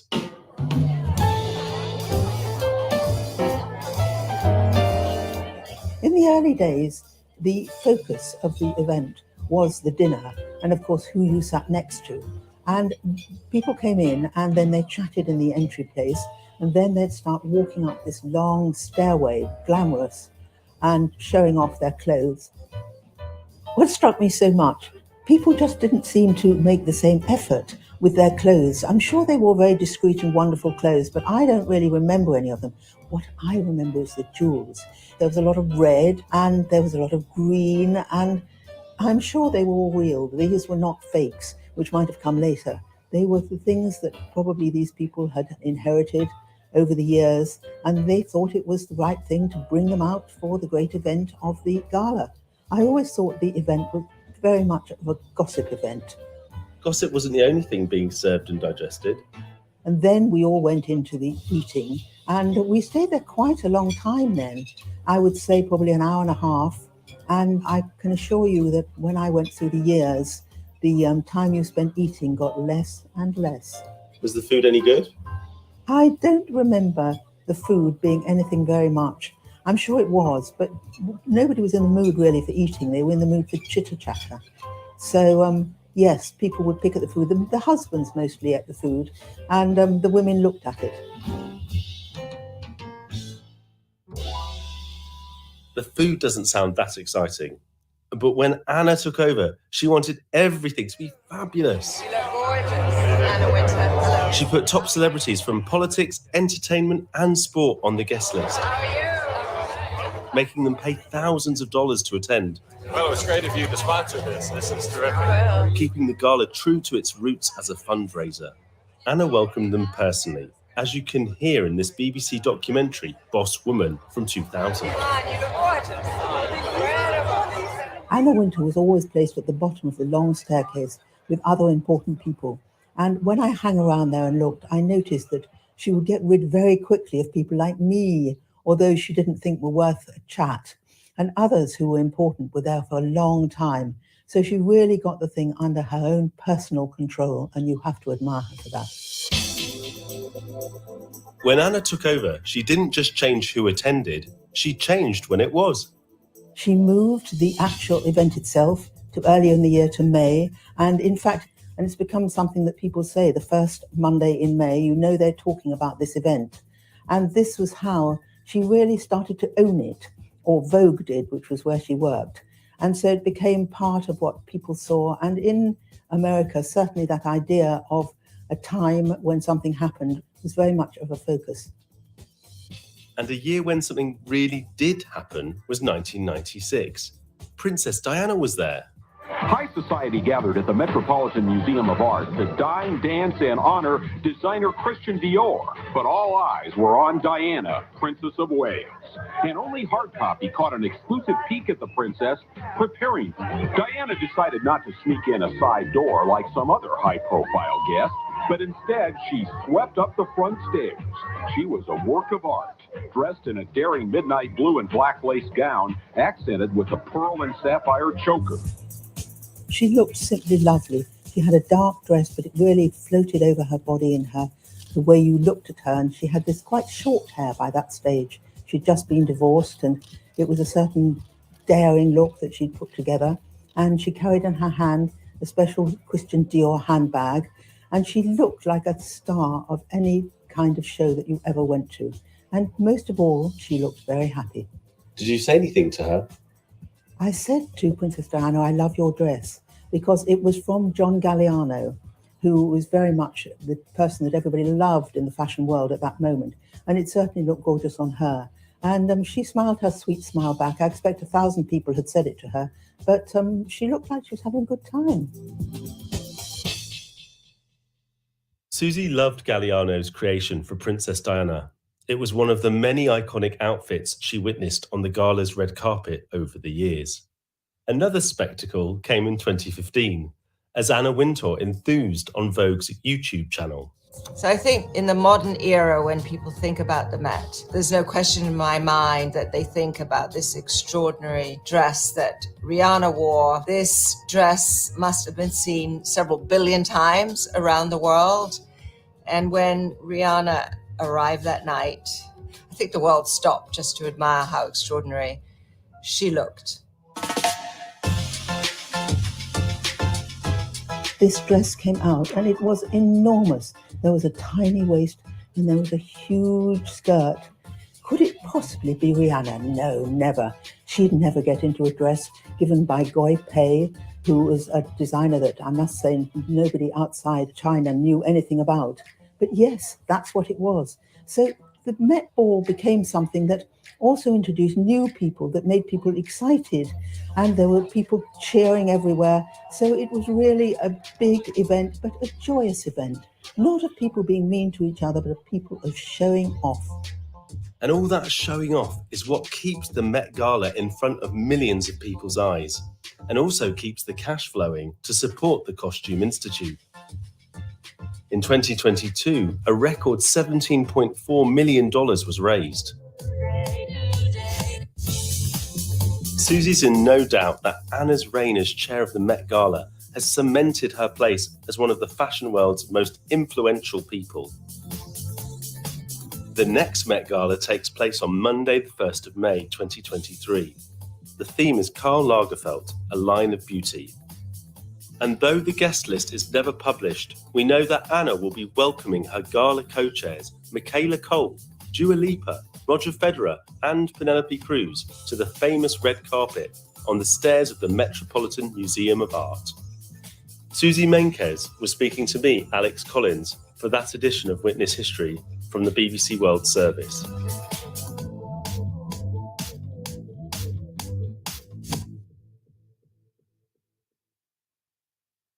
This is the BBC World Service, and here's Harriet Gilbert to tell you about World Book Club. We've been reading a novel called Prep by Curtis Sittenfeld. It tells the story of Lee Fiora, a shy, intelligent 14-year-old who, having won a scholarship to an elite boarding school, finds it isn't quite what she expected. It's a sharp and witty coming-of-age story that explores themes of class, race and gender. World Book Club, from the 6th of May. In half an hour, assignment. Every year, people in Laos, in Southeast Asia, are killed and maimed by unexploded ordnance, UXO, left over from the Vietnam War. I'm Antonia Bolingbroke-Kent, and 50 years since the last bombs fell, I've come to hear about the impact UXO is still having. This is the BBC World Service, the world's radio station.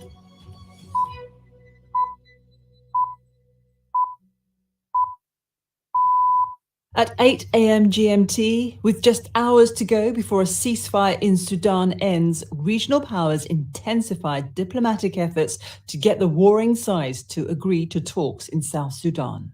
They have called on Burhan and Hemeti to come together in Juba to be mediated between, as it were. Also coming up on the newsroom with me, Janat Jalil, Spain is set to experience its hottest ever day for the month of April, with temperatures of up to 40 degrees Celsius expected. It's true that the heat today is not normal. It's totally unusual for it to be 40 degrees. And the South Korean president gives an unexpected performance at the White House. Something touched me deep inside the day. Wow. The music died. That's all coming up after this news bulletin. Hello, I'm Moira Alderson with the BBC News. South Sudan says it's leading efforts to mediate an extension of the current ceasefire in Sudan that's due to expire tonight. South Sudan's Foreign Minister Deng Deng told the BBC President Salva Kiir's proposal of face-to-face discussions had been accepted by the Sudanese army, but their rivals, the Rapid Support Forces, had not yet responded. Here's our diplomatic correspondent, Paul Adams. It's very much up in the air as to whether or not this diplomatic initiative within the region will actually bear fruit. Obviously, time is short. The ceasefire that is currently in place is due to run out tonight. It is already being described by UN officials as pretty shaky, with lots of violations being reported and a very precarious situation on the ground. So a great deal of urgency surrounding these efforts to get it extended. China, one of Sudan's largest trading partners, has deployed naval vessels to evacuate more of its citizens. Its foreign ministry said it expected to transfer some 800 people before the current ceasefire is due to end. Rescue operations by a number of countries have intensified since the truce began on Tuesday. For a second day running, President Erdogan has cancelled his entire election campaign schedule. Party officials said he'd contracted a stomach bug and rejected claims he's seriously ill. It's just 3 weeks before Turkey goes to the polls in crucial parliamentary and presidential elections. Ola Guerin reports. President Erdogan is in the fight of his life at the polls, but he's now out of sight. The 69-year-old was last seen in public on Tuesday night when he became ill during a live TV broadcast, which had to be halted. When it resumed, he appeared looking pale, saying he had been working hard and had picked up a stomach bug. Turkish officials say claims on social media that he suffered a heart attack are false. The president won't be at today's opening of Turkey's first nuclear power plant. Officials say he will join in by video link. Republicans in the US House of Representatives are hoping a bill they've approved on borrowing limits will convince President Biden to begin negotiations on spending cuts. But the bill conflicts with Mr. Biden's hopes to increase the amount of money the US can borrow without conditions. David Willis reports. The bill's passage by 217 votes to 215 followed weeks of behind-the-scenes wrangling amongst Republican lawmakers who now form the majority in the lower house.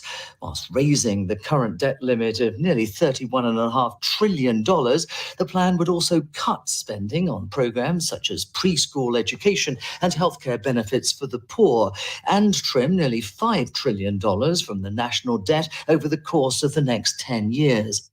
BBC News. Federal prosecutors in the United States have argued that the airman charged with leaking secret defense information should remain in jail ahead of his trial. Prosecutors say Jack Teixeira may still have access to classified information and could do immense damage to US interests if he released it.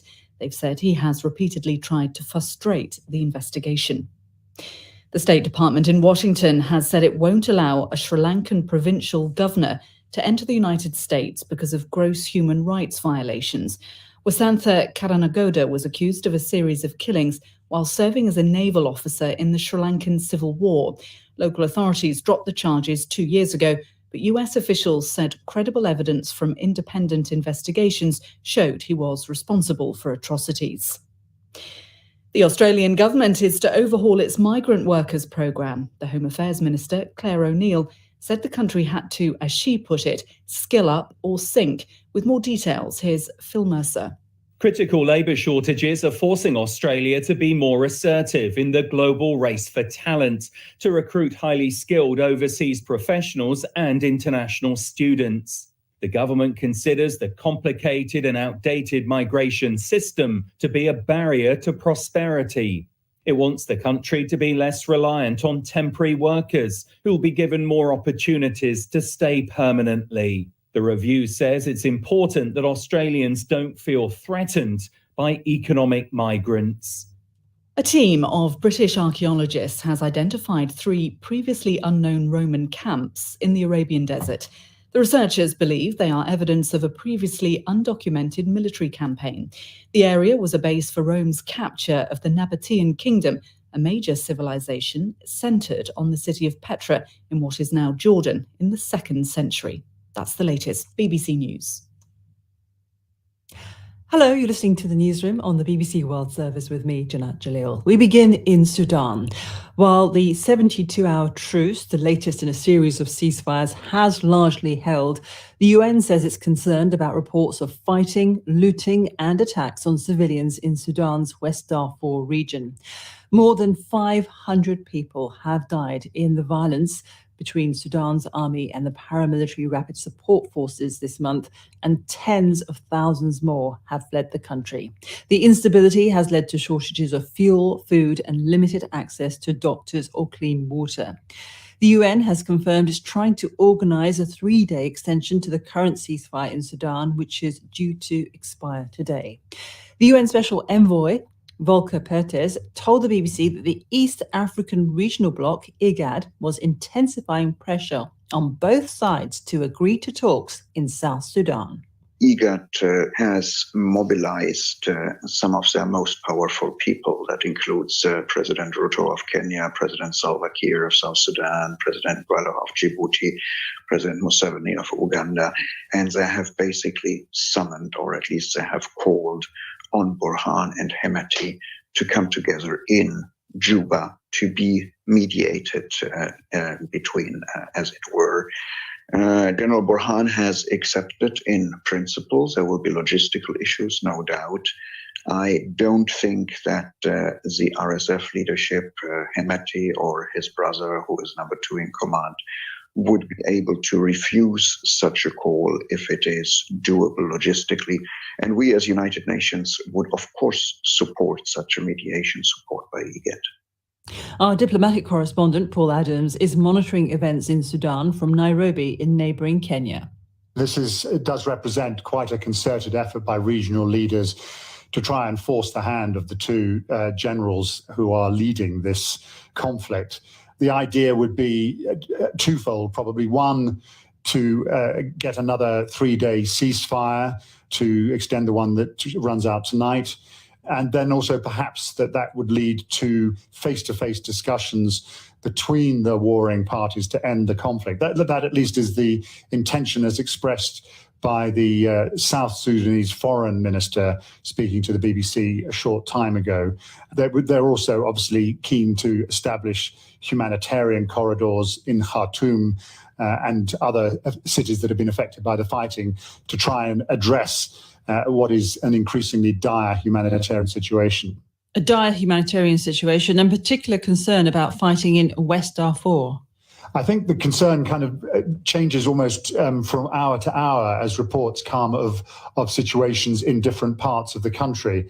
I mean, certainly Khartoum and the neighbouring area have experienced some of the worst violence. But as you say, Darfur has also seen some very significant violence. And in fact, this morning we had reports of the Deputy Police Commissioner in West Darfur being assassinated. We're not quite sure what the details are surrounding that, but the security situation there is supposed to have deteriorated, with citizens apparently seizing a police station and the weapons inside it. So it's a very volatile situation in several parts of the country, while in other parts of the country, life goes on pretty much as normal. But obviously there is a fear that as this ceasefire, which is already a fairly shaky affair, the existing one, as it comes to a close without any immediate prospect of it being replaced, then that security situation could worsen right across the country.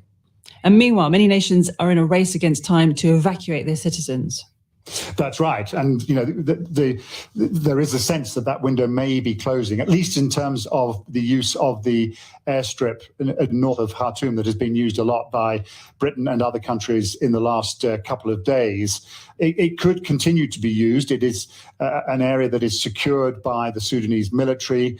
It is obviously a viable route out of the country, though the key thing there is how easy it is for people in Khartoum and the surrounding area to actually reach it, because you've got to go through quite a network of checkpoints along streets that are pretty dangerous and in a situation in which fuel and transport is increasingly difficult. And you know, but there are other routes as well. Significantly, the long drive out to Port Sudan on the Red Sea, where there are regular vessels there that are available to carry people across to Saudi Arabia. So there are routes out, but they're all arduous and they all present different levels of difficulty. Paul Adams.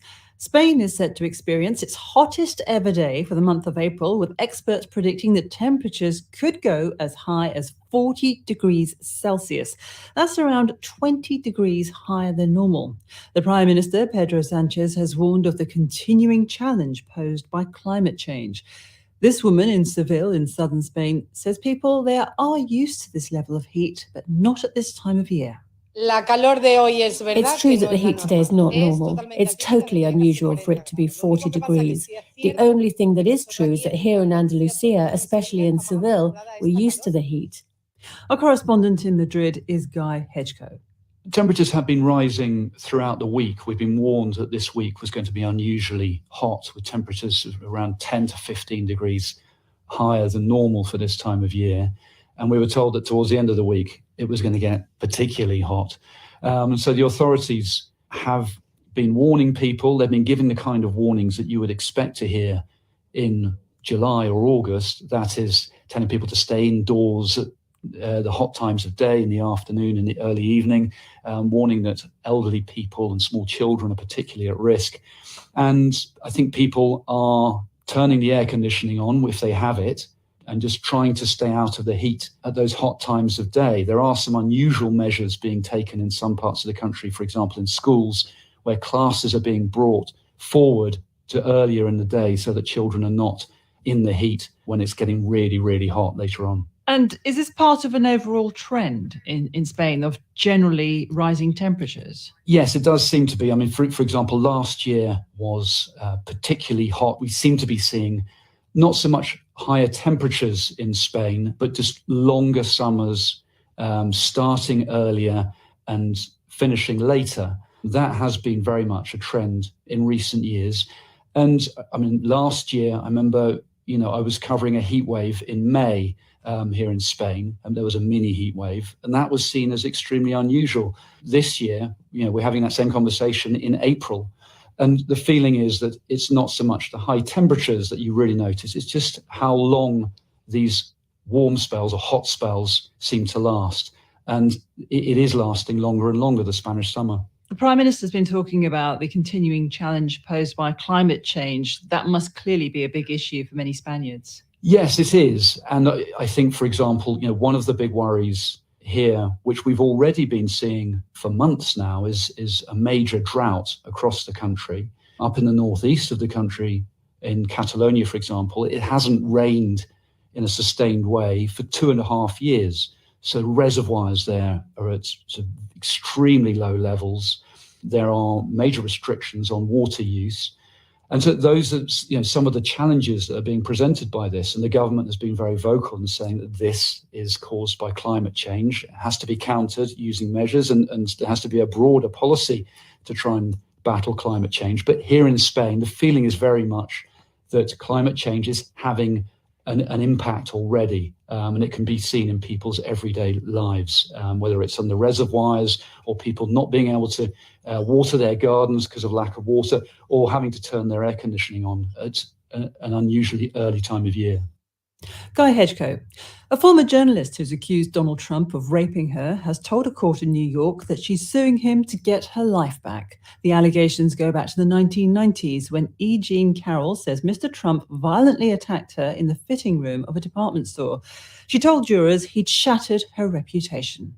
Mr. Trump has strongly denied the accusations, writing on social media that the civil case is a scam and a witch hunt. The BBC's New York correspondent, Neda Tawfik, sent this report from outside the courtroom. E. Jean Carroll was for the most part calm and collected as she testified for her first day on the stand, but there were some emotional moments as she recounted her story. She told jurors that she was plagued by the moment that she walked into that fitting room where she alleges Donald Trump forced himself on her and raped her. She said she constantly questioned that decision, but that she was proud she was able to get out of that situation. She also told jurors that while she might not recount the exact date the attack happened, she could still remember the feeling of the extreme pain of that alleged attack. She says she remembered it as she was sitting there on the stand. And then later on, when she talked about the impact this has had, ending her romantic life, hurting her career, impacting her reputation to the public, she also got emotional, saying that she was just so happy to have her day in court, that she had been waiting so long to try to rehabilitate her whole entire reputation. Now, this, of course, was just her first day on the stand. Donald Trump's lawyers will have the opportunity to challenge her account when they do cross-examination. But also, Donald Trump has been vocal on social media, blasting this as a made-up scam, saying her lawyers are political operatives. That got some choice words from the judge in this case, who warned Donald Trump's lawyer, Joe Tacopina, to speak to Donald Trump, to tell him to stop, saying that the former president was opening himself up to further legal trouble if he continued to post about this case. Neda Tawfik. In a historic move that's been welcomed by those seeking a more inclusive Roman Catholic Church, Pope Francis will for the first time allow women to vote at a global meeting of bishops in October. 5 religious sisters will be granted voting rights. The assembly will consist mostly of several hundred male bishops.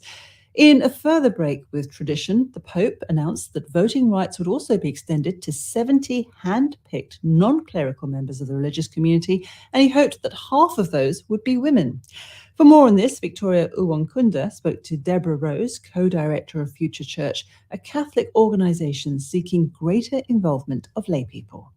Well, I think it's a little like a mini volcano. It is extremely paradigm shifting in the Catholic Church.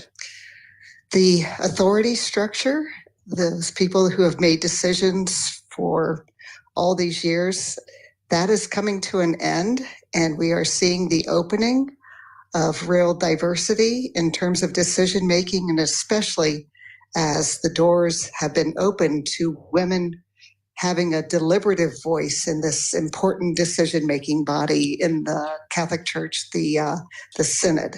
So what kind of decisions are taken in these kind of assemblies, and how important are they to the church and its followers? The key difference is this is a real opening, and for 70 non-bishops, which Pope Francis has said he wants half of those to be women, they will be actual members. In the past, they've been auditors, which means they just listen, they can give input, but they have no voting voice, no deliberative voice in the decision-making. And now they will not only participate, they will not only give input on the various sections, but they will actually vote on the final product, which Pope Francis has said in a previous decree that when this body votes and agrees on something, it will become ordinary magisterium, which means it has a very high level of authority within the Catholic Church. And so how do you think the wider church is going to be receiving this news?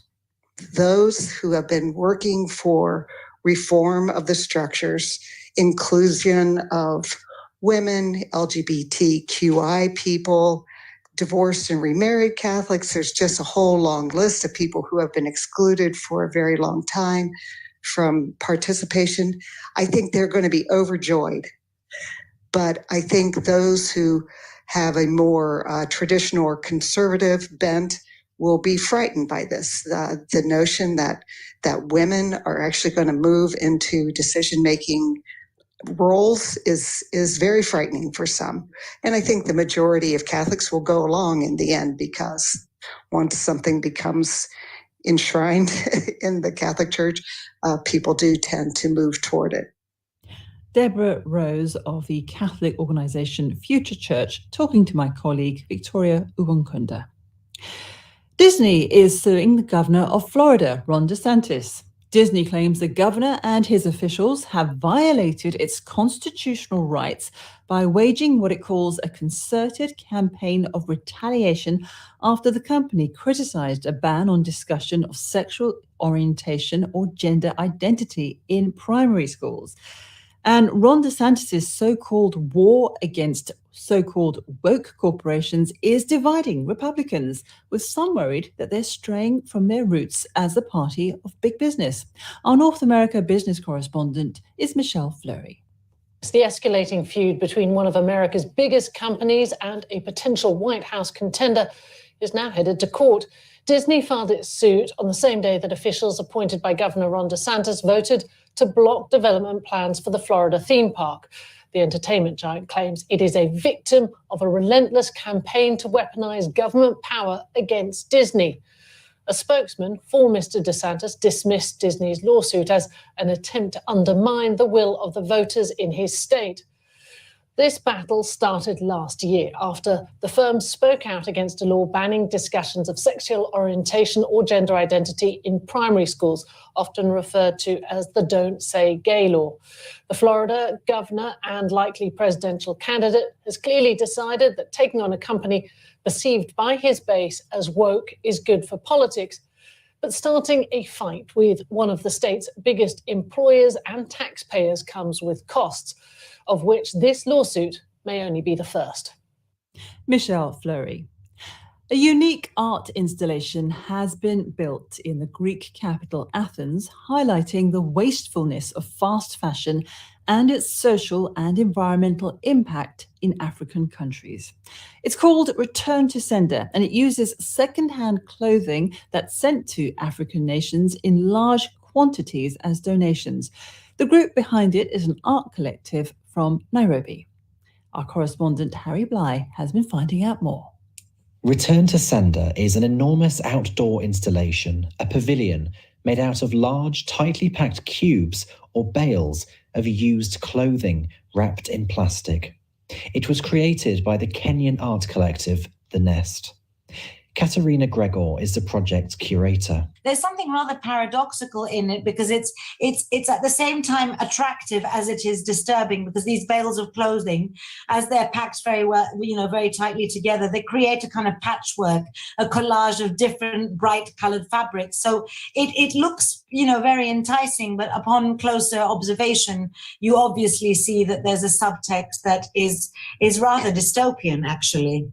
The installation aims to draw attention to the environmental issues of fast fashion, which, when sent to African countries, often goes to waste. What happens is that a lot of our clothing ends up in Africa, and more than 40% of this clothing, which is supposed to go there as secondhand clothing, actually ends up in rubbish dumps. Katerina explains why the installation is important for Greece. Here in Greece, there's actually a rather relatively low environmental consciousness as regards fast fashion. And so the project was specifically intended to, raise awareness and generate a discussion about how quickly and easily and often without thinking we consume cheap clothes. Return to Sender was originally commissioned for Documenta, contemporary art event which takes place every 5 years in the German city of Kassel. It's hoped that after Athens, Return to Sender will move on to more cities in richer nations where visitors can experience the unseen challenges posed by cheap clothing. That report by Harry Bly. As fears rise about the nuclear threat posed by North Korea, the United States has struck a new agreement with South Korea as part of what's being called an unprecedented commitment to show that the world's biggest military power is prepared to use nuclear weapons to defend Seoul from attack. This comes as the South Korean President Yoon Suk-yeol is in Washington. Yoon Suk-yeol is in Washington for a state visit. He met Mr. Biden on Wednesday, and he's due to address a joint session of the US Congress today. Jean McKenzie reports from Seoul on the landmark deal struck between the two nations. This is the US stepping up its commitment to use nuclear weapons to defend South Korea against North Korea. The US is responsible for South Korea's defense, and it's always implied that it would use nuclear weapons if they were needed. But people here have begun to question that commitment and have needed reassurance because North Korea is making such rapid progress on its nuclear weapons program. It is developing tactical nuclear weapons that can target here in South Korea, and it is refining its long-range weapons that can reach the United States. So under this new deal, one thing the US is going to do is to send one of its submarines armed with nuclear weapons to the Korean Peninsula. The two sides are also creating a nuclear planning group. Now, this allows South Korea to be more involved in US plans to use its nuclear weapons, because up to this point, South Koreans have essentially been kept in the dark with no understanding of what would actually trigger the US president to push the nuclear button on its behalf. But in return for these US commitments, what South Korea is having to do is to promise that it will never develop its own nuclear weapons, because calls for that here are increasing. And this has alarmed Washington. And it's really why we're seeing these new measures be introduced. Some people I've spoken to today say that while there are some reassuring things in this deal, it doesn't go far enough, because it doesn't actually change anything, because the United States still gets to decide whether to use its nuclear weapons or not. But even so, this is a win for South Korea. And if you look at what President Biden said at the White House yesterday, he was unequivocal in his promise to defend South Korea. He said that if North Korea were to carry out a nuclear attack on the US or on one of its allies, then it would spell the end of that regime. Jean McKenzie in Seoul. Away from the politics, President Yoon Suk-yeol gave an unexpected performance at the White House at a state dinner. His karaoke song of choice, Don McLean's American Pie. He told guests it had been one of his favorite songs when he was growing up. A long, long time ago. I can still remember how the Music used to make me smile. And I always felt my chance that I could make those people dance and make me happy for a while. February made me shiver with a paper I deliver. Bad news on the doorstep. I couldn't have one more step. I can't remember if I tried. Well, Bowie's willow bright. Something touched me deep inside. The day the music died.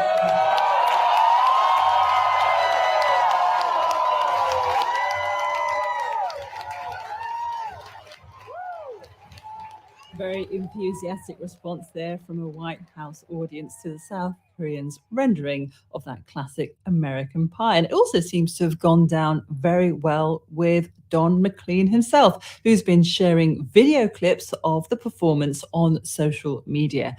President Biden said the singer wasn't able to join them at the White House, unfortunately, but he did send a signed guitar, which was then presented to the South Korean leader. And that brings us to the end of this edition of The Newsroom. Thanks very much for listening. This is the BBC World Service, and The Forum is looking at how the mobile phone has changed our lives. The fear of low battery and the sheer panic when you think you might have actually lost it and become totally cut off from the world. No! Oh, thank goodness. There it is. Our panel will be exploring what we've gained, what we've lost, and how we got to the point where we almost can't live without one. There is a psychological attachment of people to their phones, which really makes them move beyond being a tool. From the history of ringtones, cameras, and messaging to when phones got the internet. The phone knows our darkest secrets, our insecurities, our desires, and it tempts us with what we're most interested in. The Forum, how the mobile phone changed everything, at bbcworldservice.com/forum or wherever you get your podcasts. Welcome to Assignment from the BBC World Service. Laos in Southeast Asia remains the world's most bombed country per capita. It's been 50 years since the last explosives were dropped by American planes, but people here are still being killed by unexploded ordnance, or UXO. I'm Antonia Bolingbroke-Kent, and I've come to Laos to see what a threat these UXO still pose and the efforts being made to clear them. That's Assignment after the news. BBC News with Moira Alderson. South Sudan says it's leading efforts to mediate an extension of the current ceasefire in neighbouring Sudan. The Foreign Minister, Deng Dor Deng, said a 72-hour extension would enable the creation of a humanitarian corridor between the capital and other cities. China has deployed naval vessels to evacuate more of its citizens. Officials said they expected to transfer about 800 people before the ceasefire is due to end in Sudan on Thursday night. For a second day running, President Erdogan has cancelled his entire election campaign schedule 3 weeks before Turkey goes to the polls. Officials say he's contracted a stomach bug. Republicans in the US House of Representatives are hoping a bill they've approved on borrowing limits will convince President Biden to begin negotiations on spending cuts. It's unlikely the bill will be passed by the Democratic-held Senate. Ukrainian officials say Russia has intensified artillery attacks near the eastern city of Bakhmut. More than 300 strikes were recorded in a period of 24 hours. The remains of what appears to be a missile have been found in a forest in central Poland. Initial examinations suggest it was an air-to-surface missile. The Defence Ministry says it presents no danger to the public. Prosecutors in Paris have launched an appeal against a court decision clearing Air France and Airbus of involuntary manslaughter over a plane crash in 2009. They've always denied the charges, blaming pilot error for the crash. Australia is to overhaul its migrant workers programme. It argues the current system is failing to tackle critical labour shortages and needs to be more assertive in attracting highly skilled professionals. A team of British archaeologists has identified 3 previously unknown Roman camps in the Arabian desert. They believe they are evidence of an undocumented military campaign. BBC News. There are a lot of UXO awareness posters up. Just parking outside a wooden house. Beautiful pink bougainvillea spilling over the fence. A few mopeds parked outside. I'm guessing this is where the UXO has been reported. I'm in the northern Lao province of Xieng Quang with demining charity, the Mines Advisory Group, and a farmer has just found some unexploded ordnance, or UXO, left over from the days of the Vietnam War. Welcome to the documentary from the BBC World Service. I'm Antonia Bolingbroke-Kent, and this is Assignment. Laos is the most heavily bombed country per capita in the history of the world. Portia Stratton is the Mines Advisory Group's Lao Country Director. From 1964 until 1973, over 2 million tonnes of ordnance were dropped over the country in 580,000 bombing missions, which is the equivalent of one plane node every 8 minutes, 24 hours a day for 9 years. So a huge amount. And of that, at least 270 million cluster munitions were dropped as part of the bombing campaign, of which an estimated 30% failed to detonate. Just to be clear, those were American bombing missions. The Kingdom of Lao, or Laos, was supposed to be a neutral country. But this Southeast Asian nation shares a 2,000-kilometre border with Vietnam. And by the mid-1960s, there were tens of thousands of North Vietnamese soldiers fighting here, as this report from CBS News in 1970, called The Not-So-Secret War, illustrates. This is the battlefield in Laos. These are government troops supported and financed by the United States, fighting and losing ground to communist troops, many of them from North Vietnam, fighting in remote mountains in an obscure corner of Asia. It looks and sounds familiar. Laos' own population at the time was under 3 million. The famous Ho Chi Minh Trail, the North Vietnamese military supply route that fed the communist insurgency in the south, passed through Laotian territory, and the North Vietnamese were supporting communist insurgents, the Pathet Lao, in a civil war. It's 50 years this month since America withdrew from the Vietnam War and stopped bombing Laos. But the legacy is a country still littered with unexploded ordnance, bombs, grenades, and other explosive remnants of war. That's what the farmer has found in his field near the village of Sam Nguyen.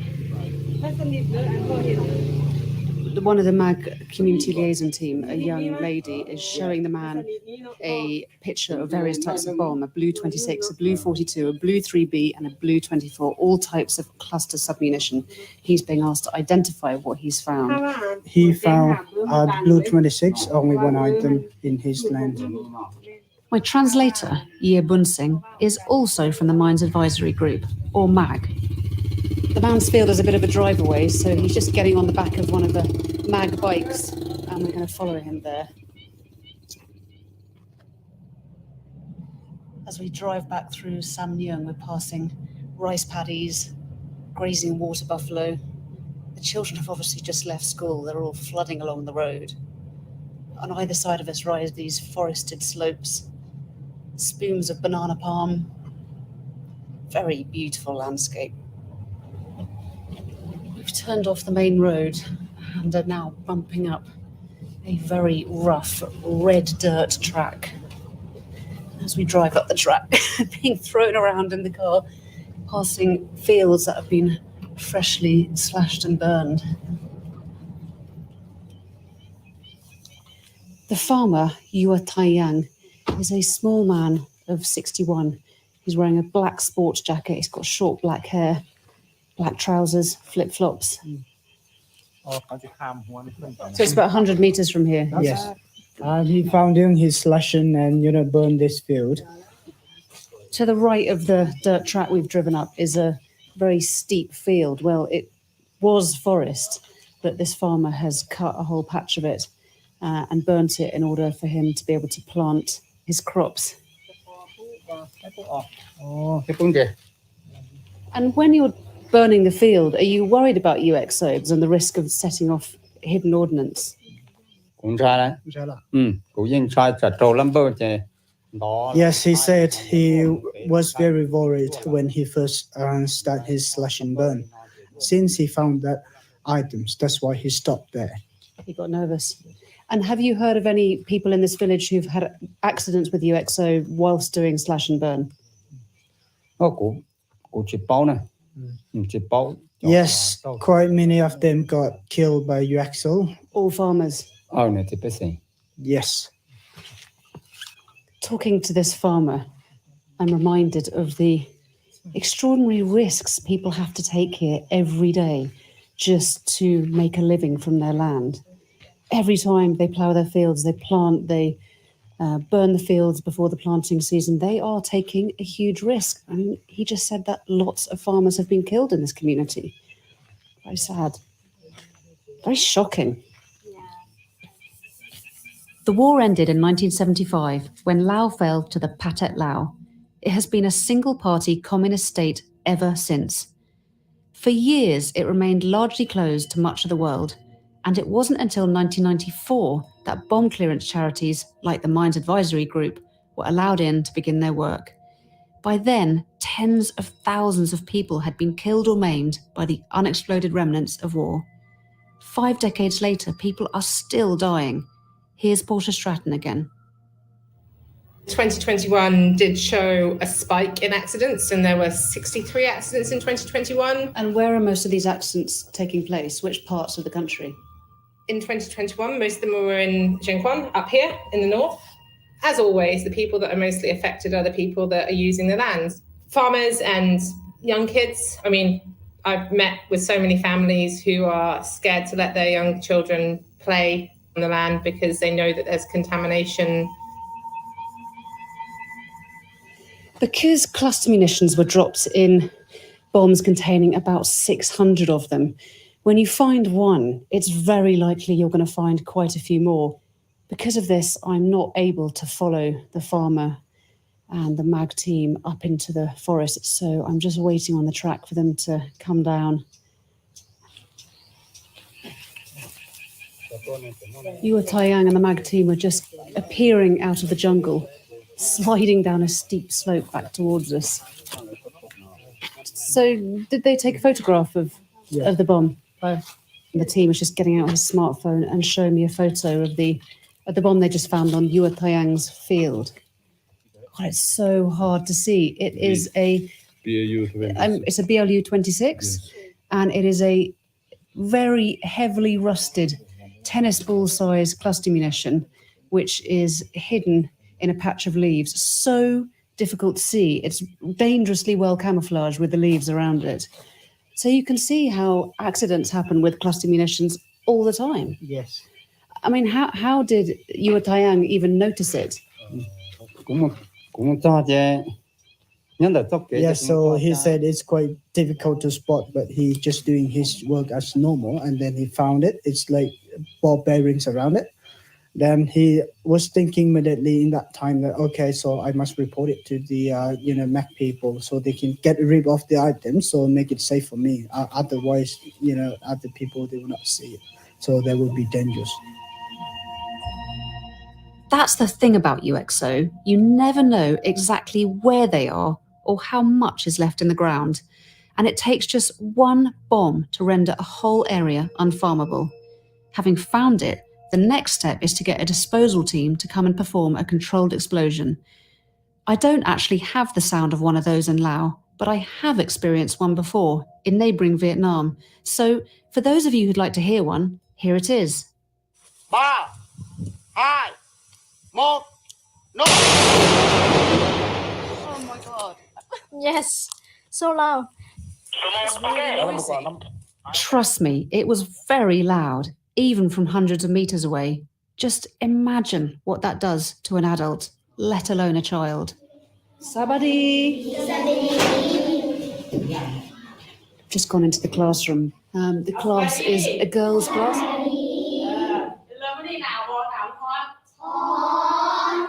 Just down the road from the farmer's field, a class of 30 schoolgirls, around 8 years old, are being introduced to two MAG representatives who are going to teach them about the dangers of unexploded bombs.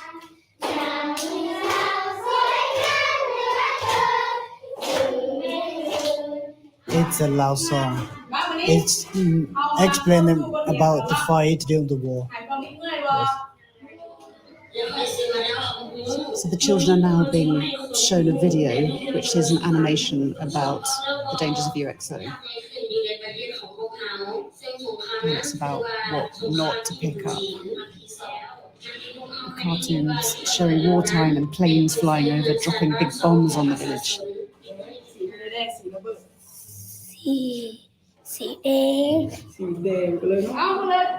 The girls are being asked to identify the names of different munitions from a poster that's on the wall beside the blackboard.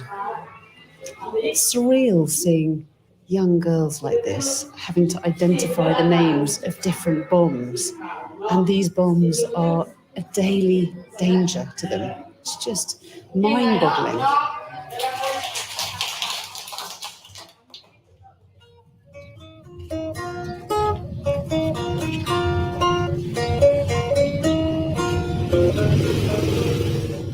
I've come to the MAG base in Ponsavan, the capital of Xiên Quang province in northern Laos.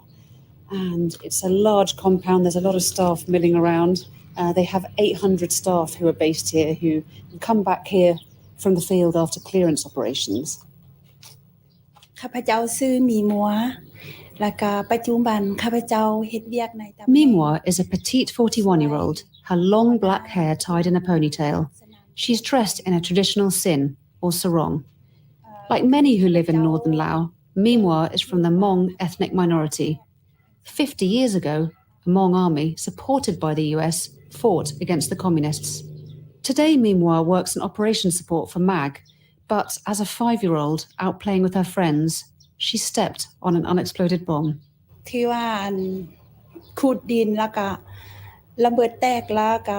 feel like a lot of blocks on her leg, and she only remember that the explosion was loud. And then she feel pain afterwards, and then she cried. And later on, the villagers and her grandma heard the explosion noise, and they came to check, but she was lying on the ground. So they picked her up and then brought her to the hospital. What injuries did you sustain from the UXO? The majority injury for her is amputated on her leg because explosion took off her leg, and then shrapnel went through her face and have a wound on her face. Mimwa is wearing a very beautiful blue embroidered sin, and as she pulls up, I can see her prosthetic limb. And obviously 5 is very young. Can you remember at all what happened in the weeks and months after the accident? After the accident, she only feel pain and she cry all the time. And when her pain is gone or her leg is recovered, then she knew that it's sad for her because she lost a leg. So it's not like her friends and the other people. Despite her injuries, Mimwa comes across as remarkably positive about her life, though I should point out that I had a government minder with me at all times who listened closely to these conversations, not the most conducive to open discussion. It's early in the morning here in Xiên Quang, just 7 o'clock, and I'm arriving at the house where the female UXO clearance team are based. And they're off to work in the field this morning, and I'm going with them. Morning, ladies. Sabadi. Sabadi. And I can see 1, 2, 3, 4, 5, 7 ladies so far. They're all in their very smart MAG boiler suits. Their uniforms have American flags on their sleeves to show that this team is funded by the United States, part of the $45 million the US government spent on UXO clearance in Laos last year. So this is where everyone lives for 3 weeks while they're working in the field? Yes. And then after that, they all go home? Yes. The ladies are all packing up the van to go out for the day's work in the field, loading a stretcher on top of the van. Hope that's not going to be needed. There's a lot of boxes being loaded onto the truck. It's a big old Land Cruiser. This is an all-female bomb clearance team, which is great to see. If it wasn't so hazy, I'd be able to see mountains around us. Xianquang is a fairly high plateau, well, about 1,300 meters above sea level, and there's a lot of mountains here. But because of the air pollution, I can't see them at all today. The thick haze is caused by farmers, like Yua Tayang, who we met earlier, slashing and burning their fields at this time of year, ready for planting. At one point during my visit, air pollution levels were 25 times the World Health Organization's recommended air quality guidelines. Oh, we've arrived at the clearance site. It's just outside Ponsavan, and I can see a cordoned off area, cordoned off with red and white tape, and that's obviously the clearance area.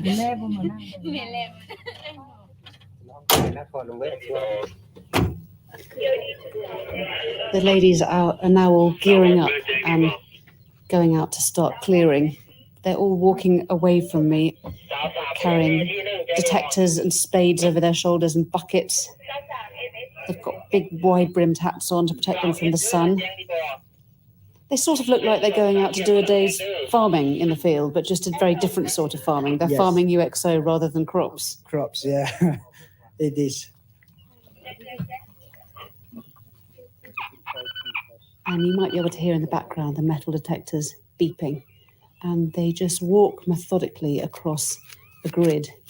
And every time the detector goes off, they have to get down and dig it up and see if it could be a rusty nail, it could be a Blue 26 submunition. They don't know until they excavate. It's a laborious task, and there's no way of speeding it up. To think that so much of the country is being cleared by just single humans with metal detectors and spades and buckets. No wonder it takes such a long time. My name's Pete Haymond, the current U.S. ambassador to the Lao People's Democratic Republic, and I'm lucky enough to be able to say that this is my third assignment in Laos, which is a rarity within my foreign service. How is this UXO contamination impacting Laos development?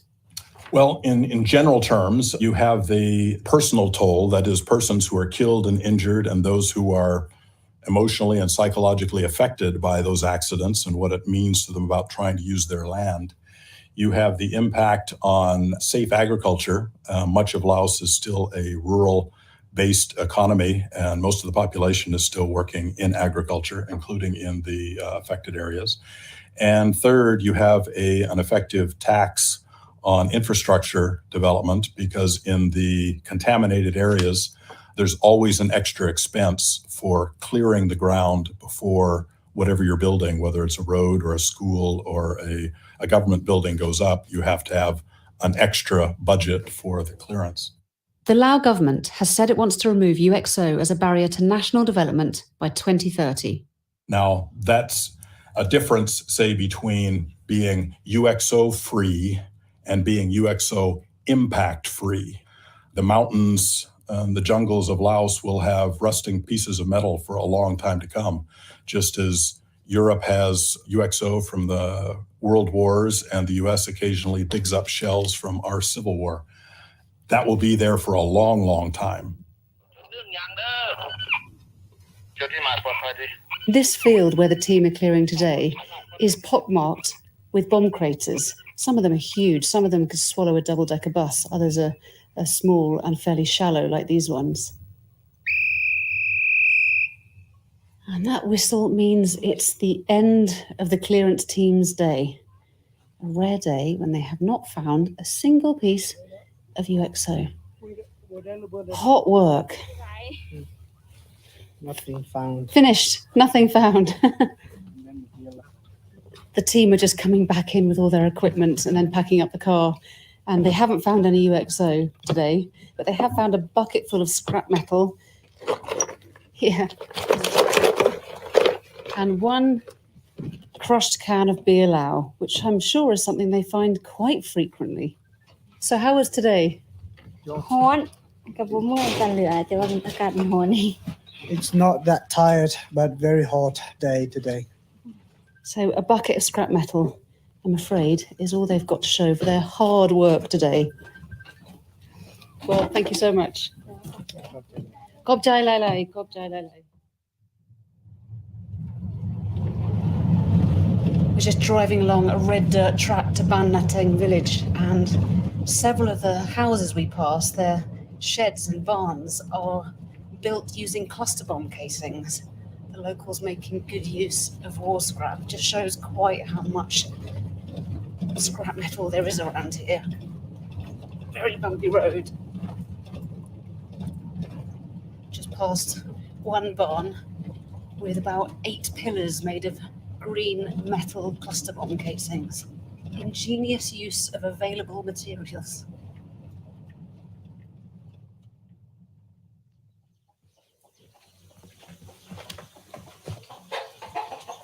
Just arrived at one of the villagers' houses.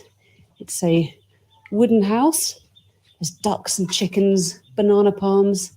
The village consists of really one track cutting through wooden houses. There's a few new concrete houses replacing the older style buildings.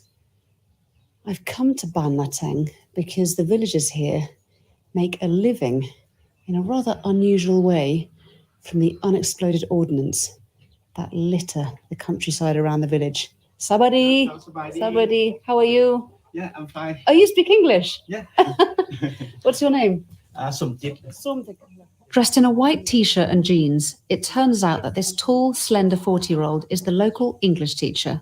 I like your house. It's very beautiful. Yeah. Thank you. He supplements his income by making metal objects in a workshop next to his house. Stacked on one side is a mass of old bombs. There's a shoulder-mounted grenade. There are big 500-pound bombs, old helmets, grenades, mortars. I can see a blue 26 cluster bomb, known as the pineapple bomb, yellow casing. What's this? There's a really large pit of what must be a US aeroplane. That's from a plane. Yeah, small plane. Oh, it's almost a whole plane. Half of Sumtit's roof of his workshop is made up of the body of an American aeroplane. Metal and ordnance everywhere.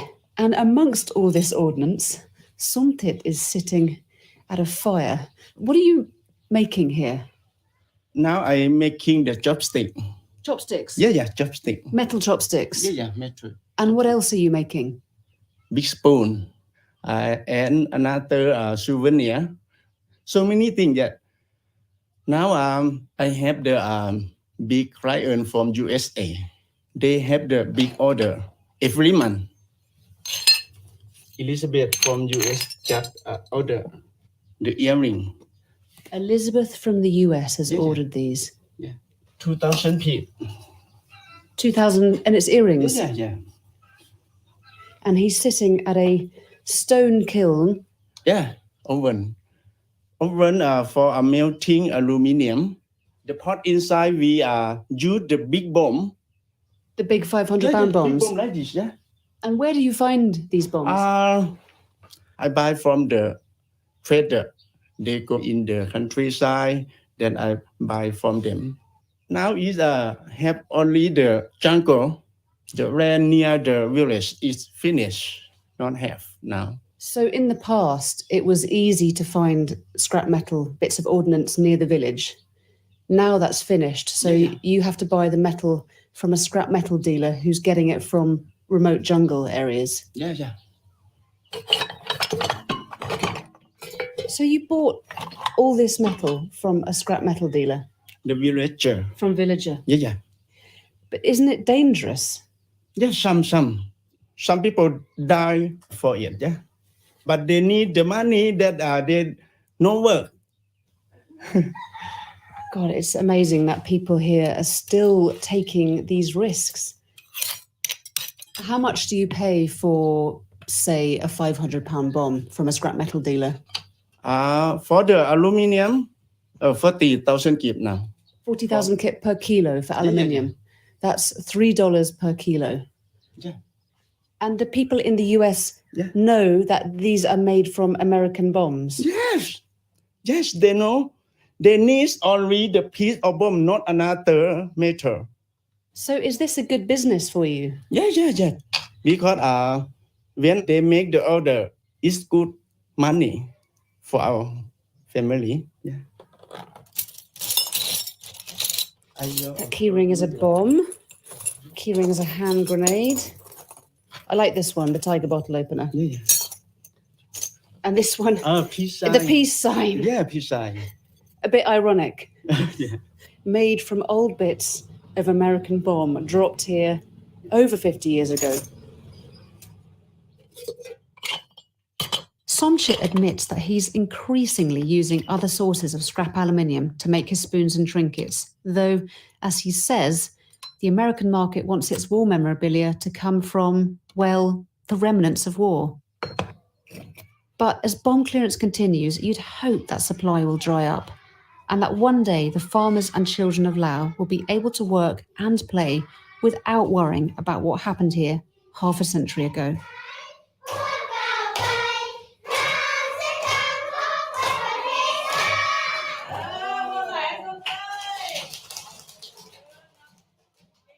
That was Assignment from the BBC World Service. I'm Antonia Bolingbroke-Kent. The producer was John Murphy. In 1973, 2 decades of civil war in Laos ended.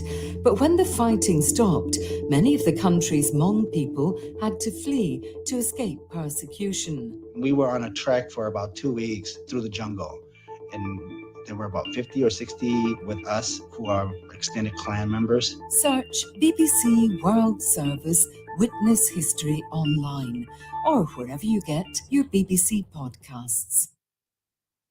At bbcworldservice.com, it's Tech Life with Zoe Kleinman. A distressing account of the human cost of keeping extreme material off the internet. The sound of the quantum computing revolution.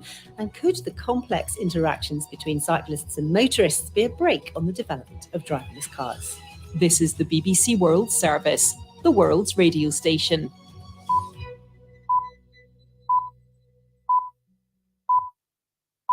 Would you like to live on another planet or in a floating space station, fulfilling your life's hopes and dreams among the stars? Until recently, this was fantasy, but no longer. We can begin to think about what it will mean for people to live in space. I'm David Baker, and for BBC World Service Radio, I've been discovering what settlements in space will be like. Everybody will be under a lot of pressure there because of the way we're living so far from home. Who will be living in them? Is this something that should be opened up to all of humanity, or something that should be owned and exploited by just a few entities or companies or nations? And how they'll be organized. There are enormous potentialities for tyrannical control. What was once fantasy could now be reality in the next decade. I would anticipate the beginning of an ability to live in space in the 2030s. Join me, David Baker, for Living in Space, right after the news.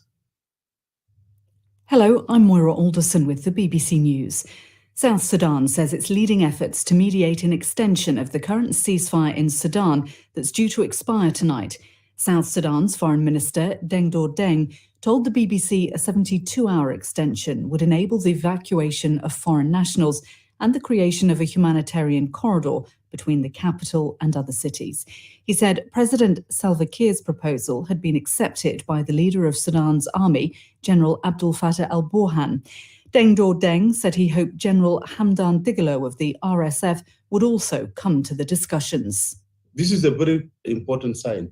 So we hope that General Dagalo will be able to respond as President Burhan responded, and will build a concrete measures and concrete step. What need to be done? We cannot do this unless by agreement of both parties. Our diplomatic correspondent, Paul Adams, is monitoring events from Nairobi. This does represent quite a concerted effort by regional leaders to try and force the hand of the two generals who are leading this conflict. The idea would be twofold, probably. One, to get another 3-day ceasefire, to extend the one that runs out tonight. And then also perhaps that would lead to face-to-face discussions between the warring parties to end the conflict. For a second day running, President Erdogan has cancelled his entire election campaign schedule. It's just 3 weeks before Turkey goes to the polls in crucial parliamentary and presidential elections. He was due to officially open Turkey's first nuclear power plant, but officials say he'll now take part via video link. Ola Gerin reports from Istanbul. President Erdogan is in the fight of his life at the polls, but he's now out of sight. The 69-year-old was last seen in public on Tuesday night when he became ill during a live TV broadcast, which had to be halted. When it resumed, he appeared looking pale, saying he had been working hard and had picked up a stomach bug. Turkish officials say claims on social media that he suffered a heart attack are false. His main rival for the presidency, Kemal Kılıçdaroğlu, was one of the first politicians to wish him a speedy recovery. An appeal has been launched by the Paris public prosecutor against a court decision clearing Air France and Airbus of involuntary manslaughter over a plane crash in 2009. Air France and Airbus always denied the charges, blaming pilot error for the crash, in which 228 people died. The plane is thought to have stalled during a storm and plunged into the Atlantic Ocean hours after departing from Rio de Janeiro. The verdict earlier this month came after a 9-week trial. BBC News. China has accused the United States of provoking confrontation by promising to strengthen its nuclear weapons commitments to South Korea. President Biden told his counterpart, Yoon Suk-yeol, there would be an overwhelming response if North Korea launched a nuclear attack on the South. American submarines armed with nuclear weapons will in future dock in South Korea. This comes as support grows in South Korea for the country to acquire its own nuclear weapons. There's been an intensification of Russian artillery and rocket attacks near the eastern Ukrainian city of Bakhmut, according to officials in Kyiv. More than 300 strikes were recorded in a period of 24 hours, but Russian forces are said to have failed to make advances on 2 villages. The Australian government is to overhaul its migrant workers programme. It argues the current system is broken and prevents officials from tackling critical labour shortages. The Home Affairs Minister, Claire O'Neill, said Australia had to, as she put it, skill up or sink. The government says Australia needs to be more assertive in the global race for talent. Phil Mercer reports. The government considers the complicated and outdated migration system to be a barrier to prosperity. It wants the country to be less reliant on temporary workers who will be given more opportunities to stay permanently. The review says it's important that Australians don't feel threatened by economic migrants. The State Department in Washington has said it won't allow a Sri Lankan provincial governor to enter the United States because of gross human rights violations. Wasantha Kalinago was accused of a series of killings while serving as a naval officer in the Sri Lankan Civil War. Local authorities dropped charges 2 years ago, but US officials said credible evidence from independent investigations showed he was responsible. BBC News. Welcome to Living in Space on the BBC World Service with me, David Baker. We're the world's radio station, and today we're going to be taking that idea even further. Step outside one night and look up into the sky. We need to sit down and have a dialogue with regards to the future of space. In amongst the stars, you should be able to see a tiny red dot. Mars. When a crisis comes, you cannot live on the Earth. Probably space would be the better choice. 200 million kilometers away, the next planet in our solar system feels impossibly distant. And everybody will be under a lot of pressure there because of the way we're living so far from home. But we've already landed robotic crafts on its surface. And in the not too distant future, we'll be building human settlements there. It's time for a new kind of astronaut, the younger generation. It's time for them to go out and not only explore the new worlds, but to settle new worlds. And when that happens, stepping out on an evening won't just mean gazing up at the heavens. It will mean people in the heavens gazing down at us. The company vision is to build the infrastructure and the foundation that enables eventually millions of people to live and work in space. In this program, I'm going to be asking what human settlements in space will be like, who will be living in them, and how they'll be organized. We have to think of a solution that is good for the entire human race, not just for one race or for one country. Our first stop is a lot closer to home. Bristol, a city in the southwest of Britain, among the crowds milling around on the harbour side on a sunny September afternoon. Inside there's hydroponics. Plants are being grown hydroponically without soil, which might be a way that you would grow plants on Mars. We're in our hydroponics research area, so we're surrounded by a few plants that have been grown here, and they've all been chosen for their sensory qualities. So they're plants like sage, lemon balm, and there's a big basil plant behind here. My name's Ella Good, I'm an artist, and I am leading this project with my friend and fellow artist, Nikki Kent. Hello. The project is called Building a Martian House. It is a prototype of how you could live in a house on Mars. Ella and Nikki's project is a continually evolving work of art, exploring what it would be like to live on another planet. The lower floor, that would be part of your rocket that you travel there with all the life support systems already in it, so that the people who arrive, they don't have to build their own life support systems, and they know they definitely work because they've survived the journey. So that is what the lower floor is, but then you want more space than that when you live on Mars. And that's why having an inflatable design really works, because it packs down very small and it's very light. And then when you get there, you can inflate it and fill the walls to make them thick and filled with the Martian regolith, so that you can protect yourself in some way from the radiation as well. Ella and Nikki think all of us should be involved in working out how we will live in space. We've been working with engineers and scientists and architects to talk about the feasibility of the building, and then involving the public and families and school children to talk about how might you live in it. And we thought we'd come back to the house today and start here just so we could kind of reflect on what we've started. And I was experimenting with human hair. This is something that then I created. Maybe once a week, Nikki and Ella invite anyone who wants to come and actively design the actual features of this Martian house. These workshop participants create designs that will meet the needs of the fledgling community they imagine themselves to be part of on Mars. Well, how would a new community in this new place function? How it could look really different to how we live on Earth. And how does that reflect in how we work together here? And everybody will be under a lot of pressure there because of the way we're living so far from home. You need to have people around that will help you out, because that's what you were referring to is literally just describes collaboration as well. Sharing is caring. Social contract to decide how we live and function together, because I'm a firm believer that can't really decide by committee, because that kind of dilutes good ideas. Whatever kind of governance system we have has to be a lot more survival focused than we're used to thinking of.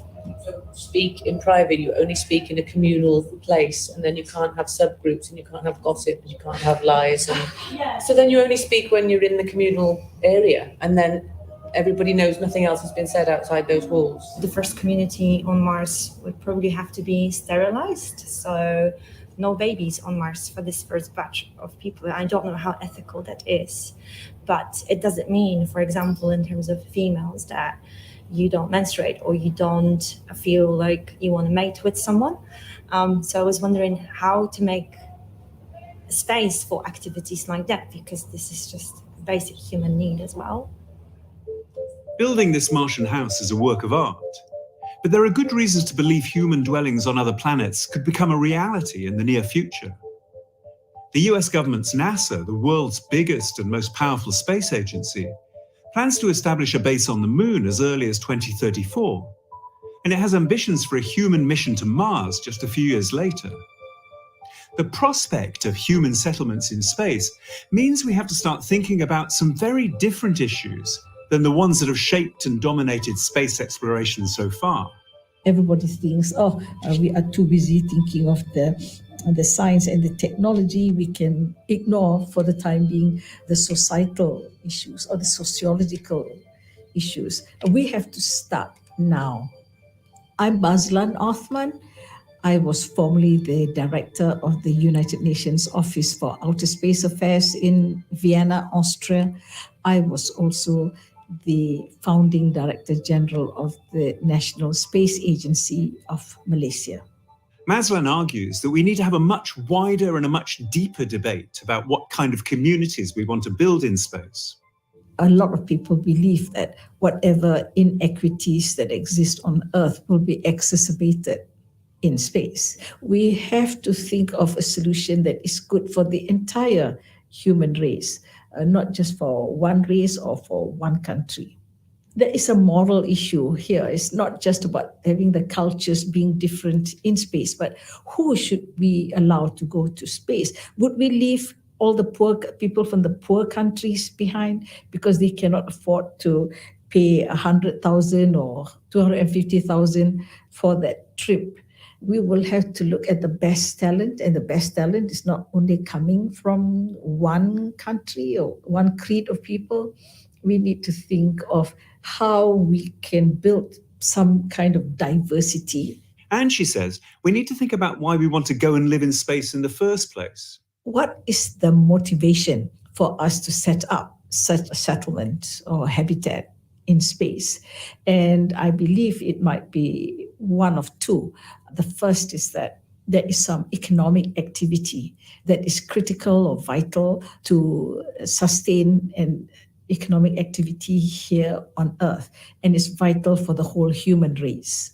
The other motivation is that the planet Earth is doomed, and that the human race, in order to survive, will have to leave the Earth.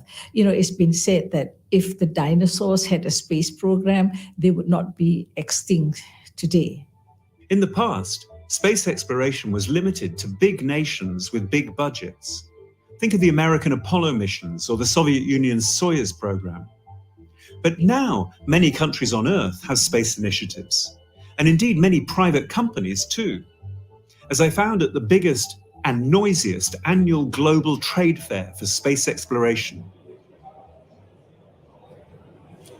I've come to Paris to the International Astronautical Congress, a huge convention of space specialists, which is taking place in this enormous convention center here in the center of the city. Over about 4 floors, I can see all around me stands from pretty much everyone who's involved in the exploration of space. There's NASA over there, there's India, there's the UAE, there's some European countries here, the European Space Agency, of course. And if you really want to understand what the thinking is about the future of space, this is the place to come. Tomorrow, when a crisis comes, you cannot live on the Earth. Probably space would be the better choice. I am Sudhir Kumar. I am Director Capacity Building and Public Outreach from Indian Space Research Organization, ISRO. We're just looking around the corner at, there's a big chart about India's first manned space program. Could you tell me a little bit about that and why India's looking to go into space or send a person into space? The sustainability of the humankind is obviously a question. And today you are comfortable on the Earth. But after some time, probably you have to explore. Maybe after 100 years or 200 years or 300 years, people would prefer to go beyond the Earth for their survival. That is one thing. The second thing is very important thing is we should know what is happening elsewhere. So what is beyond Earth is a subject of concern to protect ourselves. Tomorrow we do not know solar system. Let's say different kind of asteroids are coming, they may hit us. How actually the system outside to protect ourselves? Technologies which will enable the people to go into space and live in an autonomous manner will give lot of spin-offs to the human society. Tomorrow water is depleted. how to survive in the low crisis situation. These are all the technologies that are very much important to develop, which can be scaled for the spin-off applications. And it'll give you the return here back on Earth or in space or in both? Both. And Sudhir sees a big role for business when it comes to space exploration. We're on the India state stand, but over there's Lockheed, there's different companies all around us. How is that relationship managed when it comes to our colonization of space, the commercial and the state? They're complementary to each other. The government should act as some kind of supporter, mentor, rather than builder. The building, we have to do building-based manufacturing, assembly, testing, we should leave to the industry. In the past decade, there's been spectacular growth in the number of private companies getting involved in commercial space exploration. They're not only providing the rockets used to launch satellites and promoting space tourism, but they're also making plans for establishing a longer-term human presence in space. So that this amazing experience can actually become real for people who are not space people. Right, and so everyone has the potential to be a space person, so I think that's the first thing we can say, right? In one of the huge dark presentation halls in the Paris Conference Center, we found Blue Origin, the space company founded by Amazon's Jeff Bezos. We're still entering a new world as we do this commercially. Brent Sherwood is Blue Origin's Senior Vice President, Advanced Development Programs. The company vision is to build the infrastructure and the foundation that enables eventually millions of people to live and work in space. Brent says we need to go through 3 stages that will take us towards permanent settlements in space. The first step is what I call adventure travel. Spaceflight is still high risk, it's very expensive, and you can think of an analogy like a very high-end adventure travel vacation, climbing Mount Everest or going to Antarctica. It's risky, but it's curated. The step after adventure travel is genuine tourism. And the step after tourism is living. I would anticipate the beginning of an ability to live in space in the 2030s. A model I like to think about is a timeshare condominium in orbit. Say 12 people own a month each out of the year of an apartment in orbit around Earth. That's a very special address, quite amazing houses. And we can begin to think about what it will mean for people to live, at least for part of their life or part of the year, in space. It sounds idyllic, a timeshare out among the stars. But life in space, whether it's orbiting the Earth or further afield on the Moon or Mars, will be much harsher and much more dangerous than the conditions we're used to here on our home planet. And that's likely to have a big effect on the kind of societies we build there. There is a lack of freely available liquid water, a lack of natural food, and of course, an atmosphere that's either toxic or no atmosphere at all. I'm Charles Cockell, and I'm Professor of Astrobiology at the University of Edinburgh. Climate and the environment that people will inhabit in extraterrestrial places will shape the sort of societies that they make. Now, I'm asking you to hypothesize, but can you give me some, for examples here? If it's a dangerous situation, does that lead to a particular group or a particular group function? Yes, well, imagine you're on the Moon or Mars, for instance, and you can't just go outside and breathe the air as you can on the Earth. The oxygen that you breathe comes from a manufacturing process. Even if you own your own oxygen-producing machine, the parts in that machine are presumably serviced by someone else. And that means that something absolutely vital to your existence has elements of control from other people. And as a consequence, I think, there are enormous potentialities for tyrannical control over those commodities to control the population. Freedom or human rights might take second place to survival. In the space environment, protecting people from the lethal external condition is paramount, and any right or claimed right of freedom can be looked on as trivial compared to this need to survive in the extraterrestrial environment. What can we do politically to avoid just a bunch of dictatorships in outer space? A limited range of goods and machines is an excuse for political control. And the best way out of that, a little bit like autarky on the Earth, is to maximize the range of goods coming in and out of a settlement. And that speaks to reliable spaceships traveling through the solar system, allowing for this free movement. Essentially, what you want to do is transform the solar system into a free trade zone, and that will enhance the conditions for liberty in otherwise isolated settlements throughout the solar system. That free trade zone will create a big role for the private sector in space. And companies are already seeing a commercial opportunity in the imminent decommission of the International Space Station, or ISS, a kind of floating science lab that's managed jointly by the US, Russia, Japan, the European Union, and Canada. The ISS has been orbiting the Earth since 1998, but by 2030 it'll come to the end of its useful life. And according to Blue Origin's Brent Sherwood, its replacement, or replacements, will have a very different business ethos. 8 years from now, the space station, according to current plans, will be decommissioned.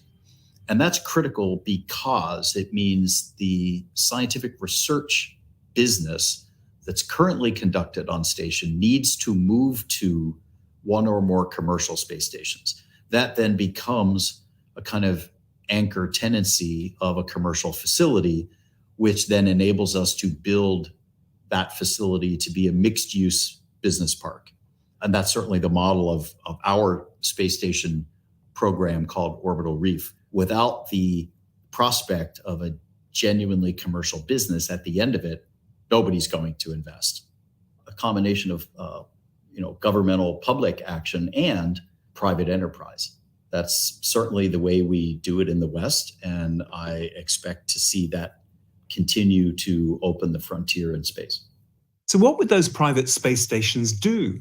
There's both tech and non-tech industrial applications. So that could be products that can only be made in microgravity and then returned to Earth.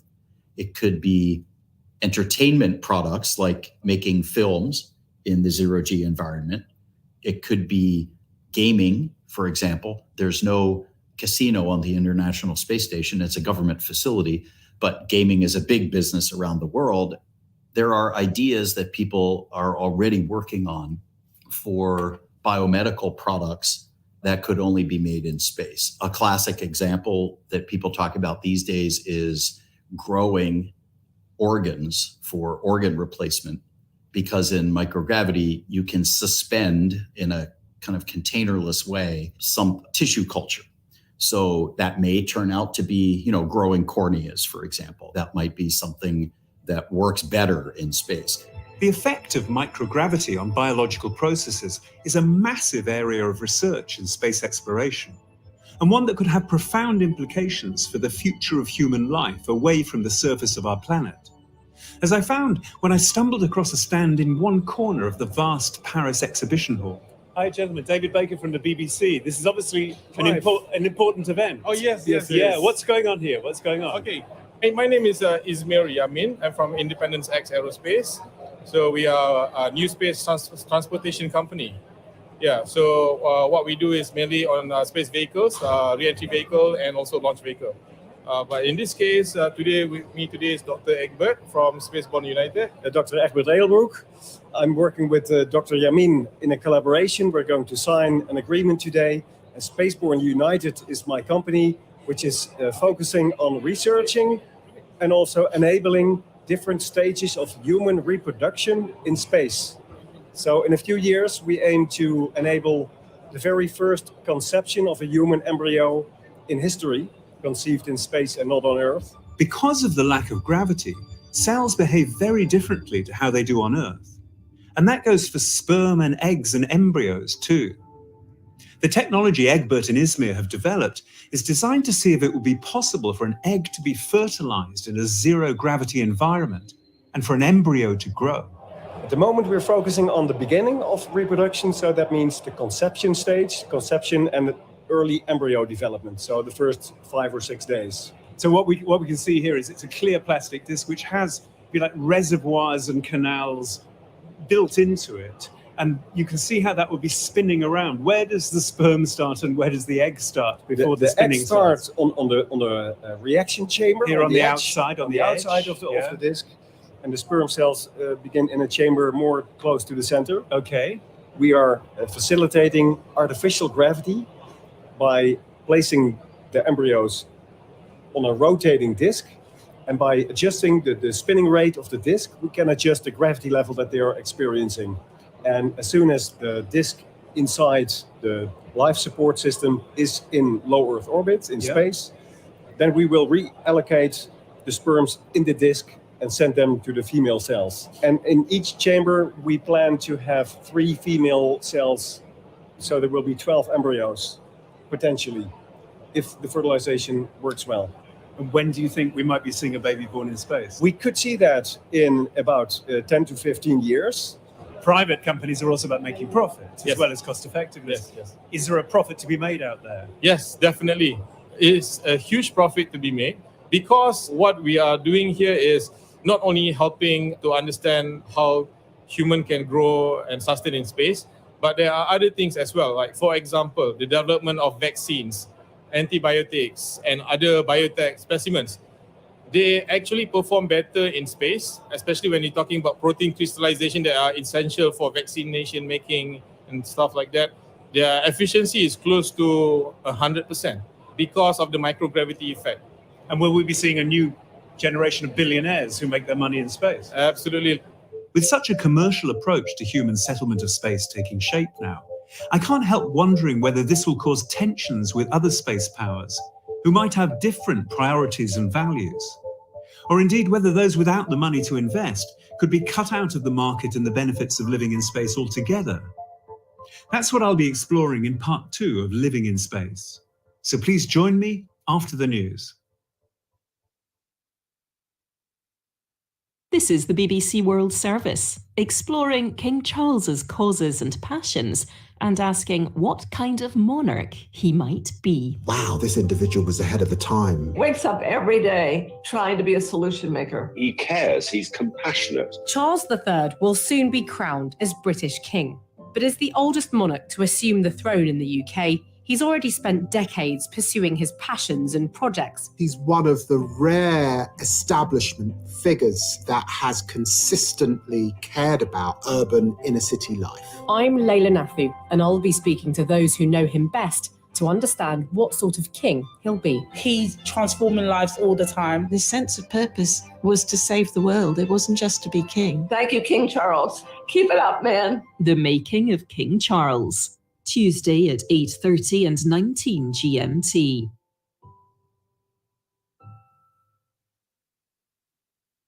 Would you like to live in space, fulfilling your dreams among the stars? I'm David Baker, and for BBC World Service Radio, I've been discovering what communities in space will be like. We've already heard how tough life in space could be, and how significant commercial enterprise will be for space settlement. But how might living in space be open to all in the years to come? That's what I'll be finding out in part 2 of Living in Space, after the latest news. BBC News with Moira Alderson. South Sudan says it's leading efforts to mediate an extension of Sudan's current ceasefire before it expires tonight. South Sudan's foreign minister said a 72-hour extension would enable the creation of a humanitarian corridor between the capital and other cities. For a second day running, President Erdogan has cancelled his entire election campaign schedule. Officials said he'd contracted a stomach bug. It's just 3 weeks before Turkey goes to the polls in parliamentary and presidential elections. China has accused the US of provoking confrontation by promising to strengthen its nuclear weapons commitments to South Korea. President Biden told his counterpart Yoon Suk-yeol that there would be an overwhelming response if North Korea launched a nuclear attack on the South. Australia says it wants to overhaul its current immigration system in order to attract more highly skilled workers. The Home Affairs Minister said the current points test programme that assesses migrants is failing businesses and the economy. Human Rights Watch has accused Turkish border guards of shooting and torturing Syrian civilians trying to cross into Turkey from their war-torn country. It says the abuses amount to grave human rights violations and has called on Ankara to investigate and take action against those responsible. Ukrainian officials say Russia has intensified artillery attacks near the eastern city of Bakhmut. More than 300 strikes were recorded in a period of 24 hours. Prosecutors in Paris have launched an appeal against a decision clearing Air France and Airbus of involuntary manslaughter over a plane crash in 2009. Almost 230 people died in the accident. A team of British archaeologists has identified 3 previously unknown Roman camps in the Arabian desert. They believe they are evidence of an undocumented military campaign. BBC News.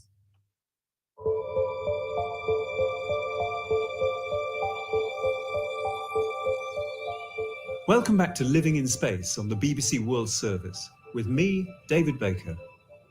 We're exploring what human communities will be like as we venture out into space and begin to settle there. I am Giuseppe Ribaldi. I am interested in space in 61 years, and I have spent 35 years with the European Space Agency. And in the last 10 years, I've been starting a number of activities, including the last one, the Moon Village Association. Backed by big space corporations such as Lockheed Martin, the Moon Village Association is one of a number of international groups now debating what human life among the stars could actually be like. Giuseppe sees here a big opportunity to reshape the way we live together. We will have an opportunity on the moon to have a new start. We have an heritage of our history of several thousand of years, but the moon is giving us a chance to start again nearly from scratch, not really from scratch, but give us an opportunity to rewrite some of the way of behaving. That opportunity will come quite soon. Both the US and China have plans to build bases on the moon in the next 10 years, and that will raise challenges. Right now, relations between the two countries are not exactly cordial. The present political landscape is not extremely, let's say, positive. And so there again, the Moon Village Association has started an activity to try to bring together different blocks, to try to talk to each other, to try to find a common level playing fields, to try to understand each other and interact with each other. When you look at what we've done on planet Earth, when we humans have moved into new territories, let's face it, hasn't always been pretty. It's been a bit of a Wild West. There's been aggression, the powerful have won, the person who has the most force has got all the resources. How do we avoid that happening in space? It is also the difference between access to limited resources or unlimited resources. And as you know, as we have seen in many historical background, when you have limited resources, you're about to doom, because the fight between the people for the limited resources will inevitably bring to the end. Access to space resources, Moon, Mars, and so forth, gives a chance to everyone to have, as I said, unlimited basically resources, which it is a condition necessary but not sufficient to limit the wars or to limit the conflict. But even with unlimited resources, we're going to need to find a way of regulating how we live together in space. Not only on an individual level, but also when it comes to relationships between states too. And the laws we have at the moment may not be up to that. We need to sit down and have a dialogue with regards to the future of space, especially that a lot of the laws and legislations and common agreements towards space exploration or utilization of space has been drafted decades ago, when there were very few players operating within the sector, and most of them were nations operating there. I am Sara Al-Amiri, Minister of State for Public Education and Advanced Technology in the United Arab Emirates. I'm also the chairwoman of the UAE Space Agency. How do we work out who owns resources they take control of or they discover in space? I mean, in low Earth orbit, I can kind of understand that if I had a private satellite, I can charge people on Earth for access to the information that it gathers. But what about when I'm on the moon or on an asteroid or something? Is that resource the whole of humanity's, or is it mine? You can't dictate policies based on who gets there first. But in fact, there's a good chance, on the moon at least, that those first arrivals will get to decide how we live there. And that's because of the way the regulation of space has played out so far. Space exploration is covered by 2 global treaties, brokered by the United Nations. The 1967 Outer Space Treaty says that space should only be used for peaceful purposes, and that access to it and its benefits should be open to all. That treaty has widespread international support and was signed by all the major space powers. However, none of the major space powers has signed the 1979 Moon Treaty, which proposes that no one can claim ownership of territory or resources on any celestial body in space. That makes places like the Moon, asteroids, and Mars much more vulnerable to exploitation by whoever gets there first. Is this something that should be opened up to all of humanity, or something that should be owned and exploited by just a few entities or companies or nations? What would you like to see included in it? What kind of discussions would you like to see taking place? I would like the whole aspect of ownership to be kept open and not defined that whoever gets there can cordon off X number of kilometers and be able to explore in it and not open it up to others. So that's the first aspect that needs to go into place. And that ensures that as you're going and defining it, you don't sequester it to a particular group of people. And without proper regulation, many, like Edinburgh University's Charles Cockell, think there's a real chance of tension or even conflict in space. People tend to think of space as a place where there are limitless resources. So it's ridiculous to talk about two settlements fighting each other in space. But it's actually not the case. If you go to the moon, for example, the readily available ice on the moon is localized to the permanently shadowed craters at the South Pole. There are also places in the South Pole of the moon where there's permanent light, where if you stand on the rim of a crater, the sun goes round and round on the horizon, a bit like in Antarctica, and you get constant light. These are fantastic real estate locations if you want to build a settlement with permanent light. So there are places in space that are extremely rare and could be extremely sought after. And in those places, we could imagine the potential for conflict and disagreements. Namrata Goswami, a researcher with a deep knowledge of the Chinese space program, as well as those of the US, India, and the UAE, agrees that we're lacking a global agreement about how we should operate in space. I haven't seen a regulatory framework coming out of the United Nations that actually takes seriously the kind of conversation we are having, which is space settlement, which is about resource extraction. Instead, we have two very different agreements. The US's Artemis Accords, which about a dozen other countries have signed up to, and a Chinese initiative that extends that country's Belt and Road program into space. That initiative is supported by more than 140 states, including Western nations such as Italy, Austria, and New Zealand, and could, Namrata says, lead to conflict about how disagreements in space are policed. The Communist Party of China might actually establish a unit on Mars that reflects back some of the legal stipulation of the Commercial International Court with Chinese legal system dominating. And we know China does not have an independent judiciary today. So that would depend. Will that judiciary be independent? Would it be completely politically motivated to grant a case to one particular actor vis-a-vis other? Unsurprisingly, the US is also concerned about the growth of Chinese power in space. Bill Nelson is head of NASA.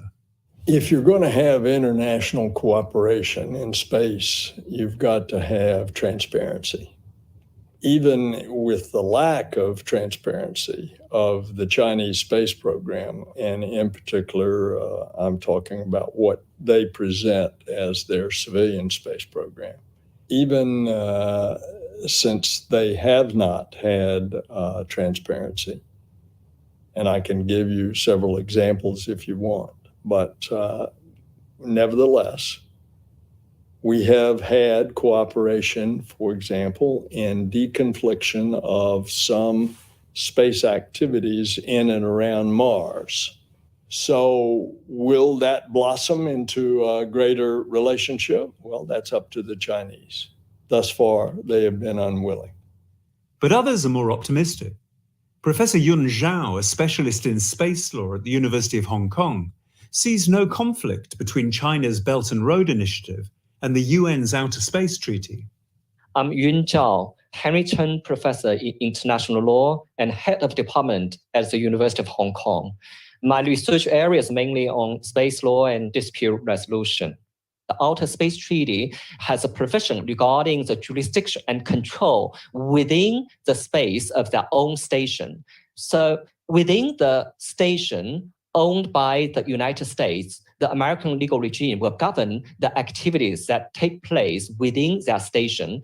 In the Chinese station, the Chinese law will apply. So the jurisdiction control has been well provided in the Outer Space Treaty. In the most recent space white paper that China produced, I think updated it in January 2022, there are quite a lot, maybe even half a dozen mentions of the Belt and Road Initiative in space. Now, the Belt and Road Initiative, as we know, is quite a national initiative from China. How does that fit in with the international nature of how space exploration will take place? The Belt and Road Initiative is one very important initiative that was put forward by the Chinese government. But if we look into the Belt and Road Initiative, the essence is to emphasize about the international cooperation, which is exactly the most important principle in outer space regarding the space cooperation and also the multilateral regime. So that's why there's no conflict in between Belt and Road Initiative and international cooperation in outer space. And Mazlan Othman, formerly the director of the United Nations Office for Outer Space Affairs in Vienna, says China's aims are much less nationalistic than they might appear. She had direct dealings with the country when she was Director General of the Malaysian Space Agency. If they want to set up another China in space, then they wouldn't talk about international cooperation. Why bother? For China, for instance, when they were talking about their station on the moon, they have gone out to a lot of countries. I have been approached by China, and many countries have been approached by China to see how can they expand, the interest of other countries in their project. We're going out and reaching out to the developing countries. You know very well that they're not going to bring in big investments. So I believe a country like China is looking for maybe diverse inputs into their program, because I think everybody agrees that diversity is a strength. Not everyone is so well disposed towards China. Some people think that Chinese geopolitics right now are very much like the imperial colonialism that we saw in the past. And Mazlan thinks that we should not go down that route again. So we can learn from history. So I think, again, being the optimist, if we know we have made mistakes in the past, how do we learn from those mistakes? You look at what is the definition of colonization. It includes one party taking over the domain of another country, or in this case, another planet. Those who have come from a post-colonial, they've dealt with colonizers and shrugged off the shackles of that. And this is how they think. Their way of thinking will be very important. I'm Nnedi Okorafor. I'm a science fiction and fantasy writer, particularly African futurism and African Jujuism. Nnedi's novels imagine a future in which humans move out into space to work and to live. Drawing on her Nigerian-American heritage, she's acutely aware of how human history is scarred by the experience of colonization on Earth. And she's worried that if we don't listen to the voices of people who've been colonized, we'll just make the same mistakes in space. The problem is the hierarchy that is involved in just leaving the planet. So there's already that. It's already in place. So you can see who's behind building the technologies to leave the planet. They're the colonizers. So therefore, they're in control of the programs. So therefore, they pick and choose who goes and how, all of that. So you've already got the attitude and ideas of colonizers in the DNA of space travel. So that flaw is already embedded in the way things are being done. And can you give me a sense here how the mindset and the attitudes of people who've experienced being colonized themselves will be useful for making new communities in space? What kind of things will those voices be saying? People who come from colonized societies will be able to recognize that, and they'll be able to be like, okay, I've seen this before. I know what this is. I know where this is going. I know what comes next. It's going to be this. First, you name something, and then you start mobilizing groups against that something. And it's just kind of that slippery slope that we've seen before. They'll be able to recognize it most, and hopefully they'll know to speak up and be like, this is problematic and this needs to stop. I think that those who come from societies that have dealt with, for example, genocide, they'll know the markers of that and they'll be most passionate about stopping it. So far, space culture has been dominated by a hierarchical and military-led mindset. The extreme conditions of space and the huge cost of space travel have concentrated efforts into the hands of nation-states and their militaries. But now, Neddy argues, it's time for us to think again and build a different way of living together. Just a simple hierarchical structure is not going to work. It will eventually just duplicate what we've seen before on this planet. I guess I don't really know what the name of what I would consider that works would be, but it would be more of a web kind of thing that utilizes everyone's skill and utilizes and prioritizes everyone's skills, and everyone will come with different skills. In your Binti novels, you have a heroine who brings ideas from space back to Earth to change things here. I wonder if that's going to happen in reality when we're out in space. Do you think, how significant might communities in space and the culture that they have be if to influence society here on Earth? The mirror that it will hold to Earthlings will be so powerful that I think it will be, whatever is learned from that experience, that I think Earth people will have to listen. I really love your optimism. I must admit, perhaps it's late in the day and I'm feeling a little bit cynical about it, but it's a bit like, when you go traveling, isn't it? And you come back to your hometown and you can see so many things. And you really want to tell the people in your hometown, oh no, what about this? What about this? What about this? But they often don't listen, do they? They kind of feel, who's this uppity outsider who's gone away and now telling us what to do? True. But that's why you need to have a storyteller on board. Because storytellers, a storyteller will be able to translate. They'll be able to translate all the experience from that Mars colony in a way that Earthlings will be able to hear and enjoy. So the enjoyment will be like the sugar that will attract and make for people to want to listen. If someone asked you if you'd like to be the storyteller on that one-way mission to Mars, what would your reaction be? That's the kind of possibility where it's like, because I am terrified of that idea, but it's like, if it were presented to me, I'd have to accept it. Like, I would totally accept it. I totally would. Not everyone, though, is so keen to go into space. And that includes people whose day job is in the space industry. My name is Didier Schmidt. I'm working for the European Space Agency, where I'm in charge of the strategy and the coordination of the space exploration program. Why would people want to go to Mars and live there?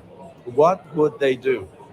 It is like going on Earth to a most extreme desertic area, and you have to imagine you're in near vacuum. You can only go out of your home, so to say, with a heavy EVA suit, which is probably about 80 kilograms. Of course, it weighs less because of the gravity, but still, it's awfully cumbersome. You cannot scratch your nose, when you have an EVA suit on. And what would people do? That is the question. We hear about this, that we have to become a multi-planetary species and so on. What for? What would people do on these planets which are so hostile? They'll be in extreme environments, and we kind of know what they'll be like. But what about when later we start to build villages or towns or cities? What kind of societies will we be building in space, do you think? Of course, you hear things which are a bit outside of the imagination today, of terraforming, changing the environment of Mars and so on. I think this is a very, very big mistake and a very counterproductive statement and initiative, because it says de facto, for those who have the chance to be extremely rich and maybe powerful, they have a plan B for our planet if something goes wrong. That is a very negative message. Why is it a negative message, apart from the inequality message? Because the message is wrong, because we shall not talk about a plan B. We shall take care of our planet and our children on this planet. Space analyst and author Namrata Goswami disagrees. The argument that I hear people making is that why don't we first get Earth right? But you see, that also is a very Western value-oriented argument. I hear this a lot from my Western colleagues telling people from the other side of the world, for example, my African colleagues, that want to have a good lifestyle, that want to develop themselves, that they shouldn't, because that would lead to the depletion of Earth or would repeat back some of the bad behavior that, say, Western civilizational move with capitalism has brought to Earth, right? Or my Indian colleagues or my Asian colleagues, right? And so I would argue that we could do both. We could actually, by moving out to other settlements, we could improve life, we could offer much more access to resources. And as we move further and further away from our planet, our view of events on Earth will change. Blue Origin's Brent Sherwood. What we find is when people fly in space, they change. Their perspective about what I would call human hubris changes, because it becomes viscerally apparent how insignificant any of us is. And especially the contrast between the inherent lethality of the universe and the precious biosphere in which we evolved and live, and the nest that we're currently fouling, so to speak.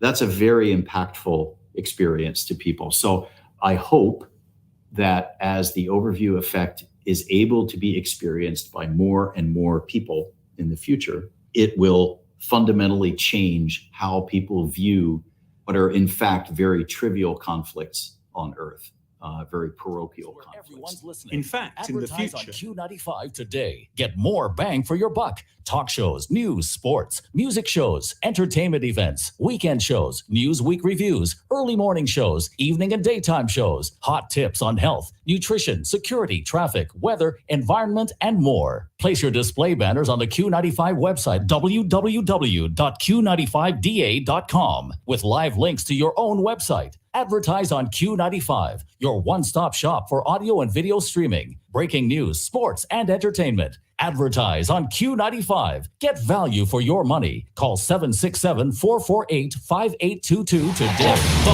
At Q95, we are family. Join your family. You can send emails, request songs, name your top 10 songs of the week, and even tell us the music that you want to hear. Stay on top of the latest news and entertainment. Hear it first as it happens. Stay in touch. Call our sales office at 767-448-5822 or call our on-air live talk shows at 767-449-3095, 3096, and 3097. Stay right on Q. Log on to Q95FMradio.com or WICEQFM.com and contact us. Keep it locked. Q95. Right on Q. Right on cue. Right on cue. Views expressed in this radio program are not necessarily those of Q95 FM radio. Q95 FM radio will not accept any responsibility or liability for the statements made during the course of this program. For a newborn day.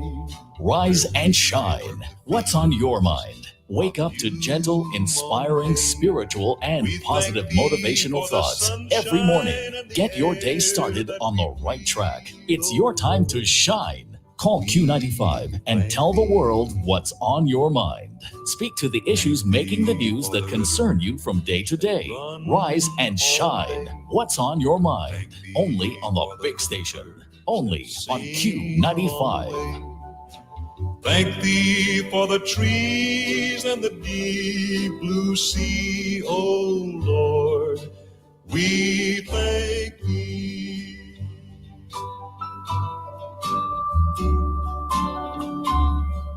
We thank thee each morning for a newborn day, where we may work the fields of new mown hay.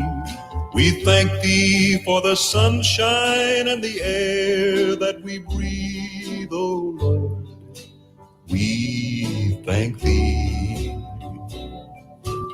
Thank thee for the rivers that run all day.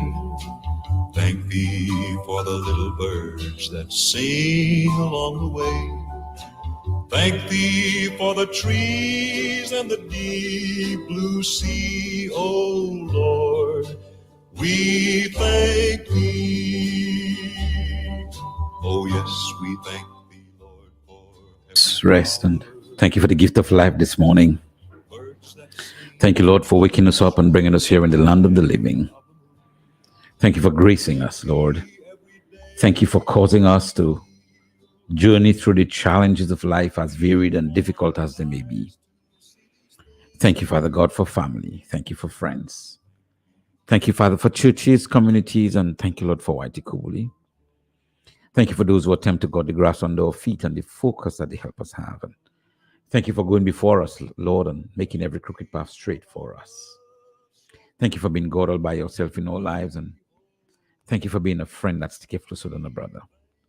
Thank you that in all things you undertake for us, and we are grateful. Thank you for the blessings of today amidst the challenges. And thank you for being God. Thank you that you don't take advice from anybody else on our behalf. Thank you, Father. Thank you, Lord. We thank thee every day as we kneel and pray, that we were born with eyes to see these things. Yes, we thank thee for the fields where the clover is grown. Thank thee for the pastures where cattle may roam. Thank thee for thy love so pure and so free, O Lord. We thank thee. A very good morning to you, ladies and gentlemen. This is Q95 FM, the big station. The program is Rise and Shine. My name is Randy Rodney, and I'm glad to be with you this morning, this Thursday morning, the 27th day of April 2023. Let me welcome the many of you already tuned in our way on your FM dials in Dominica, from Capuchin to Scott's Head and Delis to Kulibistri.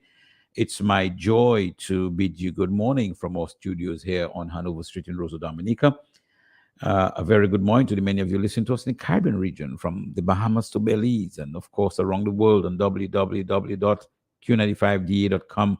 Some of you listen on liveonlineradio.net, on myradiohot.com, on TuneIn, on Streamer, and a few of you with me on Facebook, and I'm glad to have you. I say a very pleasant good morning to you, and I remind you daily, this is the day that the Lord has made. We will rejoice and be glad in it. God has never made a bad day. Today is a great day. It's a good morning. It's hot during the day those days, but guess what? We thank God that He takes us through the paces, even with the heat or with the rain or whatever it is. We are grateful that God undertakes for us each time, every time, and all the time. And so I ask you and I invite you to be thankful today for who God is and for what He's doing for you. And as you do that, remember always that today you need to plan to be better. Never, ever, my friends, plan to be bitter.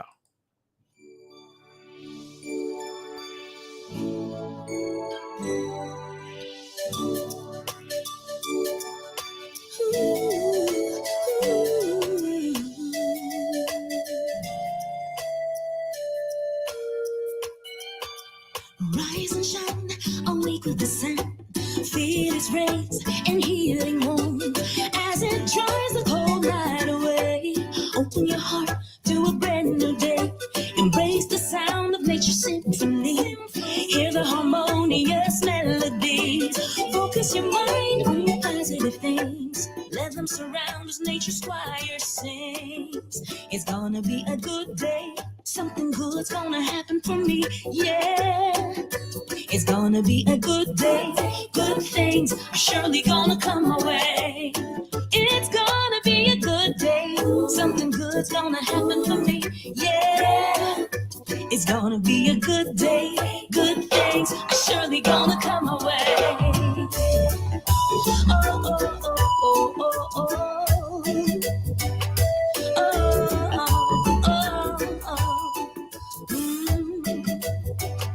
There's so much power in the words that you say, so use them wisely in a positive way.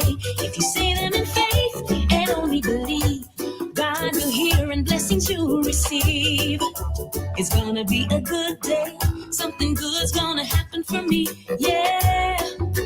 It's gonna be a good day. Good things are surely gonna come away. Let me extend a very pleasant good morning to the many of you who worked the graveyard shift last night. Good morning to our nurses, or police, or fire ambulance, or prison and security officers.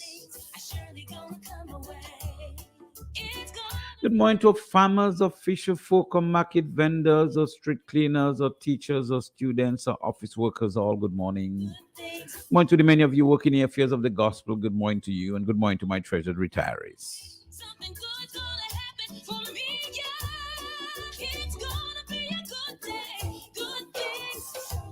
We stop for scripture reading momentarily, ladies and gentlemen. At 6:30, we pause for prayer, and I ask that you stay with us, okay?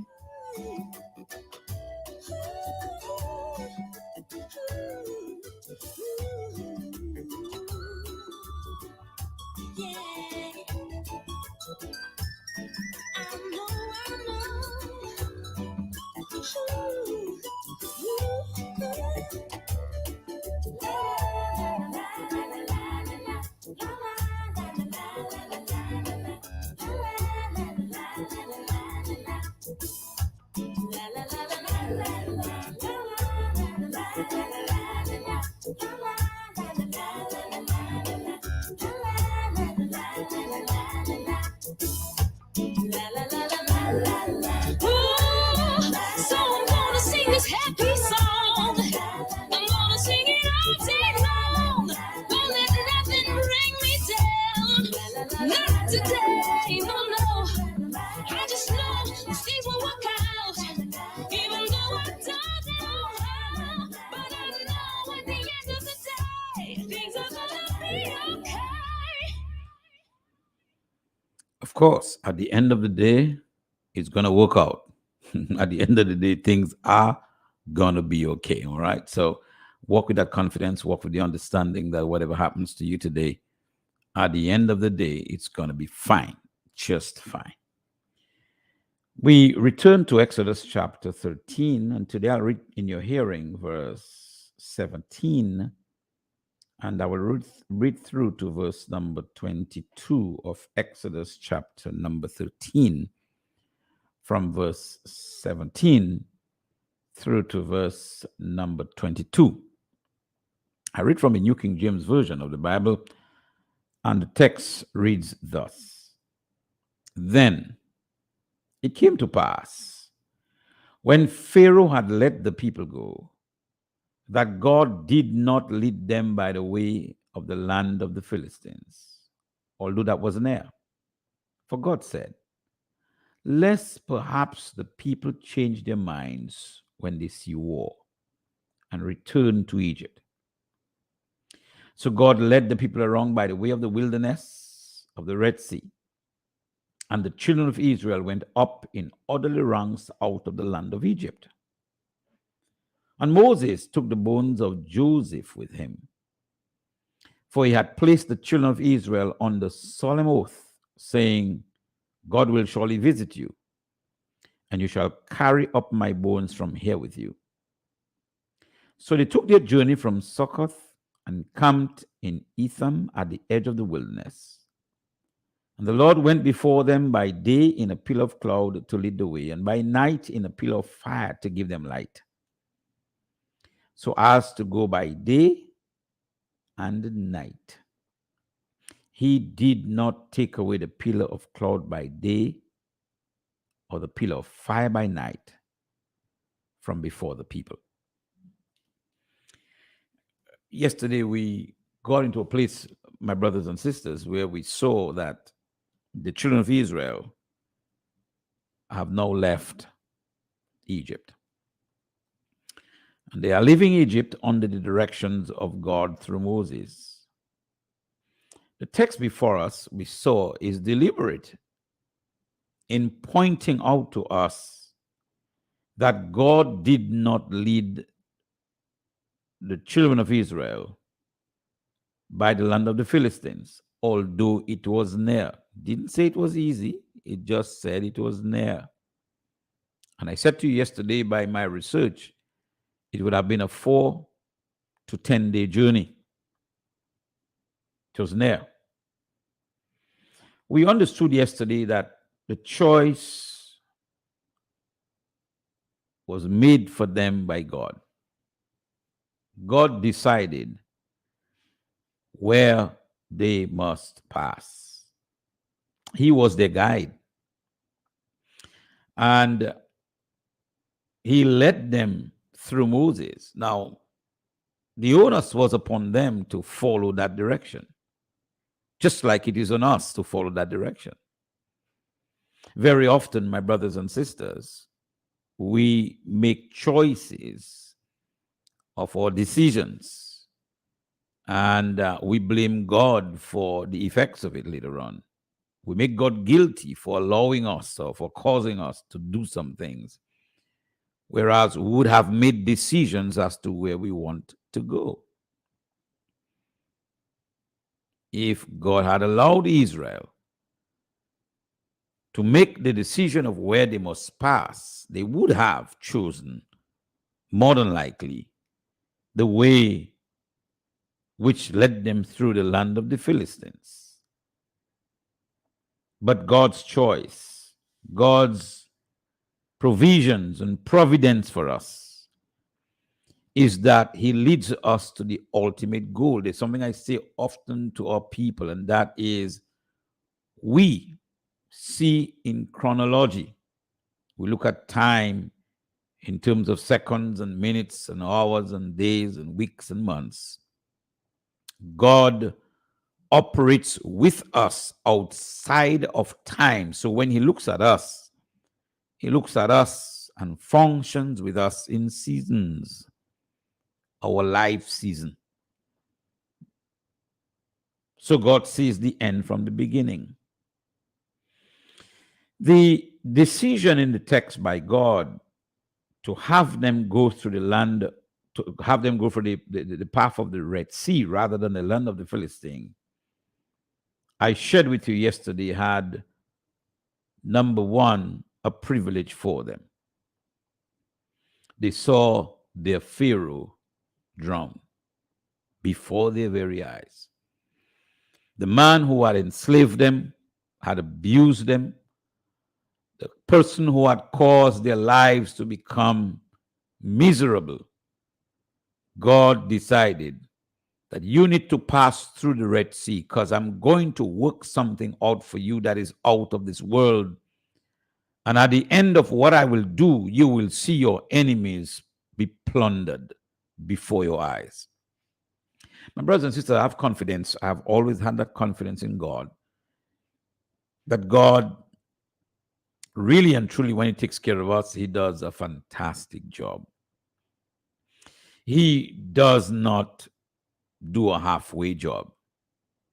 And not just that he doesn't do a halfway job. It seems to me that when he says, revenge is mine, he really means that. And when he deals with your opponents, when he deals with the people whose intent is to make your life miserable, who plans like the devil did for Job to strip you off of your peace and your goodness, when he deals with the people who seem to be bent on making your life miserable and totally annihilate you if they could, it is always better than when we deal with them ourselves. So, number one, God had them take a different direction so that they would actually see the promise that God made to them. The Egyptians would die. He did say to them, the Egyptians that you see today, you will see no more forever. God stood by his promise, and they saw that. But here's something else that I see in the text. And I'm still talking about God leading you in the way that he wants. Here's what the text says. God did not lead them by the way of the land of the Philistines, although that was near. Hear God's reason now. For God said, lest perhaps the people change their minds when they see war and return to Egypt. Now that's pretty interesting. And let me tell you why it's interesting. Let's go back as to what's happening. The people got into Egypt, my brothers and sisters, via the hand of Joseph. They are there now as a people for 400 years. They are pressured. They got accustomed to slavery. They are accustomed to being bruised and held under the hand of their oppressors, so that they have been what we call now victimized so much that they have grown accustomed to being victims. That's all they knew, slavery.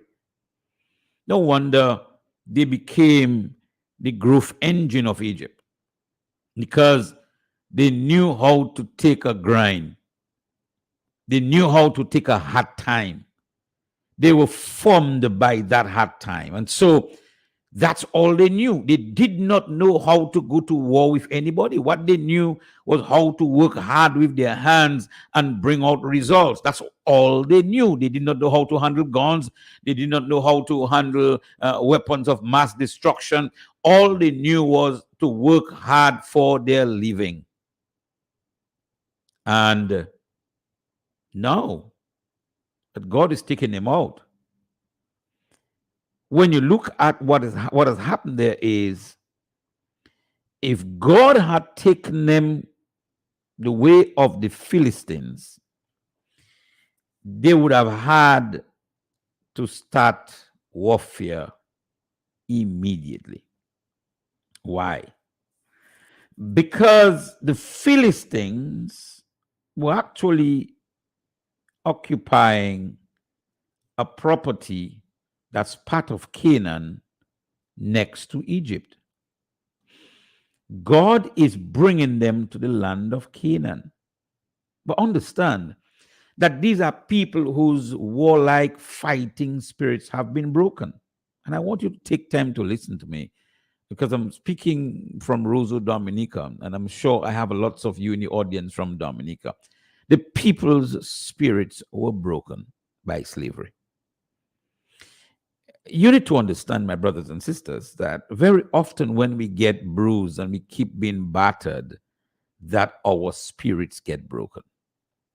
We wonder, we used to pray before, we used to fight before, we used to be militant before, and then we get to the place where we say, you know what, I can't do this anymore, I can't fight anymore. It just seems as though that's how my life was meant to be. Take blows on the people, be pressured on the people. So you know what? I just grow accustomed to taking blows on the people. I'm not talking anymore. I'm taking the abuse. The fella slap me every night, and I go to bed. Next morning he get up, he gives me coffee. I've grown accustomed to that. Blows is part of my living. Pressure is part of my living. My manager wants me to come to work, and now I'm working 60 hours a week, and I have to work, and I have to work other work, overtime work, and it's just become part of my living. That's what I do. And some people have gotten acclimatized to misery. And that's what happened to them. They became acclimatized to misery. Their spirits were broken. They did not think that there was anything better for them. Guess what? God knew at that juncture they couldn't fight. They had lost their fighting spirit. The Philistines were a formidable enemy. And you have to understand that. The Philistines were a very formidable enemy.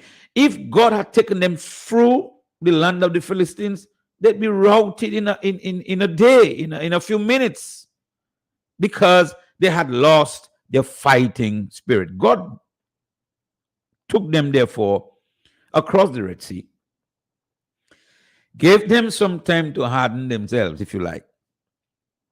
And we don't have time to look at the entire story, but I want you to say in summary, God provided them opportunities in their hard times to strengthen, that their spirits would now be changed. They would now be thinking differently. They would move from that victim victim mentality to a place where they understand that I can get better, because you see, God is bringing them to better. But you see, my brothers and sisters, when God is bringing us to better, we will not be able to appreciate better until we begin to change our mindsets, until we begin to change the way we think, the way we look at things. We will not begin to appreciate better until our minds begin to change. And I'm hoping that over the last few weeks, I am already beginning to help us change our minds as to moving ourselves from a victimized mentality to a place where we begin to understand that we can get victory. We don't have to be victimized all the time. We don't have to sit down under somebody putting their knees on our neck for the rest of our lives. God wants better for us. You don't have to take abuse from a man who is not able to buy you a dress, but because he buys you a Coke, you think that life is fine. You don't have to do that. God wants to move us from that victim mentality to a mentality of being a victor. But it can't be done in the snap of the finger. And even God knows that. That's why he's handling his children like that. So he does not take them in the shorter path because it would not have been the easier path for them. Hey, I hope you're getting this. He does not take them through the shorter path because it would not have been the easier path for them. In fact, it would have been so difficult for them that probably most of them would not get to Canaan. They would have been destroyed by the first war with the Philistines. They would have been annihilated by the first war with the Philistines. So God decided, deliberately so, that the first thing I'm going to do is take you all through the Red Sea, so you could see the failure of your enemies before your eyes. And then I'm going to gradually change your mindset from that which you had grown accustomed to in Egypt, of being a slave, of being victimized, of being under the hand of somebody who did not like you, of being oppressed, so that your mindset will begin to change. And now you'll be able to rise from being a victim to a victor. Because if I just took you into Canaan, you just eat everything that's there and destroy it and go back to Egypt and enjoy the slavery. God says, I will not take you through that way. So I'm going to prepare you with small war. In fact, when you look at the text, if I recall that very well, after the children of Israel crossed the Red Sea, and then they had their little struggles for water, for this and for that. The first war they fought was with the Amalekites. Now, in comparison, the Amalekites was a much weaker army than the Philistines. But by then, they had grown to move from just using their stuff for their daily living under the slavery that they were put under, to a place where they were much stronger. They could now fight for themselves. I wanted to consider that as we move along, and tomorrow we'll put a little bit more meat, tomorrow, God willing, on this thing.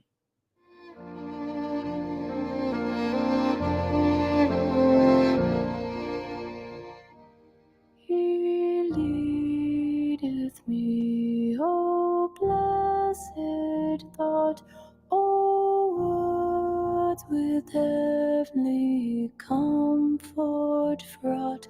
Whate'er I do, where'er I be, still 'tis God's hand that leadeth me. He leadeth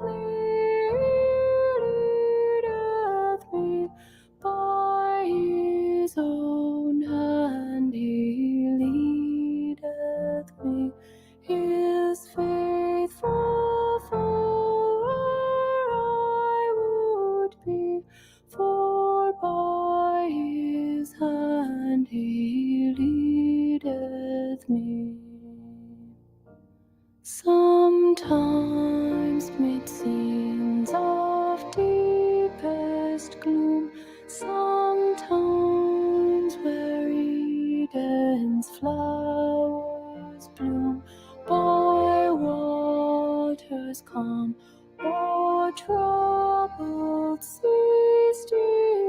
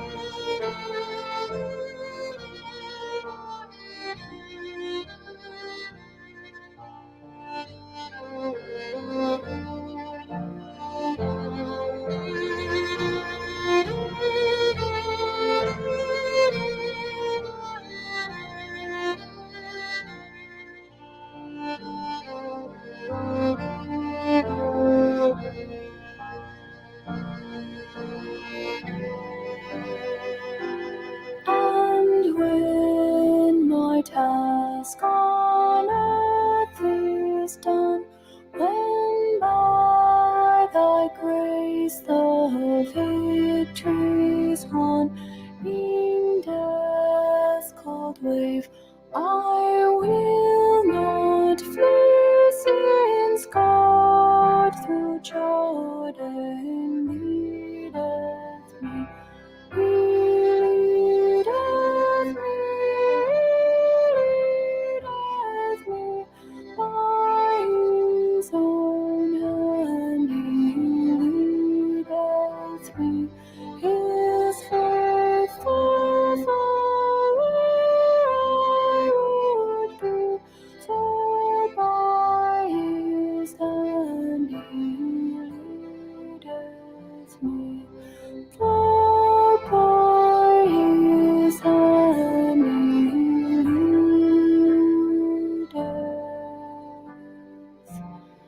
me.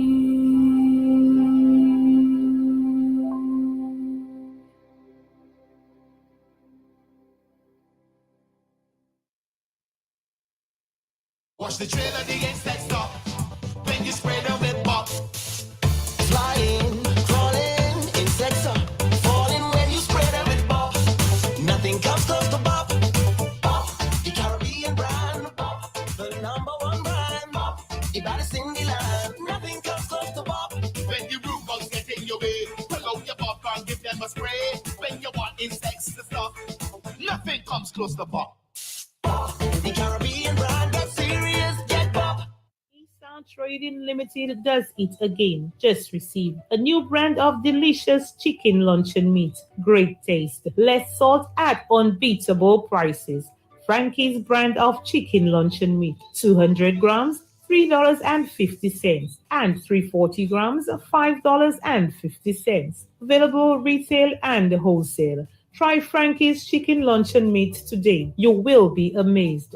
Another great product from ESA Trading Limited. Also received a wide range of disposable products at the very best prices, guaranteed. ESA Trading Limited. We're making a difference for you. We pause for prayer in about 3 minutes time, ladies and gentlemen. Please stay with us. We pray in 3 minutes time.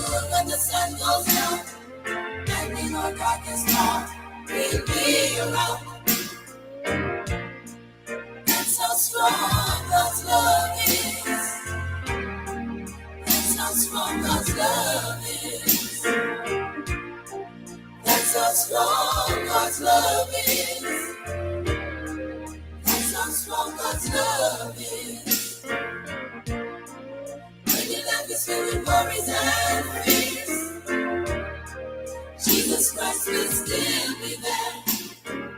And when you're tossed on life's stormy sea, or lost in sin, He set you free. He comes the ocean so deep and wide, always walking by your side.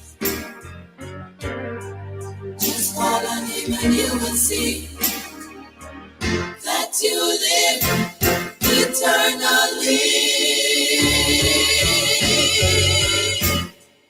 Oh yeah, that's how strong God's love is. That's how strong God's love is. That's how strong God's love is. That's how strong God's love is.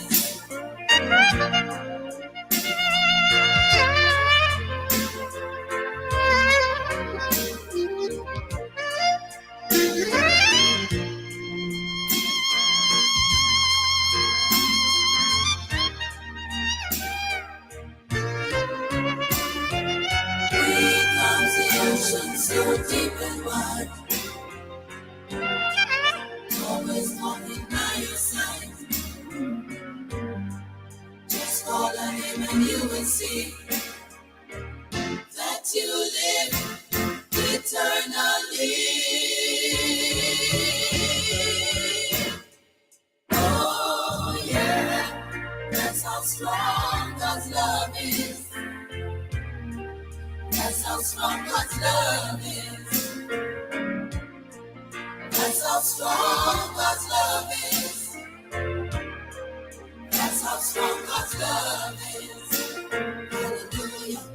That's how strong God's love is. Oh yeah, oh yeah. Hallelujah.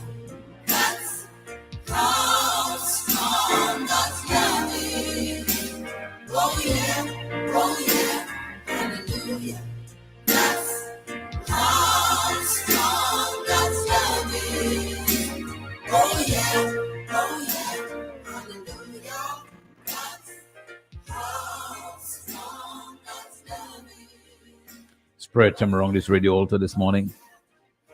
Let's pray together, my brothers and sisters. Father, we thank you that very often we don't understand it, but you love us more than we love ourselves. Sometimes, Lord, we plan for lives. We think that we have everything down packed, and we begin to execute the plans that we've made for our lives, and we're in danger. We encounter difficulties and problems and worries. Lord, our eyes are so limited that we have made decisions for ourselves, some earth-shattering decisions for ourselves, some decisions that would affect the rest of our lives, and we miscalculated. We thought that she would have loved us for life. We thought that he would have been there for life. We thought that this investment would have lasted and things would have worked well. We make calculations for ourselves that sometimes plunge us in so much pain.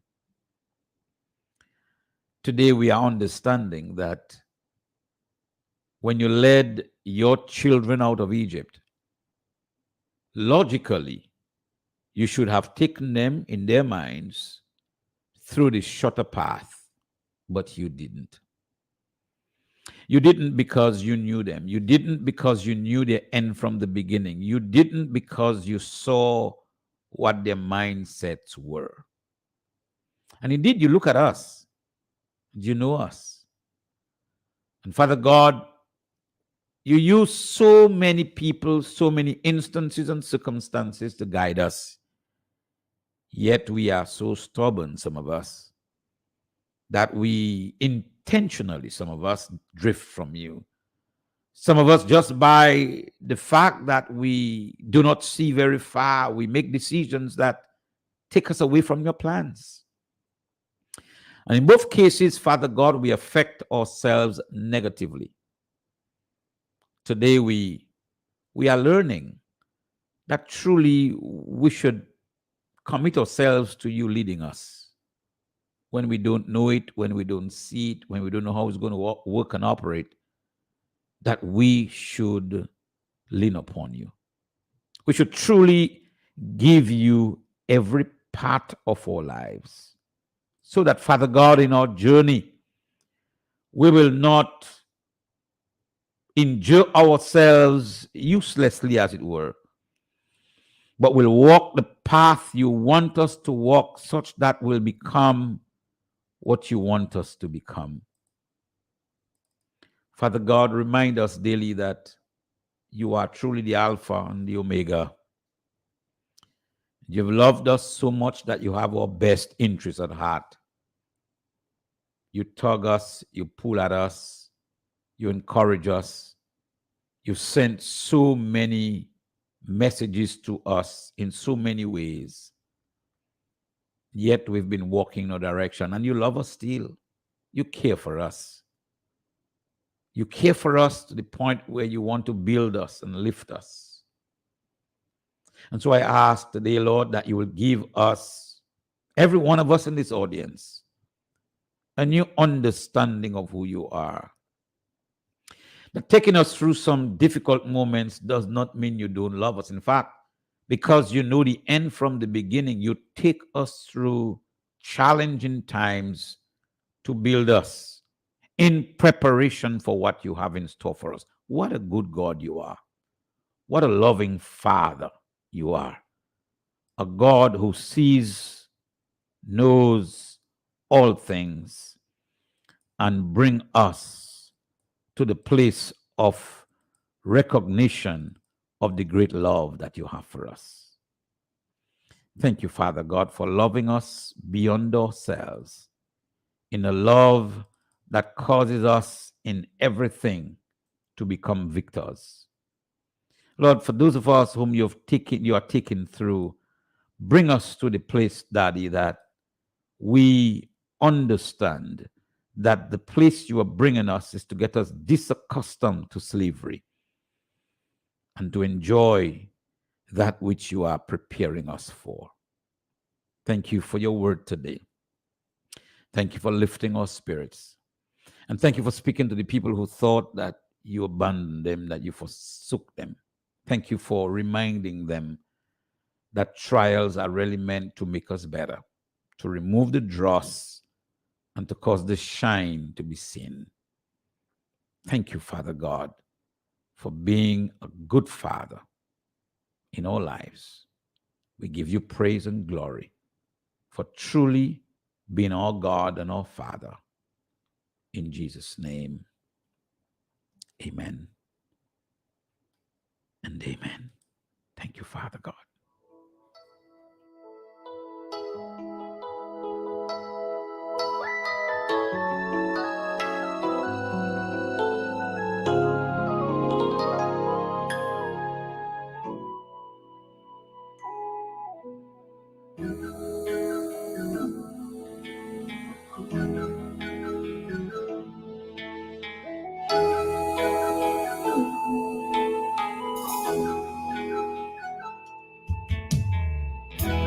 Many are the afflictions of the righteous, many thorns along the way,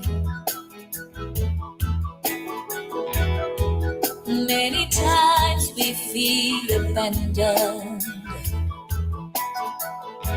Cry out to God, is there no other way?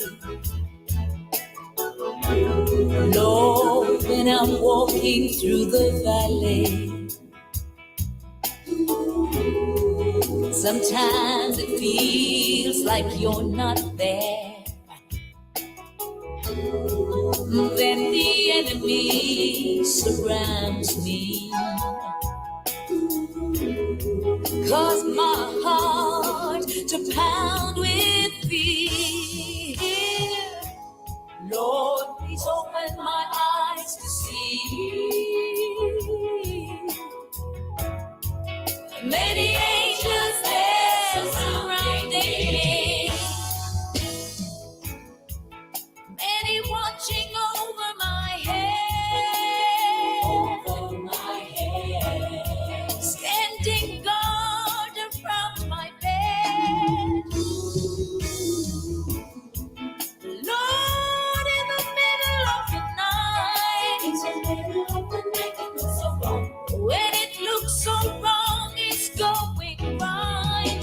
You're causing me to triumph. You're causing me to triumph. Once again, you're causing me to triumph. Causing me to triumph.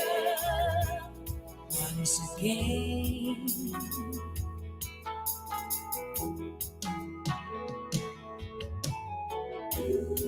Many are my accusers, many wanting me to give in. Celebrate today, I celebrate a victory. Tomorrow I'm fighting once again. Many waters, Lord, surround me, Troubles rushing like a flood. Oh, life seems so confusing. Thinking, will I ever win? Oh Lord, please open my eyes to see the many angels there surrounding me. Angels helping me to stand. Oh my God, they're holding up my hands. And in the middle of the night, when it looks so wrong, it's going right. You're causing me to triumph, causing me to triumph once again. You're Somebody's on my... causing me. Rise and shine. Good morning. Hello. When you walk through the fire, you won't be hurt. No, no, no, no, no, no, no, no, no, no. When you walk through the water, you will not drown. Yes, he'll be right there. He'll understand. He'll be right there. He'll hold my hand. Causing me to try. Somebody's on my telephone. Rise and shine. Good morning. Good morning. How are you, Pastor? I'm doing very well. How about you? Okay. Fine, and Junior and the others okay? Yeah, we're good. Thank God. Okay. Praise God for that. I would like to send happy birthday to my adopted daughter, Hazel Hector Basil, her husband, Ken Roy, and her children, adopted sisters, Alpha Charles and Jemima Lawrence. Want to wish her happy birthday. And also happy birthday to Francilia Maglo and Alex Bernardine Loda. Wishing them all the best, God guidance, love, and protection. And advanced birthday to my friend Brenda George at Coolibee Street. Wishing her the same when it comes around. Have a blessed day. Have a good one yourself. God bless you. God bless you. Let's take a pause and let's do this. The road ahead is full of possibilities. Let Sagicor General navigate you through life's journey with our unbeatable motor insurance. Visit Sagicor.com and get on the road today. Some advice from your Aunt Angie. If you're going to invest in an exotic pet, choose anything but a Norwegian forest cat. Apparently, they will eat all your jewelry. Before you know it, you're racing to the vet when your cat escapes from his carrier and lunges for your earrings. You crash and your cat swallows your pearls. But if you're smart, you'll have CG United Motor Insurance and get the best comprehensive coverage for the price. Get the best comprehensive coverage for the price. CG United. Good like that. All benefits are subject to policy provisions, including eligibility at the time of service. Good morning again to all of you listening this morning, wherever you are. I'm glad, always happy to have you in the listening audience, my brothers and sisters. It's my joy always to have you here with us. You make extremely good company. There's some of you listening to us in Dominica, of course, and many of you all around the world. We're so happy to have every one of you with us. You just make good company, right? You make good company. So I take you to Foster. Chebe wed model, Amoli, Chebe la fola, Alache, Dubutan Jezi, tous les jours mon Dieu c'est ça qui mène, jusqu'à bon, Chebe wed model, For those of you who don't understand the Creole very well, listen, this song is saying, hold on, and hold tight. Don't you ever let go. You know why? Because God is the person who's going to bring you all the way to the end. All right. So if you don't understand it, that's what it says. Someone's on my telephone. I'll take that call briefly and I'll go back to the song. Rise and shine. Good morning. Hey, blessed day to you. What's up, my brother? I well, thanks. How about you? I give him thanks, blessings to you and family, all my guardian angels. Antonio, mom, it's a while. God blessings to you. Edith Abraham, Gina Louis, and all my friends here and elsewhere. I do talking to Pastor Rodney this morning because I know he vexed with me. Have a blessed day. I can get vexed with you. I mean, I don't buy my vex no way, you know. I'm going to bless you, my brother. Appreciate. Blessings on you, my friend. Okay, thank you. Good. Foster Xavier says, Chibewed.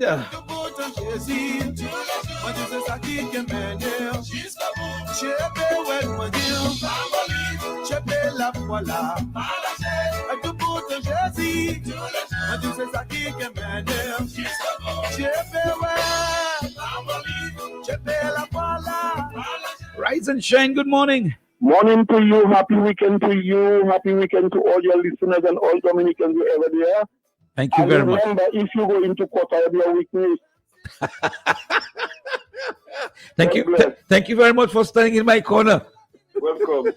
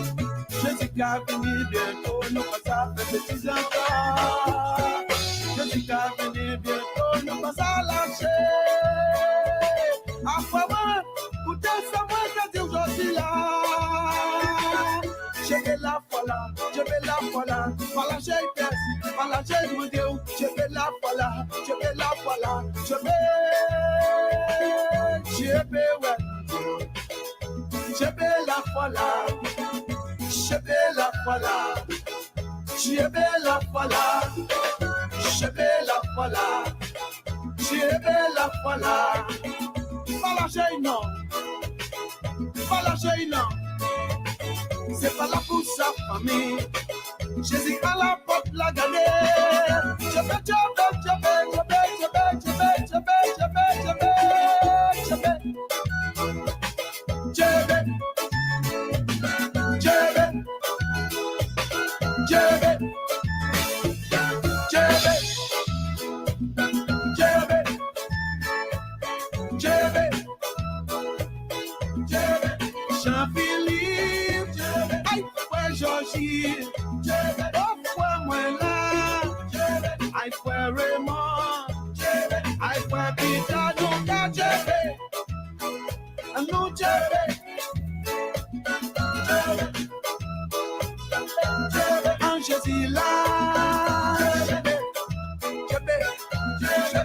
Rise and shine, good morning on the telephone.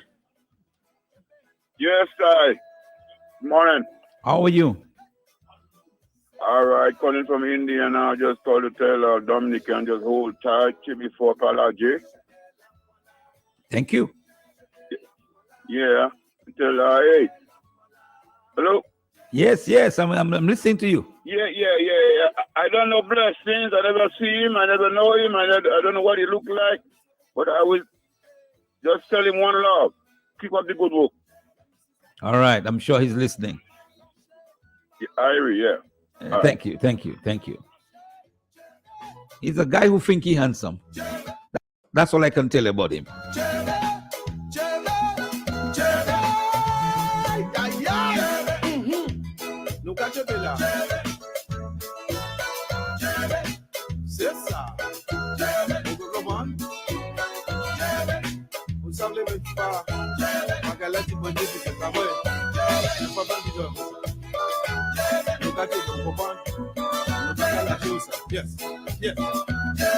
Même si nous avons corrigé ça, Frère Paul nous dit bagaille comme ça, parce que la check après corriger, nous pas lâcher. Allez nous aller. Allez nous. Frère Paul, nous pas lâcher ça. Hey, nous allez. Chebe la foi la palaje. Chebe la me bon Dieu. Let me tell you something. Sometimes, there's a temptation to give up. You say, I can't take this thing anymore. So I finish with that. I am fighting. I live in this thing alone. And I will confess. I'll be the first to confess to you. Sometimes I feel that way. You know what? This thing is taking too long. Some of the people you're fighting for not fighting with you. They don't care about it until the rubber meets the road. And some of the people who need you to fight, they themselves not standing with you. And you just feel, you know what, leave that alone. Leave that alone. I can't fight. I ain't doing that. As preachers, sometimes we get to the place where we figure the more we preach, the more people do what they want. If we preach the truth, that's why some preachers are going away from the truth, huh? Because the more you preach the truth and you tell people how to live, is the more vexed they get with you, as though they're making you pay for what God said to them. And sometimes the temptation is there to say, you know what, leave that. If I just follow the crowd, if I go with the stream, my life will be better. And sometimes we don't want to chebe. The encouragement today is hold on to what you believe that is right for you to do. Don't let go. Don't you ever let go. Hold on for dear life. Because that's the only reprieve that you have.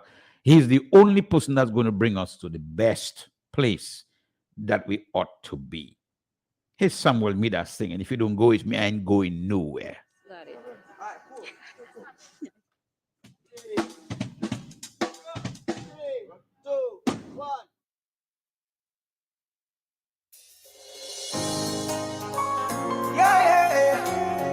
Can't tell you how much I need you. Oh, I need to breathe. Them sisters me from the sideline just now look like anything will happen. I'm gonna move forward. Tell them don't worry about me. Every one of my steps are ordered. I may say, if you're not going with me, I'm not moving from here. It's your presence I need, so I won't fail again. If you're not going with me, I'm not moving from here. It's your presence I need. Me don't lose track of the amount of times me fall down. I'm not as good as people think I am. And to be honest, my strength is all done. Only a few will understand. But on this rocky road, you never left me, God. And now I'm close to the promised land. And just so you know, I'm not crossing over if you are not holding my hand. Oh, cause I'm smart enough to know that I'm nothing without you, Lord. Sometimes I get distracted by your promises. Cause over there, the milk and the honey look good. And I'll be living the way I should. But even if me I think you're 6,000 millions in the bank, there'll be something. Hey, all of you, my family out there need to know that, man. You have to take God with you. And if God ain't going with you, don't move nowhere because you're in trouble. Yes, your presence I need. You see, blessings, that's the message I try to give everybody, and they don't understand it very clearly. They think it's money you have to go with and links you have to go with. It's your presence I need. Oh, many are the plans of a man's heart. He knows not what tomorrow brings. But sure are the plans of the Lord. So I will trust you in On the telephone, you are my final call this morning. Good morning on Rise and Shine. Good morning, Pastor Rodney. Yes, good morning. You have 20 seconds with me.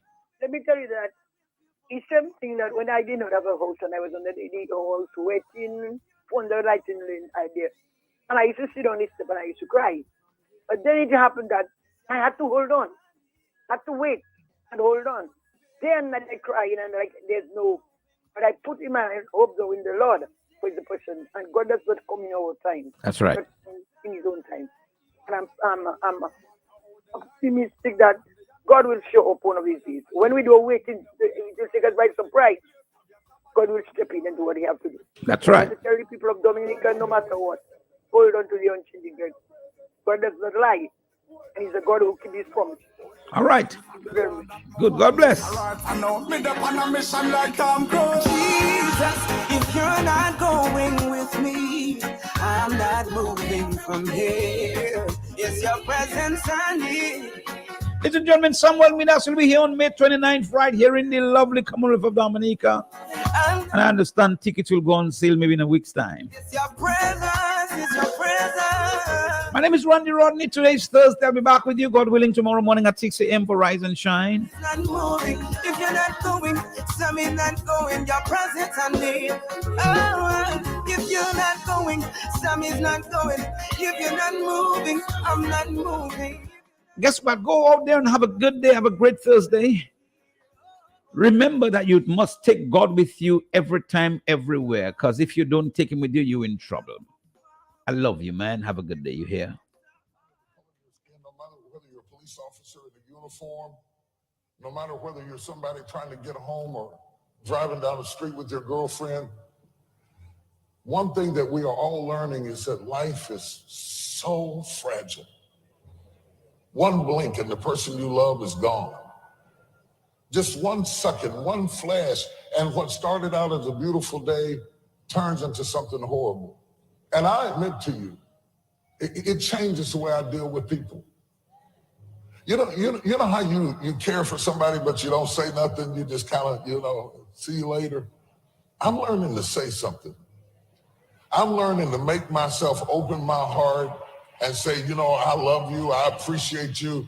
Thank you for those biscuits you made. I love the way you tell jokes all the time. I'm glad you're my friend. I look kind of mushy and I get kind of silly and it goes against my machoism, but I'm learning that if you love somebody, you better say something. You better say something.